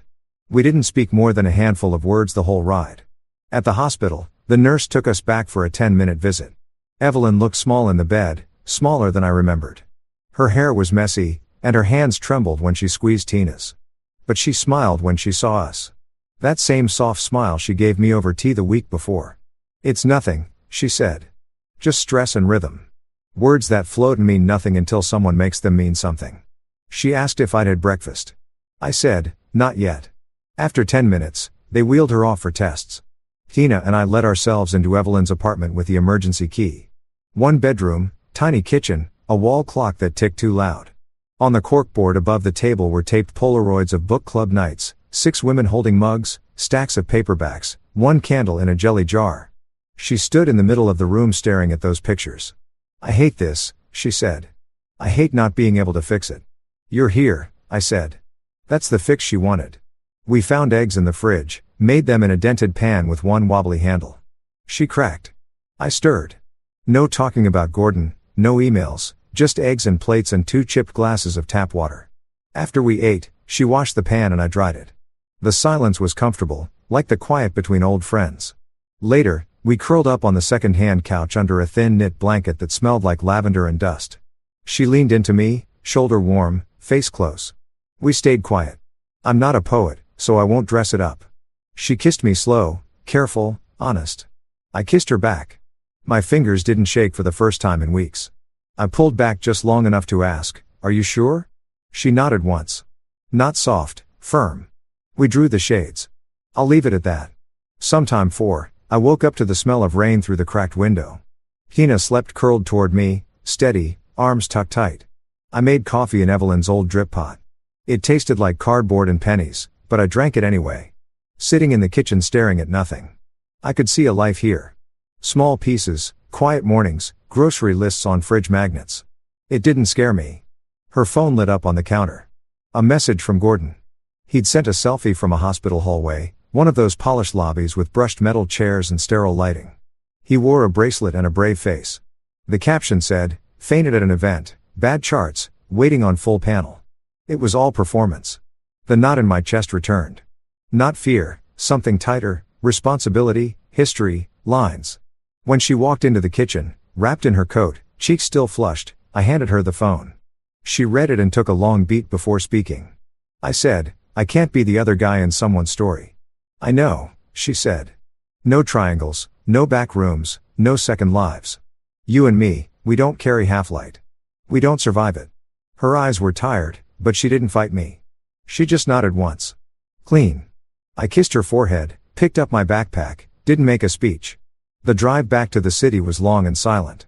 I didn't turn on the radio, just counted mile markers and watched the clouds shift like bruises. By the time I reached my place, the sun had dipped behind the buildings and the wind was picking up again. The 1 bedroom was small but dry. My tenants had moved out finally. The heat clicked on without sputtering. I tossed my bag inside and opened the fridge. Half a carton of milk, a frozen pizza, and 3 leftover ginger ales from some old night I didn't remember.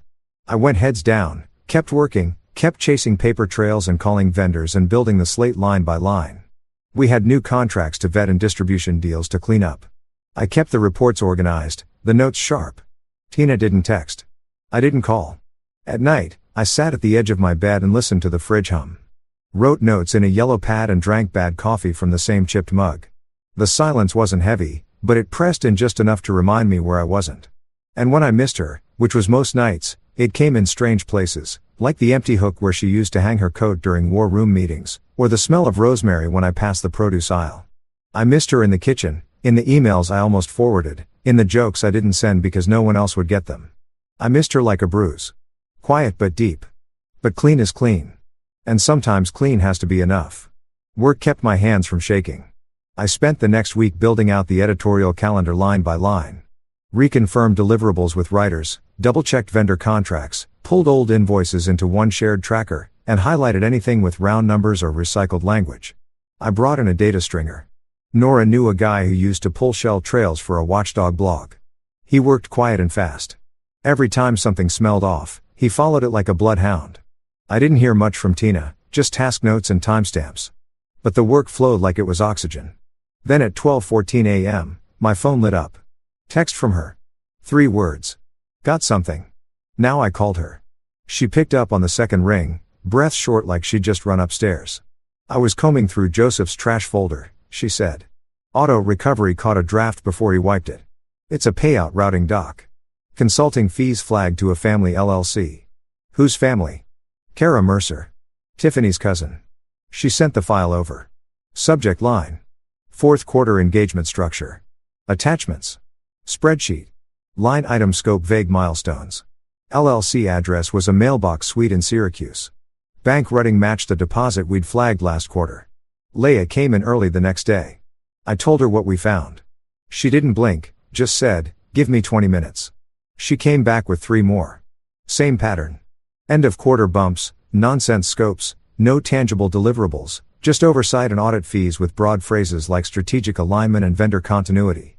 We didn't talk theory anymore. It was fact now. Tina didn't wait for consensus. She built a fake vendor shell. 1-page site, dummy email, invoice for $1,280. Legit looking, but just off enough to smell funny. We sent the test invoice through the usual system. Joseph moved it within the hour. He CC'd Tiffany from her personal Gmail. That was the tell. We brought in Detective Reed that afternoon. Evelyn insisted, said there were lines you didn't cross, and this one had been crossed 3 times over. Reed told Tina to keep acting normal. Don't tip anyone. Don't fire anyone yet. Just keep collecting. We mirrored the Gmail thread, exported the CC logs, printed everything with a timestamp. Leia notarized the copies. Company counsel verified chain of custody. Took 4 hours, and every second of it felt like defusing a bomb. Gordon showed up that night with a manila folder and a speech about second chances. Inside was a printed email chain from a clinic in New Jersey, plus a medical form half-filled. Letter had said Atlantic Specialty Care, but I recognized the logo from a last-year press kit. Tina didn't even open it. She called the clinic, asked for verification. The receptionist checked the date of birth and the name. No record, she said. Wrong branding, wrong format, and the number Gordon gave for the per round cost had changed again. First it was 14,800, then 9,600. Now it was just a lot. His math didn't hold water. Nothing did. She told him to pack a bag. He threw a fit. Knocked a small vase off the windowsill. One Evelyn had picked out from a roadside flea market. The kind of cheap thing that means something when it's been around long enough. You're cold, he said. Tina stood there quiet. No, I'm done. He left with a half-zipped duffel and no eye contact. Joseph showed up 2 days later, said he was just here for a ride. Like that explained anything. He walked in and found Leia, Tina, and one of the lawyers sitting at the dining table with hard copies of the vendor logs. I was at the counter reading timestamps off the mirrored inboxes. He stopped in the doorway, face blank, like a computer that just crashed. Tina didn't give him time to spin. We caught the invoice, the fake vendor, the Gmail CC. He tried to shift it fast. That was Tiffany. I didn't. She told me it was pre-cleared. I didn't know it wasn't. Tina slid the Slack log across the table. You did. His face cracked, eyes wide, mouth twitching like he wanted to argue, but couldn't find a grip. Then he cried. It wasn't an act. He broke in half right there, slid into the chair and covered his face with both hands. Said he was sorry. Said he didn't know how deep it had gotten. That Tiffany made him believe it was survival. That it was just smoothing edges. He gave up everything. The shared drives, the Dropbox folder he thought we didn't know about, backup receipts from his burner phone, even printouts of Slack DMs Tiffany had sent bragging about how she'd keep my boy Caleb where he belongs and how bad breaks are easier than bad PR. That one hit me in the ribs. I didn't react. Just kept my eyes on the logs. Tina stood up and walked to the hallway. She stood in silence for 2 minutes. Then she called her father. She told him flat, I have documented fraud, unauthorized vendor pipelines, and attempted harm. His sigh dragged through the speaker. If there's a way to slow roll this, we should. Appearances matter. The name matters. You're not just a person. You're a legacy. She didn't answer. He went on. If we take our time and manage this quietly, she cut him off. I'm recording this call. Silence for legal record, she added. One party consent. I've saved the file in 3 places. Goodbye, Dad. She hung up. Then she looked at me. I nodded. Let's remove it completely. The Northlight Press all hands was set for a Tuesday. 10 a.m. sharp, fluorescent humming, interim HR on the left, legal on the right. Tina at the front, blazer pressed, sleeves rolled, calm voice, eyes clear. She opened with a simple line. You deserve the full story. Then she laid it all out. Timeline, transactions, names, no euphemisms, no shielded terms. She didn't say errors or lapses in judgment. She called it what it was, fraud, collusion, endangerment. Leia took over for the vendor flows. She showed the paper trail like she'd rehearsed it in her sleep. 4 LLCs, dozens of invoices, a dozen pass-through accounts. She ended with a mirrored Slack message from Joseph, admitting he'd smoothed the process for a friend with family ties. People in the room stopped blinking. Detective Reed stood in the back, arms folded, next to a county officer in plain clothes. They didn't move. Not until Tiffany was halfway through her rebuttal. She called the sting invoice entrapment, said it was innovation under pressure, and threw in that I was a scorned junior with delusions of legacy. That one almost made me laugh. I didn't. I just stepped forward, clicked the projector remote, and pulled up 4 vendor filings with her signature on every last one. Silence followed. Not long, but long enough to hear the breath leave her body. Then the cuffs came out.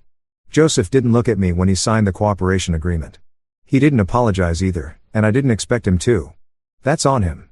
By sundown, Gordon had posted a Notes app screenshot with the usual self-preservation script, vague mentions of mental health, pressure, and being led astray. Not one word about Tina, not one about the company. 2 clients dropped him that night. At 3:03 in the morning, he texted me. We were both victims of the same system. You more than anyone should understand that. I didn't reply. Nothing to say to a man who saw every wound as a stage light. Tina's father booked a press breakfast at a midtown club and sat behind a polished podium talking about a regrettable chapter in a proud company's history. He wore the usual flag pin, said all the right sentences, paused where he was supposed to. What stuck with people was the fact that Tina didn't stand behind him. Authors notice where you stand. Evelyn gave a speech 3 days later at a community center reading event. No script, no podium, just a small mic and a metal stand and her calm bookstore voice. We pay full price for truth, she said. No discounts for bloodlines. 10 minutes later, our team inbox lit up. 5 independent outlets wanted access to the Beacon slate. We built a fund for Mason, the kid who almost died in my place. We set the target at $25,000. It cleared 31,69 days. Anonymous donation at the top was a perfect match. Tina, I checked in on Barbara every other weekend. Eddie said she'd fallen twice in 3 weeks, even with assault.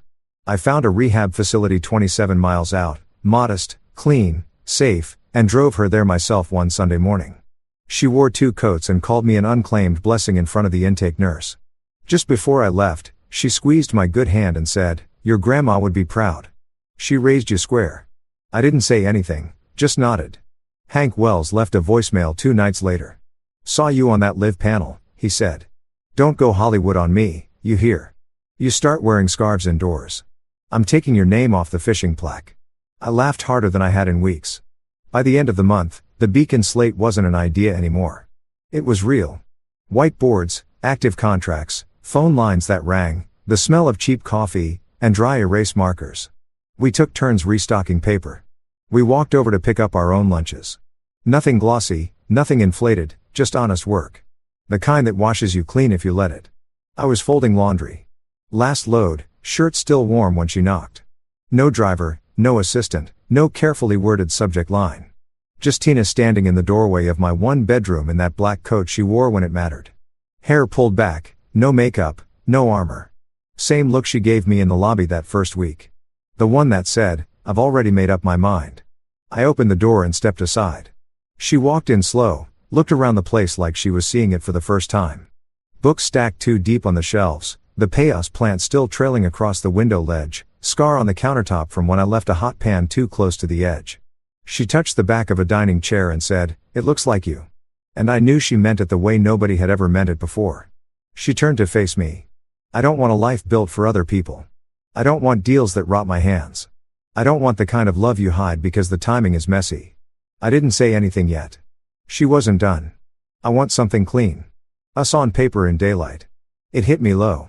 Not in a painful way, just deep like breath you forgot you were holding.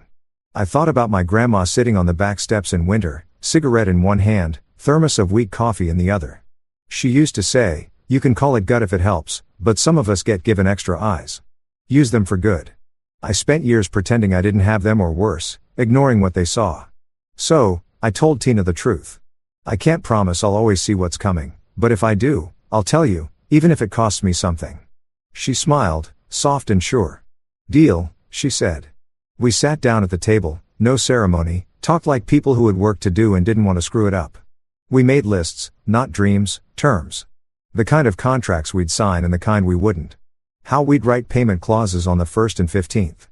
No floats, no delay buffers, formal anti-kickback language in every single vendor agreement. Transparency in author splits, no shortcuts, no favors, no soft promises at conferences that turned into bad math 6 months later. We kept it real. I told her I'd finalized my exit from Northlight. All the paperwork was signed, boxed, and copied. She told me she'd sent her father the audio file. He'd gone quiet. No follow-up, no media spin. She'd resigned her board seat. Formally dissolved the engagement with Gordon in writing. No loopholes. The townhouse was hers now. Clean. We didn't toast. No playlist.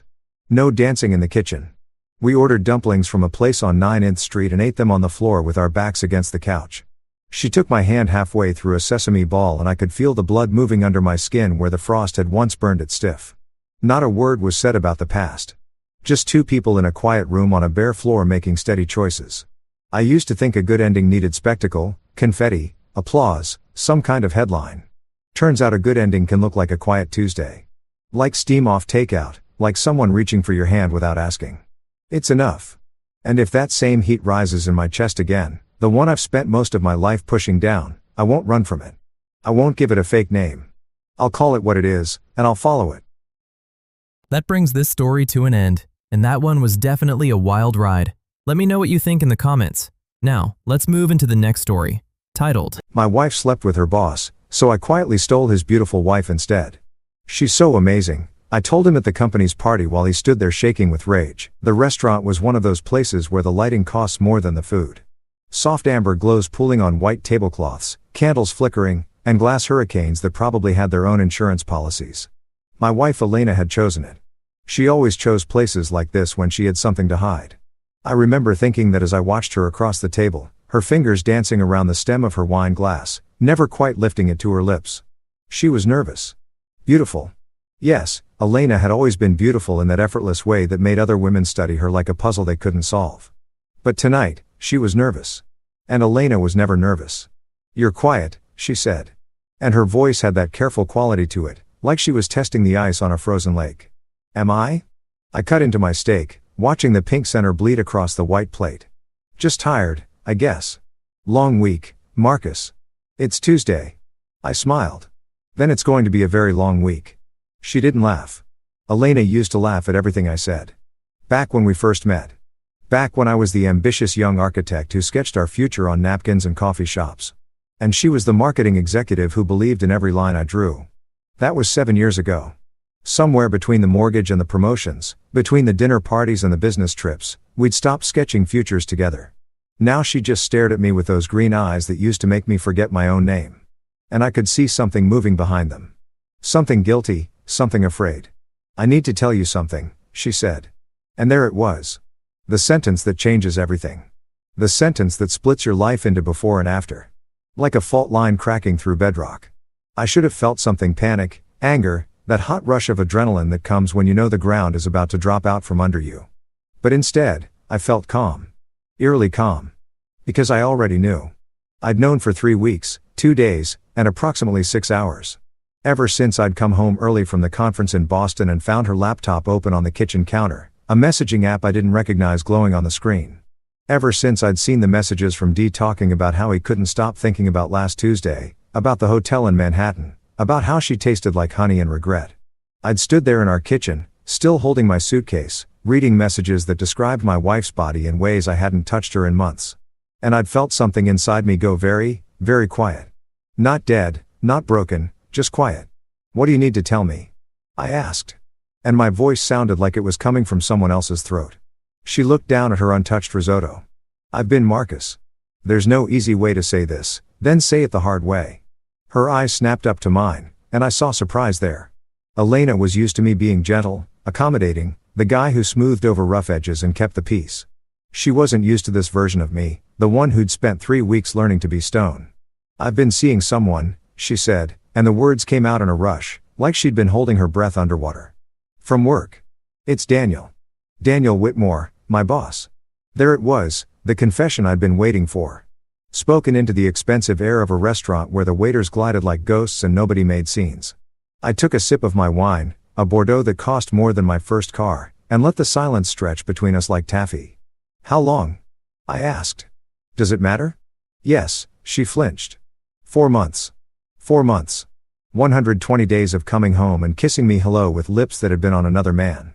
120 days of lying next to me in bed and probably thinking of him. 120 days of me being the fool who didn't see, didn't know, didn't suspect. Except I had suspected. I'd known deep down. The way you know when a building's foundation is cracked even before the walls start to show it.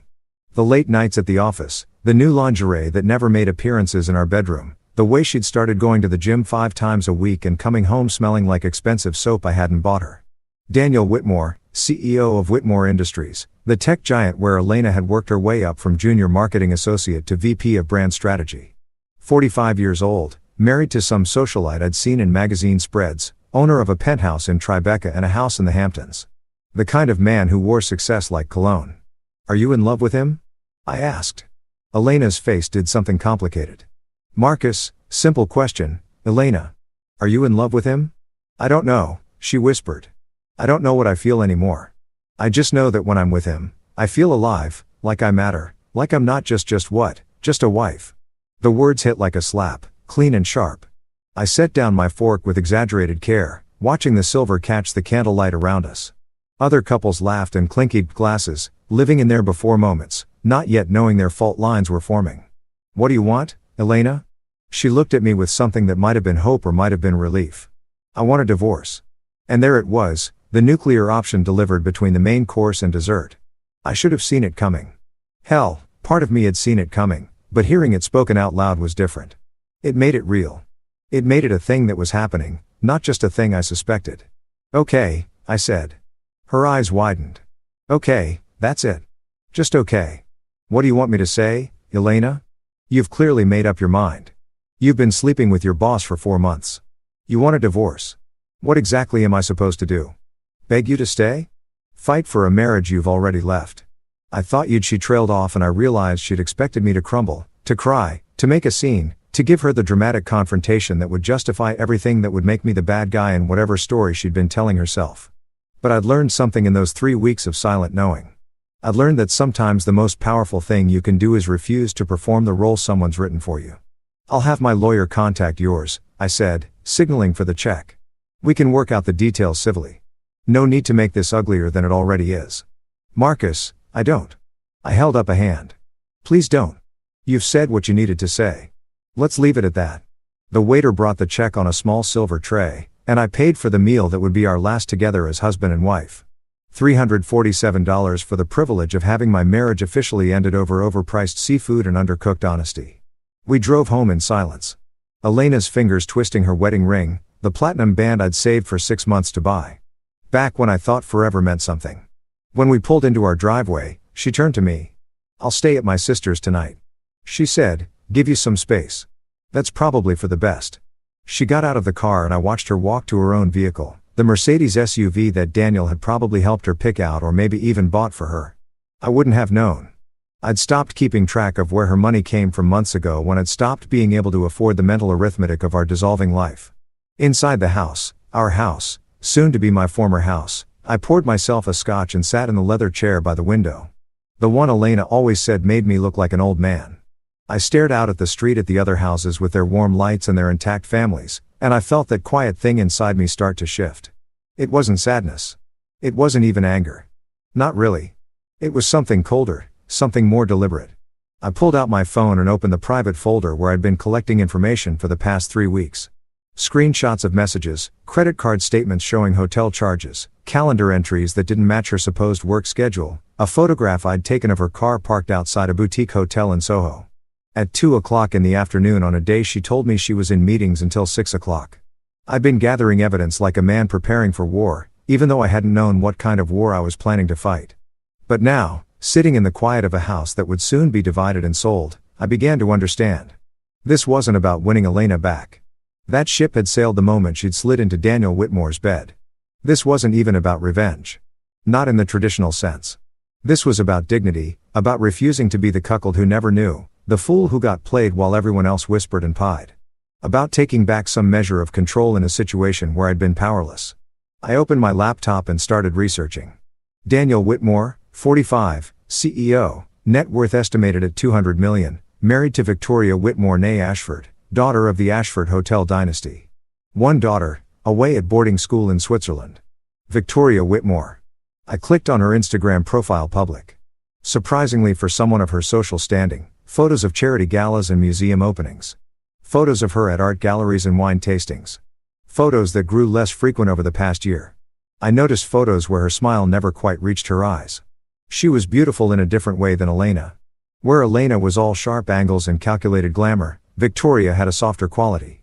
Dark hair that fell in waves past her shoulders, eyes the color of expensive chocolate, a smile that looked like it had forgotten how to be real. In her most recent photo posted 3 weeks ago, she stood alone on a beach somewhere, her hair whipping in the wind, staring out at the ocean with an expression I recognized.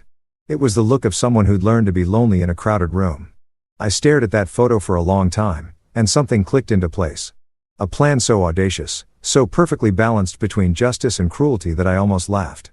If Daniel Whitmore wanted to take my wife to dismantle my marriage while building his empire and maintaining his perfect public image, then I would return the favor.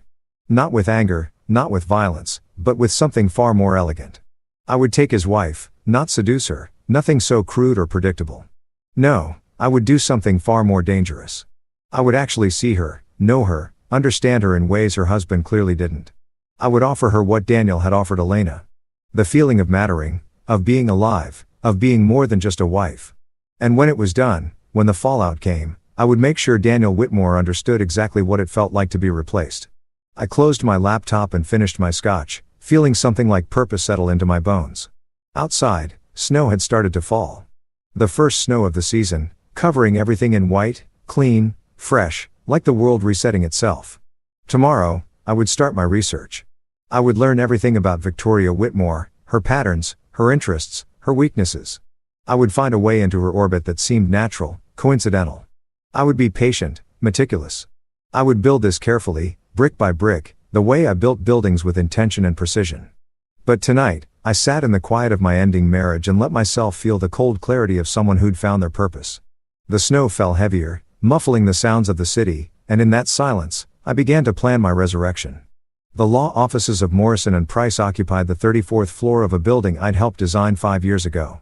There was a certain poetry in that, conducting the dissolution of my marriage in a structure I'd created, watching my life be divided into assets and liabilities beneath ceilings I'd sketched in rooms where light fell through windows I'd positioned for maximum impact. Jeremy Morrison had been my lawyer since I'd started my firm. He was the kind of attorney who wore expensive suits but kept his sleeves rolled up, who billed by the hour but never made you feel like you were watching the meter run. When I called him the morning after Elena's confession, he'd cleared his schedule immediately. "Marcus," he said now, sliding a folder across his mahogany desk. "I've drawn up a preliminary assessment based on what you've told me. It's not pretty." I opened the folder. Numbers swam across the page. The house, our savings accounts, Elena's stock options, my retirement fund, the vacation property in Vermont we'd bought 3 years ago and visited exactly twice. 7 years of accumulated life reduced to spreadsheets and estimated values. New York is an equitable distribution state, Jeremy continued, steepling his fingers. Which means the court divides marital property fairly, not necessarily equally, given that Elena's income has exceeded yours for the past 2 years, and there's no prenup. I could walk away with less than half potentially, though the affair could work in your favor, depending on how vindictive you want to be. He paused. How vindictive do you want to be? I thought about that. The old Marcus, the one who'd existed 4 weeks ago, Would have said he wanted to be fair, civilized, mature about the whole thing. But the old Marcus had also been blind to his wife's infidelity, complicit in his own cuckolding through sheer obliviousness.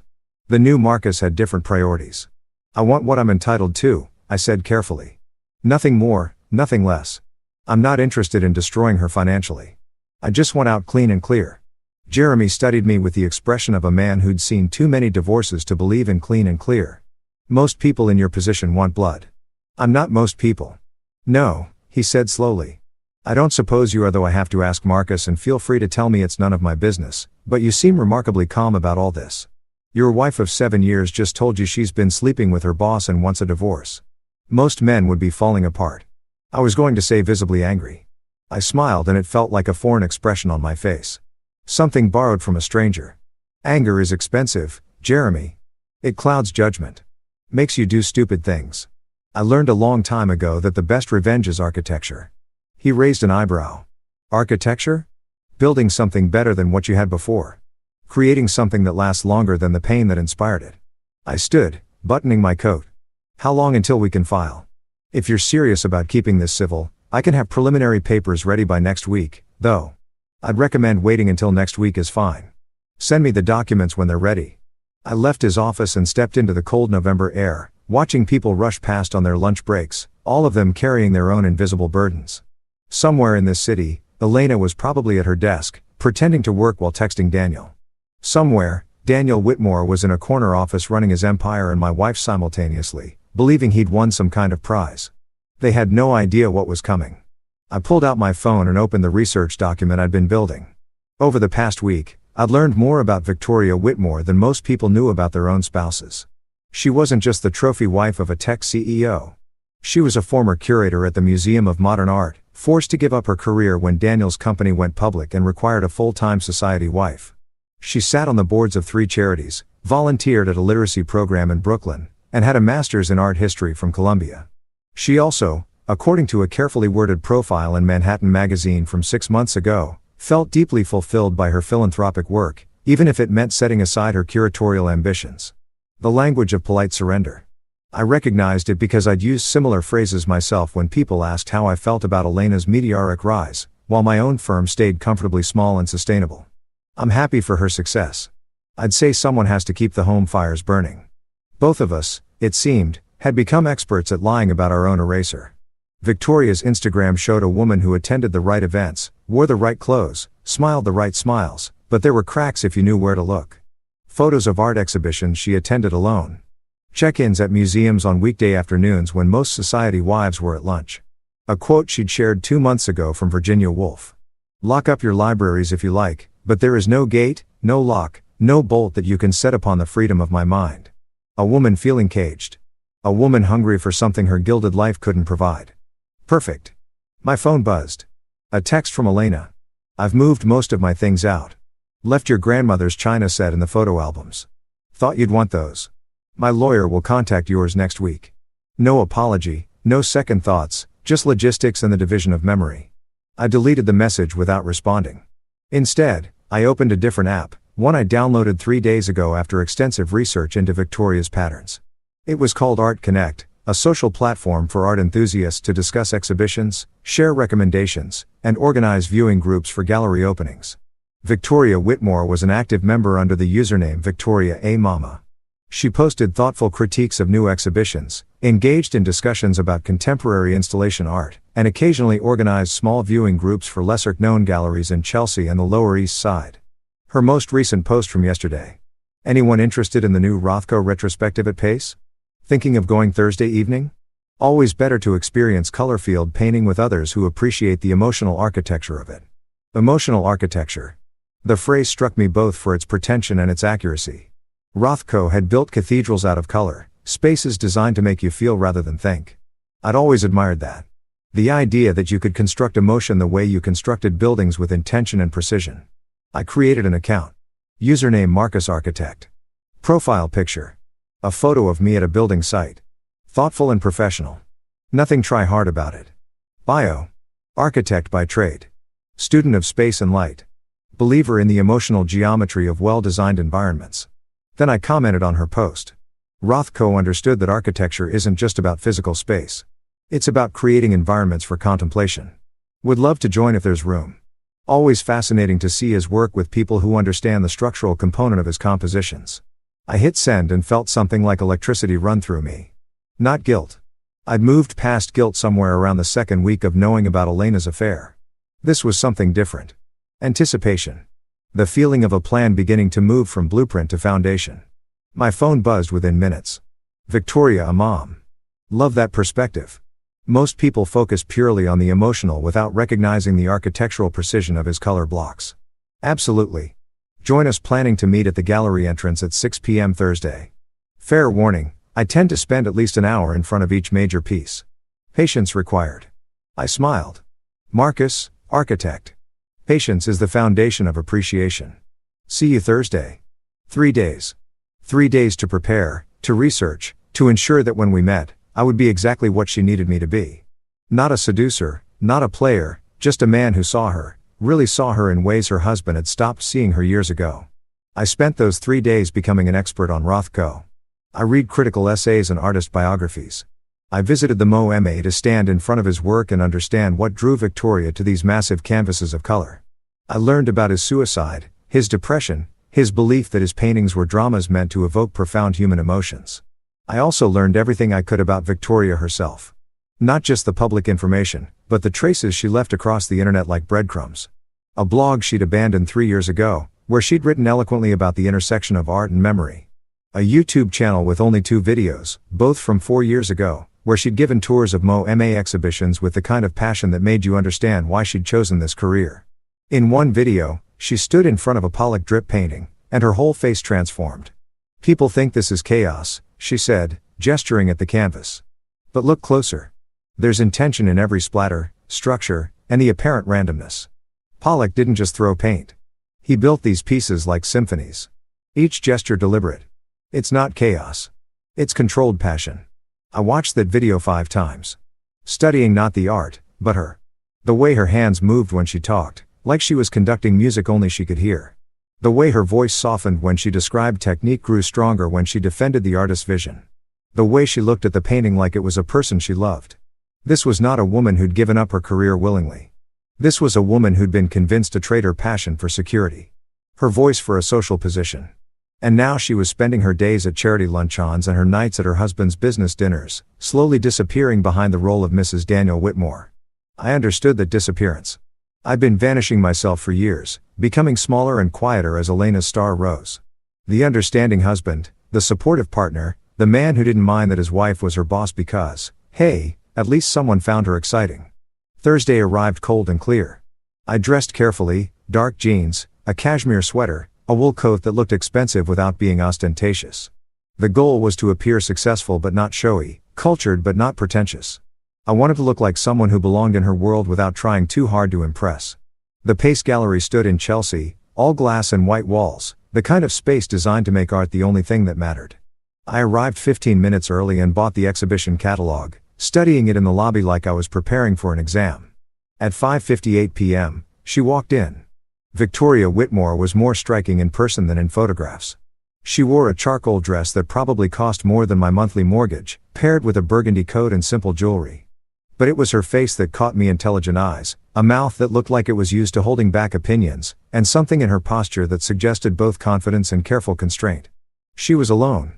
I watched her scan the small group gathered near the entrance. 4 other people all looking at their phones. When her eyes landed on me, there was a flicker of assessment, quick and thorough. Then she smiled, and I understood why Daniel had married her. It wasn't just beauty. It was the way that smile made you feel like you'd earned something valuable. "Marcus," she said, approaching with her hand extended. "I'm Victoria. I recognize you from your profile picture." Her handshake was firm, professional. Up close, I could see fine lines at the corners of her eyes. The kind that came from years of smiling at things that didn't make you happy. "Thank you for organizing this," I said. "I've been wanting to see this exhibition properly. Went through it quickly last month, but it deserves more attention." "You've been before." Something in her voice sharpened with interest. "What did you think?" "Overwhelming in the best way, like standing inside emotion rather than looking at it, but I felt like I was rushing, trying to see everything at once. Sometimes you need to sit with discomfort to really understand it." She studied me for a moment, and I saw the exact instant she decided I wasn't just another dilettante. That's exactly it. Most people want art to be comfortable, to give them easy answers. But Rothko's work requires you to surrender to the uncertainty. The other members of her group approached two women in their 50s who looked like they collected art for investment purposes, and a young man who immediately started talking about color theory in a way that suggested he'd just discovered it. Victoria listened politely, but I could see her attention fragmenting. We moved into the exhibition space as a group, but within 20 minutes, the natural separation occurred. The investors moved quickly through the rooms, checking off paintings like items on a shopping list. The young man got absorbed in taking photos for Instagram, and Victoria and I found ourselves standing in front of a massive canvas of deep reds and blacks alone in a room designed for solitude. No, 1960, she said softly. One of his last major works before his death. You can feel it the way the darkness is consuming the red. He knew he was drowning. Or maybe he was learning to breathe underwater. I said, sometimes what looks like drowning is just a different way of existing. She turned to look at me. Really, look at me. And I felt the weight of her attention. That's an optimistic reading. Is it? I think Rothko knew exactly what he was doing. He was building spaces for people to bring their own meaning. If we see drowning, maybe that says more about us than about him. A small smile played at her lips. You sound like you've spent time thinking about this. I spent a lot of time thinking about how space affects emotion. Occupational hazard of being an architect. What kind of architecture? Residential, mostly custom homes, some commercial projects. I like the intimate scale designing spaces where people actually live, not just work or visit. There's something about creating the container for someone's daily life that feels significant. We moved through the exhibition slowly, and I noticed how she positioned herself in front of each painting, not straight on, but slightly to the side, as if approaching the art from an angle. When I asked about it, she laughed. Old curator habit. You see different things when you shift your perspective. The way light hits the canvas changes. Colors reveal undertones. Most people plant themselves dead center and think they're seeing everything, but they're only getting one version of the truth. And you prefer multiple versions. I prefer acknowledging that there are multiple versions. Truth is positional. It changes depending on where you're standing. We were alone in the final room, a space dominated by a massive canvas of deep burgundy and black. The silence felt deliberate, constructed. I could hear her breathing, slow and measured. Can I ask you something? She said, still looking at the painting. Why did you really want to come today? The question surprised me with its directness. I'd expected small talk, gradual building of rapport, but Victoria Whitmore, it seemed, wasn't interested in the usual social choreography. Honestly, I said, I'm going through a divorce. My wife told me 2 weeks ago that she's been having an affair with her boss, and I realized that I'd been living in a very small space for a very long time, metaphorically speaking. I needed to remember what it felt like to experience something larger than my own anger. I watched her face carefully. The confession was calculated, vulnerable enough to be human, specific enough to be believable, and designed to create a sense of intimacy through shared pain. What I didn't expect was the way her expression shifted not to pity, but to recognition. I'm sorry, she said. I'm sorry you're going through that. Thank you, though. I'm finding that sometimes things have to fall apart before you realize they were barely holding together in the first place. She nodded slowly and I saw her hand move unconsciously to her wedding ring. Twisting it the way Elena used to twist hers, a gesture of discomfort, of doubt.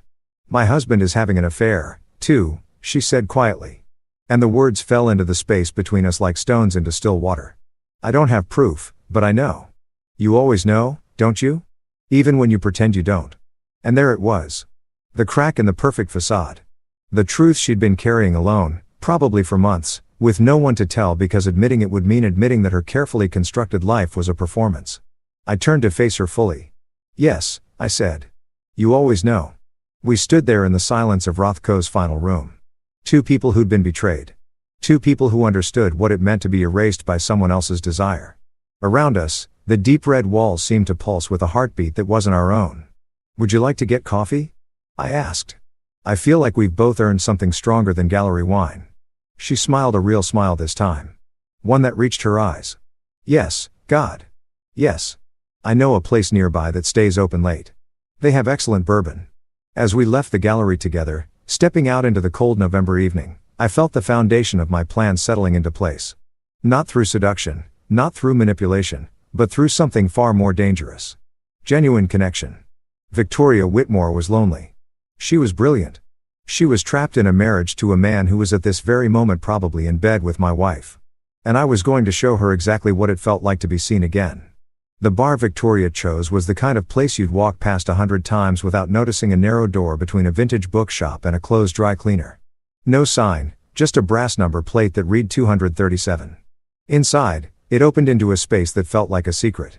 Exposed brick walls lined with leather-bound books, Edison bulbs casting warm pools of light, and a bar made from reclaimed wood that looked like it had stories embedded in every grain. "I come here when I need to think," Victoria said, leading me to a corner booth half hidden behind a bookshelf. "Daniel doesn't know about it. It's not the kind of place he'd appreciate." The way she said his name, Daniel, not my husband, told me everything I needed to know about the distance between them. A waitress appeared, young and efficient, with the kind of face that suggested she was between graduate programs and using this job to fund her real passion. Victoria ordered a bourbon. "Neat." I did the same. "So," Victoria said once the waitress had disappeared. "Tell me about your wife." The directness was becoming familiar. Victoria Whitmore. I was learning. Didn't waste time on pleasantries when real conversation was available. It was refreshing and dangerous in equal measure. "What do you want to know? Why did you marry her?" I thought about that, not about what would sound good, but about the actual truth. Because I had the sense that Victoria could smell a lie from across the room. And more importantly, I was tired of lying because she made me feel like I was building something that mattered. I said Elena was as brilliant, ambitious. She had this way of seeing potential in everything, including me. When I met her, I was just another architect grinding away at someone else's firm, designing strip malls and restaurant renovations. She looked at my sketches and told me I was wasting my talent on other people's mediocrity. 6 months later, I'd started my own firm. She pushed you. She believed in me. There's a difference. I paused as the waitress returned with our drinks. Or at least I thought there was.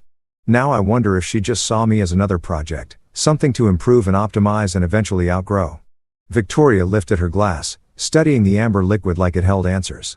"Daniel chose me because I looked good in photographs. Because I came from the right family, because I understood how to navigate the social architecture of his world."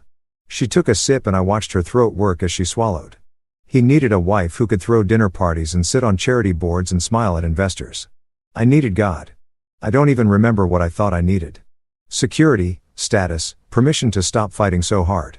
You gave up your career." Her eyes snapped to mine. "How did you know that? You mentioned you were a curator." Past tense. "And there's a way you talk about art like someone who's been exiled from a country they still consider home." She set down her glass with exaggerated care.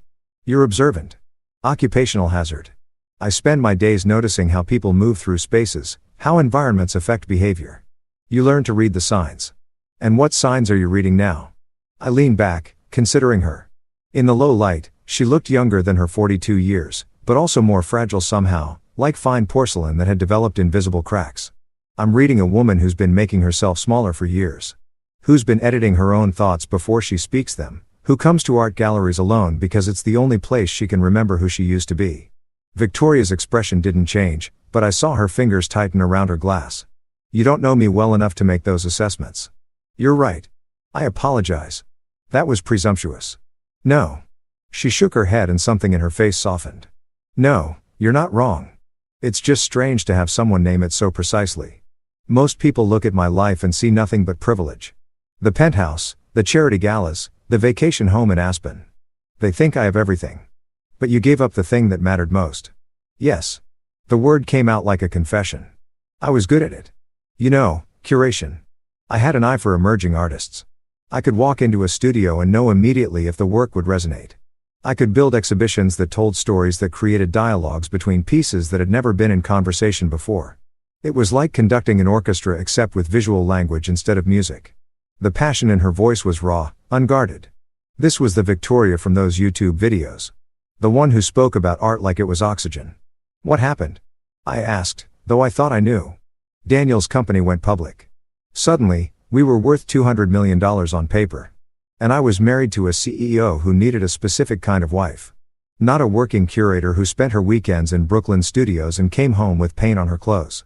He needed someone who could host dinners for investors, who could make small talk with board members' wives, who could be photographed for magazine spreads about successful couples." "So, you quit." "So, I was strongly encouraged to redirect my energies toward philanthropic endeavors. Her voice had taken on a mimicking quality, like she was quoting someone.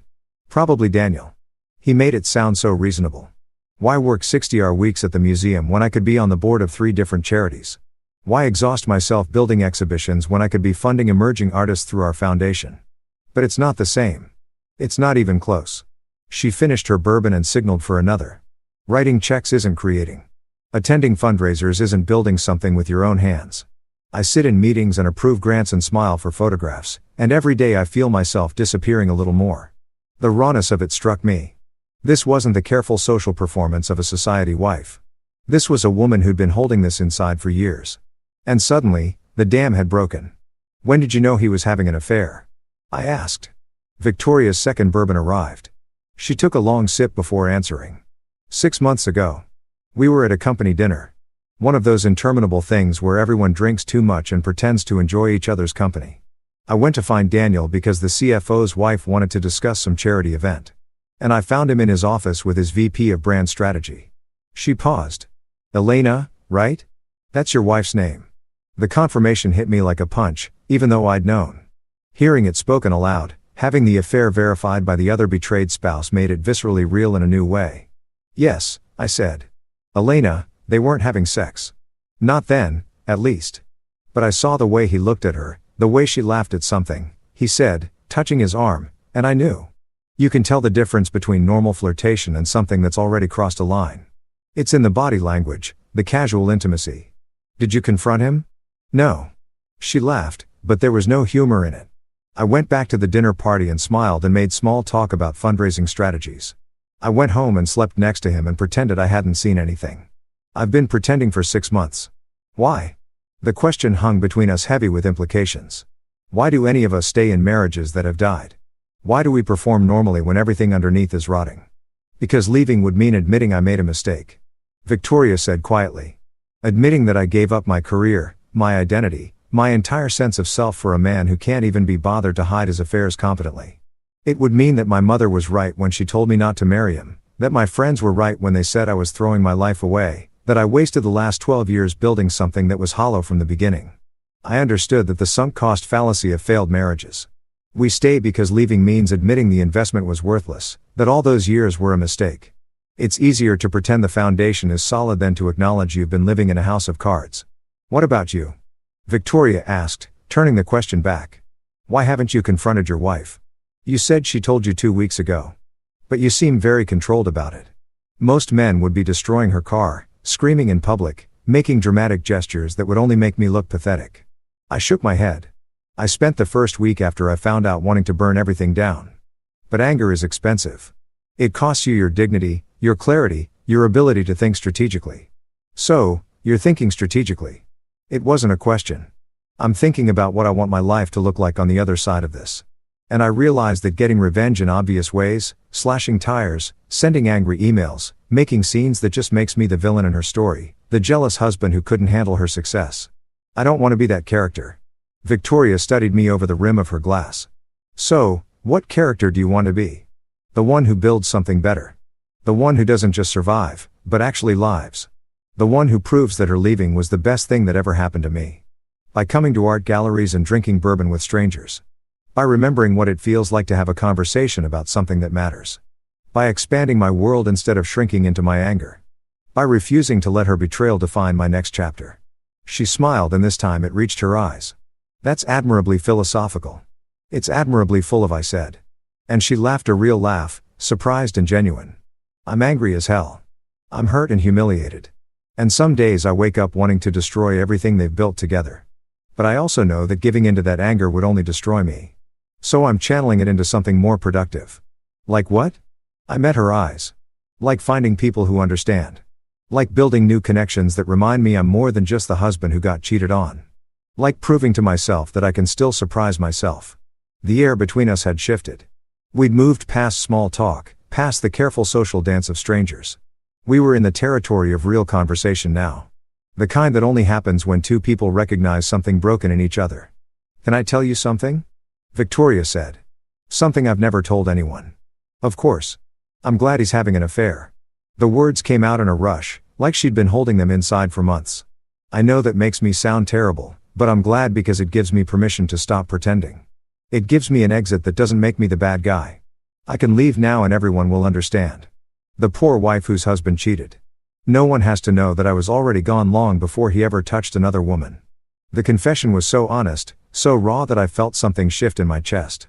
This wasn't the society wife or the curator or the charity board member. This was just Victoria, a woman who'd been suffocating in a beautiful cage and had finally found the door. That doesn't make you terrible, I said. It makes you human, does it? Sometimes I think I'm a coward. That I should have left years ago when I first realized I was disappearing. But I stayed because it was easier. Because his money meant I didn't have to struggle. Because being Mrs. Daniel Whitmore opened doors that being Victoria Ashford never could. And now those doors lead to rooms I don't want to be in anymore. We sat in silence for a moment, and I felt the weight of what we were building here. Not a flirtation, not a rebound, but something more dangerous. A genuine understanding between two people who'd been betrayed in exactly the same way by exactly the same people. I should probably go, Victoria said. But she didn't move. Daniel will wonder where I am. Will he? No, probably not. He's likely working late or pretending to work late while he's actually with Elena. The name sat between us like a third person at the table. My wife and her husband somewhere in this city building their affair while we sat here drinking bourbon and sharing confessions. Can I ask you something potentially inappropriate? I said. Victoria raised an eyebrow. We're past the point of appropriate, I think. Do you want to stop him? The affair. Duh. She considered the question seriously. No. I want to be free of him, but I also want him to understand what he's losing. Does that make sense? Perfect sense. What about you? Do you want Elena back? God, no. The certainty in my voice surprised even me. I want her to live with the consequences of her choices. I want her to build a life with Daniel and slowly realize that she traded substance for flash. I want her to wake up one day and understand that she destroyed something real for something that only looks good in photographs. Victoria smiled. And there was something fierce in it. You're not as philosophical as you pretend to be. No one is. She finished her bourbon and set down the glass with finality. I should really go, but I'd like to do this again. If you're interested, I'm very interested. There's a gallery opening next Friday. Emerging artist from Brooklyn does these incredible installations with light and shadow. Very architectural, actually. You might appreciate it. I'd love to. We exchanged numbers, a simple transaction that felt weighted with significance. As we stood to leave, Victoria put her hand on my arm. Thank you, she said, for seeing me, for listening, for not pretending this is anything other than what it is. What is it? I asked. She smiled. I don't know yet, but I think I want to find out. Outside, the November night had grown colder. We stood on the sidewalk, and I could see her breath forming clouds in the air. A town car pulled up her driver, presumably summoned while we'd been inside. Good night, Marcus, she said. Good night, Victoria. I watched her car disappear into Manhattan traffic, and I felt something like triumph settle into my bones. Not because I'd seduced her. I hadn't. Not really, but because I'd done something more dangerous. I'd made her feel seen, understood, valued, and that I was learning was a far more powerful weapon than anything crude or obvious. My phone buzzed. A text from Elena. Lawyer says we should schedule mediation for next month. Can you do the 15th? I looked at the message for a long moment, then typed back. The 15th works. Have a good evening, Elena. Polite, civil, completely devoid of the rage she probably expected. Then I pulled up my thread with Victoria and sent a simple message. Thank you for tonight. Looking forward to Friday. Her response came within seconds. Me too. Sleep well, Marcus. I walked home through the cold November streets, past restaurants where couples shared meals and bars where friends laughed over drinks, and I felt like I was walking towards something instead of away from it. The game had begun. Not a game of seduction or revenge, but something more elegant, a game of truth and connection, of seeing and being seen. Daniel Whitmore had taken my wife, and slowly, carefully, with patience and precision, I was going to show him what it felt like to lose something irreplaceable. Not his wife's body. That would be too easy, too predictable. Her soul, her attention, her belief that she mattered. I was going to give Victoria Whitmore back to herself, and in doing so, I was going to take everything from him. The week between bourbon confessions and the gallery opening passed in a strange state of suspension. I moved through my days with a clarity I hadn't felt in years, meeting with clients, drafting designs, filing divorce papers that felt less like an ending and more like permission to begin something new. Elena had moved out completely. Our house, my house now, though the lawyers were still arguing about it, felt different without her presence. Not emptier. Exactly. Cleaner, like removing clutter you didn't realize was weighing you down until it was gone. She'd taken her expensive coffee maker and her designer clothes, her collection of marketing books, and her framed magazine covers. She'd left the art we'd bought together, pieces I'd chosen that she'd never really liked, and the furniture for my grandmother. The division felt appropriate. She got the symbols of her success. I got the things with actual history. I spent the evenings researching. Not Victoria this time, but the artist whose opening we'd be attending. Sophia Chen, 32, MFA from Yale, known for installation pieces that played with light and architectural space. Her work had been described as hauntingly intimate and aggressively beautiful. The kind of contradictory praise that meant she was doing something interesting. I also researched Daniel Whitmore more thoroughly. Not just the public information, the Forbes profiles, and the TechCrunch articles, but the cracks in his perfect facade. A lawsuit from 3 years ago, settled quietly involving allegations of hostile work environment. An interview where he'd said his wife understood the sacrifices necessary for success. A photograph from a charity gala where Victoria stood 2 feet away from him, smiling at the camera while looking completely alone. The more I learned, the more I understood that Daniel Whitmore was a man who collected things, companies, status symbols, people. Elena was just his latest acquisition, younger, ambitious, hungry for the power he could provide. And Victoria had been the first acquisition, chosen for her pedigree and her ability to play the role he needed. Both women reduced to their utility. Both of us, their spouses, reduced to obstacles or footnotes. On Friday evening, I dressed with the same care I'd taken the previous week. Charcoal slacks, a navy sweater, a coat that looked expensive without screaming it. I studied myself in the mirror and saw a man who'd lost 20 pounds in the past month without trying, whose eyes had developed a sharpness they'd lacked before. Grief had carved something leaner out of me, something harder. The gallery was in Bushwick, occupying a converted warehouse that still had the bones of its industrial past. Inside, white walls soared 20 feet high, and Sophia Chen's installations filled the space with geometric patterns of light and shadow. Projectors cast moving images onto translucent screens suspended from the ceiling, creating layers of illumination that shifted as you walked through them. It was beautiful. It was also deeply unsettling the way the light never stayed still, the way you could never be certain what you were seeing was real or reflected. Victoria was already there when I arrived. She stood in front of a piece called Memory Palace, a maze of gauze screens onto which were projected images of empty rooms, doorways that led nowhere, windows that showed only more windows. She wore black, a simple dress that probably cost more than my car, but elegant in its restraint. Her hair was pulled back, exposing the line of her neck, and she'd foregone her wedding ring. I noticed that immediately, the absence of gold on her left hand. "Marcus," she said, turning as I approached. Her smile was genuine, reaching her eyes in a way that suggested she'd been looking forward to this. "You made it. I wouldn't miss it. This is extraordinary, isn't it?" She gestured at the installation. "Sophia's exploring the architecture of memory, how we build internal spaces to house our past, and how those spaces are never stable, always shifting, always being rewritten." We walked through the maze of screens together and I noticed how the other gallery goers gave Victoria space. Not because they didn't recognize her, several did. I saw the double takes, but because she projected an aura that suggested she was here for the art, not for networking. "How was your week?" she asked as we emerged from Memory Palace into a room where light fractured through suspended prisms, creating rainbow patterns on the floor. "Productive. Signed my divorce papers. Met with 3 new clients. Started designing a house for a couple in Connecticut who actually seemed to like each other." She laughed. "Setting the bar high, I see. After what we've been through, mutual affection feels aspirational." I paused in front of a piece called Fault Lines, a floor installation of broken mirrors arranged to create the illusion of depth. "What about you?" "I hired a private investigator." The words came out casually, but I could hear the tension underneath to document Daniel's affair. "I thought if I'm going to do this actually leave, I should have evidence. Even though New York is no fault, it helps in the court of public opinion." And then it turns out he's been having multiple affairs, not just with Elena.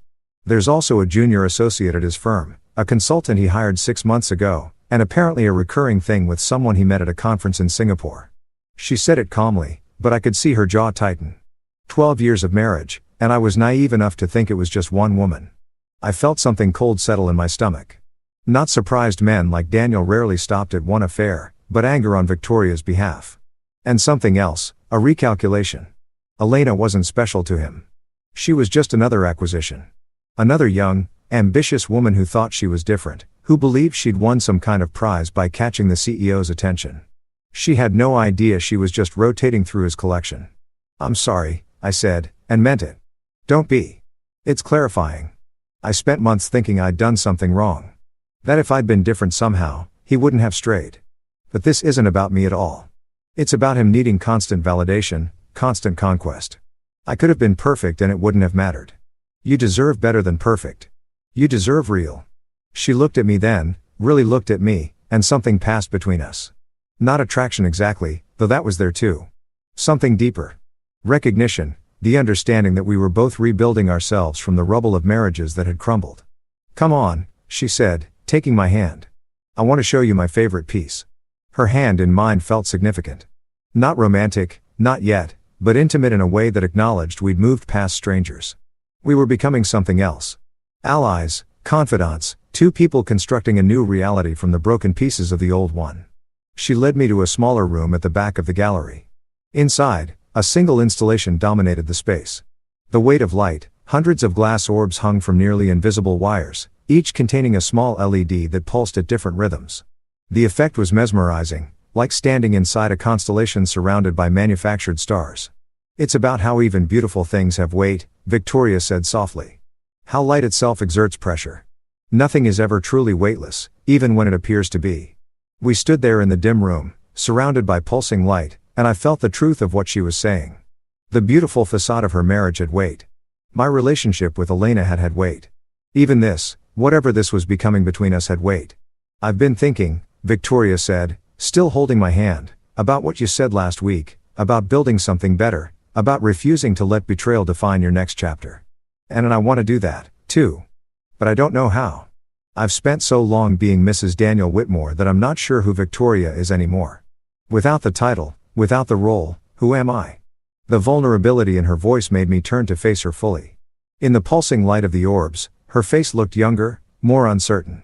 This was the woman underneath the perfect exterior, the one who'd been erased over 12 years of playing a part. "You're a woman who understands art well enough to stand in a room like this and explain why it matters," I said. "You're someone who chose bourbon over champagne, truth over performance. You're whoever you decide to be, Victoria. The question is, who do you want to become?" She didn't answer immediately. Instead, she looked up at the suspended orbs, watching their asynchronous pulsing. And I saw something shift in her expression. Decision, resolution. "I want to curate again," she said, "not as a hobby or a philanthropic endeavor. Actually curate, build exhibitions, work with artists, get paint on my clothes, and spend weekends in studios. I want to remember what it feels like to create something that matters. So do it. It's not that simple. Daniel will fight me. Not because he cares about my career, but because it threatens the image. The CEO's wife isn't supposed to have her own ambitions. She's supposed to be decorative and supportive and content with being an accessory. Then don't tell him. Start small. Build it quietly until it's too substantial to tear down." She smiled. "You make it sound possible." It is possible. I started my firm while working full-time for someone else. Nights and weekends for 2 years before I could afford to leave. It was exhausting, but it was mine. That mattered more than anything else. How do I even start? I thought about that. About the practical steps of reclaiming a career you'd abandoned. You still have contacts in the art world. Some, though I've been out for so long, I'm not sure they'd take me seriously. Then make them take you seriously. Find an emerging artist who needs an advocate. Someone whose work you believe in but who doesn't have gallery representation. Curate a small show independently. Rent a space. Build the exhibition yourself. Prove you can still do this. Her eyes lit up. Like a pop-up exhibition. Exactly. Low overhead, high impact. If it works, you've got momentum. If it doesn't, you've learned something and you try again. Either way, you're moving forward instead of staying frozen. You've thought about this. I've thought about a lot of things lately, mostly about how to build a life that's actually mine, not some compromised version that makes other people comfortable. Victoria squeezed my hand. Thank you for this, for seeing possibilities instead of just obstacles. That's what architects do. We look at empty space and imagine what could be built there. We stood there for a moment longer, surrounded by pulsing light, and I felt the weight she'd mentioned. This connection we were building had gravity. It was pulling us towards something that couldn't be easily categorized or controlled. Victoria, we both turned. A man approached 50's expensive suit. The kind of confident stride that suggested he owned things. He smiled at Victoria with the familiarity of old acquaintance. "Richard Caldwell," Victoria said, and I heard her voice shift into her society wife register. Warmer but less genuine. "I didn't know you were interested in installation art." "I'm interested in investments," he said, glancing around the room. "Sophia Chen's work is generating buzz. Thought I'd see what the fuss was about." His eyes moved to me. "Richard Caldwell. I run an art advisory firm. Marcus Bennett, architect." We shook hands and I could feel him evaluating me, trying to place me in Victoria's social ecosystem. "Friend, lover, business associate. Marcus has been educating me on the architectural elements of Sophia's work," Victoria said smoothly. "The way she uses space and light to create emotional geometry. Fascinating." Richard's tone suggested it was anything but. "Victoria, I've been meaning to reach out. I heard a rumor you might be getting back into curation. Any truth to that?" I felt Victoria tense beside me. "Where did you hear that art world gossip? You know how it is. Someone mentioned you'd been asking questions about available gallery spaces." He smiled. "If you're serious about coming back, we should talk. I've got several clients looking for curators for private collections." "I'll keep that in mind," Victoria said noncommittal. "Enjoy the exhibition, Richard." It was a dismissal, politely delivered, but unmistakable. Richard took the hint, nodded at both of us, and drifted toward another installation. "Private collections," Victoria said once he was out of earshot. "Curating for rich people who want someone to tell them what art they should buy to impress their friends. That's not what I want." "What do you want?" "To build something that matters. To work with artists who are creating because they have to, not because it's profitable. To curate exhibitions that change how people see the world, even if it's just for an hour." She turned to me. "Is that naive? Am I too old to still believe in that kind of idealism?" "You're asking the wrong person. I'm the architect who turned down a partnership at a major firm because they wanted me to design identical luxury condos for the rest of my career. Idealism might be naive, but pragmatism is soul-crushing." She laughed, and the sound echoed in the small room. "We're a pair, aren't we? Two middle-aged idealists trying to remember who we were before we started compromising. I prefer to think of us as people who are finally done compromising. Is that what we are?" The question hung in the air between us, weighted with possibility. We were standing close now, close enough that I could smell her perfume, something subtle and expensive that suited her. Close enough that I could see the fine gold flecks in her brown eyes. "I think we're people who understand each other," I said carefully. "Who recognize something broken in each other and aren't afraid of it. What that becomes. I think we're still figuring that out. And if it becomes something that complicates everything, then we deal with complications. But at least we'll be dealing with them honestly, which is more than our spouses gave us." Victoria looked up at the pulsing orbs and in their reflected light, I saw her face soften. "I should tell you something. Daniel's company is having a holiday party in 3 weeks. Big event investors, board members, all the important people. He always expects me to be there playing the perfect wife." She paused. "I'm thinking of not going or of going and telling him I want a divorce in front of everyone. I haven't decided which would be more satisfying. Is there a third option?" "What do you mean?" I thought about it, about Daniel Whitmore and his affairs. About Elena and her ambition. About the perfect public image they were both invested in maintaining. About how much damage could be done not with explosions but with carefully placed cracks. "Go to the party," I said. "Be the perfect wife one last time. Smile and charm and play your role flawlessly. Let them think everything's fine." "Why?" "Because the best revenge isn't dramatic confrontation. It's building something better while they're not paying attention. Let him be comfortable. Let him think he's won, that he has everything under control. And then when you're ready, when you've built your new life to the point where his opinion doesn't matter anymore, that's when you walk away." Victoria studied me for a long moment. "That's cold. That's strategic. You've thought about this. Your own revenge." "I mean, I've thought about a lot of things." I met her eyes, including the fact that Daniel's holiday party might be the perfect place to begin implementing some of those thoughts. Understanding dawned on her face. "You want to come with me? I want to meet the man who's sleeping with my wife. I want to shake his hand and smile and let him think I'm just another guest. I want to see him and Elena together, playing their own perfect couple routine while knowing exactly what they're doing and having them have no idea that I know. That's cruel. Manipulative probably, but also deeply satisfying." Victoria's smile turned sharp. "I can bring a guest. Daniel encourages it. Makes me look less like the neglected wife if I show up with company. He'll assume you're just some friend from the art world. He won't think twice about it." "Perfect. Marcus. She put her hand on my chest and I could feel my heart beat against her palm. What are we doing? Really? Honestly, I think we're giving each other permission to stop being victims, to take back some control, to remember what it feels like to be seen and valued. I covered her hand with mine. And maybe we're building something real in the process, something that isn't tainted by betrayal or compromise. Or maybe we're just two hurt people using each other to feel less broken. Maybe. Would that be so terrible? She considered that. No, I suppose it wouldn't. As long as we're honest about it, I'm always honest with you, Victoria. That's the whole point. We left the gallery together, stepping out into the cold December night. Brooklyn stretched around us, all industrial chic and converted warehouses, and I felt like we were standing at the edge of something significant. 3 weeks, Victoria said, until the party.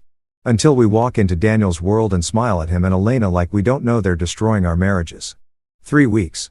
I should start planning what to wear. Something that makes me look devastating. You already look devastating. She smiled. You're good at this. The compliments that feel genuine because they are. I only say what's true. We stood on the sidewalk and I could see her breath forming clouds in the cold air. She looked beautiful and fierce and fragile all at once. A woman on the edge of becoming whoever she was going to be next. Good night, Marcus, she said. Good night, Victoria. I watched her car pull away and I felt something like anticipation settle into my bones.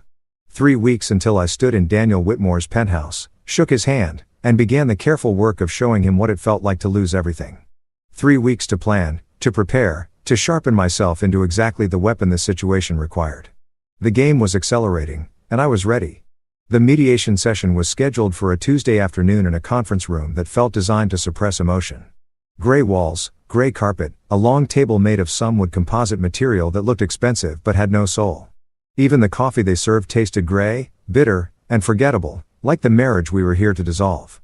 Elena sat across from me, flanked by her lawyer, a woman named Patricia Winters, who specialized in high net worth divorces and had a reputation for being ruthless in designer suits. Elena looked good. She always looked good, but there was a tightness around her eyes that suggested she wasn't sleeping well. Part of me, a small and petty part, was glad.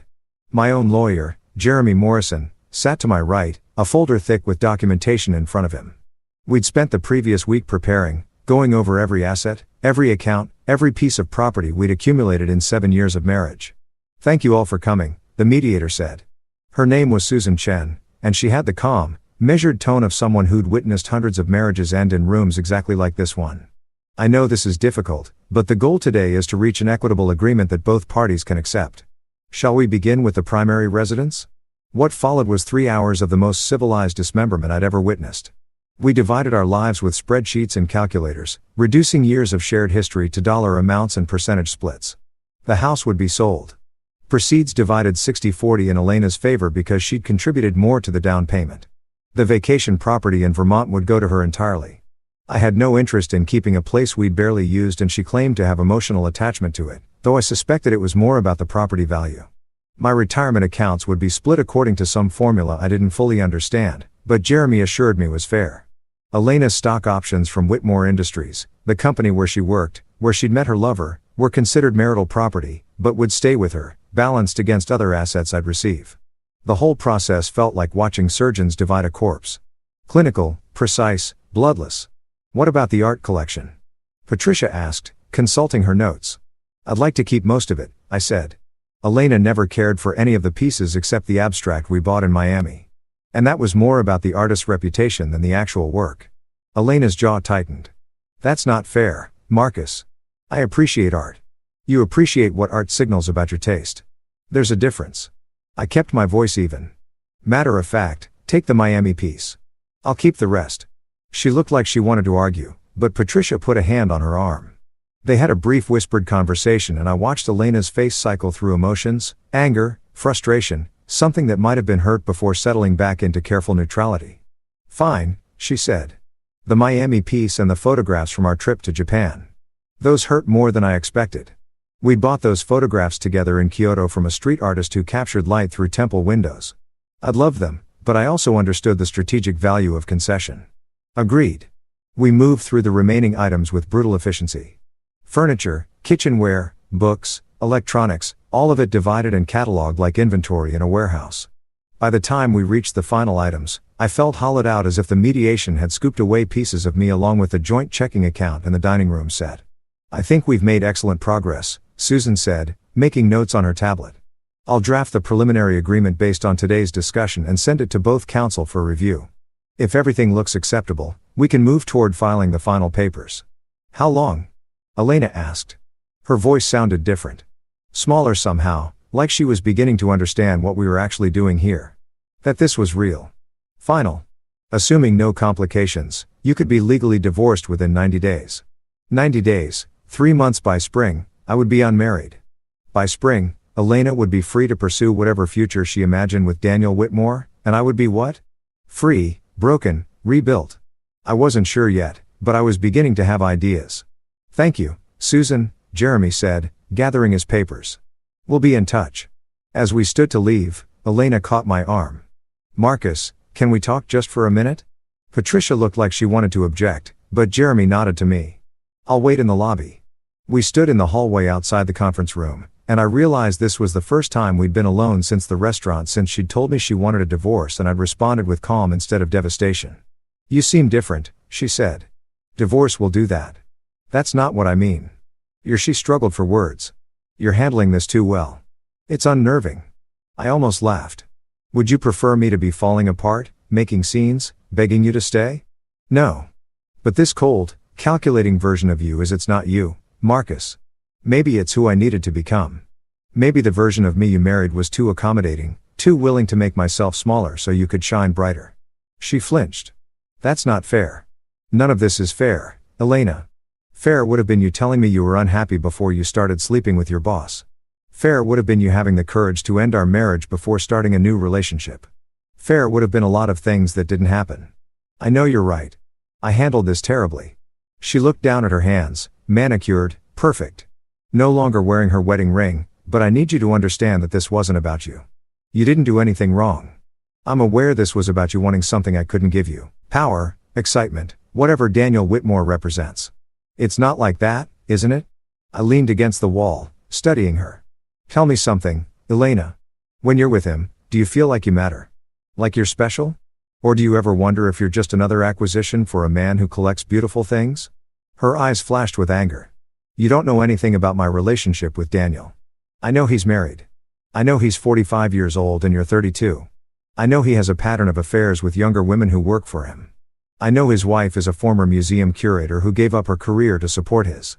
And now he's trading her in for a newer model." "How do you?" She stopped. Realization dawning. "You've been researching him." "I've been educating myself about the man my wife left me for." It seemed prudent. I pushed off the wall. "Enjoy the holiday party at his company next week. I hear it's quite the event." I started to walk away, but her voice stopped me. "Marcus, wait. How did you know about the party?" I turned back and I let myself smile. "I pay attention, Elena. I always have. You just never noticed." I left her standing in the hallway and I could feel her eyes on my back as I walked toward the elevator. Jeremy was waiting in the lobby checking his phone. "How'd it go?" he asked. "She's starting to realize I'm not the man she married." "Is that a good thing?" "I think so. The man she married would have let her walk all over him. Would have signed whatever papers she wanted, taken whatever settlement she offered, and spent the next decade wondering what he did wrong." I pressed the button for the elevator. "I'm not that man anymore." "No," Jeremy said thoughtfully. "I don't suppose you are." I spent the next 2 weeks preparing for Daniel Whitmore's holiday party with the same meticulous attention I brought to architectural projects, research, planning, consideration of every angle, every possible outcome. I learned everything I could about Whitmore Industries, the company Daniel had built from a small software firm into a tech giant worth billions. I studied his public appearances, watched interviews, read profiles. I learned how he spoke, how he presented himself, what mattered to him. Control, image, legacy. These were the pillars of Daniel Whitmore's identity. He wanted to be seen as a titan of industry, a visionary, a man who built empires. His personal life was carefully curated to support that image. The beautiful wife from Old Money, the penthouse in Tribeca, the memberships at the right clubs. Elena fit into that narrative perfectly. Young, ambitious, successful in her own right. Dating her or whatever they were doing enhanced his image as a powerful man who could attract the best. She probably thought she was using him to advance her career, to access power and influence. She couldn't reach on her own. Neither of them understood they were using each other. Building a relationship on ambition rather than anything real. It would collapse eventually, but that would take time. I didn't have time. And more importantly, I didn't want to just wait for their relationship to fail. I wanted to accelerate it, to plant seeds of doubt that would grow into cracks that would shatter everything they were building. But first, I needed to meet him. To look Daniel Whitmore in the eye and let him see me as just another guest at his party.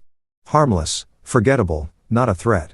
Victoria and I spoke every few days, phone calls that started as check-ins and evolved into long conversations about art and architecture, about our failing marriages, and our plans for afterward. She told me about the artist she was considering for her pop-up exhibition. I told her about a project. I was designing a house for a couple in Connecticut who wanted something that captured light the way a prism captures rainbows. We didn't talk much about the party. It hung between us like a storm on the horizon, inevitable and electric. The night before the event, she called me. "I'm nervous," she said without preamble. "About tomorrow, about bringing you into Daniel's world. About what happens when you see him and Elena together. About," she trailed off. "About what this means." I finished for her. Yes. I was in my home office surrounded by blueprints and sketches. Through the window, I could see snow beginning to fall. The third snowfall of the season, covering the city in white, clean, fresh, deceptive. "Victoria, we don't have to do this. If you're not ready, it's not about being ready. It's about being terrified that once we start this, whatever this is, we can't go back. That we're crossing a line that will change everything. We've already crossed the line. The moment we sat in that bar and told each other the truth about our marriages, we crossed it. Tomorrow is just making it visible. And you're okay with that, with whatever comes after." I thought about Elena in the mediation room dividing our lives into assets and liabilities. I thought about Daniel Whitmore collecting affairs like other men collected watches. I thought about Victoria, brilliant and erased, trying to remember who she was before she became someone's wife. I'm more than okay with it. I said I'm ready to stop being invisible, to stop accommodating, to start building something that's actually mine, even if it's messy. Especially if it's messy. Perfect things are boring, Victoria. They're fragile. Messy things have character, strength, room to grow. She laughed softly. "When did you become a philosopher?" "Around the same time my wife told me she'd been her boss for 4 months. Betrayal gives you clarity, does it?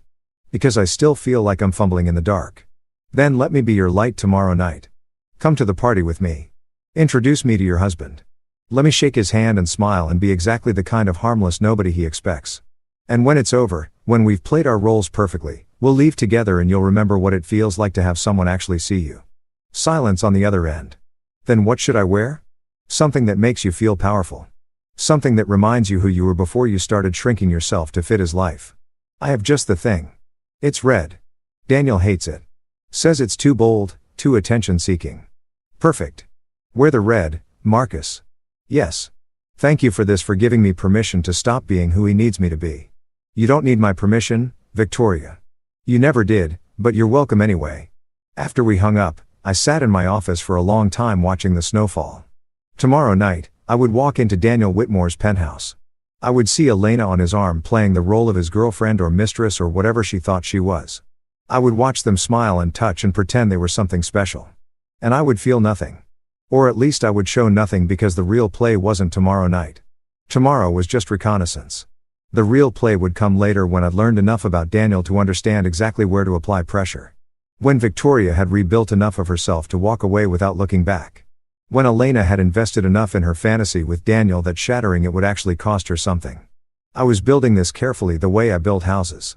Foundation first, structure, support beams. Only then the aesthetic details, the finishing touches that made it look effortless. Tomorrow I would lay another piece of foundation.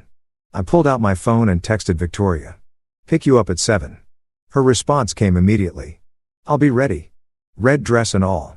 I smiled and returned to my blueprints. The Connecticut house was coming together beautifully. All light and angles. Spaces that flowed into each other naturally. A house for people who actually loved each other, who wanted to build a life together. I wouldn't have that. My marriage was ending in mediation rooms and divided assets. But I could build something else, something that mattered. I could build the kind of revenge that looked like resurrection. The next evening, I stood in front of my mirror and adjusted my tie charcoal gray silk that Elena had bought me 2 Christmases ago. I'd almost thrown it out in a fit of symbolic purging, but then decided against it. Wearing something she'd given me to the party where I'd meet her lover felt appropriately ironic. My phone buzzed. Victoria, driver's downstairs. Ready when you are. I took one last look at myself. The man in the mirror looked different than the one who'd sat in that restaurant a month ago, hearing his wife ask for a divorce. Leaner, sharper, harder somehow, but in a way that felt earned rather than bitter. This was the new Marcus, the one who planned instead of reacted, who built instead of crumbled. I grabbed my coat and headed down. Victoria was waiting in the car, a black sedan with a driver who knew how to be invisible. She looked stunning. The red dress was a column of silk that hugged her body without being obvious about it. Elegant and bold at the same time. Her hair was down, falling in dark waves past her shoulders.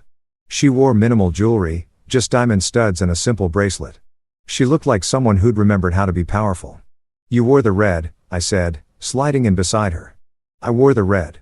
She smiled, but I could see nervousness in her eyes. Last chance to back out. Not a chance. The driver pulled into traffic, heading toward Tribeca, toward Daniel Whitmore's penthouse, toward whatever came next. Victoria took my hand, and we sat in silence as the city slid past the windows. Two people heading into a party where our spouses would be playing, couple with each other. Two people about to smile and pretend and lay the groundwork for something that would eventually shatter everything. Marcus, Victoria said quietly. Yes. Whatever happens tonight, promise me we'll be honest with each other. No games between us. Save the performance for them. I promise. No games, just truth. She squeezed my hand. Then let's go meet my husband. The car pulled up to a glass tower in Tribeca. All modern angles and expensive views. A doorman opened Victoria's door and we stepped out into the cold December night. Above us, I could see lights blazing from the penthouse floor. The party was already in full swing. I offered Victoria my arm and she took it. Together, we walked into Daniel Whitmore's world. The game had begun. The elevator was all mirrors and brushed steel, rising so smoothly, you couldn't feel the movement. Just the numbers climbing 45, 46, 47, and our reflection multiplying into infinity. Victoria and I side by side, dressed for battle, disguised as celebration. He'll be in the center of everything, Victoria said, watching the numbers climb. Daniel always positions himself where he can see everyone, where everyone has to pass by him at some point. It's strategic, makes people come to him. Control through architecture, I said. I understand that, the elevator chimed. 48th floor. The doors slid open onto a private foyer. More marble, more mirrors, a massive flower arrangement that probably cost more than most people's monthly rent. Through double doors ahead, I could hear the party, conversation and laughter, the clink of glasses, music carefully selected to be sophisticated without being intrusive. A server appeared with a tray of champagne. Victoria took a glass but didn't drink. I did the same. Props for the performance. Ready? She asked. Absolutely. We walked through the doors together and I got my first look at Daniel Whitmore's world. The penthouse was exactly what I expected. Floor-to-ceiling windows offering views of Manhattan that probably added $10 million to the property value. Minimalist furniture that looked uncomfortable but photogenic.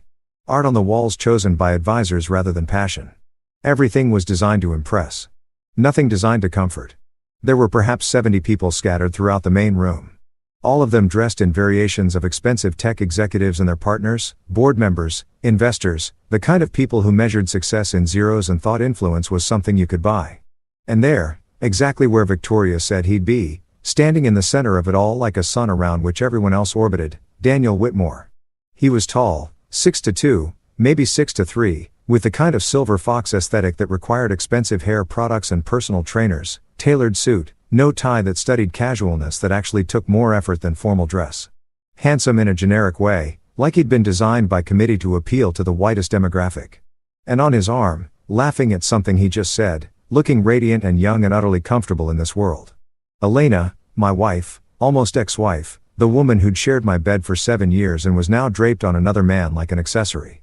She wore emerald green, her signature color, the one that made her eyes look more striking. Her hair was up, exposing the neck I used to kiss. She looked happy. That was the part that caught me.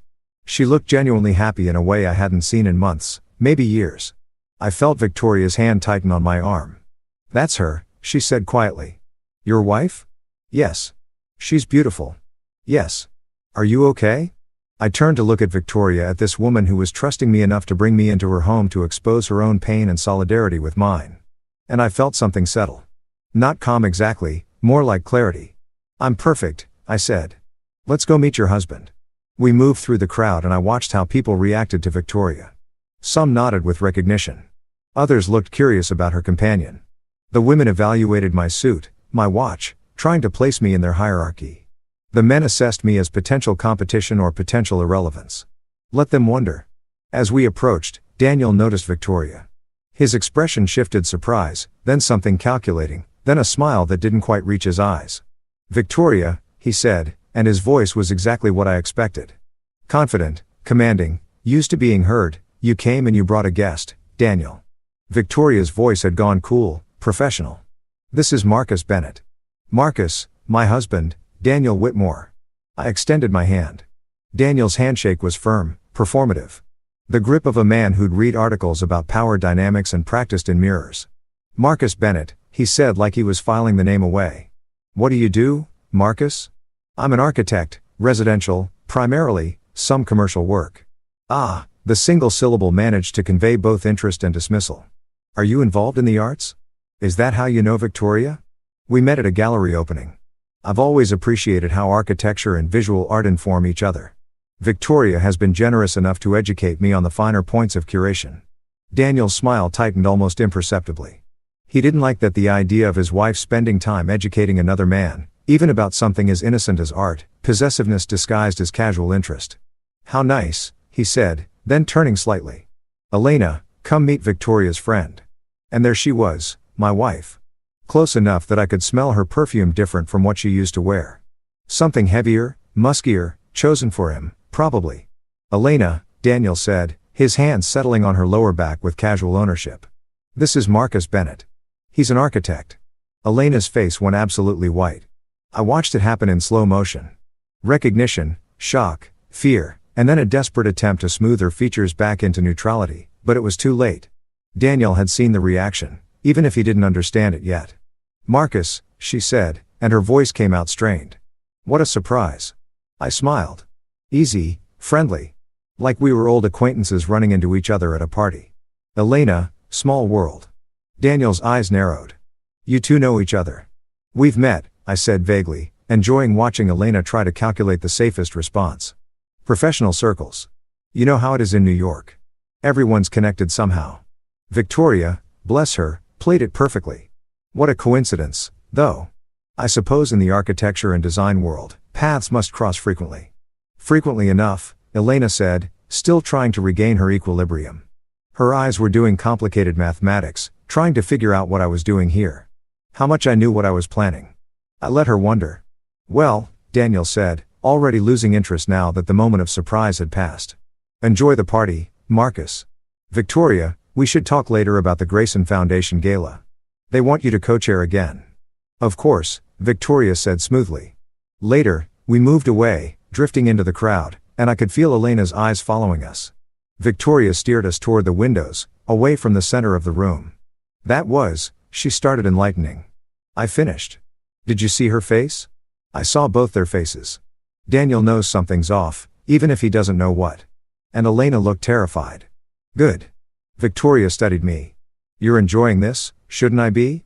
For the first time in months, I'm not the one off balance. I'm not the one caught in a lie. I walked into my wife's lover's home, shook his hand, smiled at him, and he has no idea who I am or what I know. I took a sip of champagne. "Yes, Victoria, I'm enjoying this very much. Just remember, the goal isn't just to make them uncomfortable. It's to take back our lives." "I know, but that doesn't mean I can't enjoy watching them squirm along the way." We spent the next hour circulating. Victoria introduced me to people from her world, museum directors and gallery owners, collectors and artists. I was charming and interested and completely forgettable. Just another +1 at a party full of important people. But I was also watching, studying. I watched how Daniel worked the room, how he touched Elena, possessive little gestures, his hand on her back, her shoulder, her waist, marking territory. I watched how Elena responded, leaning into him, laughing at his jokes, playing the role of the adoring younger woman who'd won the heart of a powerful man. I watched how Victoria navigated her own party like a stranger in her home. People greeted her politely but briefly, more interested in getting closer to Daniel. She was the CEO's wife, decorative but functionally invisible. And I watched how no one noticed the way Daniel's eyes lingered on a young woman from his marketing department. Or how he took a call and disappeared into his study for 15 minutes. Or how when he returned, Elena looked slightly less confident than before. Cracks, small ones, but visible if you knew where to look. Marcus.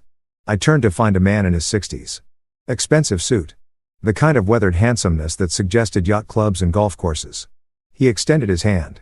Robert Ashford, Victoria's father. Ah, the Hotel Dynasty patriarch. Victoria had mentioned him in passing. Old money, old values. Deeply disappointed that his daughter had given up her career.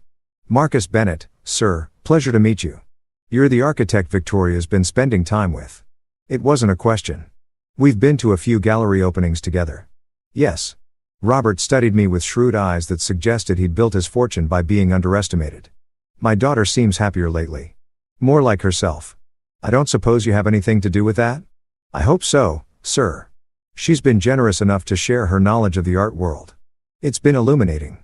Has it? He glanced across the room to where Victoria was talking with a museum director. She was brilliant, you know, as a curator. Had a real eye. Could have been one of the greats if she'd stayed with it. She still could be perhaps. He turned back to me.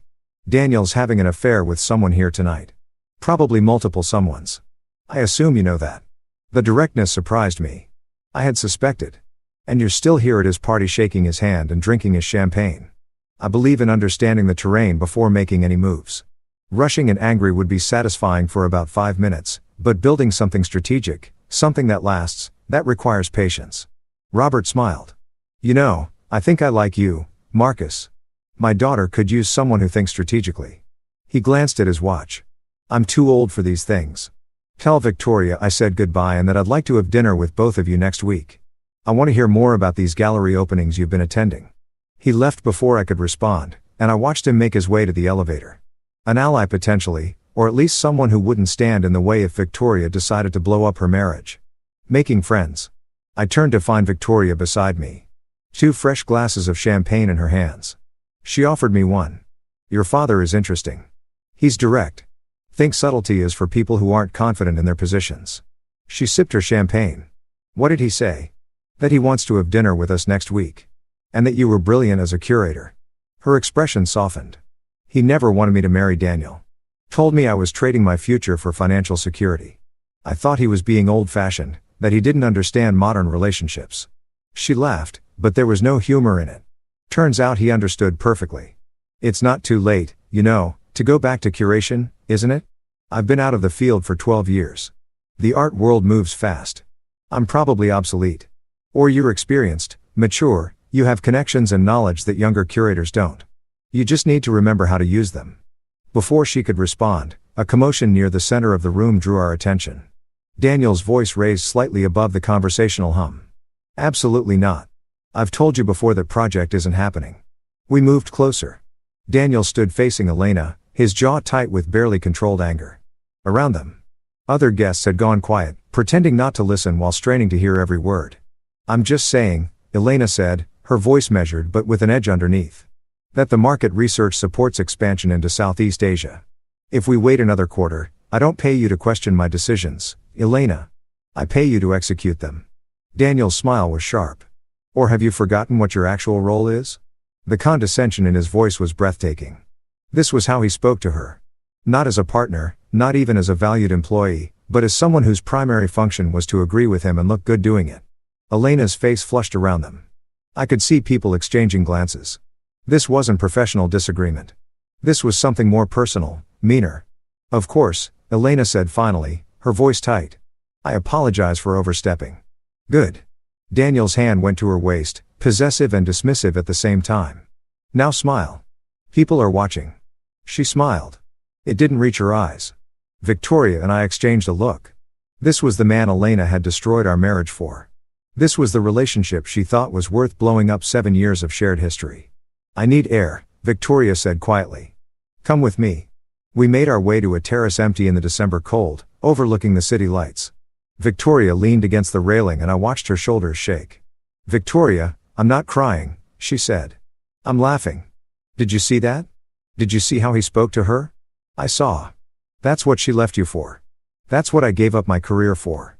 Men who see us as accessories, as props in their perfect lives. She turned to me and her eyes were bright, but not with tears, with anger. I want him to hurt Marcus, not just lose me. I want him to actually feel something for once. Even if it's just the humiliation of being left, I understood.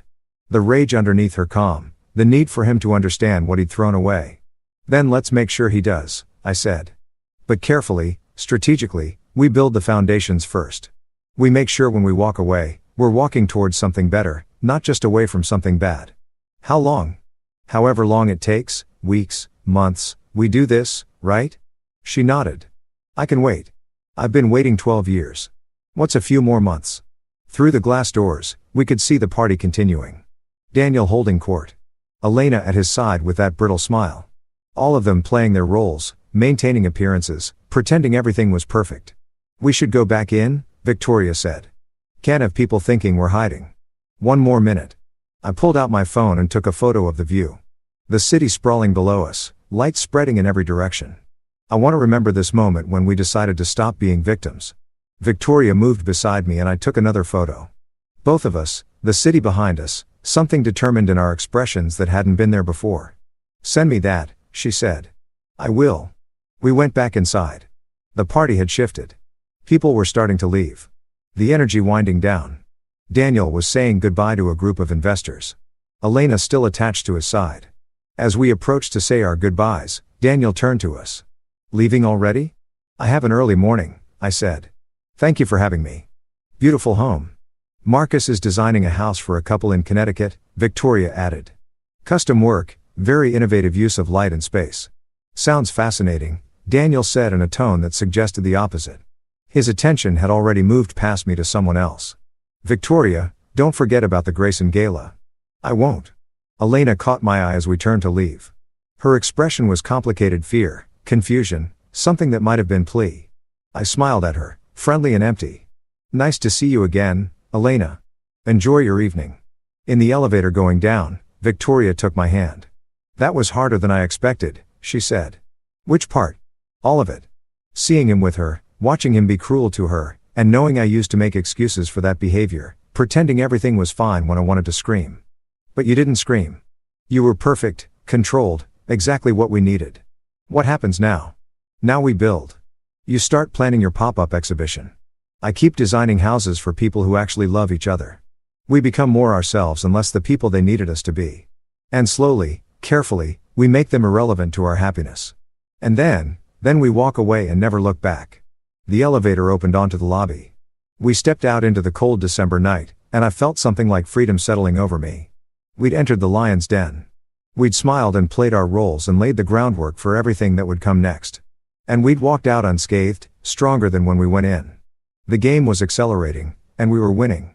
The days after the party felt electric, charged with possibility and danger in equal measure. I went through the motions of my normal life, meetings with clients, site visits, revisions to the Connecticut house design, but underneath it all, I felt like I was vibrating at a different frequency. Elena called 3 times the day after the party. I didn't answer. She left voicemails that progressed from confused to angry to something approaching desperate. Marcus, what the hell were you doing at Daniel's party? Call me back. This is ridiculous. I know you're getting these messages. We need to talk. Please, just please call me. I need to understand what's happening. I deleted each one without responding. Let her wonder. Let her spiral. Let her feel a fraction of the uncertainty she'd put me through. Victoria texted that afternoon. Elena's been trying to reach me. 5 calls so far. Should I answer? I replied, your choice. But if you do, tell her the truth. We met at a gallery opening and became friends. Nothing more, nothing less. Nothing more. I stared at those 2 words for a long time before responding. Not yet. But we're building towards something, aren't we? 3 dots appeared, disappeared, appeared again. Finally, yes, we are. That evening, I was in my home office working on the Connecticut design when my doorbell rang.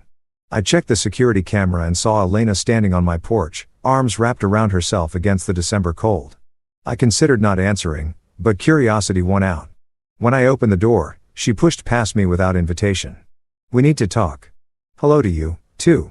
She spun to face me, and I saw that the polished woman from the party had been replaced by someone fraying at the edges. Her hair was pulled back in a messy ponytail. She wore jeans and a sweater instead of her usual designer armor. And there were circles under her eyes that suggested she hadn't slept well. What were you doing at Daniel's party? Attending a party? Is that not allowed? Don't play games, Marcus. You know what I mean? How do you even know Victoria Whitmore? We met at an art gallery. Discovered we have similar interests. Started attending exhibitions together. I closed the door and leaned against it. Is that a problem? Yes, it's a problem. She's Daniel's wife and you're Daniel's mistress. Seems like we're all connected now, doesn't it? Elena's face went white then red. How long have you known about your affair? Since 3 weeks before you had the courage to actually tell me. I came home early from Boston, remember? Found your laptop open with messages from Dee describing in detail how you tasted. She sat down heavily on the couch, our couch, soon to be my couch. According to the mediation agreement, Jesus Marcus, I save it. I'm not interested in apologies or explanations. What I am interested in is why you're here freaking out about me being friends with Victoria. Because it's weird. It's calculated. You're doing something. I almost laughed. You mean the way you calculated your affair? The way you scheduled hotel rooms and deleted messages and lied to my face for 4 months. That's different. How? Because she stopped, realizing there was no good answer. Daniel's going to be furious if he finds out you're my husband. Almost ex-husband. And why would he be furious? I thought I was the understanding spouse who didn't matter anymore. You're being deliberately difficult. I'm being honest. Something you might try sometime. I moved to the bar cart and poured myself a scotch. Didn't offer her one. Tell me something. Elena, does Daniel know you're here? That you're at your husband's house alone at night? I don't have to tell him everything. Interesting. Does he know you still have keys to this house? That legally half of it's still yours for another 60 days? Her eyes narrowed. What are you implying? Nothing. Just noting that you seem very concerned about Daniel finding out I exist, but not at all concerned about him knowing you're here, which suggests you haven't told him who I am. He knows I was married. He doesn't need to know the details like my name or that I'm friends with his wife. I sat down across from her. Let me guess. He thinks you were married to someone boring and inconsequential. Someone you left because he couldn't keep up with your ambition. And you've let him think that because the truth that you're still legally married, that your husband is friendly with his wife, that makes things complicated. Stop it. Stop what? Telling the truth. You spent months lying to me, Elena. I'm just returning the favor by being aggressively honest. She stood up, pacing. Victoria Whitmore is not your friend. You're using her to get to Daniel. Am I? Or maybe Victoria and I are two people who were betrayed by our spouses and found comfort and shared experience. Maybe we actually like each other. Maybe not everything is a scheme. I don't believe you. I don't care. I finished my scotch. Is there anything else? Because I have work to do. Elena stared at me and I saw something like recognition in her eyes. You really have changed. The Marcus I married would never be this cold. The Marcus you married was a fool who didn't see. His wife was unhappy. Who accommodated and compromised and made himself smaller so you could shine brighter. That Marcus is gone. Elena, I killed him the night you asked for a divorce. And what are you now? Someone who builds his own life instead of supporting someone else's. Someone who doesn't apologize for taking up space. Someone who's done being invisible. She moved toward the door, then stopped. For what it's worth, I never meant to hurt you, but you did it anyway. Which tells me everything I need to know about what I was worth to you. After she left, I stood at the window and watched her drive away. My phone buzzed. A text from Victoria. Daniel just asked me about you, who you were, how we met, what you do. I told him the truth. He seemed satisfied but suspicious.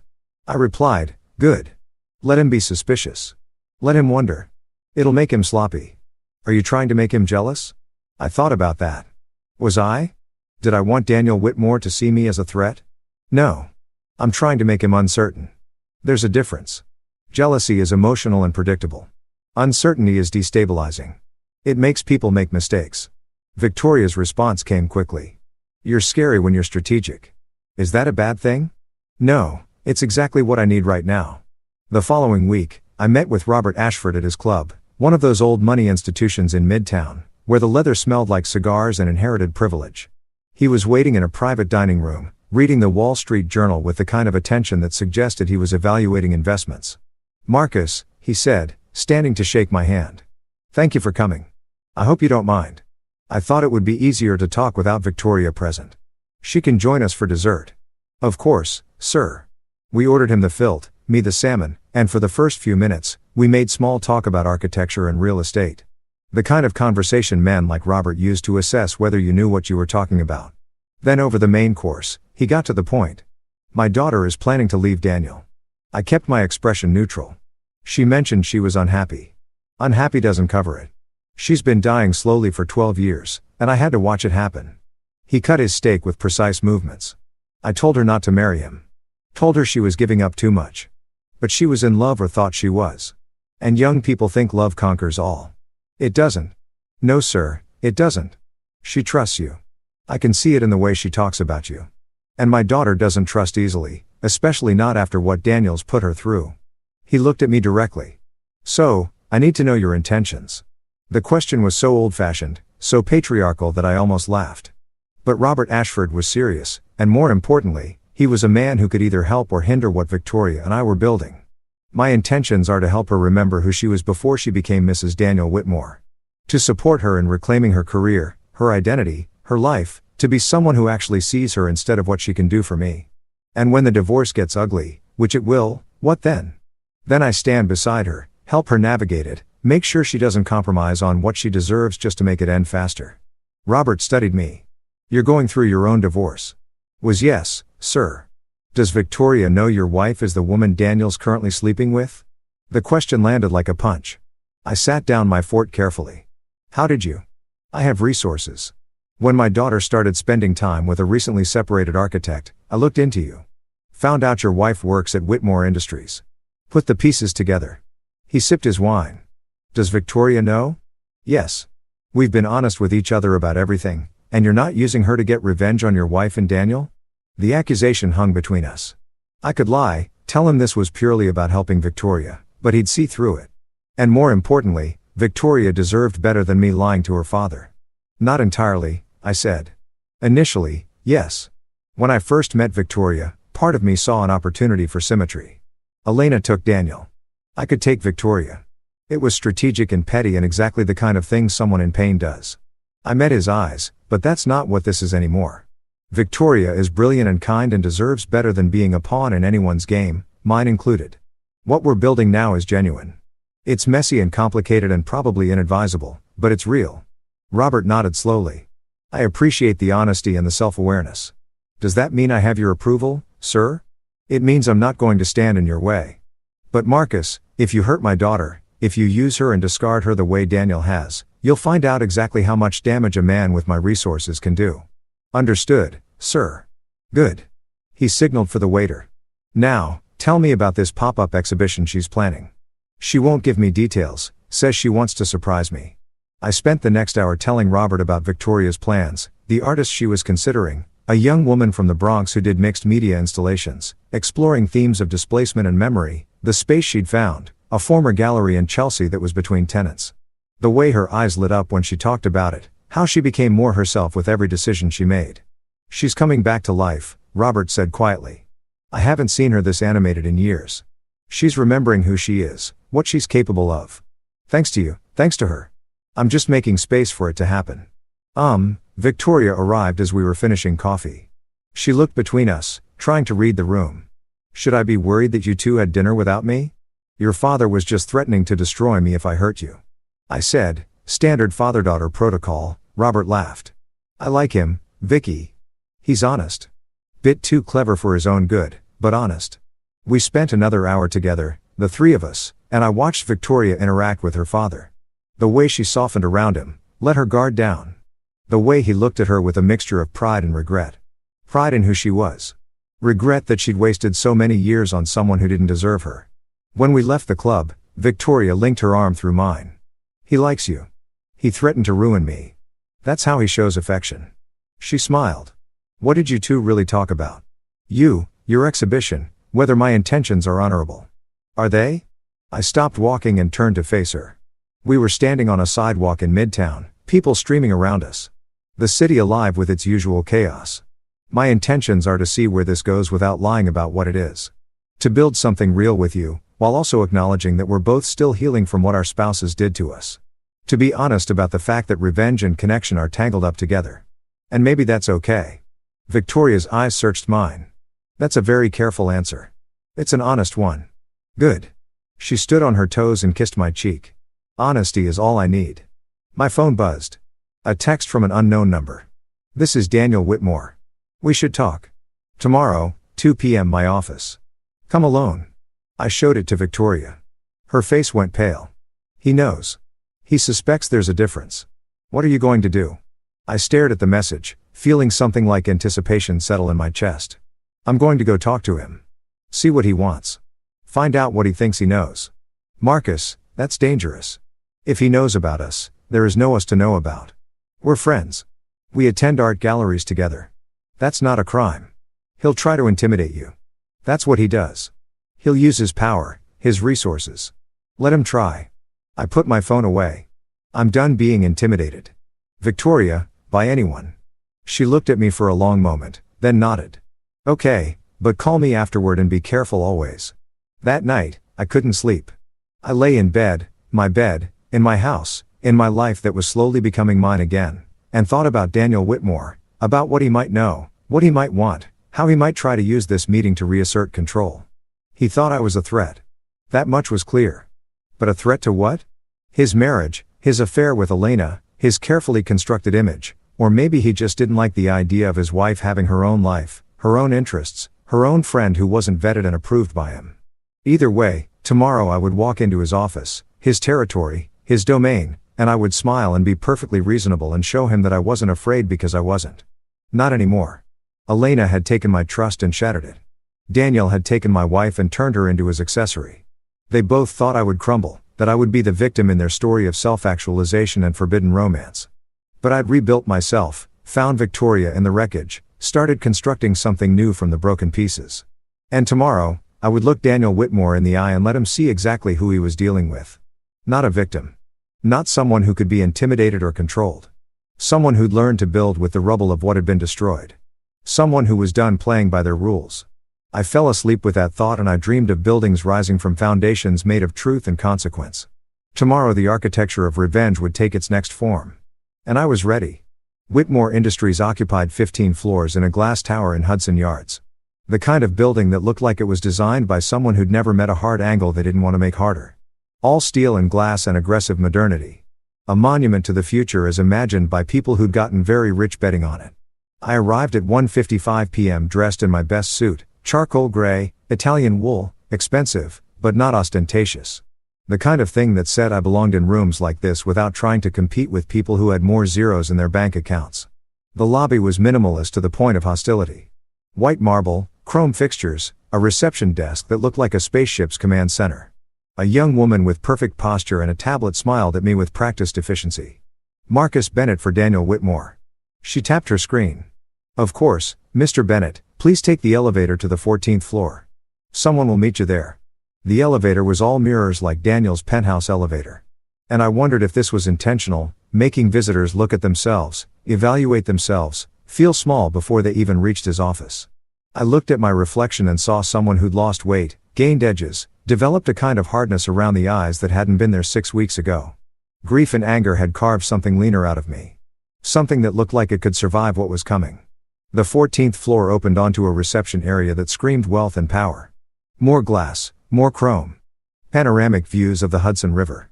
A different assistant, this one male, maybe 25, stood waiting. Mr. Bennett, please follow me. We walked down a hallway lined with photographs of Daniel shaking hands with tech luminaries and politicians, accepting awards, speaking at conferences. A shrine to his own importance. The assistant opened a door at the end of the hall. Mr. Whitmore, we'll be right with you. I stepped into an office that was less a workspace and more a statement of dominance. Corner office, floor-to-ceiling windows on 2 walls. A desk the size of a small car made from some exotic wood I couldn't identify. Behind it, Manhattan spread out like a kingdom Daniel owned. I didn't sit in either of the chairs positioned in front of the desk. The lower chairs I noticed designed to make visitors look up at whoever sat behind the desk. Instead, I stood at the windows looking out at the city and waited. 5 minutes passed. Then 10. A power play, making me wait, establishing that this was his territory, his time, his control. At 15 minutes, the door opened. Daniel Whitmore entered like a man who owned not just the room, but the air in it. He'd changed from the party. Now he wore a suit that probably cost more than my car, no tie, that studied casualness, that actually required more thought than formality. He looked like every magazine spread about successful CEOs right down to the watch that could fund a small country's GDP. Marcus, he said, not apologizing for being late. Thank you for coming. I was curious about what you wanted to discuss. He moved behind his desk, but didn't sit. Another power place standing while I stood, but from behind the fortress of his workspace. I'll be direct. What's your relationship with my wife? We're friends. Friends? He said it like the word tasted wrong. How did you meet?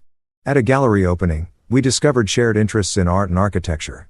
Started attending exhibitions together. And that's all. What else would it be? Daniel's eyes narrowed. I did some research on you after the party. Found out you're an architect, like you said. Small firm, residential work. Nothing particularly notable. Also found out you're going through a divorce. That's hardly a secret. Divorce records are public. What's interesting is that your wife works for me. Elena Martinez, VP of Brand Strategy. He watched my face carefully. Small world, isn't it? I kept my expression neutral. Interested but not defensive. Is it? There are thousands of people in New York. Coincidences happen. Do they? Because from where I'm standing, it looks like you befriended my wife to get back at yours. Some kind of petty revenge scheme. That's an interesting theory. Requires me to have known Victoria before I knew about Elena's affair, which I didn't. Also requires me to have somehow engineered meeting her at a random gallery opening, which would be impossible without supernatural foresight. I moved away from the window closer to his desk. Or maybe Victoria and I are just two people who were both betrayed and found common ground. Maybe not everything is a conspiracy. I don't believe in coincidences. Then you must live in a very paranoid world. His jaw tightened. Point to me. I want you to stop seeing her. Excuse me, Victoria. I want you to stop attending gallery openings with her. Stop these little coffee dates or whatever you're doing. And the friendship. I almost laughed. You're asking me to stop being friends with your wife? I'm not asking. No. What are you doing then? Threatening because I'm curious what leverage you think you have over me, Mr. Whitmore. I don't work for you. I don't need anything from you. And last I checked, your wife is an adult woman capable of choosing her own friends. Everyone needs something, Marcus. Everyone has pressure points. He opened a folder on his desk. You have a firm, small, like I said, but it's yours. You've got 3 projects in development right now. One's with a developer who happens to use my company's software for project management. Another's with a couple whose husband works in finance. I know people in that world. Word gets around about architects who are difficult to work with, who miss deadlines, who create problems. Are you threatening my business? I'm pointing out that New York is a small town in a lot of ways. Reputations matter. And if someone wanted to make life difficult for a small architectural firm, it wouldn't be hard. I looked at him, really looked at him, and I saw what Victoria had been living with for 12 years. A man who wielded power like a weapon. Who couldn't imagine a world where people didn't bend to his will, who thought money and influence could control everything, including his wife's friendships. Let me tell you what I see, Daniel, I said, keeping my voice calm. I see a man who's so insecure about his wife having her own life that he threatens her friends. A man who's having multiple affairs, but can't stand the idea of his wife talking to another man. A man who's built his entire sense of self on control. And now he's panicking because something's slipping through his fingers. His face went red. You have no idea what you're talking about, don't I? I know you're sleeping with my wife. I know you've been sleeping with her for months. While pretending to be a devoted husband, I know Victoria is aware of it. All of it. Not just Elena. All the others, too. And she's finally done pretending she doesn't see it. You're lying. Am I? Ask her. Ask Victoria if she knows about Elena. About the consultant from Singapore? About the junior associate you've been mentoring in ways that have nothing to do with professional development. I leaned forward, hands on his desk.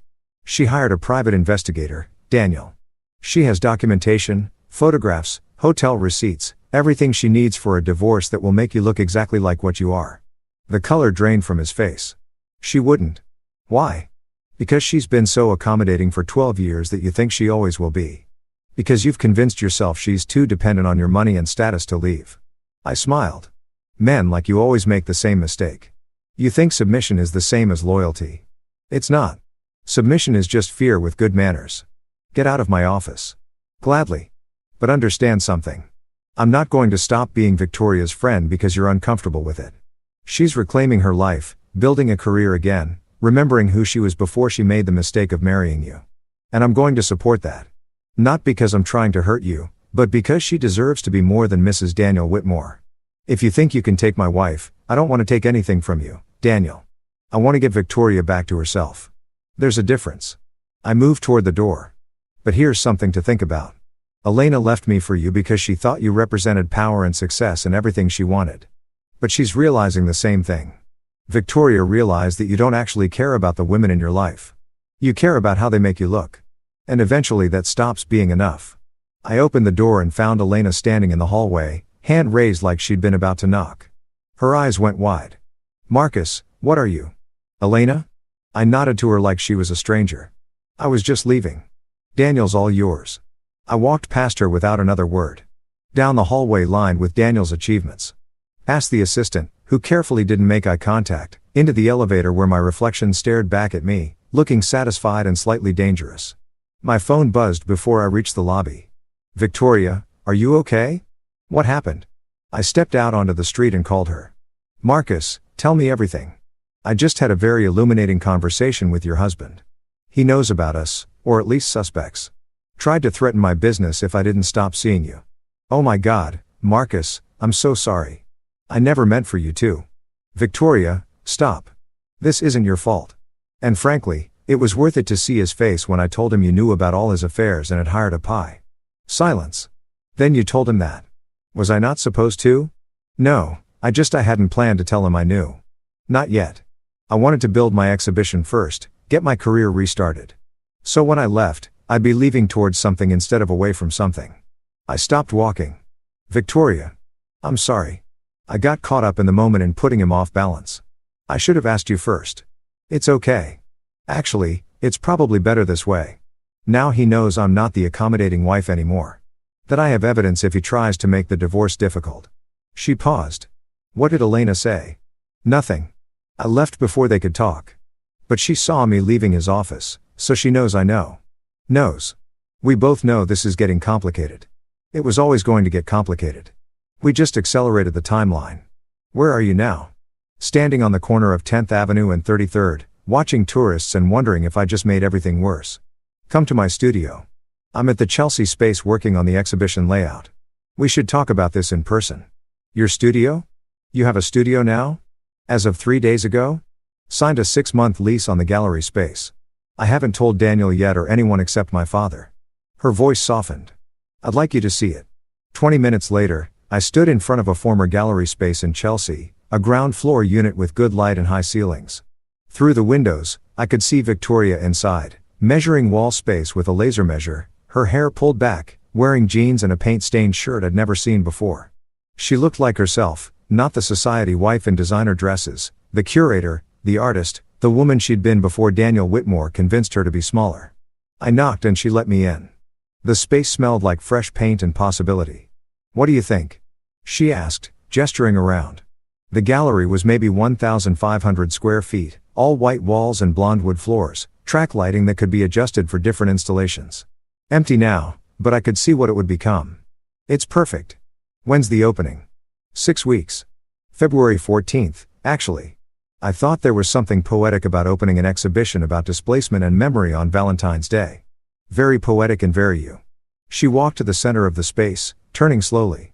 I forgot how good this feels, having a project that's mine, building something instead of just funding other people's visions. Tell me about the artist. For the next hour, Victoria talked and I listened. She showed me sketches of the installation pieces, explained the themes, walked me through her vision for how viewers would move through the space. She was animated, passionate, completely alive.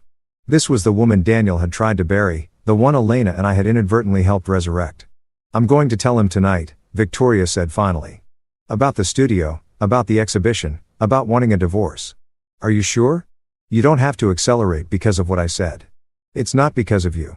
It's because I'm done waiting for the perfect moment. There is no perfect moment. There's just now and I'm ready. What do you need from me? Be available tonight. In case I need to talk after or in case it goes badly and I need somewhere to go. Of course. Whatever you need. She moved closer and I could smell turpentine and perfume. Work and elegance mixed together.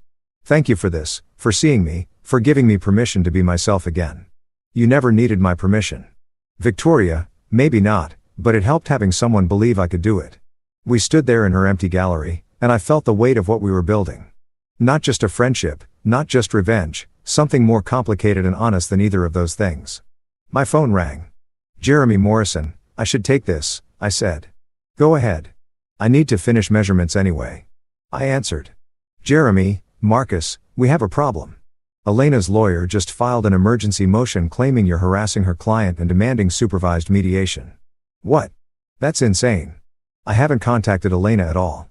According to the motion, you showed up at her workplace today and had a confrontational interaction that left her feeling threatened. I closed my eyes. Daniel's office. Elena in the hallway. This was Daniel's doing. Using Elena's lawyers to create leverage to punish me for not backing down. Jeremy, I was there to meet with her boss about an unrelated matter. I barely spoke to her. Can you prove that?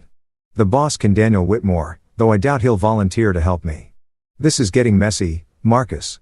I know, but I'm not backing down. After I hung up, Victoria was watching me. Trouble? Elena's lawyers claiming I'm harassing her. Daniel's trying to create leverage because you won't stay away from me. Exactly. She came and took my hand. Is this worth it? Fighting him, dealing with all this drama. I looked at her, at this woman who was rebuilding herself, who was brave enough to reclaim her life, even though it meant war with a man who had more money and power than both of us combined. And I knew the answer. Yes. Absolutely yes. Even if it costs you. Especially if it costs me. Because that means I'm building something that matters instead of protecting something that's already dead. Victoria smiled. Okay, then let's burn it all down and build something better in the ashes. Poetic. I'm a curator. Poetry is in the job description. That night, I waited by my phone. Victoria texted at 9 p.m. told him everything. He's furious. Threatened to destroy the exhibition, cut me off financially, ruin my reputation. I told him to do his worst. Currently at my father's penthouse. Feel strangely calm, I replied. Proud of you. That took courage or madness. Hard to tell the difference sometimes. Either way, you did it. You're free. Not yet. But I'm getting there. I sat in my house, my empty, soon to be actually mine house, and felt something like hope. Victoria was free or getting there. I was free. Legally divorced in another 60 days.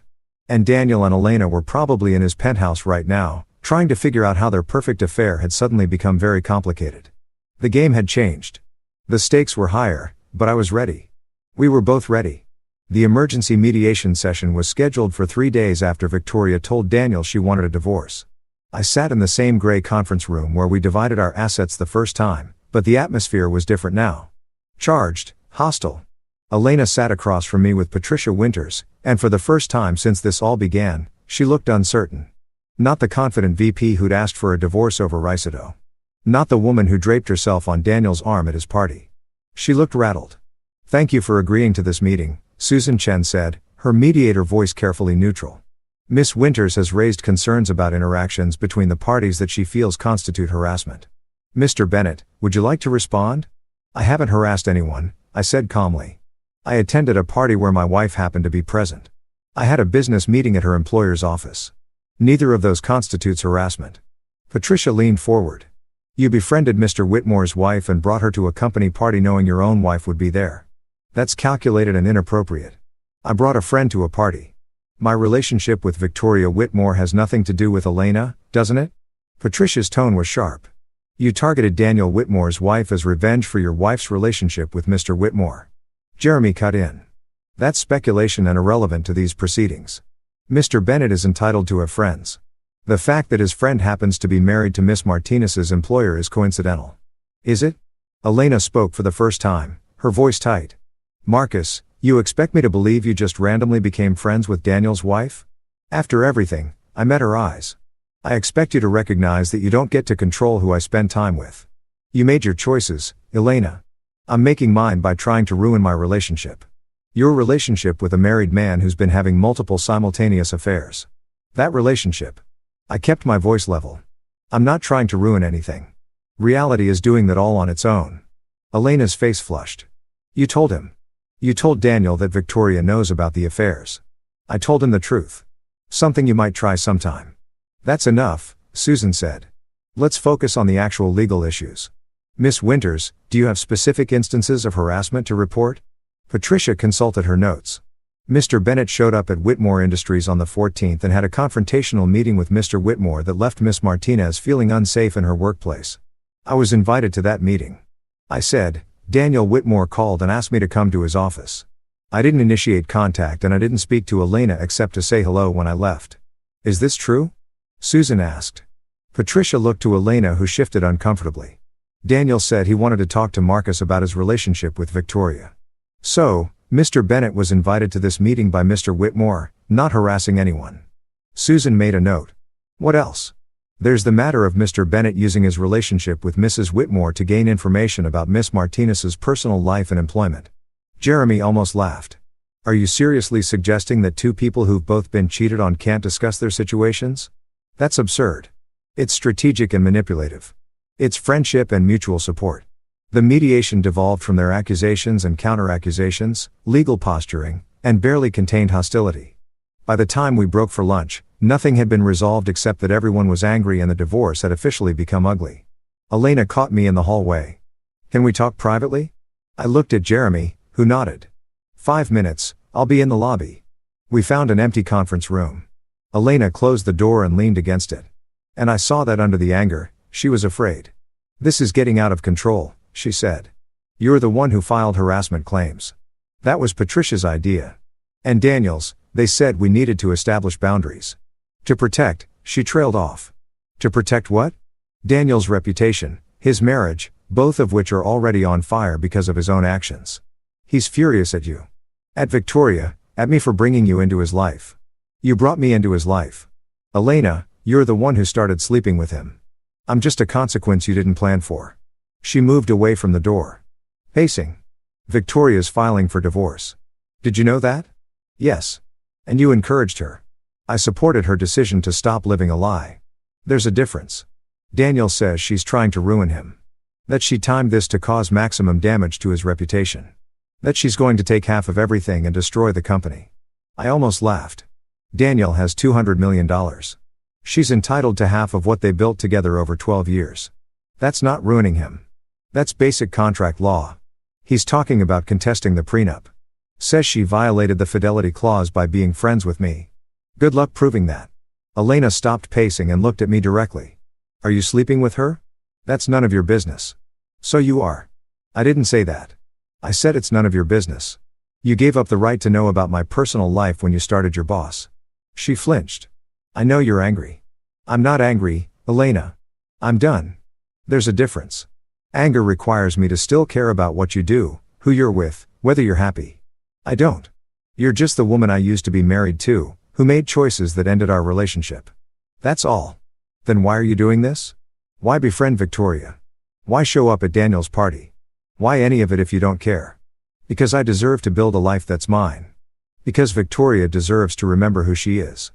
Because your affair doesn't get to define my next chapter. I do. I move toward the door. And because maybe, just maybe, you and Daniel need to understand that actions have consequences. That you can't just take what you want and expect everyone else to accommodate it. Marcus, wait. Her voice cracked. I never wanted to hurt you, but you did it anyway. Which tells me everything I need to know about what I meant to you. I left her in the conference room and found Jeremy in the lobby. We're done here. Tell Susan we'll review whatever agreement they propose, but I'm not sitting through any more accusations. Agreed. Though, Marcus, this is going to get uglier before it gets better. If Daniel Whitmore is involved, let it get ugly. I'm not backing down. That evening, I met Victoria at a wine bar in the West Village, somewhere dark and anonymous, where we could talk without being seen. She was already there when I arrived, halfway through a glass of red that looked like it cost more than the bottle. Rough day? I asked, sliding into the booth across from her. Daniel's lawyer sent a letter to the gallery owner, suggested that my exhibition might be funded with marital assets and therefore should be postponed until the divorce is settled. She took a drink. My father's lawyers responded within an hour, pointing out that the gallery lease is in my name, funded by my trust fund that predates the marriage, but it rattled the owner. She's nervous about being caught in the middle. Will she back out? No. My father made some calls, reminded her who my family is, what connections we have. She's committed. Victoria smiled without humor. Nothing like threatening someone's livelihood to secure their loyalty. That's not like you. Maybe that's the problem.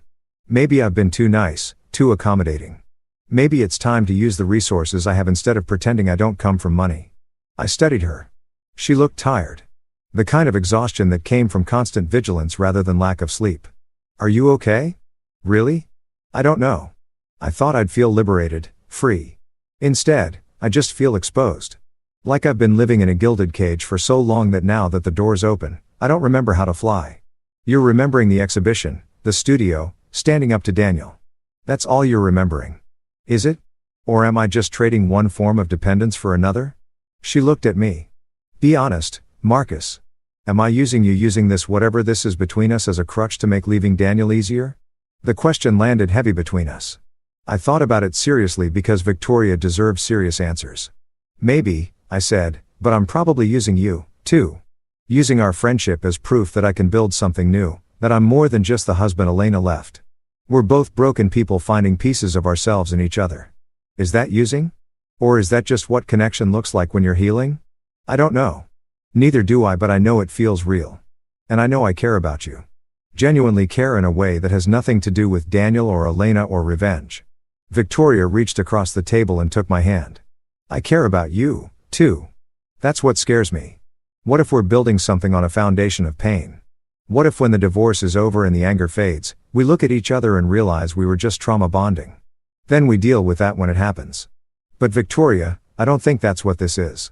I think we're two people who understand each other because we've been through the same betrayal. Yes, but we're also two people who genuinely like each other, who have real conversations, who support each other's growth. That sounds very healthy and mature. Are you disappointed? She laughed. No, just surprised. I expected revenge to feel more dramatic, more cinematic. Instead, it feels like therapy with better wine. My phone buzzed. A text from an unknown number. This is Victoria's number. Daniel has my phone. He's reading our messages. Be careful what you say. The best. I showed it to Victoria. Her eyes widened. He took my phone. When? Probably when you were asleep or in the shower sometime. He had access that manipulative. She stopped, took a breath. He's looking for evidence. Something to use against me in the divorce. Will he find anything in our texts? No. We've been careful. Friends discussing art and life. Nothing inappropriate. She paused. Though the subtext might be obvious to someone looking for it. Let him look. We haven't done anything wrong, haven't we, Marcus? We're planning to destroy our spouse's relationship. We're supporting each other through divorces that are at least partially motivated by revenge. That's not exactly innocent. It's not illegal either, and it's definitely not inappropriate compared to what they've been doing. Victoria pulled out a laptop from her bag. I hadn't noticed she'd brought it. I need to show you something. The PI I hired sent me the full report yesterday. She opened a folder of photographs, Daniel at hotels with different women, credit card receipts, calendar entries that didn't match his claimed locations. But what caught my attention was a series of emails between Daniel and Elena. Read this one, Victoria said, pointing to a message dated 3 weeks ago from Daniel Whitmore. 2. Elena Martinez. Subject: Concerns. Elena. Victoria suspects nothing. She's too absorbed in her charity work to notice I'm barely home. As for your husband, he's a non-issue small-time architect with no connections, no leverage. Even if he knew, what's he going to do? Stop worrying. Everything is under control. D. I read it twice, feeling something cold settle in my chest. Not hurt, I was past hurt, but anger. Not the hot, reactive kind. The cold, calculated kind that built plans. Non-issue, I said. Good to know what he thinks of me. There's more. Victoria clicked to another email from Elena Martinez to Daniel Whitmore. Subject: Concerns. I know you're right. It's just hard sometimes pretending. Marcus is being so reasonable about everything. And I feel guilty, like I should tell him the truth about us being serious, not just an affair. But you're right. Better to wait until my divorce is final. Less complicated. I love you. Victoria watched me read it. She loves him or thinks she does. She loves the idea of him. The power, the status, the upgrade from her boring architect husband. I closed the laptop. But Daniel doesn't love her. Look at how he talks about her. She's a concern to be managed, not a partner. They're using each other. Exactly. Elena thinks she's won some prize. Daniel thinks he's acquired a younger model. Neither of them sees the truth, which is that they're both fundamentally selfish people who mistake attraction for connection. They'll implode eventually. We don't even have to do anything. Victoria poured herself more wine. Then why does it still hurt? Why do I still care that my husband of 12 years refers to me as too absorbed in charity work to notice his affairs? Like I'm stupid, oblivious. Because you loved him once or loved who you thought he was. And it hurts to realize you were wrong about someone you trusted with your life. Did you love Elena? Really love her? I thought about it. I loved who she was when we met. Ambitious, brilliant, hungry for more than what she had. I loved being the person who supported that hunger. But did I love who she became? The woman who scheduled affairs in her calendar and deleted messages? I don't think so. I think I love the idea of our marriage more than I love the actual person she was. That's sad. It's honest. And maybe that's why this us, whatever this is, feels different. We're not in love with ideas. We're in love with truth. Victoria's hand tightened on mine. Are we in love? The question hung there. Dangerous and electric. Were we? Was this love or was it need? Healing or harm? Connection or convenient? I don't know. I said, but I know I care about you. I know I think about you constantly. I know I want you to succeed, to be happy, to remember who you are. If that's love, then yes. If it's something else, I'm okay with that, too. Marcus, my phone rang. Jeremy Morrison. I should take this. Go ahead, I answered. Jeremy, the divorce is final. Judge signed off this afternoon. You're legally unmarried as of 4:00 p.m. today. I looked at Victoria and something shifted in my chest. I'm divorced. Congratulations or condolences, whichever feels more appropriate. Jeremy paused. There's one more thing. Elena's lawyers filed a response to our settlement agreement. She's contesting the division of the Vermont property. Says she has stronger emotional attachment than initially claimed. Of course she is. Let her have it. I don't care about the property. You sure? It's worth close to $500,000. I'm sure. I want to be done. Jeremy, completely done. No strings, no shared assets, nothing that keeps me tied to her. Understood. I'll file the acceptance tomorrow. After I hung up, Victoria was watching me. You're free legally? Yes. How does it feel? Like standing at the edge of something. I could fall or I could fly. Not sure which yet. Victoria stood up and held out her hand. Let's find out. Where are we going? My studio. I want to show you the final layout for the exhibition. And I want to kiss you without wondering if we're crossing some line. My heart kicked. Victoria, we're both single now. Both free. Both building new lives. If we want to see where this goes, we can. No guilt, no betrayal, just us. I took her hand and stood. Just us. We left the wine bar and walked through the West Village. Two people who'd been broken by the same betrayal, finding each other in the wreckage. The night was cold, but I barely felt it. We were free, both of us. And whatever came next, love or healing, revenge or resurrection, we'd face it together. 3 months later, I stood in front of my mirror adjusting the same charcoal tie Elena had bought me, preparing for the moment I'd been building toward since that first bourbon with Victoria. Whitmore Industries Spring Gala, the company's biggest event of the year, and I was attending as Victoria Ashford's date, not Victoria Whitmore anymore. The divorce had been finalized 2 weeks ago, brutal and public, with Daniel forced to write a check for $85 million and watch his carefully constructed image crumble in the business press. Victoria's exhibition had been a triumph. Critics called it a resurrection of curatorial vision and the return of a major voice in contemporary art. She'd been offered positions at 3 museums. She'd turned them all down to start her own independent curatorial practice. She was in every sense herself again. My phone buzzed. Victoria, ready? Almost. You wearing the red dress? Daniel hates it. I smiled. Perfect. We arrived together and I watched heads turn as we entered. Victoria in red, stunning and confident. Me in my suit. No longer invisible. No longer the accommodating husband who made himself small. Daniel stood in his usual spot, center of the room. But something had shifted. People weren't orbiting him the way they used to. The divorce had damaged him, not financially. He had money to spare, but reputationally. The affairs had gone public. The business press had questions about his judgment. And on his arm, looking less radiant than she had 3 months ago. Elena, she saw us first.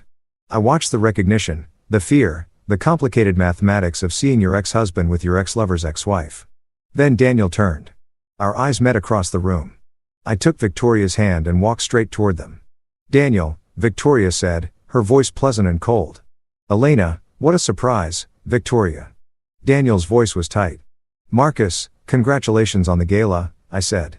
Beautiful event. Elena looked between us, trying to find safe ground. You two look happy. We are, Victoria said simply. Marcus, let me introduce you to some people. We moved through the party and I felt Daniel's eyes following us. Victoria introduced me to board members and investors, and I was charming and professional and completely unbothered because that was the revenge. Not destroying Daniel. He'd done that himself. Not winning Elena back. I didn't want her. The revenge was standing in his territory with his ex-wife on my arm. Proving that I'd built something better from the ashes of what he'd destroyed. Later, Victoria and I stood at the bar. Daniel approached alone. "Victoria," he said. "Can we talk? We have nothing to discuss. Please 5 minutes." She looked at me. I nodded. "I'll be here." They moved to a corner and I watched Daniel try to salvage something, pride maybe or control. Victoria's face remained impassive. When she returned, she was smiling. "What did he say?" I asked. "That he made a mistake. That he wants to try again. That he realizes what he lost." She took my hand. I told him I didn't care. That I'd already found something real. "Have you?" She looked up at me. And in her eyes, I saw everything. We'd built. Friendship and healing, revenge and resurrection, truth and connection. "Yes," she said. "I think I have." I kissed her then. In Daniel Whitmore's company party in front of everyone who'd watched our marriages crumble and our lives rebuild. When we pulled apart, I saw Elena watching from across the room. Not angry, not jealous, just sad, like she was beginning to understand what she'd traded for power and status. "Ready to leave?" Victoria asked. "Absolutely." We walked out together, leaving the party behind. As we reached the elevator, I turned back for one last look. Daniel stood alone in the center of his kingdom, surrounded by people, but utterly isolated. Elena beside him, looking like she'd won a prize that was already tarnishing. And I felt nothing. No anger, no satisfaction, just the quiet certainty of someone who'd built something better. The elevator doors closed and Victoria leaned against me. "Thank you," she said. "For what?" "For seeing me. For helping me remember who I was. For being real when everything else was performance." I kissed the top of her head. "Thank you for the same." We rode down in silence. And when we stepped out into the spring night, I felt like we were stepping into our actual lives. Not the ones we'd performed for other people, the ones we'd built for ourselves. "Where, to?" Victoria asked. "Anywhere, everywhere. Wherever we want," she smiled. I liked the sound of that. We walked into the night together. Two people who'd been broken by betrayal and rebuilt by truth. Leaving the past behind and stepping into whatever came next. Not revenge, not anymore. Just life. Real messy, honest life. And it was beautiful. That brings this story to an end. Honestly, a pretty interesting one if you ask me. Let me know your thoughts down below, and let's start with the next one right away. This one is titled, "I found my daughter sleeping on the street and froze." Her husband had sold their home and married his mistress years ago, leaving her with absolutely nothing. I took her in. The next day, I went to his apartment building. When he opened the door, what I did. He will never forget. The first time I saw her there lying on the ground like just another shadow in the city, I felt something inside me break forever. It was a Friday night, one of those nights where the cold chills you to the bone, even when you are wearing a coat. I had just gotten off the bus with my hands still shaking from the exhaustion of the trip. I just wanted to get home, make some hot coffee, and rest a little before sleeping. I did not expect to find anything out of the ordinary on that 5-block walk. But that night, God had other plans. I saw her from afar, a hunched shape on the corner between two cardboard boxes. She did not move. She did not speak. She did not ask for help. At first, I thought she was just another homeless person like so many who sadly populate the streets when night falls. But something made me look twice.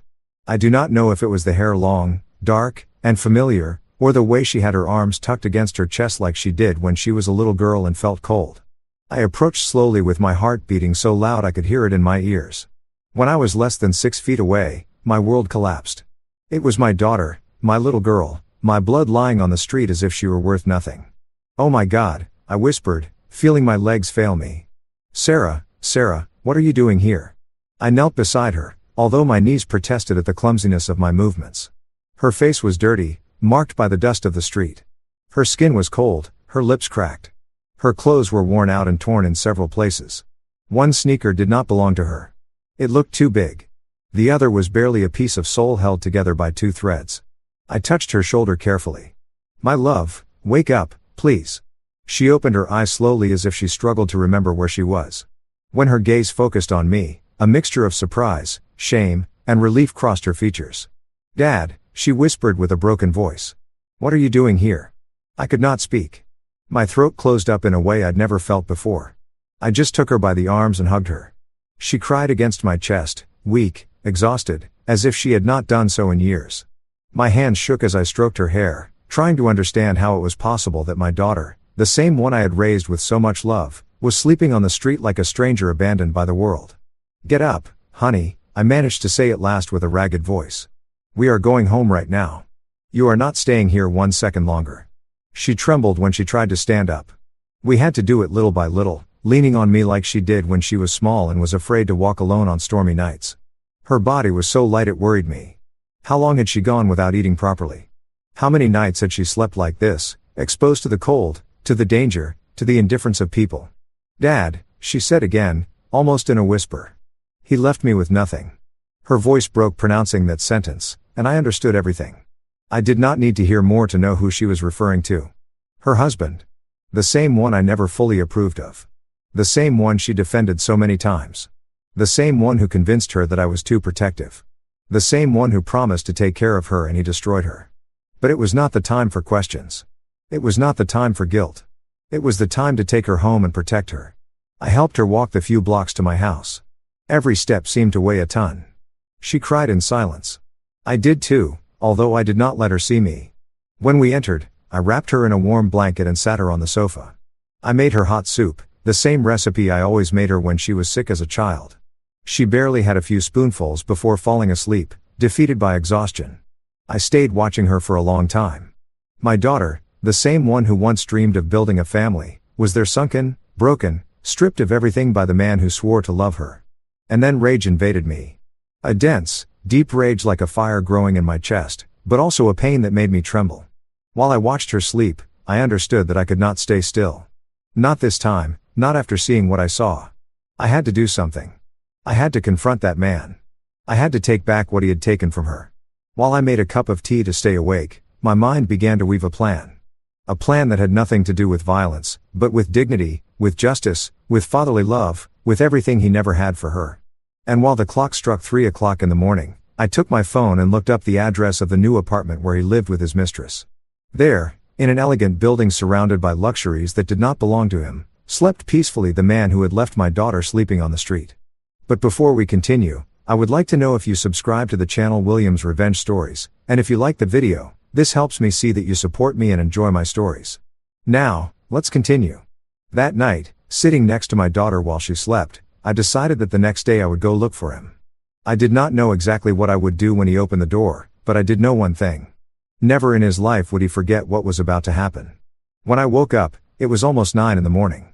I had slept in the dining room chair with my head resting on my arms. I did not remember at what moment sleep had overcome me, but I did remember every detail of what I had seen the night before. My daughter was still there, curled up on the sofa, wrapped in the blanket I had put on her with soft breathing, and her face still marked by fatigue. I approached slowly and watched her. That fragile peace I saw in her expression did not match the reality she had lived. And while I watched her sleep, a thought hit me with the force of a hammer. My daughter was missing from my life completely for 2 years, and I never imagined she was like this. It hurt me. It went right through me. It destroyed me on the inside. I made coffee in silence without making noise so as not to wake her. But not even 10 minutes passed when I heard her move. She sat up slowly as if her body still felt heavy. When she opened her eyes and saw me, she smiled, but it was that broken smile as if she struggled to remember how to do it. "Good morning, Dad," she whispered. I went over and sat next to her. I did not want to pressure her, but I knew she had to talk. She knew it, too. "Do you want to eat something?" I asked to give her time. She shook her head. "No, I just need to tell you what happened." I took a deep breath. I nodded. "I am here, honey. Tell me everything. Do not be afraid." She squeezed her hands together. Trembling slightly. Her eyes looked down, avoiding mine. And then she began. "Dad, he sold the house without telling me anything. I found out when the new owners arrived and asked me to leave. He was already living with her with the mistress, and I did not have anywhere to go." I felt a wave of heat run through my chest. Pure fury, absolute indignation. How could he do that to you?" I managed to say with difficulty. She shook her head. "Because he was always like that, Dad. I just hid it all so you would not suffer. He manipulated me. He made me believe that if I told you something, it was going to cause you a heart attack, that you could not handle it, that it was better to leave you alone. I listened to her in silence, feeling my heart tighten. But that is not the worst part, she continued, and her voice broke. When he left with her, he left me without money. I had temporary jobs, but it was not enough for anything. I slept at friends' houses, but it did not last long. Later in cheap motel in the end, I ended up on the street. I just could not take it anymore. I took her hand. Her hand was cold, but her pain burned. Why did you not come home? I asked almost in a whisper. She began to cry. Because I was ashamed, Dad. I was ashamed that you would see me like this defeated. And because he kept repeating that you were better off without me, that I was a burden, that if I came back to you, I would ruin your life. I believed him. I was a fool. I lifted her face gently so she would look me in the eyes. Listen to me well, I told her with a firm voice, but trembling with emotion. Never, never have you been a burden. You are my daughter, my family, my blood. I would have crossed the world to help you. How could you think I would be better off without you? She broke down. Her crying flooded the room. Her pain mixed with my helplessness. I hugged her while her body shook. I am sorry, Dad. She repeated over and over again. I am sorry. You do not have to apologize, honey, I replied, stroking her hair. You did not do anything wrong. You were a victim of a soulless man. But now you are here with me and you will not spend one more night on the street. I swear to you. She stayed there hugging me for long minutes. When she finally calmed down, she took a breath and added, he lives in the Oaks condominiums with his wife. Well, his mistress. Now they say they are expecting a child. That is why he sold the house so fast. He wanted money for his new life. His new life. The phrase pierced my chest like a bullet. So that miserable man had traded my daughter for a younger woman and a more comfortable life without remorse, without guilt, without mercy. I got up from the sofa and began to walk around the living room, unable to control the rage boiling in my veins. My daughter looked at me, worried. Dad, what are you going to do? I stopped. I stared at her. I felt my hands clench into fists. I am going to do what I should have done a long time ago, I said with a deep voice. I am going to go talk to him. She opened her eyes with fear. Dad, no, please. He is dangerous. You do not know what he is capable of, and he does not know what I am capable of, I replied without looking away. She swallowed hard. Promise me you are not going to do anything bad. I looked at her with tenderness, but with a certainty I did not remember feeling in years. I promise you I will not do anything that hurts you.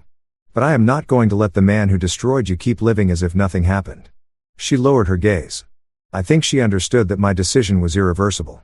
I went to my room, opened my desk drawer, and took out a folder where I kept important documents. I did not know yet what I was going to use, but I knew I would need something, anything, some proof, some data, some clue, because what that man did could not go unpunished. While I looked through papers, I heard my daughter's voice. Dad, thanks for picking me up last night. I turned around. She was at the door with a fragile but true smile. And that smile gave me strength. Sarah, I said with a soft voice, approaching her, never think again that you are alone. I hugged her one more time. And that morning, while the sun was just beginning to peek through the window, I knew with certainty that the next day I would be looking into the eyes of the man who destroyed her life, and that he would never forget what was about to happen. I slept little that night, actually almost nothing. Every time I closed my eyes, I saw my daughter's face, dirty, tired, defeated.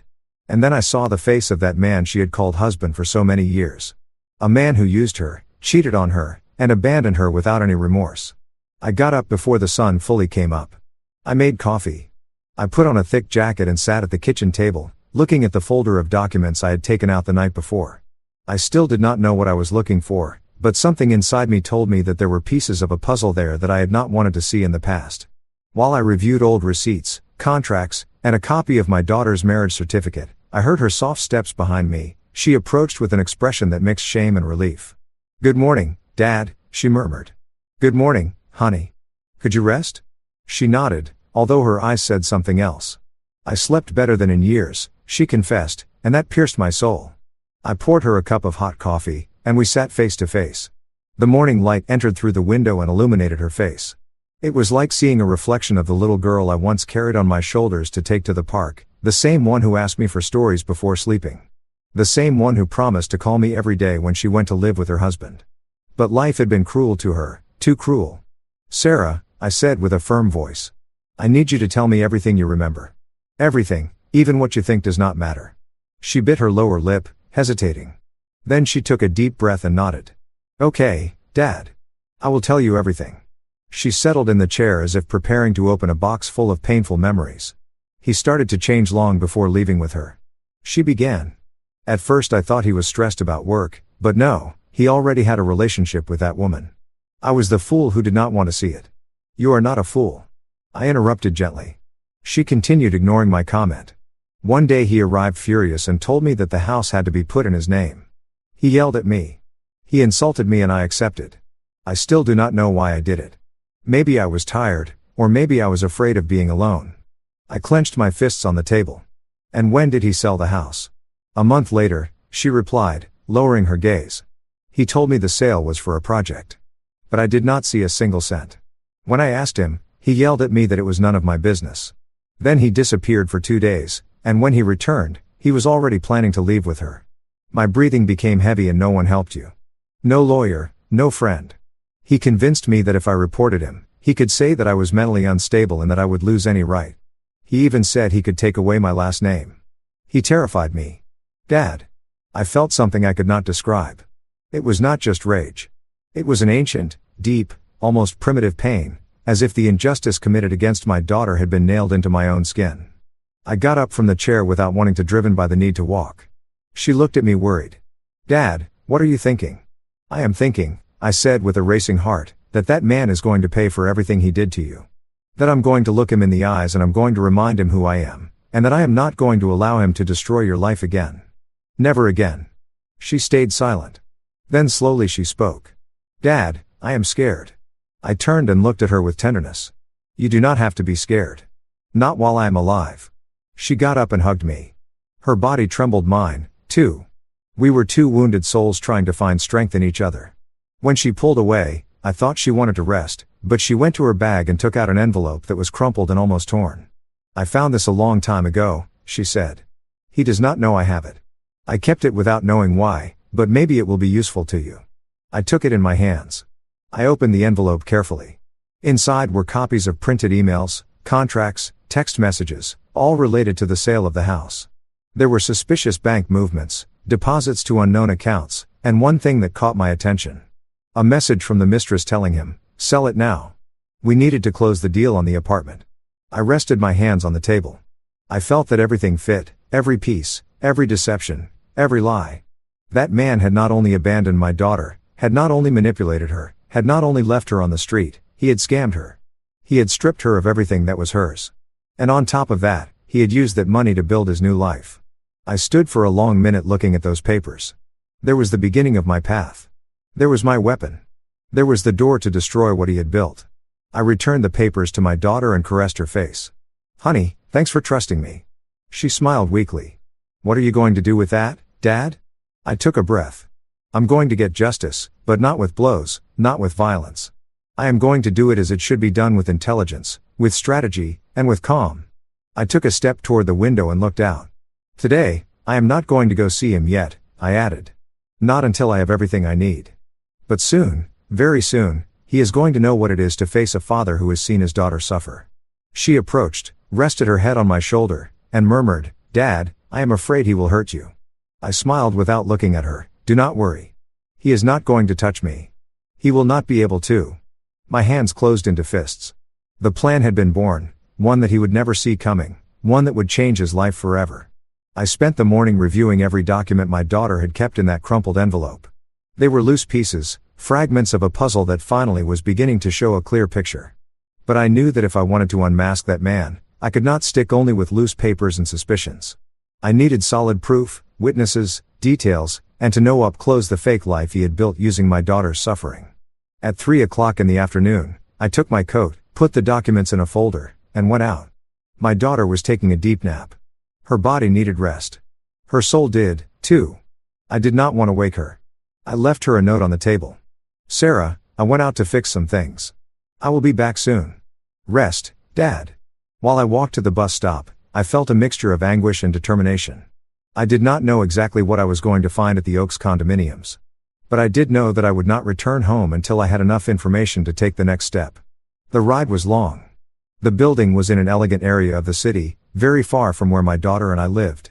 I remember that while the bus moved forward, I saw expensive houses, luxury cars, and people with smiles of superiority, as if life had never been cruel to them. I asked myself how many lives my ex-in-law had crushed to get to this place, how many lies he had told, how much damage he had caused. When I got off the bus, the building appeared right in front of me. It was imposing, a modern building with a glass facade with impeccable gardens and a security gate that looked more like a wall. The contrast with the place where I had found my daughter was violent. It was obscene. It was insulting. I walked toward the entrance with a firm step, although inside I carried a sea of emotions.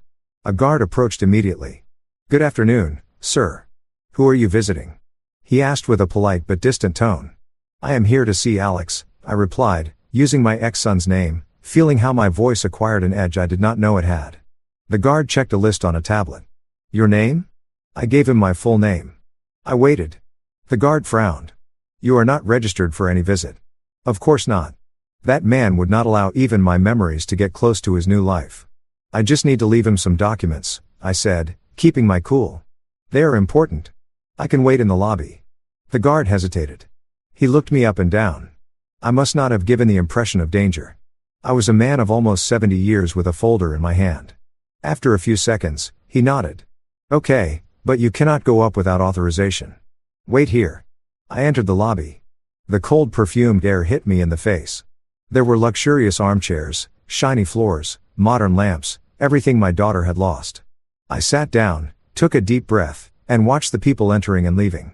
Young couples, executives, a pregnant woman, all with perfect lives, or at least lives without the hell my daughter had lived. 15 minutes later, I heard a familiar voice. It was not my ex-in-law's.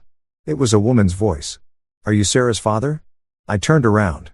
It was a neighbor. I knew it instantly. She was carrying a bag with groceries, wearing elegant clothes, and had that expression of someone who knows too much, but does not know if she should speak.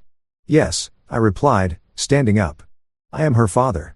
She looked to the sides as if fearing someone would hear. I saw her a long time ago before she lowered her voice, before he left her. "Your daughter came here a lot crying." He yelled at her in front of everyone. Once he pushed her in the hallway. My heart stopped. "He pushed her?" I asked, feeling a wave of fury. "Yes," she said with a frown. "I reported it to the administration, but he said she just tripped. And since he is friends with the supervisor, well, you know how this works." I did not know whether to thank her or cry. My daughter had suffered more than I imagined. "And do you know if he lives here with her?" I asked. The neighbor lowered her gaze. "Yes. She came to live here even before he separated from your daughter. Many people knew. Everything was an open secret." I lost my breath for an instant. The deception had been deeper and more brazen than I thought. The woman came a little closer. "Your daughter did not deserve that," she said firmly. "Nobody deserves it. But he believes he is untouchable." Untouchable. That word echoed in my chest. "Thank you," I replied with a low but firm voice. "Thank you for telling me." She nodded and walked away, leaving me alone with thoughts that were no longer thoughts. They were fires. They were knives. They were decisions. I looked at the elevator. I knew I could not go up. I knew that today I could not confront him yet. But I did need to see more. So I left the building and walked around the structure looking for signs of his life from the outside. And there he was on the 4th floor balcony, him, my ex-in-law. He was laughing with a glass in his hand, laughing as if life belonged to him, as if he had never hurt anyone. And by his side was the mistress, the woman for whom he destroyed my daughter, the woman who was heavily pregnant. There was music, there was celebration, there was happiness. I felt something inside me split because while they celebrated their new life, my daughter was sleeping in my house after having lived on the street. I did not move a single muscle. I just watched until he went back inside the apartment, not imagining that from below the man he should have never despised was watching him. That day, as I walked away from the building, I understood everything. I was not going to hit him. I was not going to insult him. I was not going to confront him like a furious old man. I was going to destroy him with the same calm with which he destroyed my daughter. But unlike him, mine would not be cowardice. It would be justice. I walked back home slowly with the folder pressed against my chest and my mind full of images I could not erase. Every step seemed heavier than the last. The echo of the laughter I had heard on that balcony kept pounding inside my head like a hammer. Years had passed since I felt such an explosive mix of hate, pain, and determination. When I arrived, the sun was going down. The house was silent. But that silence was not empty. It was the silence of peace my daughter needed. I approached the sofa where she had slept the night before. This time she was awake, staring out the window as if trying to understand at what moment her life had broken. "Sarah," I said softly. She turned her head and smiled, but that smile hurt. It was a smile of gratitude overshadowed by sadness. "Dad, you're back." I sat next to her. There was a long silence between us, one of those silences that speak for themselves. She knew I had gone to the building. I knew she wanted to ask, but neither of us spoke at first. Finally, I took a deep breath. "I saw him." She tensed her shoulders. "Him?" "Yes, him and her." She looked away and pressed her lips together as if she wanted that conversation to end quickly. I did not blame her. Reliving that pain was like opening a freshly closed wound. "They seem happy," I added without emotion, as if the words had no owner. She closed her eyes for a moment. "I knew it," she whispered. "But it hurts anyway." I took her hand and squeezed it. "Honey, you do not deserve to carry this shame. You do not deserve to carry his trash on your back. He did not destroy you because you were weak. He destroyed you because you are good. And good people sometimes trust the wrong person." Her eyes filled with tears, but she did not cry. She stayed still, listening. "I do not want to avenge you out of anger," I continued. "I want to do it because he owes you. Because he snatched your home, your dignity, your peace of mind, and because I, as your father, am not going to die without making sure you get your life back." Her lips trembled. "Dad, please do not do anything that puts you at risk." "I will not," I replied firmly. "I am not an impulsive young man anymore, and I do not need to yell at him or touch him to destroy him. What I will do, I am going to do well. I am going to do it like a man who has lived long enough to know that justice is more powerful than rage." She stayed looking at me for a long time, as if she were trying to recognize herself in my words, or perhaps trying to recognize the father she once thought invincible. "Dad, I love you," she said, breaking a little. I hugged her, a long real hug, one of those that hold the soul together. I felt her tears on my shoulder, and I thought that although the world had been cruel to her, I would never allow it to trample her again. When she calmed down, I helped her stand up. She walked to her room with slow steps, but more secure than the day before. I stayed alone in the living room. I looked at the folder on the table, the documents, the messages, the proof of the betrayal. And there, in that heavy silence, I felt the clarity I had been waiting for since the moment I found her sleeping on the street. It was no longer just pain. It was no longer just rage. It was a purpose. A purpose so solid it seemed part of my own body. I approached the window. Night had already fallen. The street lights illuminated the solitude of my home. I thought about my daughter sleeping safe under a roof again. I thought about the man who had destroyed her and who now lived like a king. I thought about the woman accompanying him about her pregnancy, about the perfect life they had built on lies. And without realizing it, I spoke in a low voice. "Tomorrow I will start. But before continuing, I would like to know if you subscribe to the channel and if you like the video. This helps me see that you support me and enjoy my stories. Now, let's continue." I took the folder and opened it once more. Every document was a seed of truth. Every message was a crack. Every signature, every date, every printed conversation was a knife I could sink with surgical precision. I did not need violence. I did not need threats. I did not need to risk my freedom or my integrity. I just needed to organize it all. And then I knew what I had to do. I began to classify the papers by dates, then by type, then by legal relevance. I took out an old notebook I kept in the drawer. That one where I wrote down household expenses, birthdays, and reminders. That day that notebook became my weapon. There I traced the first lines of the plan. A slow plan, a cold plan, a plan impossible to stop when it started rolling. My ex-in-law had a weak point, one he had not noticed until that moment. The mistress did not know that the house he sold belonged to my daughter. She did not know it was bought with mutual effort from both of them. And above all, she did not know that he committed fraud by putting the property in his name through emotional manipulation and threats. The walls of that luxurious apartment were built on a secret that only I could destroy. I closed the folder. I breathed deeply. I looked at the clock. 10 at night. My daughter was sleeping peacefully in her room. I, on the other hand, was awake, more awake than at any other moment of my life, because I knew something with absolute certainty. Tomorrow would be the beginning of the end for him, and the beginning of a new life for my daughter. I slept barely a few hours, but I got up with a clarity I had not felt for decades. The sunrise entered through the window like a golden line, splitting the darkness of the bedroom in two. I dressed slowly with the solemnity of someone preparing for something inevitable.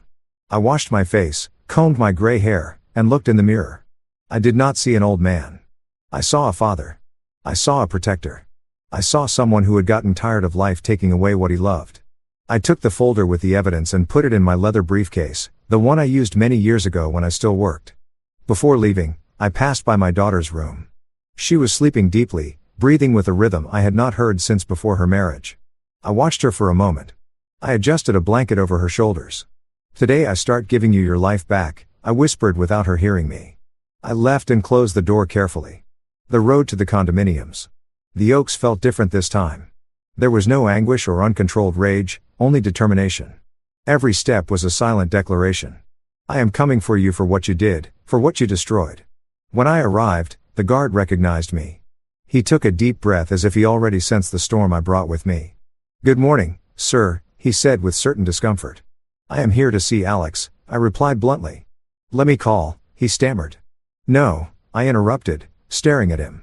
"Do not call. I'm going up." The guard hesitated. He looked toward the booth. He looked toward the building. He knew he could not stop me without causing a problem. Finally, he gave in. "He is on the 4th floor, apartment 4B. I nodded, storing the address in my memory as if I had waited for it all my life. I passed the turnstile and entered the lobby. The elevator took ages to open, but once inside, the metallic silence felt like a solemn preamble. I watched my reflection in the doors. A man with eyes full of a fire that no one could put out. When the doors opened, the hallway was empty. I advanced slowly, feeling every heartbeat in my chest, like a drum announcing battle. In front of door 4B, I stopped. I breathed. I organized my ideas. And I knocked. At first, there was no answer. I knocked again harder. I heard steps, familiar steps, steps my daughter must have heard thousands of times approaching her to hurt her. The door opened slowly, and there he was, my ex-in-law, younger than me, physically stronger, more arrogant than ever. He was wearing expensive sports gear. He had an arrogant smile until he saw me. His face changed. The smile died. His eyes widened with a mix of surprise, annoyance, and fear. "You," he spat the word as if I were a plague. "What are you doing here?" I did not answer immediately. I watched him carefully without rushing. He got uncomfortable. "You have no business in my house," he added, trying to recover his tone of superiority. "I came to talk to you," I said finally. "And I am not leaving until I do." He let out a short, nervous laugh. "Talk about what? About your daughter? She brought what happened on herself. I'm not going to be responsible for a useless woman incapable of supporting herself." There, I felt it. My stomach turned. My blood boiled, but I did not raise my voice. I did not move forward.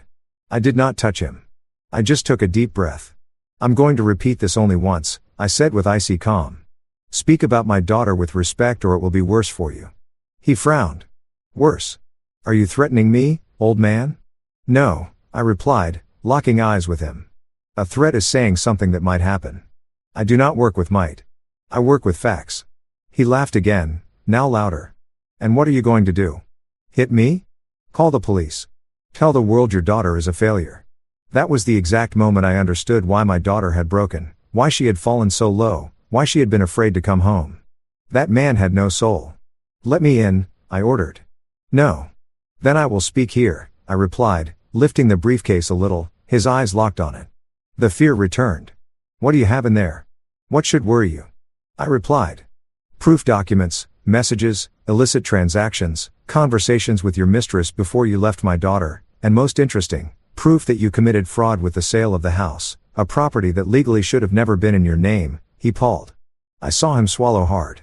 I saw him wobble for a second. "You do not know what you are talking about," he stammered, taking a step back. "No," I smiled slightly. "I know everything, and what I do not know I will find out. Today I came to warn you. Tomorrow I will not warn anything." He was breathing fast. He looked inside the apartment nervously. Someone was moving in the kitchen. The mistress. Then I knew he did not want her to hear. "Listen well," I said, leaning just a little towards him. "My daughter slept on the street alone, hungry, broken, while you were here playing rich. That is over.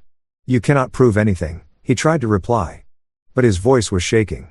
"Today I am not coming to prove it. Today I am coming to tell you. Tomorrow will be different."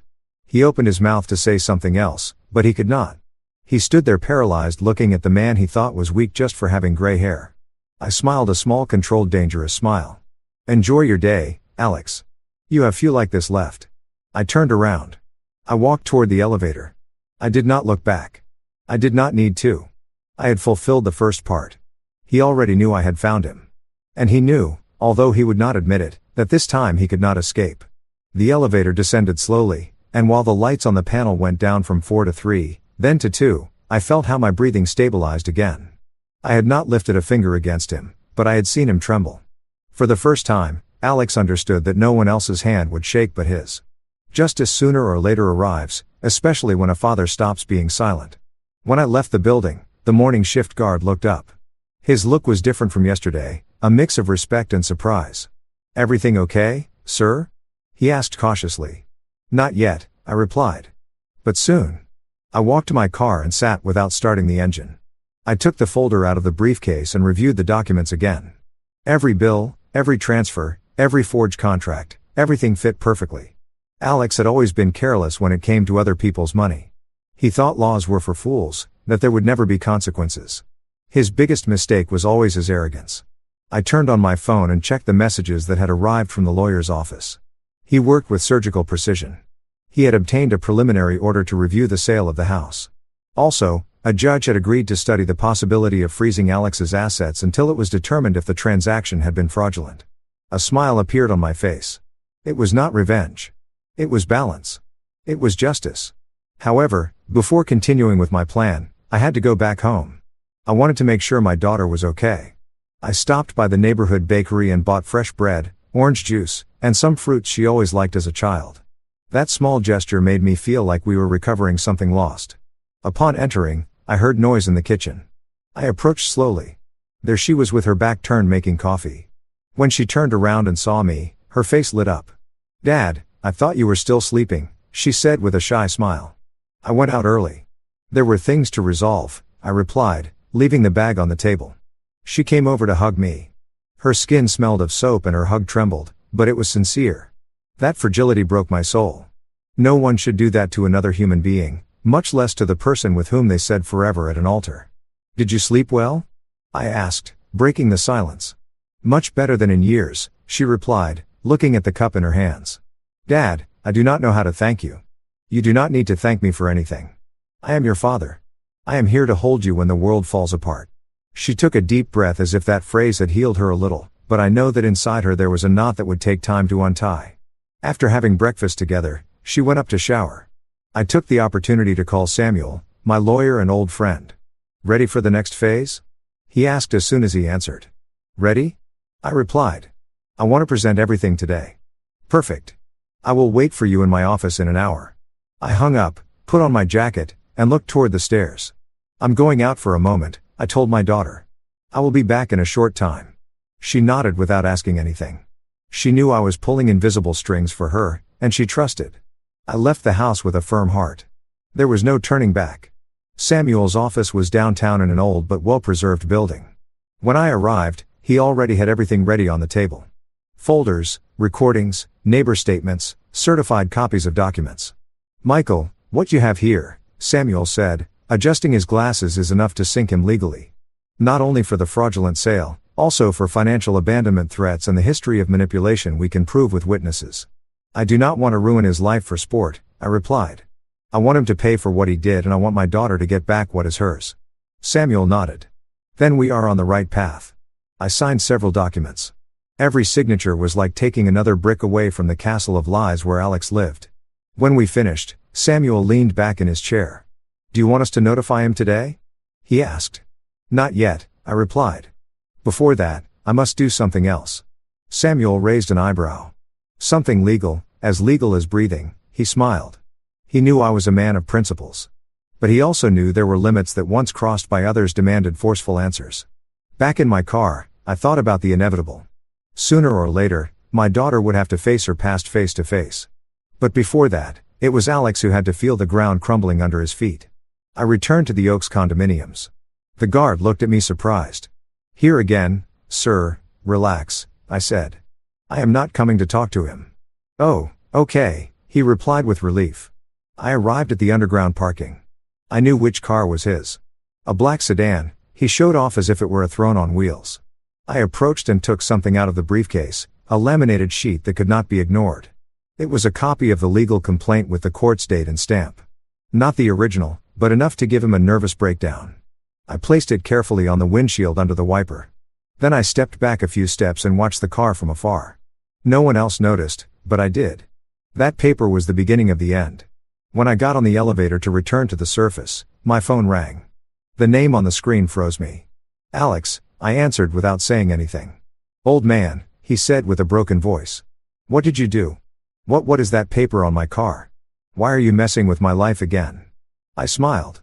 But it was a sad, tired smile. Why did you mess with my daughter? I replied. You cannot do this to me, Michael. You cannot. His breathing was agitated as if he were on the verge of a panic attack. Let's talk. Please. We already talked today, I replied calmly. Wait, do not hang up. But I hung up. The elevator opened its doors. I went outside. I breathed the fresh afternoon air. My war was not of blows. It was of truths. And he had just received the first one. That afternoon, after hanging up the phone, I stayed a few seconds looking at the black screen. It was strange. For years, Alex had believed himself invincible, unreachable, untouchable.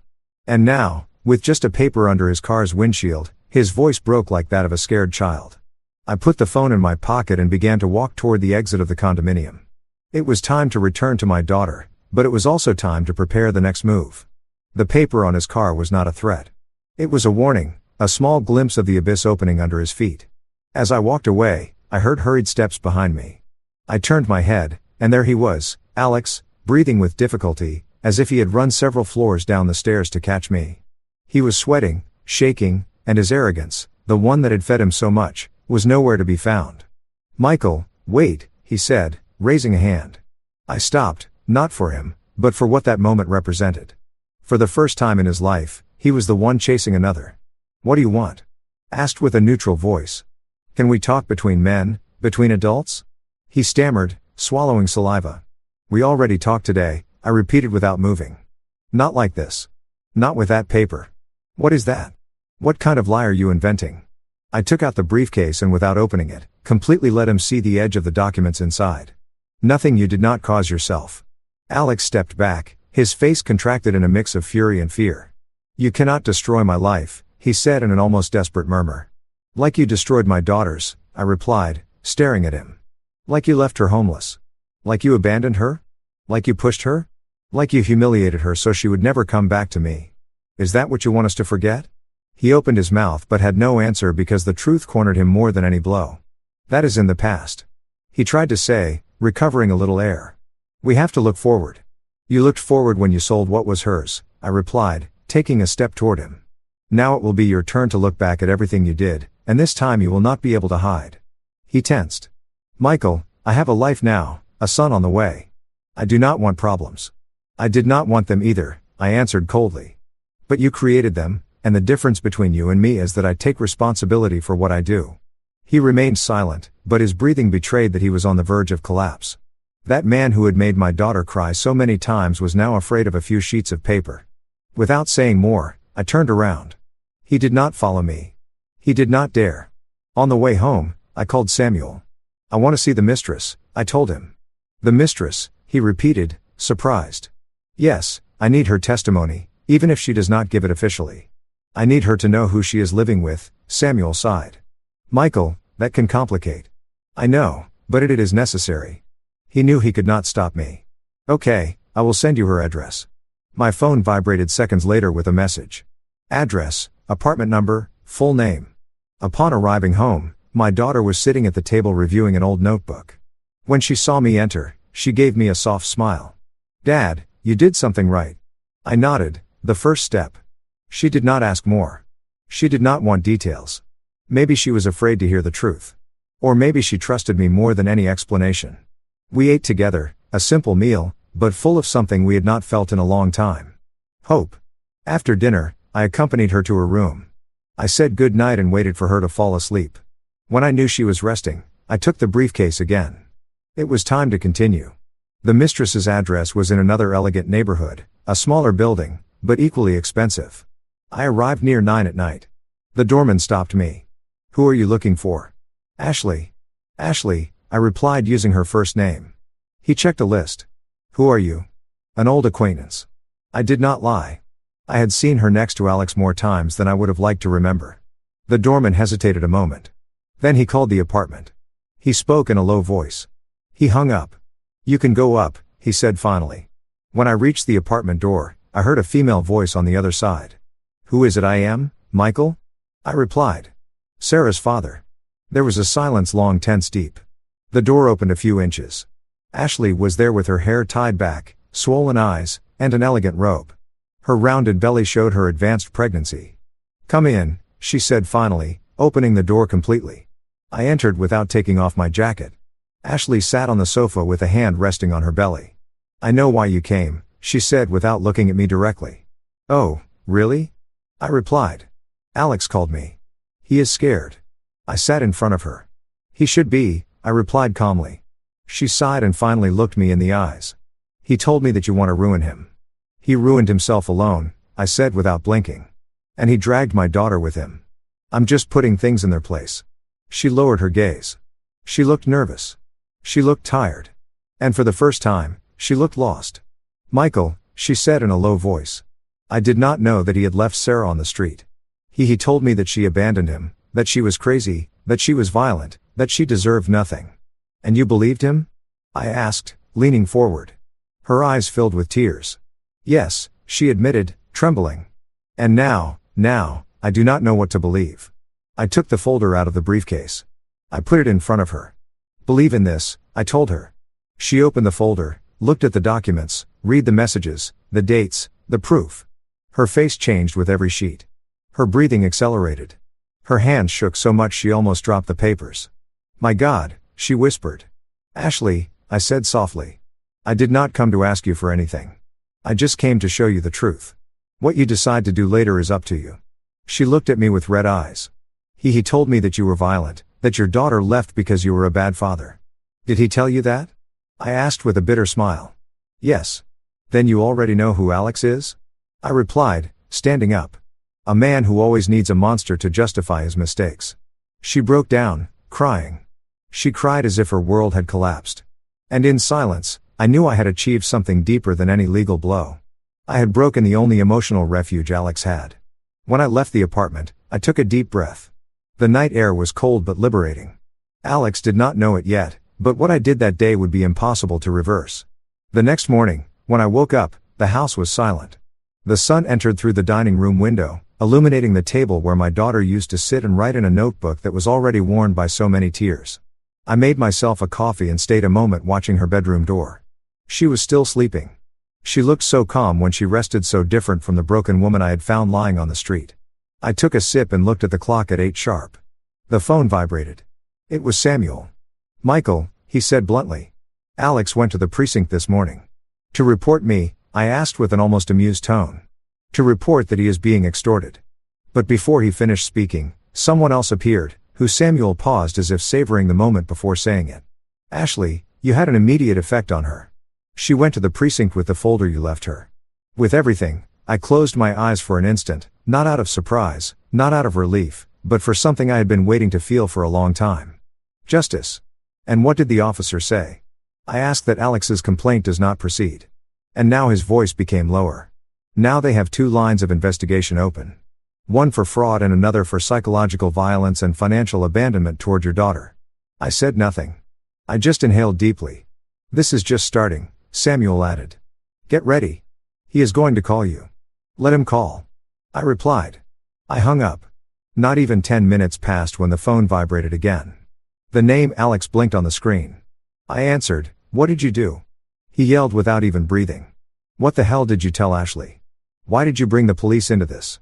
"I only showed the truth," I said with a calm voice. "Lie," he spat. "You manipulated everything. You confused her. You poisoned her. Alex, she read your messages. Your own history poisoned you alone." There was a tense silence. I heard his accelerated, almost irregular breathing.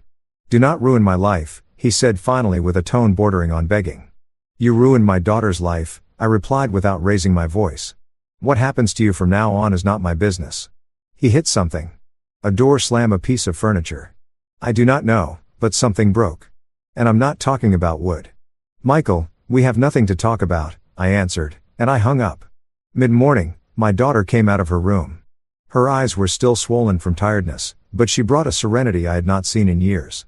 "Good morning, Dad," she said, approaching the table. "Good morning, honey," I replied. She made herself some tea and sat in front of me. "I dreamed of Mom," she whispered. "She told me everything was going to be okay, that you were going to know what to do." I felt a lump in my throat. "Your mother was always wiser than me," I said. "And she always adored you." My daughter smiled. A small, fragile, but real smile. "Dad," she murmured. "Did something happen?" I nodded. "The police are investigating Alex." She opened her eyes surprised. "Really?" "Yes," I replied firmly. "And Ashley brought proof." My daughter put her hands to her mouth. "Does she?" "She knows everything." "Now she does." My daughter lowered her gaze. "Dad, I did not want to ruin her life. I just wanted her to let me live in peace." "Sarah," I said softly, calling her by her name. "He ruined his own life. You're just getting yours back." She cried in silence. Clean tears, not of pain, but of relief. At 5 o'clock in the afternoon, Samuel arrived at the house. He brought a folder and a serious face. "Michael," he said upon entering. "This is moving faster than I expected. What happened now?" He sat at the table and opened the folder. Ashley presented her voluntary statement. She said Alex lied to her about everything related to Sarah, that he hid the sale of the house from her, and that he manipulated her to keep her away from any contact with you and your daughter. I looked at Samuel attentively. "And what else?" Samuel took a deep breath. "She said that last night when she saw the proof you showed her, he threatened her. Not physically, but psychologically. He yelled at her. He told her that if she spoke, he would make sure she suffered consequences." I clenched my fists. "That coward never changed. Ashley made it clear she fears for her safety," continued Samuel. "And being a pregnant woman that weighs heavily in the report." I stayed silent for a few seconds. I felt a mix of sadness and cold justice, like a scale finally beginning to balance. "Are they going to summon him?" I asked. "More than summon him," replied Samuel, closing the folder. "They already did. He has to present himself tomorrow. If not, they will issue a warrant." I nodded slowly. "Michael," added Samuel, looking at me seriously. "You have to be prepared. Alex is not going to give up easily." "I know," I said. "And you also have to be ready for the reaction of his in-laws. They have always protected him." I smiled with a calm that even surprised me. "They do not know what I know." Samuel held my gaze. He did not ask more. He knew my silence meant the end was near. That night, my daughter and I had dinner together. The food tasted different, not because there was something special on the table, but because there was peace, something I had not felt for a long time. While we drank coffee, she asked, "Dad, what is going to happen when Alex faces all that?" "Whatever has to happen," I replied. She nodded, but then added, "And you, are you going to be okay?" I looked at her with tenderness. "Honey, I started this for you, and I will finish it for you." She got up, went around the table, and hugged me tight. It was eternal seconds. Of those one keeps forever. "Thanks, Dad," she whispered. "Do not thank me," I replied. "I am just doing what any father should do." When she went to sleep, I remained sitting, looking at the window with the street lights reflecting on the glass. Tomorrow would be an important day, one Alex could not avoid, one that would change the course of everything. And while the clock advanced, I knew what was coming would be definitive. I woke up before the alarm rang, not because I was anxious, but because I knew I could not receive this day asleep. I got up, slowly, made coffee, and stayed along while watching the steam rise from the cup. It was curious how after a whole life of working, raising children, losing my wife, and facing so many storms just today, my heart beat with a strange calm, a calm that only appears when one knows the truth is finally about to win. The house was silent. My daughter was still sleeping. Despite all the suffering in the last few nights, she had finally managed to rest. Her breathing from the hallway sounded serene. That more than anything else gave me strength to keep going. At 8:30, sharp Samuel arrived. He did not knock in a hurry, but with that firm and secure knock as always. "Ready?" he asked upon entering more than ever. Samuel brought 2 folders, his briefcase, and the serious gesture of a man who knows hard endings, and also just once. "Today Alex must present himself at the precinct," he said while pouring himself a coffee. "And believe me, it is not going to be a simple encounter," I nodded. "And Ashley?" I asked. "She has been there since early," he replied. "And she is not alone. Her mother is accompanying her." That surprised me. The mother Samuel smiled barely. "It seems last night Ashley talked to her, And she told everything she had lived. What he told her, what you showed her, what he had done with your daughter. The image hit me hard. A pregnant woman, young, trembling, confessing she had been living with a manipulative man without realizing it, and her mother holding her. Listening to a story no mother would want to hear. She wants to testify, too, added Samuel. She claims that months ago she saw signs, but did not know how to interpret them. I let out a long sigh. Then today everything will be known, I said. Samuel denied softly. Apart, but it will be enough for Alex to stop pretending to be a respectable man. At 10 o'clock we left for the precinct. The place was busier than usual. There were voices, whispers, people entering and leaving, and there, sitting with her gaze down, was Ashley. I had not seen her since that night. Her hands rested on her belly, and it was clear she had cried recently. I approached slowly. Ashley. I greeted with a warm tone. She looked up. Her eyes were red. But in her expression, there was something more than sadness. There was decision. Mr. Michael, she whispered. Thank you. Thank you for opening my eyes, I denied softly. Do not thank me. You opened your eyes alone. I showed you a mirror. She pressed her lips together and nodded. My mom is inside, she said. She is talking to the officers. Good, I replied. It is important. At that moment, the precinct door opened suddenly. Alex appeared. He was dressed well as always, but his appearance was far from his usual arrogance. He had a wrinkled shirt, messy hair, and agitated breathing. But the most shocking thing was his look, a mix of fear, rage, and desperation. When he saw Ashley, his face tensed.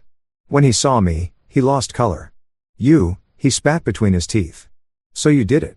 You turned everyone against me. No, Alex, I told him calmly. You did it alone. Ashley stepped back when he approached. Instinctively, I put myself in front of her. Alex, I warned him. Not one more step. He looked at me with a hatred I had never seen in anyone. You destroyed my life, he said.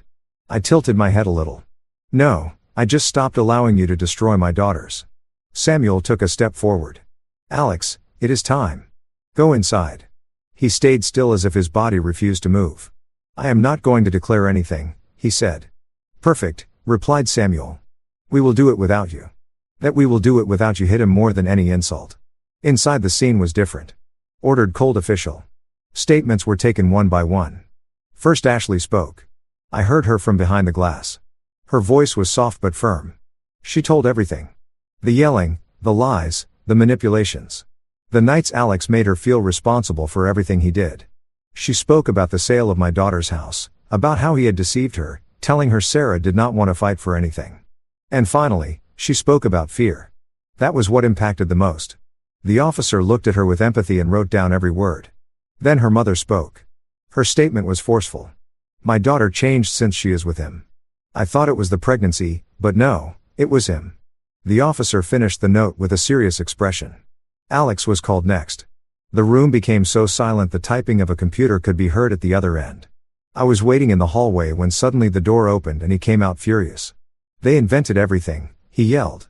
Everything. It is a lie. She is manipulated by this old man. He pointed at Samuel, then at me, then at Ashley. You two ruined my family, Alex, said Samuel with forced calm. Family is not ruined by showing the truth. It is ruined by hiding it. Alex trembled from head to toe. I do not plan to lose everything for an exaggeration, he growled. You already lost it, I said softly, his jaw clenched. I saw something in his eyes I'd never seen before. The certainty that there was no way out. Hours later, we returned home. My daughter was making soup. She rushed toward me. How did it go? She asked. I looked at her, took a deep breath, and placed my hands on her shoulders. It is over, honey. He is cornered. He cannot hurt you anymore. She stayed motionless. Then she began to cry, but it was a different cry, as if her body expelled years of retained pain. I hugged her. I felt her head tremble on my chest. Dad, why did it take me so long to leave him? She asked between sobs. Because you believed in love, I said. And that is not a mistake. She separated a little and looked at me with red eyes. Do you think I will be able to start over? I stroked her hair. You will. You are not alone. You will never be again. That night, while she slept, I received a message. It was Samuel Michael. A restraining order was just issued against Alex. Also, they will start the formal investigation process. Tomorrow, I will tell you more. I read it several times. I felt immense relief. Not because I wanted to see him sunk, but because for the first time in years, my daughter could lift her head without fear. I poured myself a whiskey. I sat in the armchair and sighed long, deep, liberating. Suddenly, my phone vibrated again. It was an unknown number. I answered. Silence, then a broken voice. Michael, it was Alex. I do not want problems, he said. I just want to talk to you, Monto man. Just that, I remained quiet. I am destroyed, he continued. I lost Ashley. My family does not want to see me. And now facing the law, I do not know what to do. I did not answer. I know you. His voice broke. You are right. I was a monster. That did surprise me. Michael, he swallowed saliva. I just want to ask for forgiveness. I do not know if it helps. I do not know if it changes anything, but I had to say it. I took a deep breath. Alex, I said with a firm voice, it is not me who has to forgive you. There was a long silence. I know. He whispered and hung up. When I left the phone aside, I stayed looking at the wall. I did not feel satisfaction. I did not feel revenge. I just felt the circle had closed. My daughter was sleeping safe in the next room. Ashley, pregnant, was far from a man who could have destroyed her life. Alex, for the first time, was facing the real consequences of his actions, and I could sleep without the feeling that I was failing my wife's memory. I finished the whiskey. I turned off the light, and while I went up the stairs, a certainty accompanied me. We had survived, and tomorrow would be better. There are moments in life that seem to steal your air, but there are also others that give it back to you. Today, sitting at the table where my wife and I shared so many memories, I look at my daughter asleep on the sofa, hugging a blanket, breathing calmly, and I understand that it was all worth it. I never imagined I would have to rescue her from such a deep fall. I never thought I would find her sleeping on the street with the same clothes she left her house with, believing that love was enough to be happy. That day, I felt my heart breaking. But I also understood that a father never stops being a father. Not when his child grows up, nor when life goes wrong. In these months, I have learned that justice is not always fast, but when it arrives with a force that changes everything. My daughter has started therapy. She is rebuilding her self-esteem, and she has returned to looking in the mirror without shame or fear. And I have returned to feeling that I still have something to offer this world, even though I am close to turning 70. Regarding Alex, I do not hold a grudge, I do not need it. Life itself has taken charge of showing him that actions have consequences. He lost more than a house or a position. He lost the mask with which he deceived so many. And although he asked me for forgiveness, he understood that that forgiveness was not mine to grant. It was my daughter's. And she someday will decide what to do with that wound. But the most important thing is not what he lost, but what we gained. My daughter recovered her freedom. I recovered my family. And this time, I do not plan to let go. Every morning I see her wake up stronger, firmer, more herself. And when she smiles at me, I remember that even in the darkest nights, there is always a sunrise waiting. I am a simple man, an older man, a man who made mistakes, but who also learned to get up. And if I can say something after everything I lived, it is this. It is never too late to rescue who you love. It is never too late to start over. It is never too late to choose yourself. That's it for this story. That was a crazy one in my opinion. Let me know what you think in the comments down below. Now, let's get into the next story. It's titled, My wife, the CEO, announced, I want a prenup. I'm not risking my future on you. I nodded, smart thinking. Then I had my lawyer draft one that protected everything I'd built. Her lawyers called when they realized I had 10 times more assets than she did. So there I was, Marcus Hale, 34 years old and supposedly living the dream, sitting across from my fiancée, Cassandra, at some bougie rooftop restaurant that charged $23 for what they called artisan bread. But what I recognized as literally just toast with butter and some fancy salt sprinkled on top. The kind of place where the waiters wear vests that cost more than my monthly car payment. And they describe every dish like it's a Netflix documentary. You know, the type where ordering a steak requires a PhD in culinary pretentiousness. And asking for ketchup gets you looks like you just announced you're voting for the other guy. The view was admittedly gorgeous. I'll give them that. The city lights sparkled below us like someone had dumped a jewelry box across the skyline. And there was this violinist wandering between tables playing something classical that I'm sure was culturally significant, but honestly just sounded like fancy background music for rich people to ignore while they Instagrammed their truffle fries. Cassandra had picked this place naturally because she picked everything these days. Where we ate, where we vacationed, which shade of beige our future kitchen cabinets would be, all her calls, all the time. She looked absolutely stunning that night. Don't get me wrong. Her dark hair was pulled back in one of those effortlessly elegant styles that probably took 45 minutes and 3 YouTube tutorials to achieve. And she wore this emerald green dress that probably cost more than my entire wardrobe combined. The candlelight was doing that thing where it made her skin glow like she was lit by a professional cinematographer. And I remember thinking, yeah, okay, universe. I get it. She's gorgeous. Point taken. I'd assumed we were there to celebrate. Her tech company had just gone public. IPO day, baby. And the stock had opened strong enough to make her personal shares worth something in the holy crap range of numbers.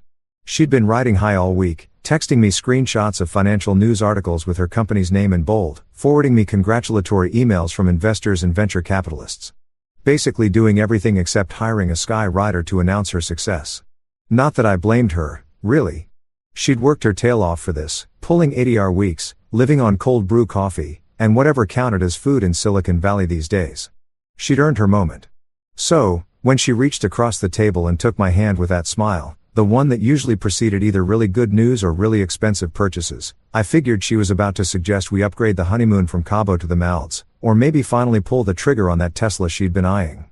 I was mentally preparing my yes, dear face, maybe planning how I'd pretend to be excited about spending 2 weeks at a resort where the Wi-Fi was probably garbage.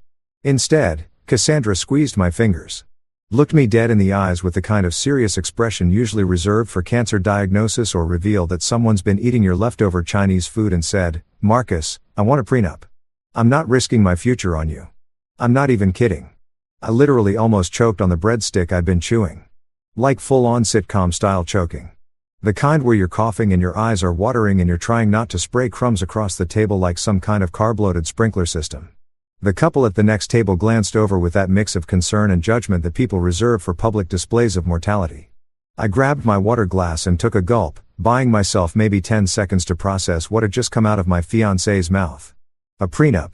She wanted a prenuptial agreement at our celebratory dinner with the violinist literally standing 6 feet away playing something that was probably supposed to be romantic but now felt like the soundtrack to a murder mystery.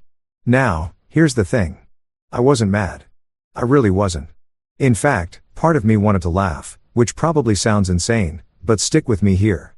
See, Cassandra thought she was being the smart one, the practical one, the financially savvy tech executive protecting her newly minted fortune from her humble software consultant boyfriend who fixed bugs for startups and drove a beat-up SUV that made concerning noises whenever I turned left. She thought she was making a bold, independent woman move, the kind her business school professors would have applauded. What she didn't know, what nobody knew except my lawyer and my accountant and possibly my mother, though she might have forgotten because she also forgets my birthday half the time, was that I was worth significantly more than her. Like significantly, but we'll get to that later. I set down my water glass, wiped my mouth with the fancy cloth napkin that was probably going to be laundered by hand in blessed mountain spring water or whatever, and smiled at her. Not a fake smile, either. A genuine amused oh honey, you have no idea what's about to happen kind of smile. Smart thinking, I said, keeping my tone light and agreeable like she just suggested we get appetizers. Really, Cass?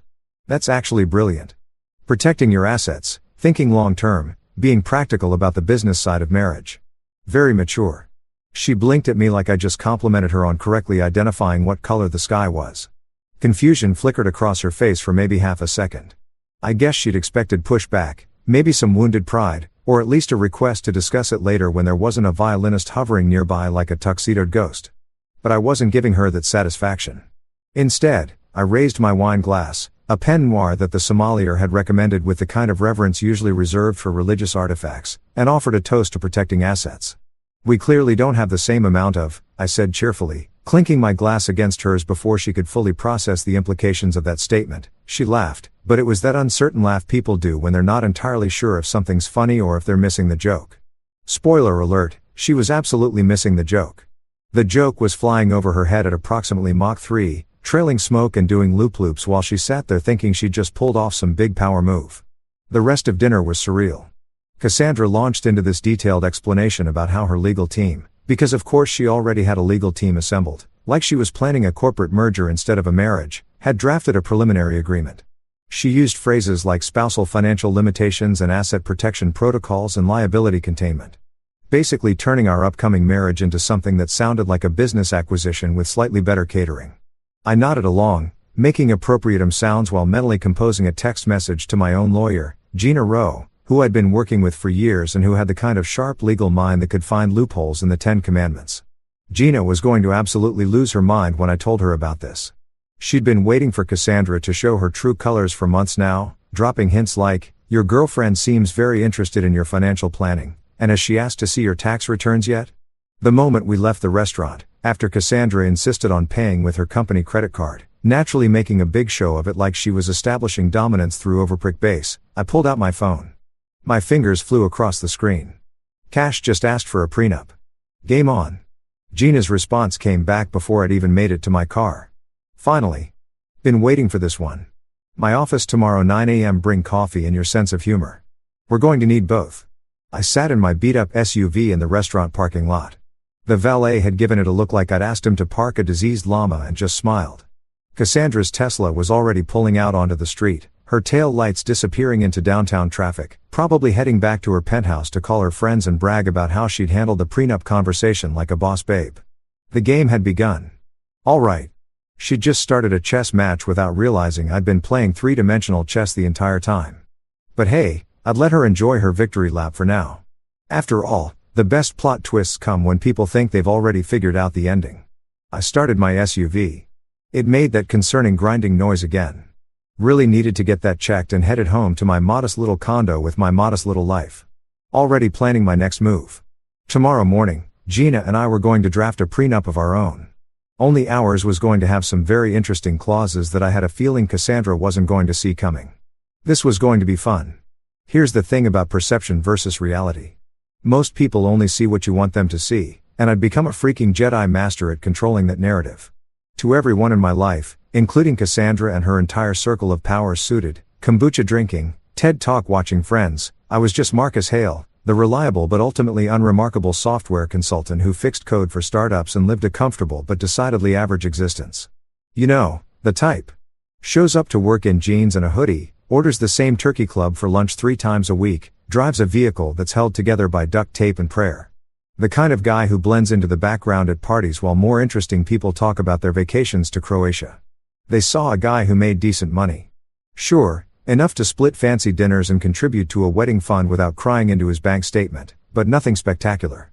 Nothing that would make anyone sit up and take notice or suddenly develop opinions about how I should invest or what I should be driving or whether I'd consider diversifying my portfolio. I was financially comfortable in the most boring middle-class way possible, like a human equivalent of a Toyota Camry. Reliable, functional, completely forgettable. What Cassandra didn't know, what literally nobody except my lawyer, Gina, my accountant, Harold, and probably the IRS knew, was that 3 years ago, I'd quietly sold a piece of software that I'd built in my spare time for $18.6 million. And yeah, you read that right, $18.60, $6 million plus royalties that kept rolling in every quarter like clockwork, adding a nice little bonus to my bank account that would make most people's annual salary look like tip money. The software was a cloud-based AI system for logistics management. Basically a really smart tool that helped companies figure out the most efficient ways to move products from point A to point B while saving money and reducing their carbon footprint and making their supply chain managers look like geniuses. I'd started building it about 6 years ago when I was working for a mid-sized tech company and got frustrated with how clunky and outdated all the existing logistics software was. It was like watching someone try to run a marathon in wooden clogs. Technically possible, but painfully inefficient and just sad to witness. So, I did what any self-respecting engineer with too much time and too much coffee does. I built something better. Nights, weekends, lunch breaks, those weird hours between 2 and 5 a.m. when you can't sleep and your brain decides it's the perfect time to solve complex algorithmic problems. I coded and tested and refined, living off energy drinks and the kind of takeout food that arrives in styrofoam containers with mysterious sauces. My friends thought I was going through some kind of quarter-life crisis. My mom thought I needed a girlfriend. Nobody realized I was building something that would eventually change my life completely. The beauty of the system was that it was genuinely useful. Within 6 months of soft launching it, half the startups in the city were using it. Within a year, I had clients in 15 states. Within 18 months, a major investment firm came knocking with an offer that made my hands shake when I read the number. They wanted to buy it outright, integrate it into their portfolio of business solutions, and pay me not just a massive lump sum, but also ongoing royalties based on usage and licensing. I remember sitting in that conference room with their acquisition team, all of them in suits that cost more than my rent, and thinking, holy hell, this is actually happening. My lawyer, Gino, was there, of course, negotiating terms like a boss and making sure I didn't accidentally sign away my firstborn or agree to anything stupid. When we finally shook hands and signed the paperwork, I walked out of that building a legitimately wealthy man. Not I can afford a nicer apartment, wealthy, but I could retire tomorrow and live comfortably for the rest of my life. Wealthy. And then I did something that apparently nobody does when they suddenly come into money. I kept my mouth shut and my lifestyle exactly the same. I didn't buy a Porsche or a pin house or start wearing watches that cost more than college tuition. I didn't suddenly develop a taste for caviar or feel the need to vacation in places where you need a passport and a translator. I stayed in my modest 2-bedroom condo in a perfectly average neighborhood where the biggest drama was usually someone leaving their garbage cans out too long. I kept driving my beat-up SUV that made alarming noises and had a mysterious stain on the back seat that I'd stopped trying to identify. I still bought my coffee at the regular coffee shop instead of the pretentious one with the foam art. And I still wore the same jeans and t-shirts I'd been wearing since college because honestly, why the hell not? Here's what I'd learned from watching other people come into money. The moment everyone knows you have it, your life becomes exponentially more complicated. Suddenly, you've got long-lost cousins remembering your birthday, friends with amazing investment opportunities that sound suspiciously like pyramid schemes, and romantic partners who are suddenly very interested in discussing your financial future together. Money doesn't just change your bank account. It changes how everyone around you behaves, and not usually in good ways. The last time someone had found out I had any significant amount of money, this was years ago before the big sale, when I'd made a decent bonus from a consulting gig, they'd suddenly become allergic to splitting the bill. Every dinner became this awkward dance of, oh no, you get this one, followed by them never ever reaching for their wallet again. They'd gotten weird about it, entitled almost like my slightly larger bank balance meant I was now the designated patron saint of picking up tabs. It was exhausting and irritating, and it killed the friendship faster than you could say Venmo request. So when the big money came through, I made a conscious decision to keep living like regular Marcus, the forgettable software guy who was doing okay, but nothing spectacular. I took on occasional consulting gigs to maintain the appearance of needing to work. Showed up to meetings with my old laptop that had stickers from conferences nobody remembered, and generally played the part of a guy who was comfortable but not wealthy. And it worked beautifully.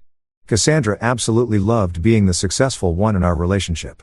It fed something in her ego that I didn't fully understand but was happy to accommodate because honestly it made my life easier.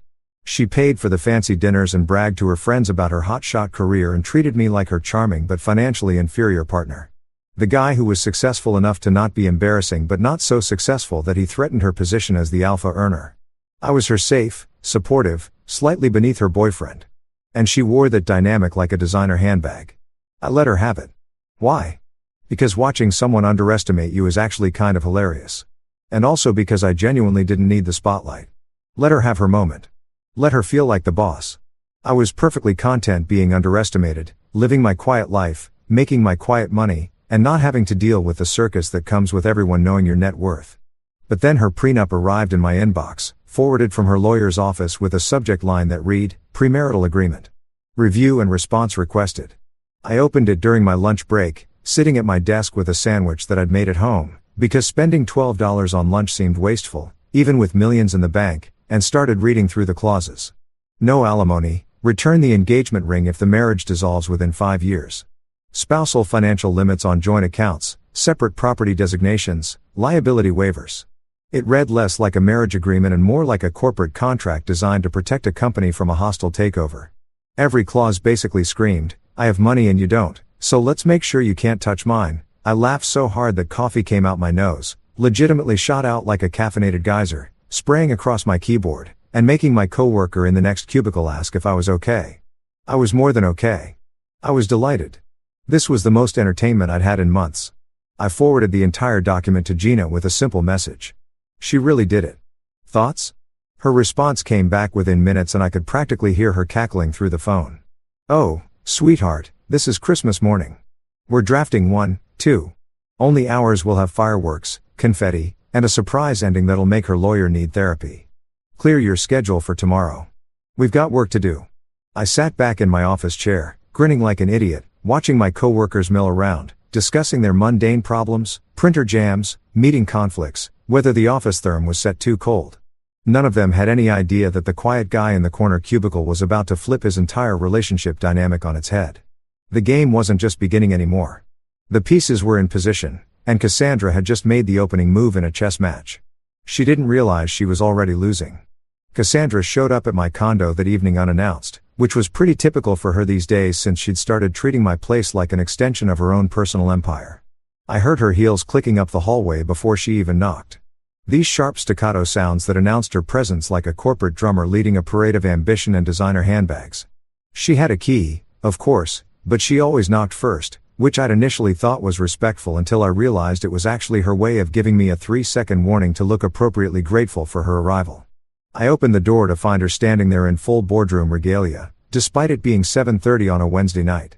She was wearing this tailored navy pantsuit that probably cost more than most people's monthly mortgage payments. Her hair pulled back in a sleek ponytail that must have required industrial strength product to achieve that level of perfection. And she was absolutely radiating the kind of confidence that comes from spending your day telling people what to do and having them actually do it.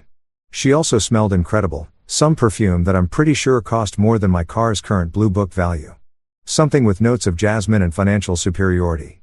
She kissed me on the cheek, a gesture that felt more like a queen acknowledging a loyal subject than a fiancé greeting her future husband, and breezed past me into my living room like she owned the place, which given the prenup she was proposing, she wanted to make very clear she didn't and never would. "Marcus," she said, settling onto my couch with the kind of graceful efficiency that made everything look choreographed. "I'm really glad you're being so mature about the prenup situation. A lot of men would have gotten defensive or emotional, but you're handling it with such grace. It's very attractive. Honestly, shows real emotional intelligence." I nodded along, playing my role perfectly.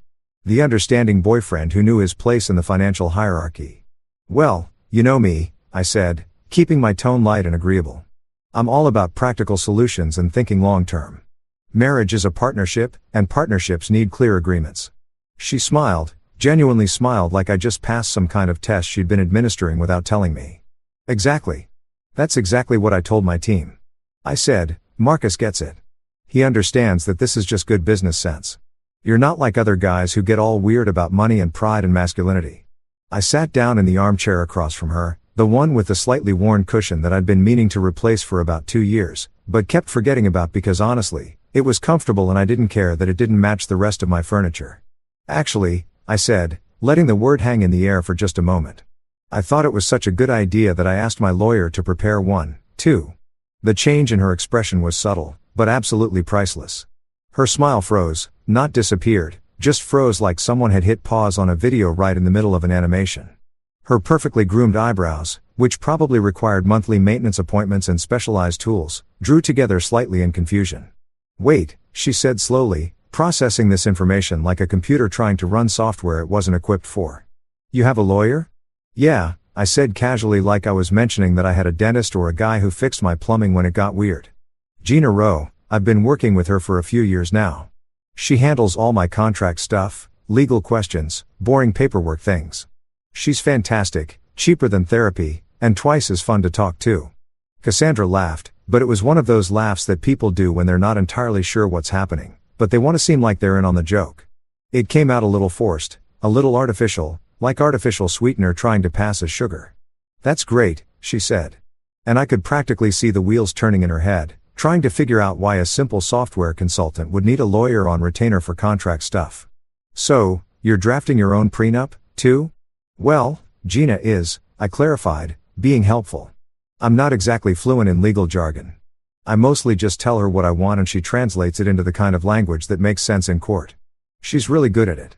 Went to Columbia Law, clerked for a federal judge, worked at one of those big Manhattan firms before deciding she preferred working with actual humans instead of corporate robots.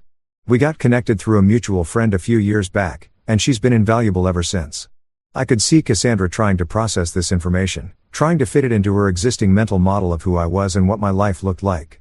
In her mind, I was supposed to be the guy who maybe asked a buddy who knew a buddy who was in law school for advice, not someone who had an actual established attorney relationship with a Columbia-educated lawyer who'd worked at prestigious firms. It didn't compute with her narrative. "That's very thorough of you," she finally said, recovering her composure with the practiced ease of someone who'd spent years in boardrooms where showing confusion was basically admitting weakness. "I mean, I'm sure your prenup will be fairly straightforward, just covering the basics. Oh, I'm sure. I agreed cheerfully. Gina is very thorough, though. She likes to make sure all the bases are covered, every detail accounted for. She actually got pretty excited when I told her about your prenup. Said something about how it was going to be fun to draft proper counterproposals. I think she likes the challenge, like a puzzle or a chess game. Cassandra's smile was getting tighter now, less genuine, more of a professional mask she was maintaining out of habit. Well, I'm sure our lawyers will work well together. Dalton, that's my attorney, is very experienced with these matters. He handles prenups for half the tech executives in the city. That's perfect. Then, I said, all sunshine and cooperation. Gina loves working with experienced attorneys. She says it makes everything go faster when everyone knows what they're doing. She mentioned we should probably do a full financial disclosure on both sides just to make sure everything's transparent and above board. Standard procedure, apparently. That word disclosure hung in the air between us like a smoke alarm that had just started beeping. I watched Cassandra's face carefully, saw the tiniest flicker of something that might have been concern or maybe just curiosity. She thought she knew everything about my financial situation because I'd been so carefully average in her presence, so consistently unimpressive in my displays of wealth. The idea that there might be something to disclose beyond software consultant makes decent salary probably seemed absurd to her. Of course, she said smoothly, already pulling out her phone, probably to text Dalton about this unexpected development. Transparency is important, although I imagine your disclosure will be pretty straightforward. Salary, savings, maybe a 401k. Dalton can have his paralegal whip up the standard forms. Probably. I agreed. Not correcting her adorable misconceptions. Gina said she'd have everything ready by next week. She's very efficient. I think you'll like her actually. She's got that same kind of direct, non-nonsense energy you have. Very professional, very sharp. Cassandra stayed for another 40 minutes during which she talked about her company's stock performance, an upcoming board meeting, and some corporate drama involving a VP who'd made the mistake of questioning her strategy in front of investors. I made the appropriate listening noises, asked the right questions, played the supportive partner role perfectly. The whole time though, I was mentally counting down the hours until my meeting with Gina tomorrow morning where we were going to craft a prenup that would make Cassandra's fancy lawyer earn whatever astronomical hourly rate he was charging. After she left, another cheek kiss, another cloud of expensive perfume, another reminder that she had an early meeting tomorrow, so she couldn't stay over. I immediately texted Gina. She has no idea. This is going to be spectacular. Her response was almost instantaneous. Already drafting, bringing my A game. We're adding full financial disclosure requirements, asset verification protocols, and a few fun clauses about good faith negotiations. If Madam CEO wants to play lawyer ball, we're bringing the entire legal league. Also, I'm putting in a clause about honesty in relationships just for the irony. I grinned at my phone like an idiot. Make it sparkle, I typed back. Oh, honey, she replied. I'm about to make it shine like a disco ball at a billionaire's wedding. Get some sleep. Tomorrow, we're going to create a legal document so beautiful it should be in a museum. Also, bring good coffee. The stuff in my office tastes like filtered sadness. I spent the rest of the evening in a genuinely good mood, ordering pizza from my regular place. The one with the slightly greasy boxes and the guy at the counter who always gave me extra garlic knots and watching basketball highlights while my cat, Chairman Meow, yes, I named my cat Chairman Meow, Sumi judged me from his perch on the bookshelf. Cassandra thought she was playing chess, making strategic moves, protecting her assets like a good CEO. What she didn't realize was that she just walked into a game where she didn't even know all the pieces on the board. Tomorrow morning, Gina and I were going to change that.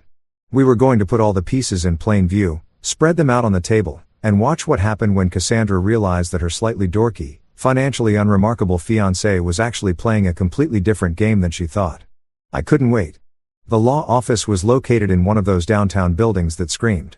We charge by the minute and our coffee is imported.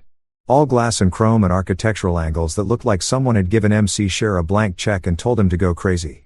The lobby had that polished marble floor that made your footsteps echo importantly like every step you took was being documented for posterity or at least for someone's Instagram story about power moves and professional success.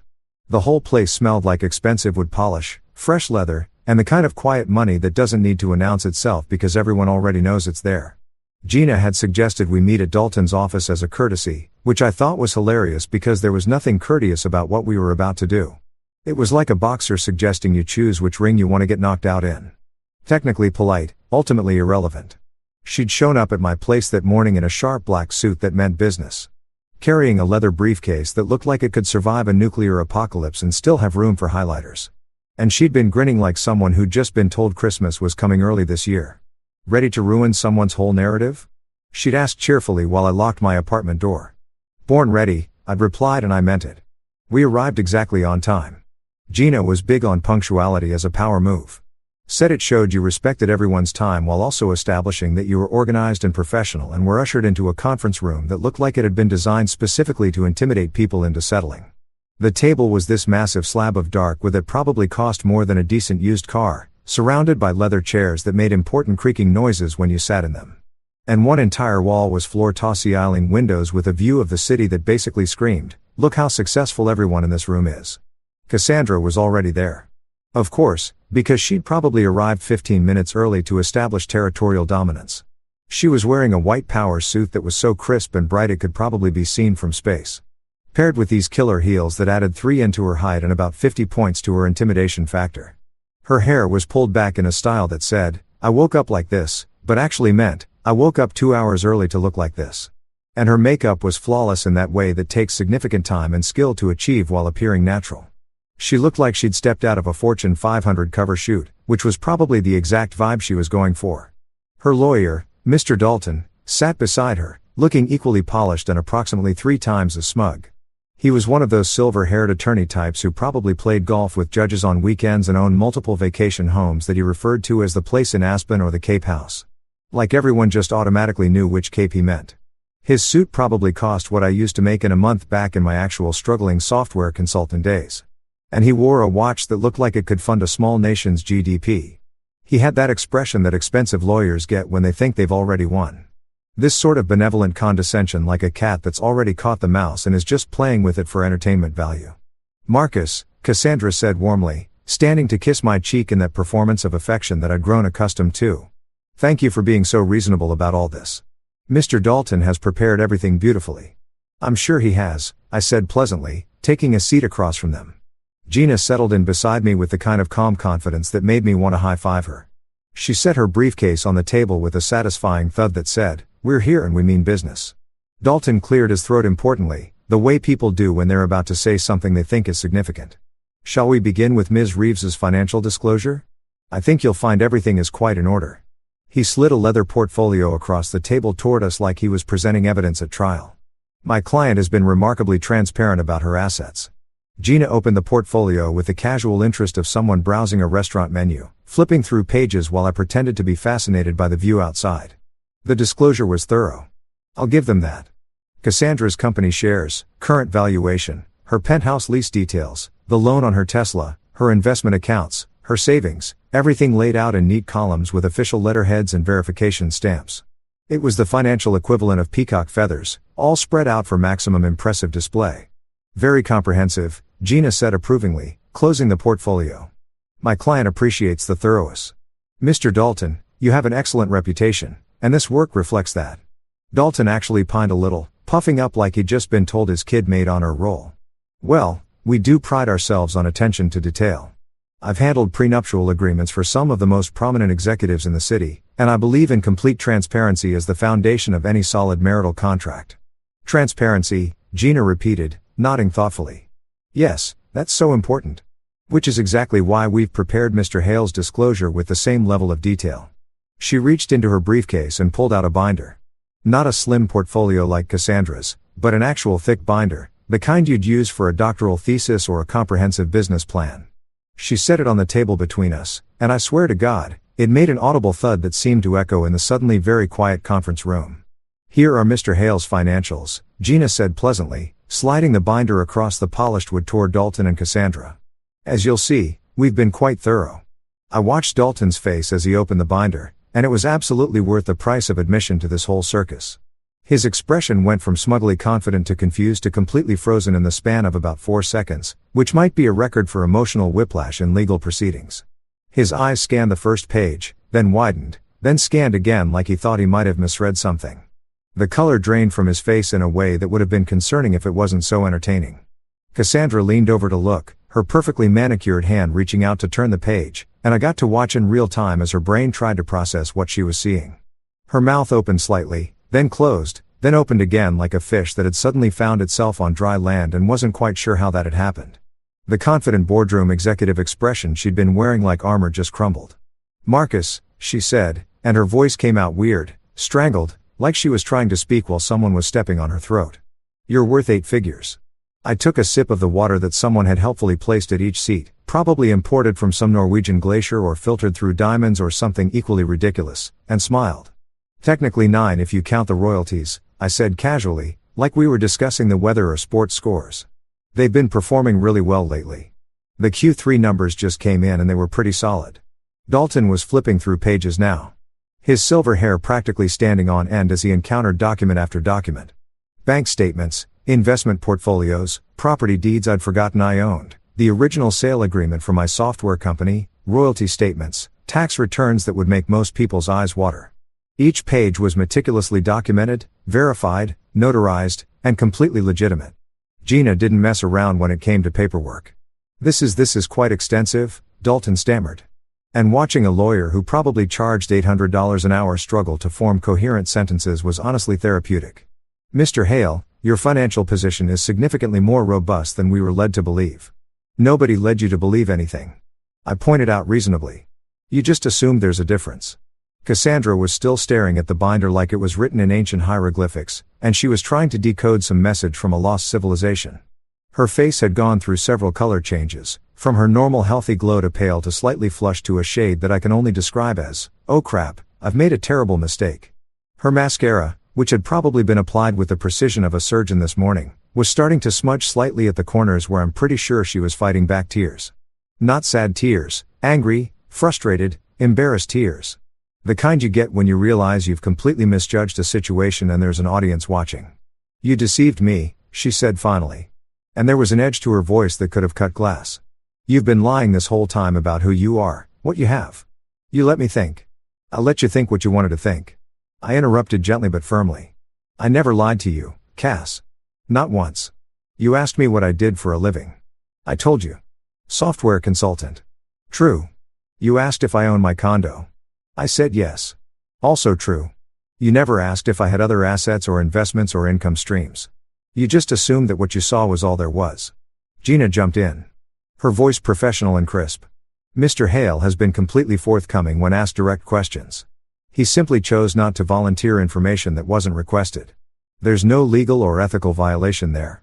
In fact, I'd argue it shows remarkable restraint in an era where everyone feels compelled to broadcast their entire financial situation on social media." Dalton was regrouping now. Is lawyer brain kicking back into gear despite the shock? "We may need a moment to review these documents more thoroughly," he said, trying to salvage some professional dignity. "This changes the parameters of the prenuptial negotiation significantly." "Take all the time you need," I said generously, standing up and buttoning my jacket. Not a fancy jacket, just my regular one from a department store that had a sale, which now felt like an extra layer of irony. "We're not going anywhere. Well, actually, we're going to grab lunch, but we'll be back in an hour. There's a great taco place around the corner that does amazing carnitas." "Gina, you hungry? Starving?" Gina said, gathering up her things with the satisfaction of someone who'd just won the opening round of a championship match. I looked at Cassandra, who was still frozen in her chair, staring at the financial documents like they might spontaneously combust if she looked hard enough. "Oh, and Cass," I said, pausing at the door. "Remember what you said at dinner about not risking your future on me?" I smiled, keeping my tone light and friendly. "Yeah, I feel the same way. See you in an hour." We walked out of that conference room into the marble lobby. And the moment the elevator doors closed, Gina burst out laughing. Deep, genuine belly laughs that had her leaning against the elevator wall for support. "Did you see her face?" she gasped between laughs.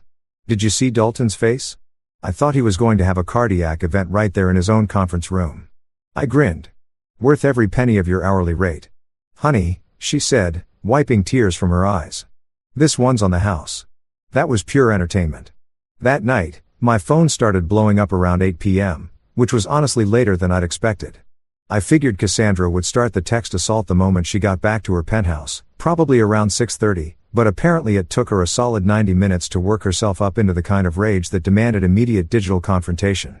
I was sitting on my couch in sweatpants and an old college t-shirt that had more holes than Swiss cheese, eating leftover Chinese food straight from the container like a functional adult when my phone started vibrating so aggressively it nearly fell off the coffee table. The first text simply said, "Call me now." All caps on that "now." Which in text message language is basically the equivalent of someone kicking down your door and demanding attention. I took another bite of cold lane, chewed thoughtfully, and decided that I was comfortable right where I was. "Thank you very much." Chairman Meow was purring on the other end of the couch, completely unbothered by human drama, living his best life, and I figured I should take notes from his zen approach to conflict. The second text came 30 seconds later. "Marcus, we need to talk about what happened today." I wiped my hands on a napkin, not because I was going to respond, just because General So Sauce on phone screens is a pain to clean, and watched as the three little dots appeared, disappeared, appeared again. She was typing, deleting, retyping, probably going through 17 different versions of whatever she wanted to say, trying to find the right combination of words that would make this situation make sense to her. The third text arrived, and it was a doozy. "You deceived me." I couldn't help it. I actually laughed out loud, startling Chairman Meow, who gave me a reproachful look that cats have perfected over thousands of years of judging humanity. My fingers moved across the keyboard with the kind of calm that comes from knowing you're absolutely completely in the right. "You said you wanted transparency." I just turned on the lights. I could practically feel the rage radiating through the phone screen from wherever she was. The response came back fast and furious. "You know that's not what I meant. You made me look like a fool." "How?" I typed back. GG, genuinely curious about her logic here. By having money? By being successful? By not broadcasting my net worth on the first date? Please explain which part of having my life together makes you look foolish. The typing dots appeared and disappeared for a solid 2 minutes. I finished my lo mein, cracked open a beer. Nothing fancy, just regular domestic beer that came in a 6-pack from the grocery store, and waited. This was actually kind of entertaining in a train wreck sort of way, like watching a reality show where you know exactly how it's going to end, but you can't look away. Finally, her response came through, and it was long enough that it arrived in multiple texts. That thing that happens when someone is so worked up they don't realize they're writing a novel. "You embarrassed me in front of my lawyer. Do you have any idea how that looked? I brought him documentation of my success, my achievements, and then you show up with some massive binder like you were planning this ambush the whole time." Dalton called me after you left and he was shocked. He said in 20 years of practice, he's never seen such a discrepancy between perceived and actual financial positions. I sat back, took a swig of beer, and considered my response options. I could be mature and sympathetic, try to see things from her perspective, maybe offer some kind of olive branch that would smooth things over. Or I could be honest, which seemed like the more entertaining and ultimately more productive option. I went with honest. "Cassandra," I typed, "I didn't embarrass you. You embarrassed yourself. You assumed that because I don't drive a Porsche or wear a Rolex or live in a penthouse, I must not have money. That's on you. You wanted a prenup to protect your assets from me, like I was some kind of gold digger waiting to cash in. The only thing I did was show you that maybe you should have asked a few more questions before you made assumptions." The response was almost immediate. "You should have told me why." I shot back. "So you could treat me differently. So you could change how you acted around me? The whole reason I don't advertise my net worth is because money makes people weird. Case in point, this conversation." 3 minutes of silence. I could imagine her in her pristine penthouse with its minimalist furniture and city views, pacing around in whatever expensive loungewear rich people wear at home. Probably drinking wine from a glass that cost more than my couch, trying to figure out how to regain the upper hand in a situation where she definitively lost it. The next text was different in tone, less angry, more accusatory. "You lied by omission." "That's still lying." "No," I replied. "Lying is saying something untrue. I never said I was broke. I never said I struggled financially. I never claimed to be anything other than what I am. You created a story in your head about who I was based on superficial observations. And now you're mad that your story was wrong. That's not my problem. That's yours." My phone actually rang then, her name flashing on the screen with a photo of her from our trip to Napa last year. Back when things were simpler and she hadn't tried to legally protect herself from my supposed financial inadequacy. I let it go to voicemail.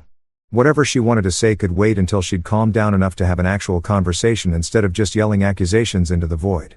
The voicemail notification popped up within seconds. I didn't listen to it. Instead, I sent another text. "I'm not doing the phone fight thing tonight. When you're ready to have an actual adult conversation about this, let me know. Until then, I'm going to finish my Chinese food and watch the game. Her response was a single word. Unbelievable. Right back at you, I typed. And then I did something that probably would have given my mother a heart attack if she'd known. I muted the conversation and turned my attention back to the basketball game that had been playing in the background. The Celtics were up by 12 and playing some genuinely beautiful ball. And honestly, that was a lot more interesting than Cassandra's existential crisis about dating someone who turned out to have more money than she did. But she wasn't done. Oh no. Over the next 2 hours, my phone lit up with notifications that I didn't read. Couldn't read because I'd muted them, but I could see the count increasing. By the time I decided to actually check what had happened, there were 17 more messages, each one apparently more dramatic than the last based on their increasing length. I unmuted the conversation and scrolled through the saga.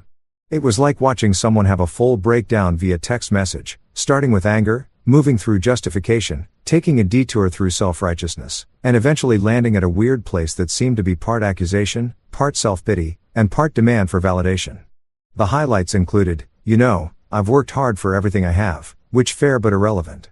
My friends are going to ask questions now, which not my problem. Dalton said we need to completely redraft both prenups, which yeah, duh.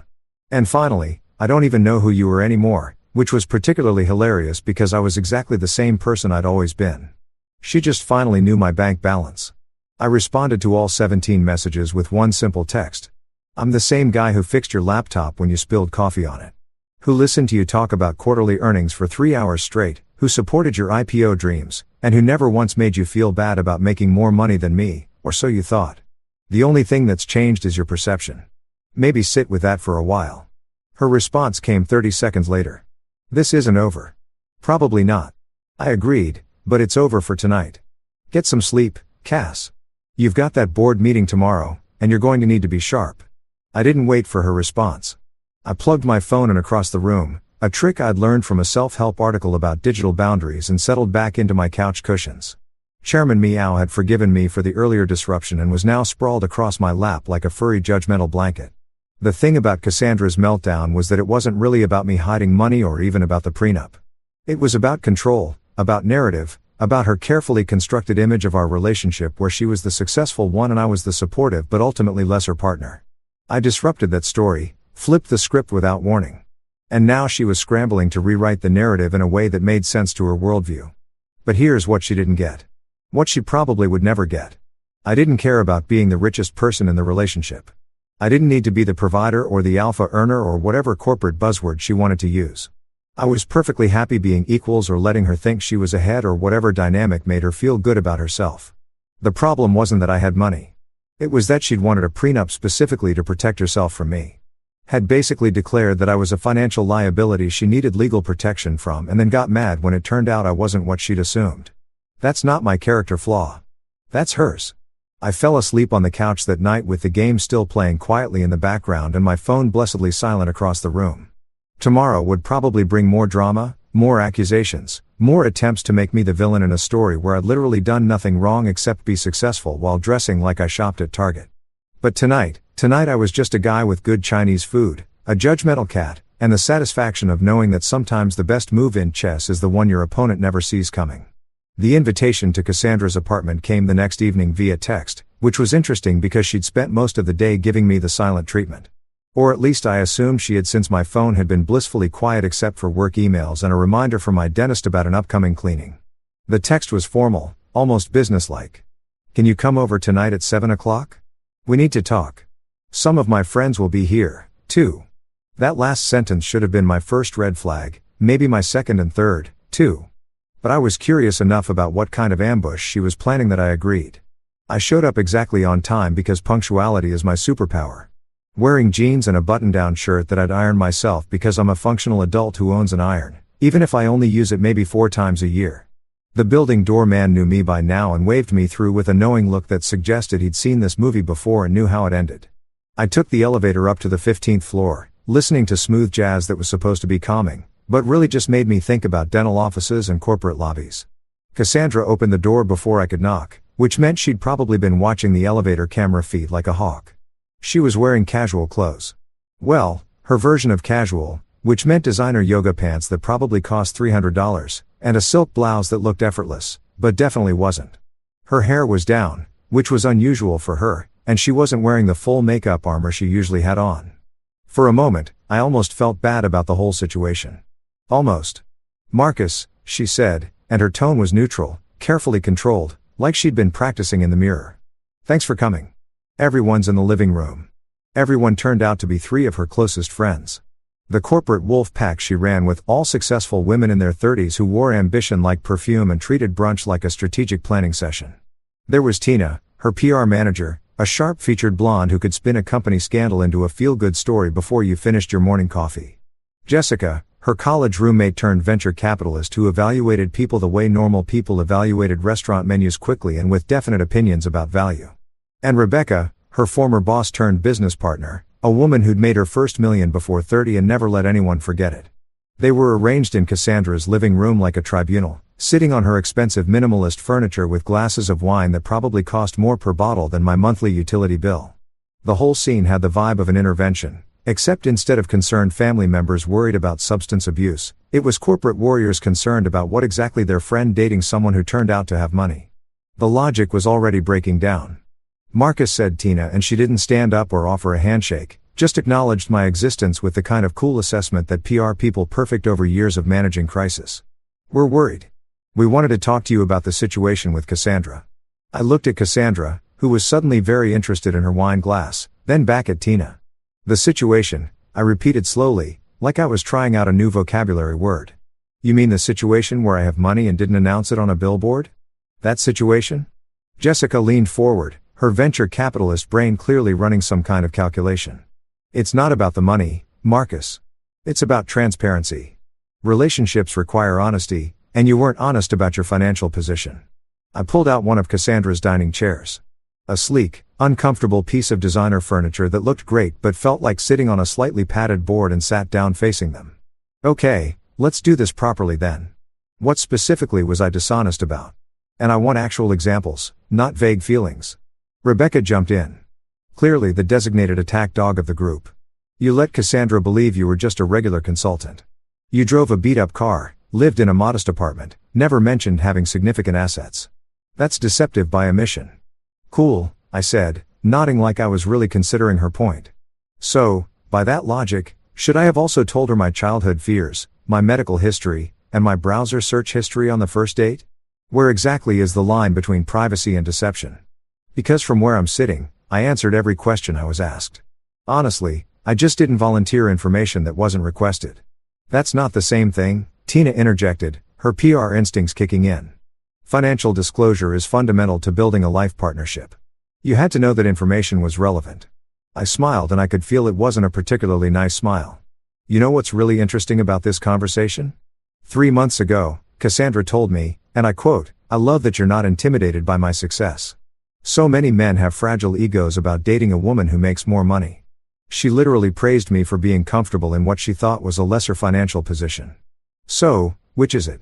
Should I have been insecure about her making more, or should I have announced I actually made more? Because I can't win both ways." The room went quiet for a beat.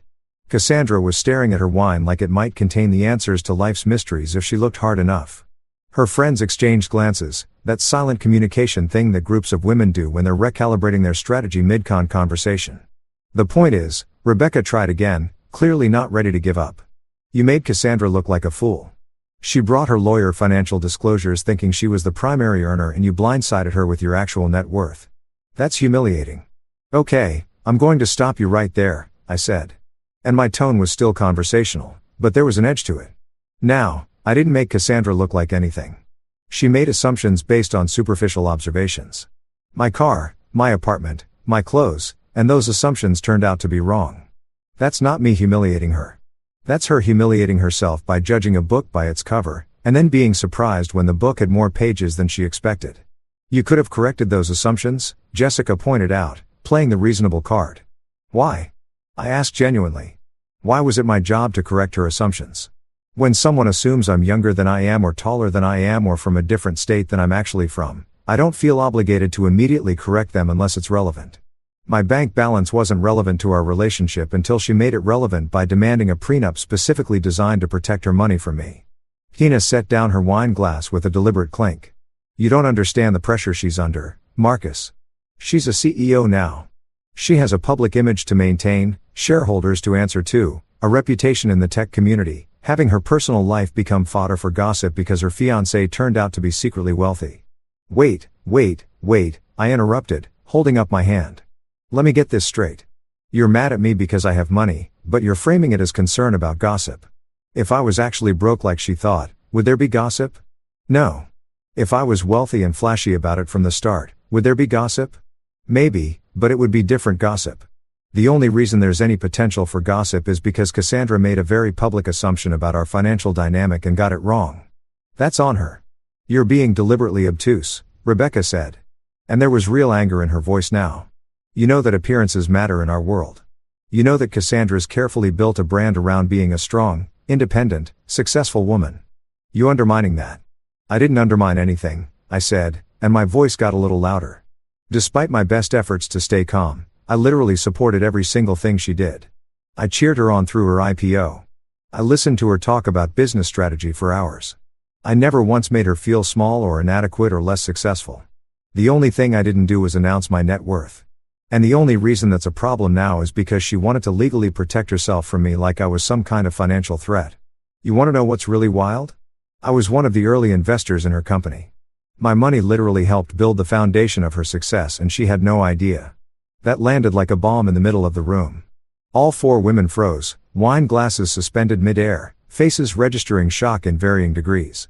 Cassandra's face went from pale to red so fast I worried about her blood pressure. What? Cassandra whispered, and her voice was barely audible. Yeah, I said, leaning back in the uncomfortable designer chair. 3 years ago, when you were looking for seed funding and nobody was biting because your pitch deck was rough and you didn't have a prototype yet, remember that anonymous investor who came through with $50,000? The one your original partner said was a friend of a friend who believed in the vision. That was me. I believed in you, Cassandra. I believed in your idea and your drive and your potential. I gave you money, my money, to help you build your dream. And I never told you because I didn't want it to change anything between us. Jessica had her phone out now, probably already looking up public investment records. Tina looked like she was mentally composing a PR statement. Rebecca just stared at me like I'd grown a second head. And Cassandra looked like she might actually cry, which would have been satisfying if it wasn't also kind of sad. So, let me ask you all a question. I continued standing up because sitting in that terrible chair was making my back hurt. If you know your friend's entire company started with money from a guy she's now trying to pin up into financial irrelevance, who exactly looks foolish in this scenario? Because from where I'm standing, it's not me. I walked to the door, done with this circus, done with being interrogated by a committee of people who apparently thought having money while dressing like a normal person was some kind of moral failing. I turned back at the doorway, looking at Cassandra directly. You know what the funny thing is, Cass? I would have signed your prenup. Any version of it. I would have agreed to protect your assets, keep finances separate, whatever made you feel secure. But you didn't want a prenup for practical reasons. You wanted one to establish dominance to make sure I knew my place in our financial hierarchy. And when it turned out there was no hierarchy, you couldn't handle it. That's not my fault. That's yours. Nobody said anything as I left. The elevator ride down felt longer than the ride up. The smooth jazz now sounding less like dental office music and more like the soundtrack to a relationship that was definitely over. The doorman gave me a sympathetic nod as I walked through the lobby, and I wondered how many similar scenes he'd witnessed in this building full of successful, complicated people with successful, complicated relationships. My phone buzzed before I even made it to my car. Gina, I'm hearing rumors about tonight through the legal gossip mail. You okay, Define? Okay, I texted back. Fair point. Drinks tomorrow. You can tell me everything and I'll tell you how we're going to make her lawyers cry. I smiled despite everything. Deal. The next morning, I woke up to 17 missed calls, which seemed to be the magic number for dramatic situations in my life lately. 14 were from numbers I didn't recognize, probably reporters or nosy people who'd somehow gotten wind of the tech CEO's fiancé drama. 2 were from my actual mother asking if I was eating enough vegetables. And 1 was from a number I did recognize and had been dreading. Vivian Reeves, Cassandra's mother. The original corporate warrior princess who'd apparently given birth to a carbon copy of herself and then spent the next 30 years molding her into an even more intense version. I'd met Vivian exactly 4 times over the course of my relationship with Cassandra. And each encounter had been like having tea with a very polite, very well-dressed shark who was constantly evaluating whether you were worth eating or just ignoring. She was one of those women who'd climbed the corporate ladder in the 80s when it was basically a vertical wall with broken glass at the top. And she had the battle scars and the attitude to prove it. She wore power suits like armor, spoke in perfectly constructed sentences that sounded like they'd been edited for publication, and had a handshake that could crush walnuts. I stared at her missed call for a solid minute, debating whether answering was worth the inevitable headache. Chairman Meow, who'd been sleeping on my chest and was not pleased about being disturbed by my morning phone-checking routine, meowed his disapproval and relocated to the other end of the bed. Smart cat. He knew trouble when he smelled it. The phone rang again. Same number. Vivian Reeves was not a woman who gave up easily, which I suppose is how you become a successful corporate executive and raise another successful corporate executive. I briefly considered letting it go to voicemail again, but something told me that would only make the eventual conversation worse. Might as well rip the band-aid off now. Hello, I answered, trying to sound like I hadn't just been debating whether to block her number. Marcus, her voice came through the phone crisp and sharp, like she was conducting a business call rather than addressing her daughter's fiancé. Not good morning, not how are you, just my name like an accusation. We need to talk about what you've done to my daughter. I sat up in bed, disturbing Chairman Meow further, who gave me a look that suggested our friendship was hanging by a thread. Good morning to you too, Mrs. Reeves. I'm doing well. Thanks for asking. How's the weather in Connecticut? There was a pause, the kind that happens when someone isn't used to being met with sarcasm and needs a moment to recalibrate. This is not a social call, Marcus. Cassandra called me last night extremely upset. She told me about your financial revelation. My financial revelation, I repeated, getting out of bed and shuffling toward the kitchen because if I was going to have this conversation, I needed coffee. Strong coffee? Possibly intravenous coffee. You mean the part where I turned out to have money? Yeah, that was quite a shock for everyone. Really threw a wrench in the whole narrative. Don't be flippant, Vivon snapped. And I could practically see her sitting in whatever pristine home office she probably had. Probably wearing a suit even though it was Saturday morning. You humiliated my daughter in front of her legal team. You made her look foolish. I started the coffee maker, a basic Mr. Coffee that I'd owned since college and that Cassandra had repeatedly suggested I upgrade, and leaned against the counter. Mrs. Reeves, with all due respect, I didn't make Cassandra look anything. She made assumptions about my financial situation based on superficial observations, and those assumptions turned out to be incorrect. That's not humiliation I caused. That's reality she failed to investigate. You must understand the pressure she's under. Vivon continued, and her tone shifted slightly, becoming less accusatory and more explanatory, like she was trying to make me understand something fundamental about the universe. Cassandra has worked incredibly hard to build her company, to establish herself in a male-dominated industry, to prove that she's capable of competing at the highest levels. Image matters, Marcus. Perception matters. The story of her relationship, of being the primary breadwinner, of being strong and independent. Let me stop you right there. I interrupted, pouring coffee into my favorite mug, the one with a cartoon cat that said, I do what I want, that my sister had given me as a joke gift 3 Christmases ago. Are you seriously telling me that Cassandra's feminist empowerment narrative requires me to actually be less successful than her? That her story of being strong and independent only works if I'm weak and dependent? Because if that's the case, that's not empowerment. That's just a different kind of hierarchy with her on top. Another pause. I could hear her breathing controlled and measured, probably counting to 10 the way executives do when they're managing their anger in professional settings. You're deliberately missing the point, she finally said. No, I think I'm hitting it dead center. I replied, taking a sip of coffee that was still too hot and burned my tongue, which felt appropriate for this conversation. The point is that Cassandra wanted to be seen as the successful one in this relationship, and I let her have that because I didn't care about the spotlight. But the moment she tried to legally codify that hierarchy with a prenup designed to protect her from me like I was some kind of financial threat, she opened the door to actual financial transparency. And now she's mad that the truth doesn't match her preferred narrative. That's not my problem to fix. It becomes your problem when it affects her career. Vivon shot back. Her board is already asking questions. Investors are curious about her judgment. If she can't accurately assess her own fiancé's financial position, what does that say about her business acumen?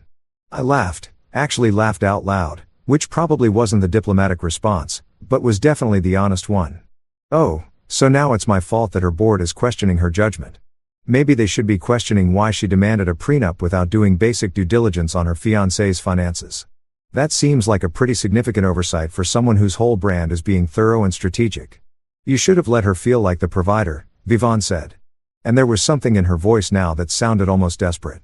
You should have understood that she needed that role, that identity. Why couldn't you just let her have it? And there it was, the real issue, stripped of all the corporate speak and the concern about image and reputation. Cassandra's mother, the woman who built her own empire and raised her daughter to do the same, genuinely believed that Cassandra's success required someone else to be less successful, that her daughter's strength required someone else to be weak, that her achievement required someone else to be lesser. "Ma'am," I said, and I tried to keep my voice level and respectful because despite everything, I didn't actually hate Vivon. I just fundamentally disagreed with her worldview. I let Cassandra pay for dinner exactly twice in our entire relationship. Both times she insisted. Both times she made a show of it. And both times I said, "Thank you," and moved on. I never fought her on it. Never made her feel bad about it. Never tried to assert my own financial dominance. I was perfectly happy letting her feel however she wanted to feel about money. But the moment she decided my financial position was a legal liability that needed protection against, she made it relevant. You can't demand financial transparency through a legal document and then get mad when that transparency reveals information you didn't expect. "You're being unreasonable," Vivon said. But it sounded half-hearted now, like she was saying it out of obligation rather than conviction. "I'm being honest," I corrected. "There's a difference." She hung up without saying goodbye, which was probably the most honest thing either of us had done in the conversation. I stood in my kitchen in my pajama pants and old t-shirt, drinking mediocre coffee, and wondering how I'd ended up in a situation where having money and not announcing it was somehow a character flaw. My phone buzzed with a text from Gina. "Please tell me you didn't answer Vivon's call." Of course, I did. I texted back. "I live for chaos." "You're an idiot," she replied. "A wealthy idiot, but still an idiot." I'd barely finished my coffee when there was a knock at my door. Not a gentle knock, not an "I'm here to borrow sugar" and knock, but an aggressive, demanding knock that made Chairman Meow bolt from the bedroom like his tail was on fire. I looked through the peephole and saw exactly what I'd been afraid of seeing. Vivian Reeves in a cream-colored pantsuit that probably cost more than my monthly rent, standing next to Cassandra, who looked like she'd gotten about 3 hours of sleep and had spent most of those crying. I briefly considered pretending I wasn't home, but my car was in its designated parking spot, and they'd probably already seen it. Also, I'd already answered Vivian's call, so playing hide-and-seek now seemed pointless. I opened the door, still in my pajamas, still holding my coffee mug with the cartoon cat. Still very much not prepared for whatever intervention this was about to be. "Ladies," I said, blocking the doorway. "This is unexpected. We need to talk," Vivon said, and it wasn't a request. "May we come in?" I looked at Cassandra, who couldn't quite meet my eyes, then back at Vivon, who was staring at me with the intensity of someone conducting a hostile takeover. "Do I have a choice?" I asked. "You always have a choice, Marcus," Vivian said. "But some choices are better than others." I stepped aside and let them in. Immediately, regretting every decision that had led to this moment. They entered my modest apartment.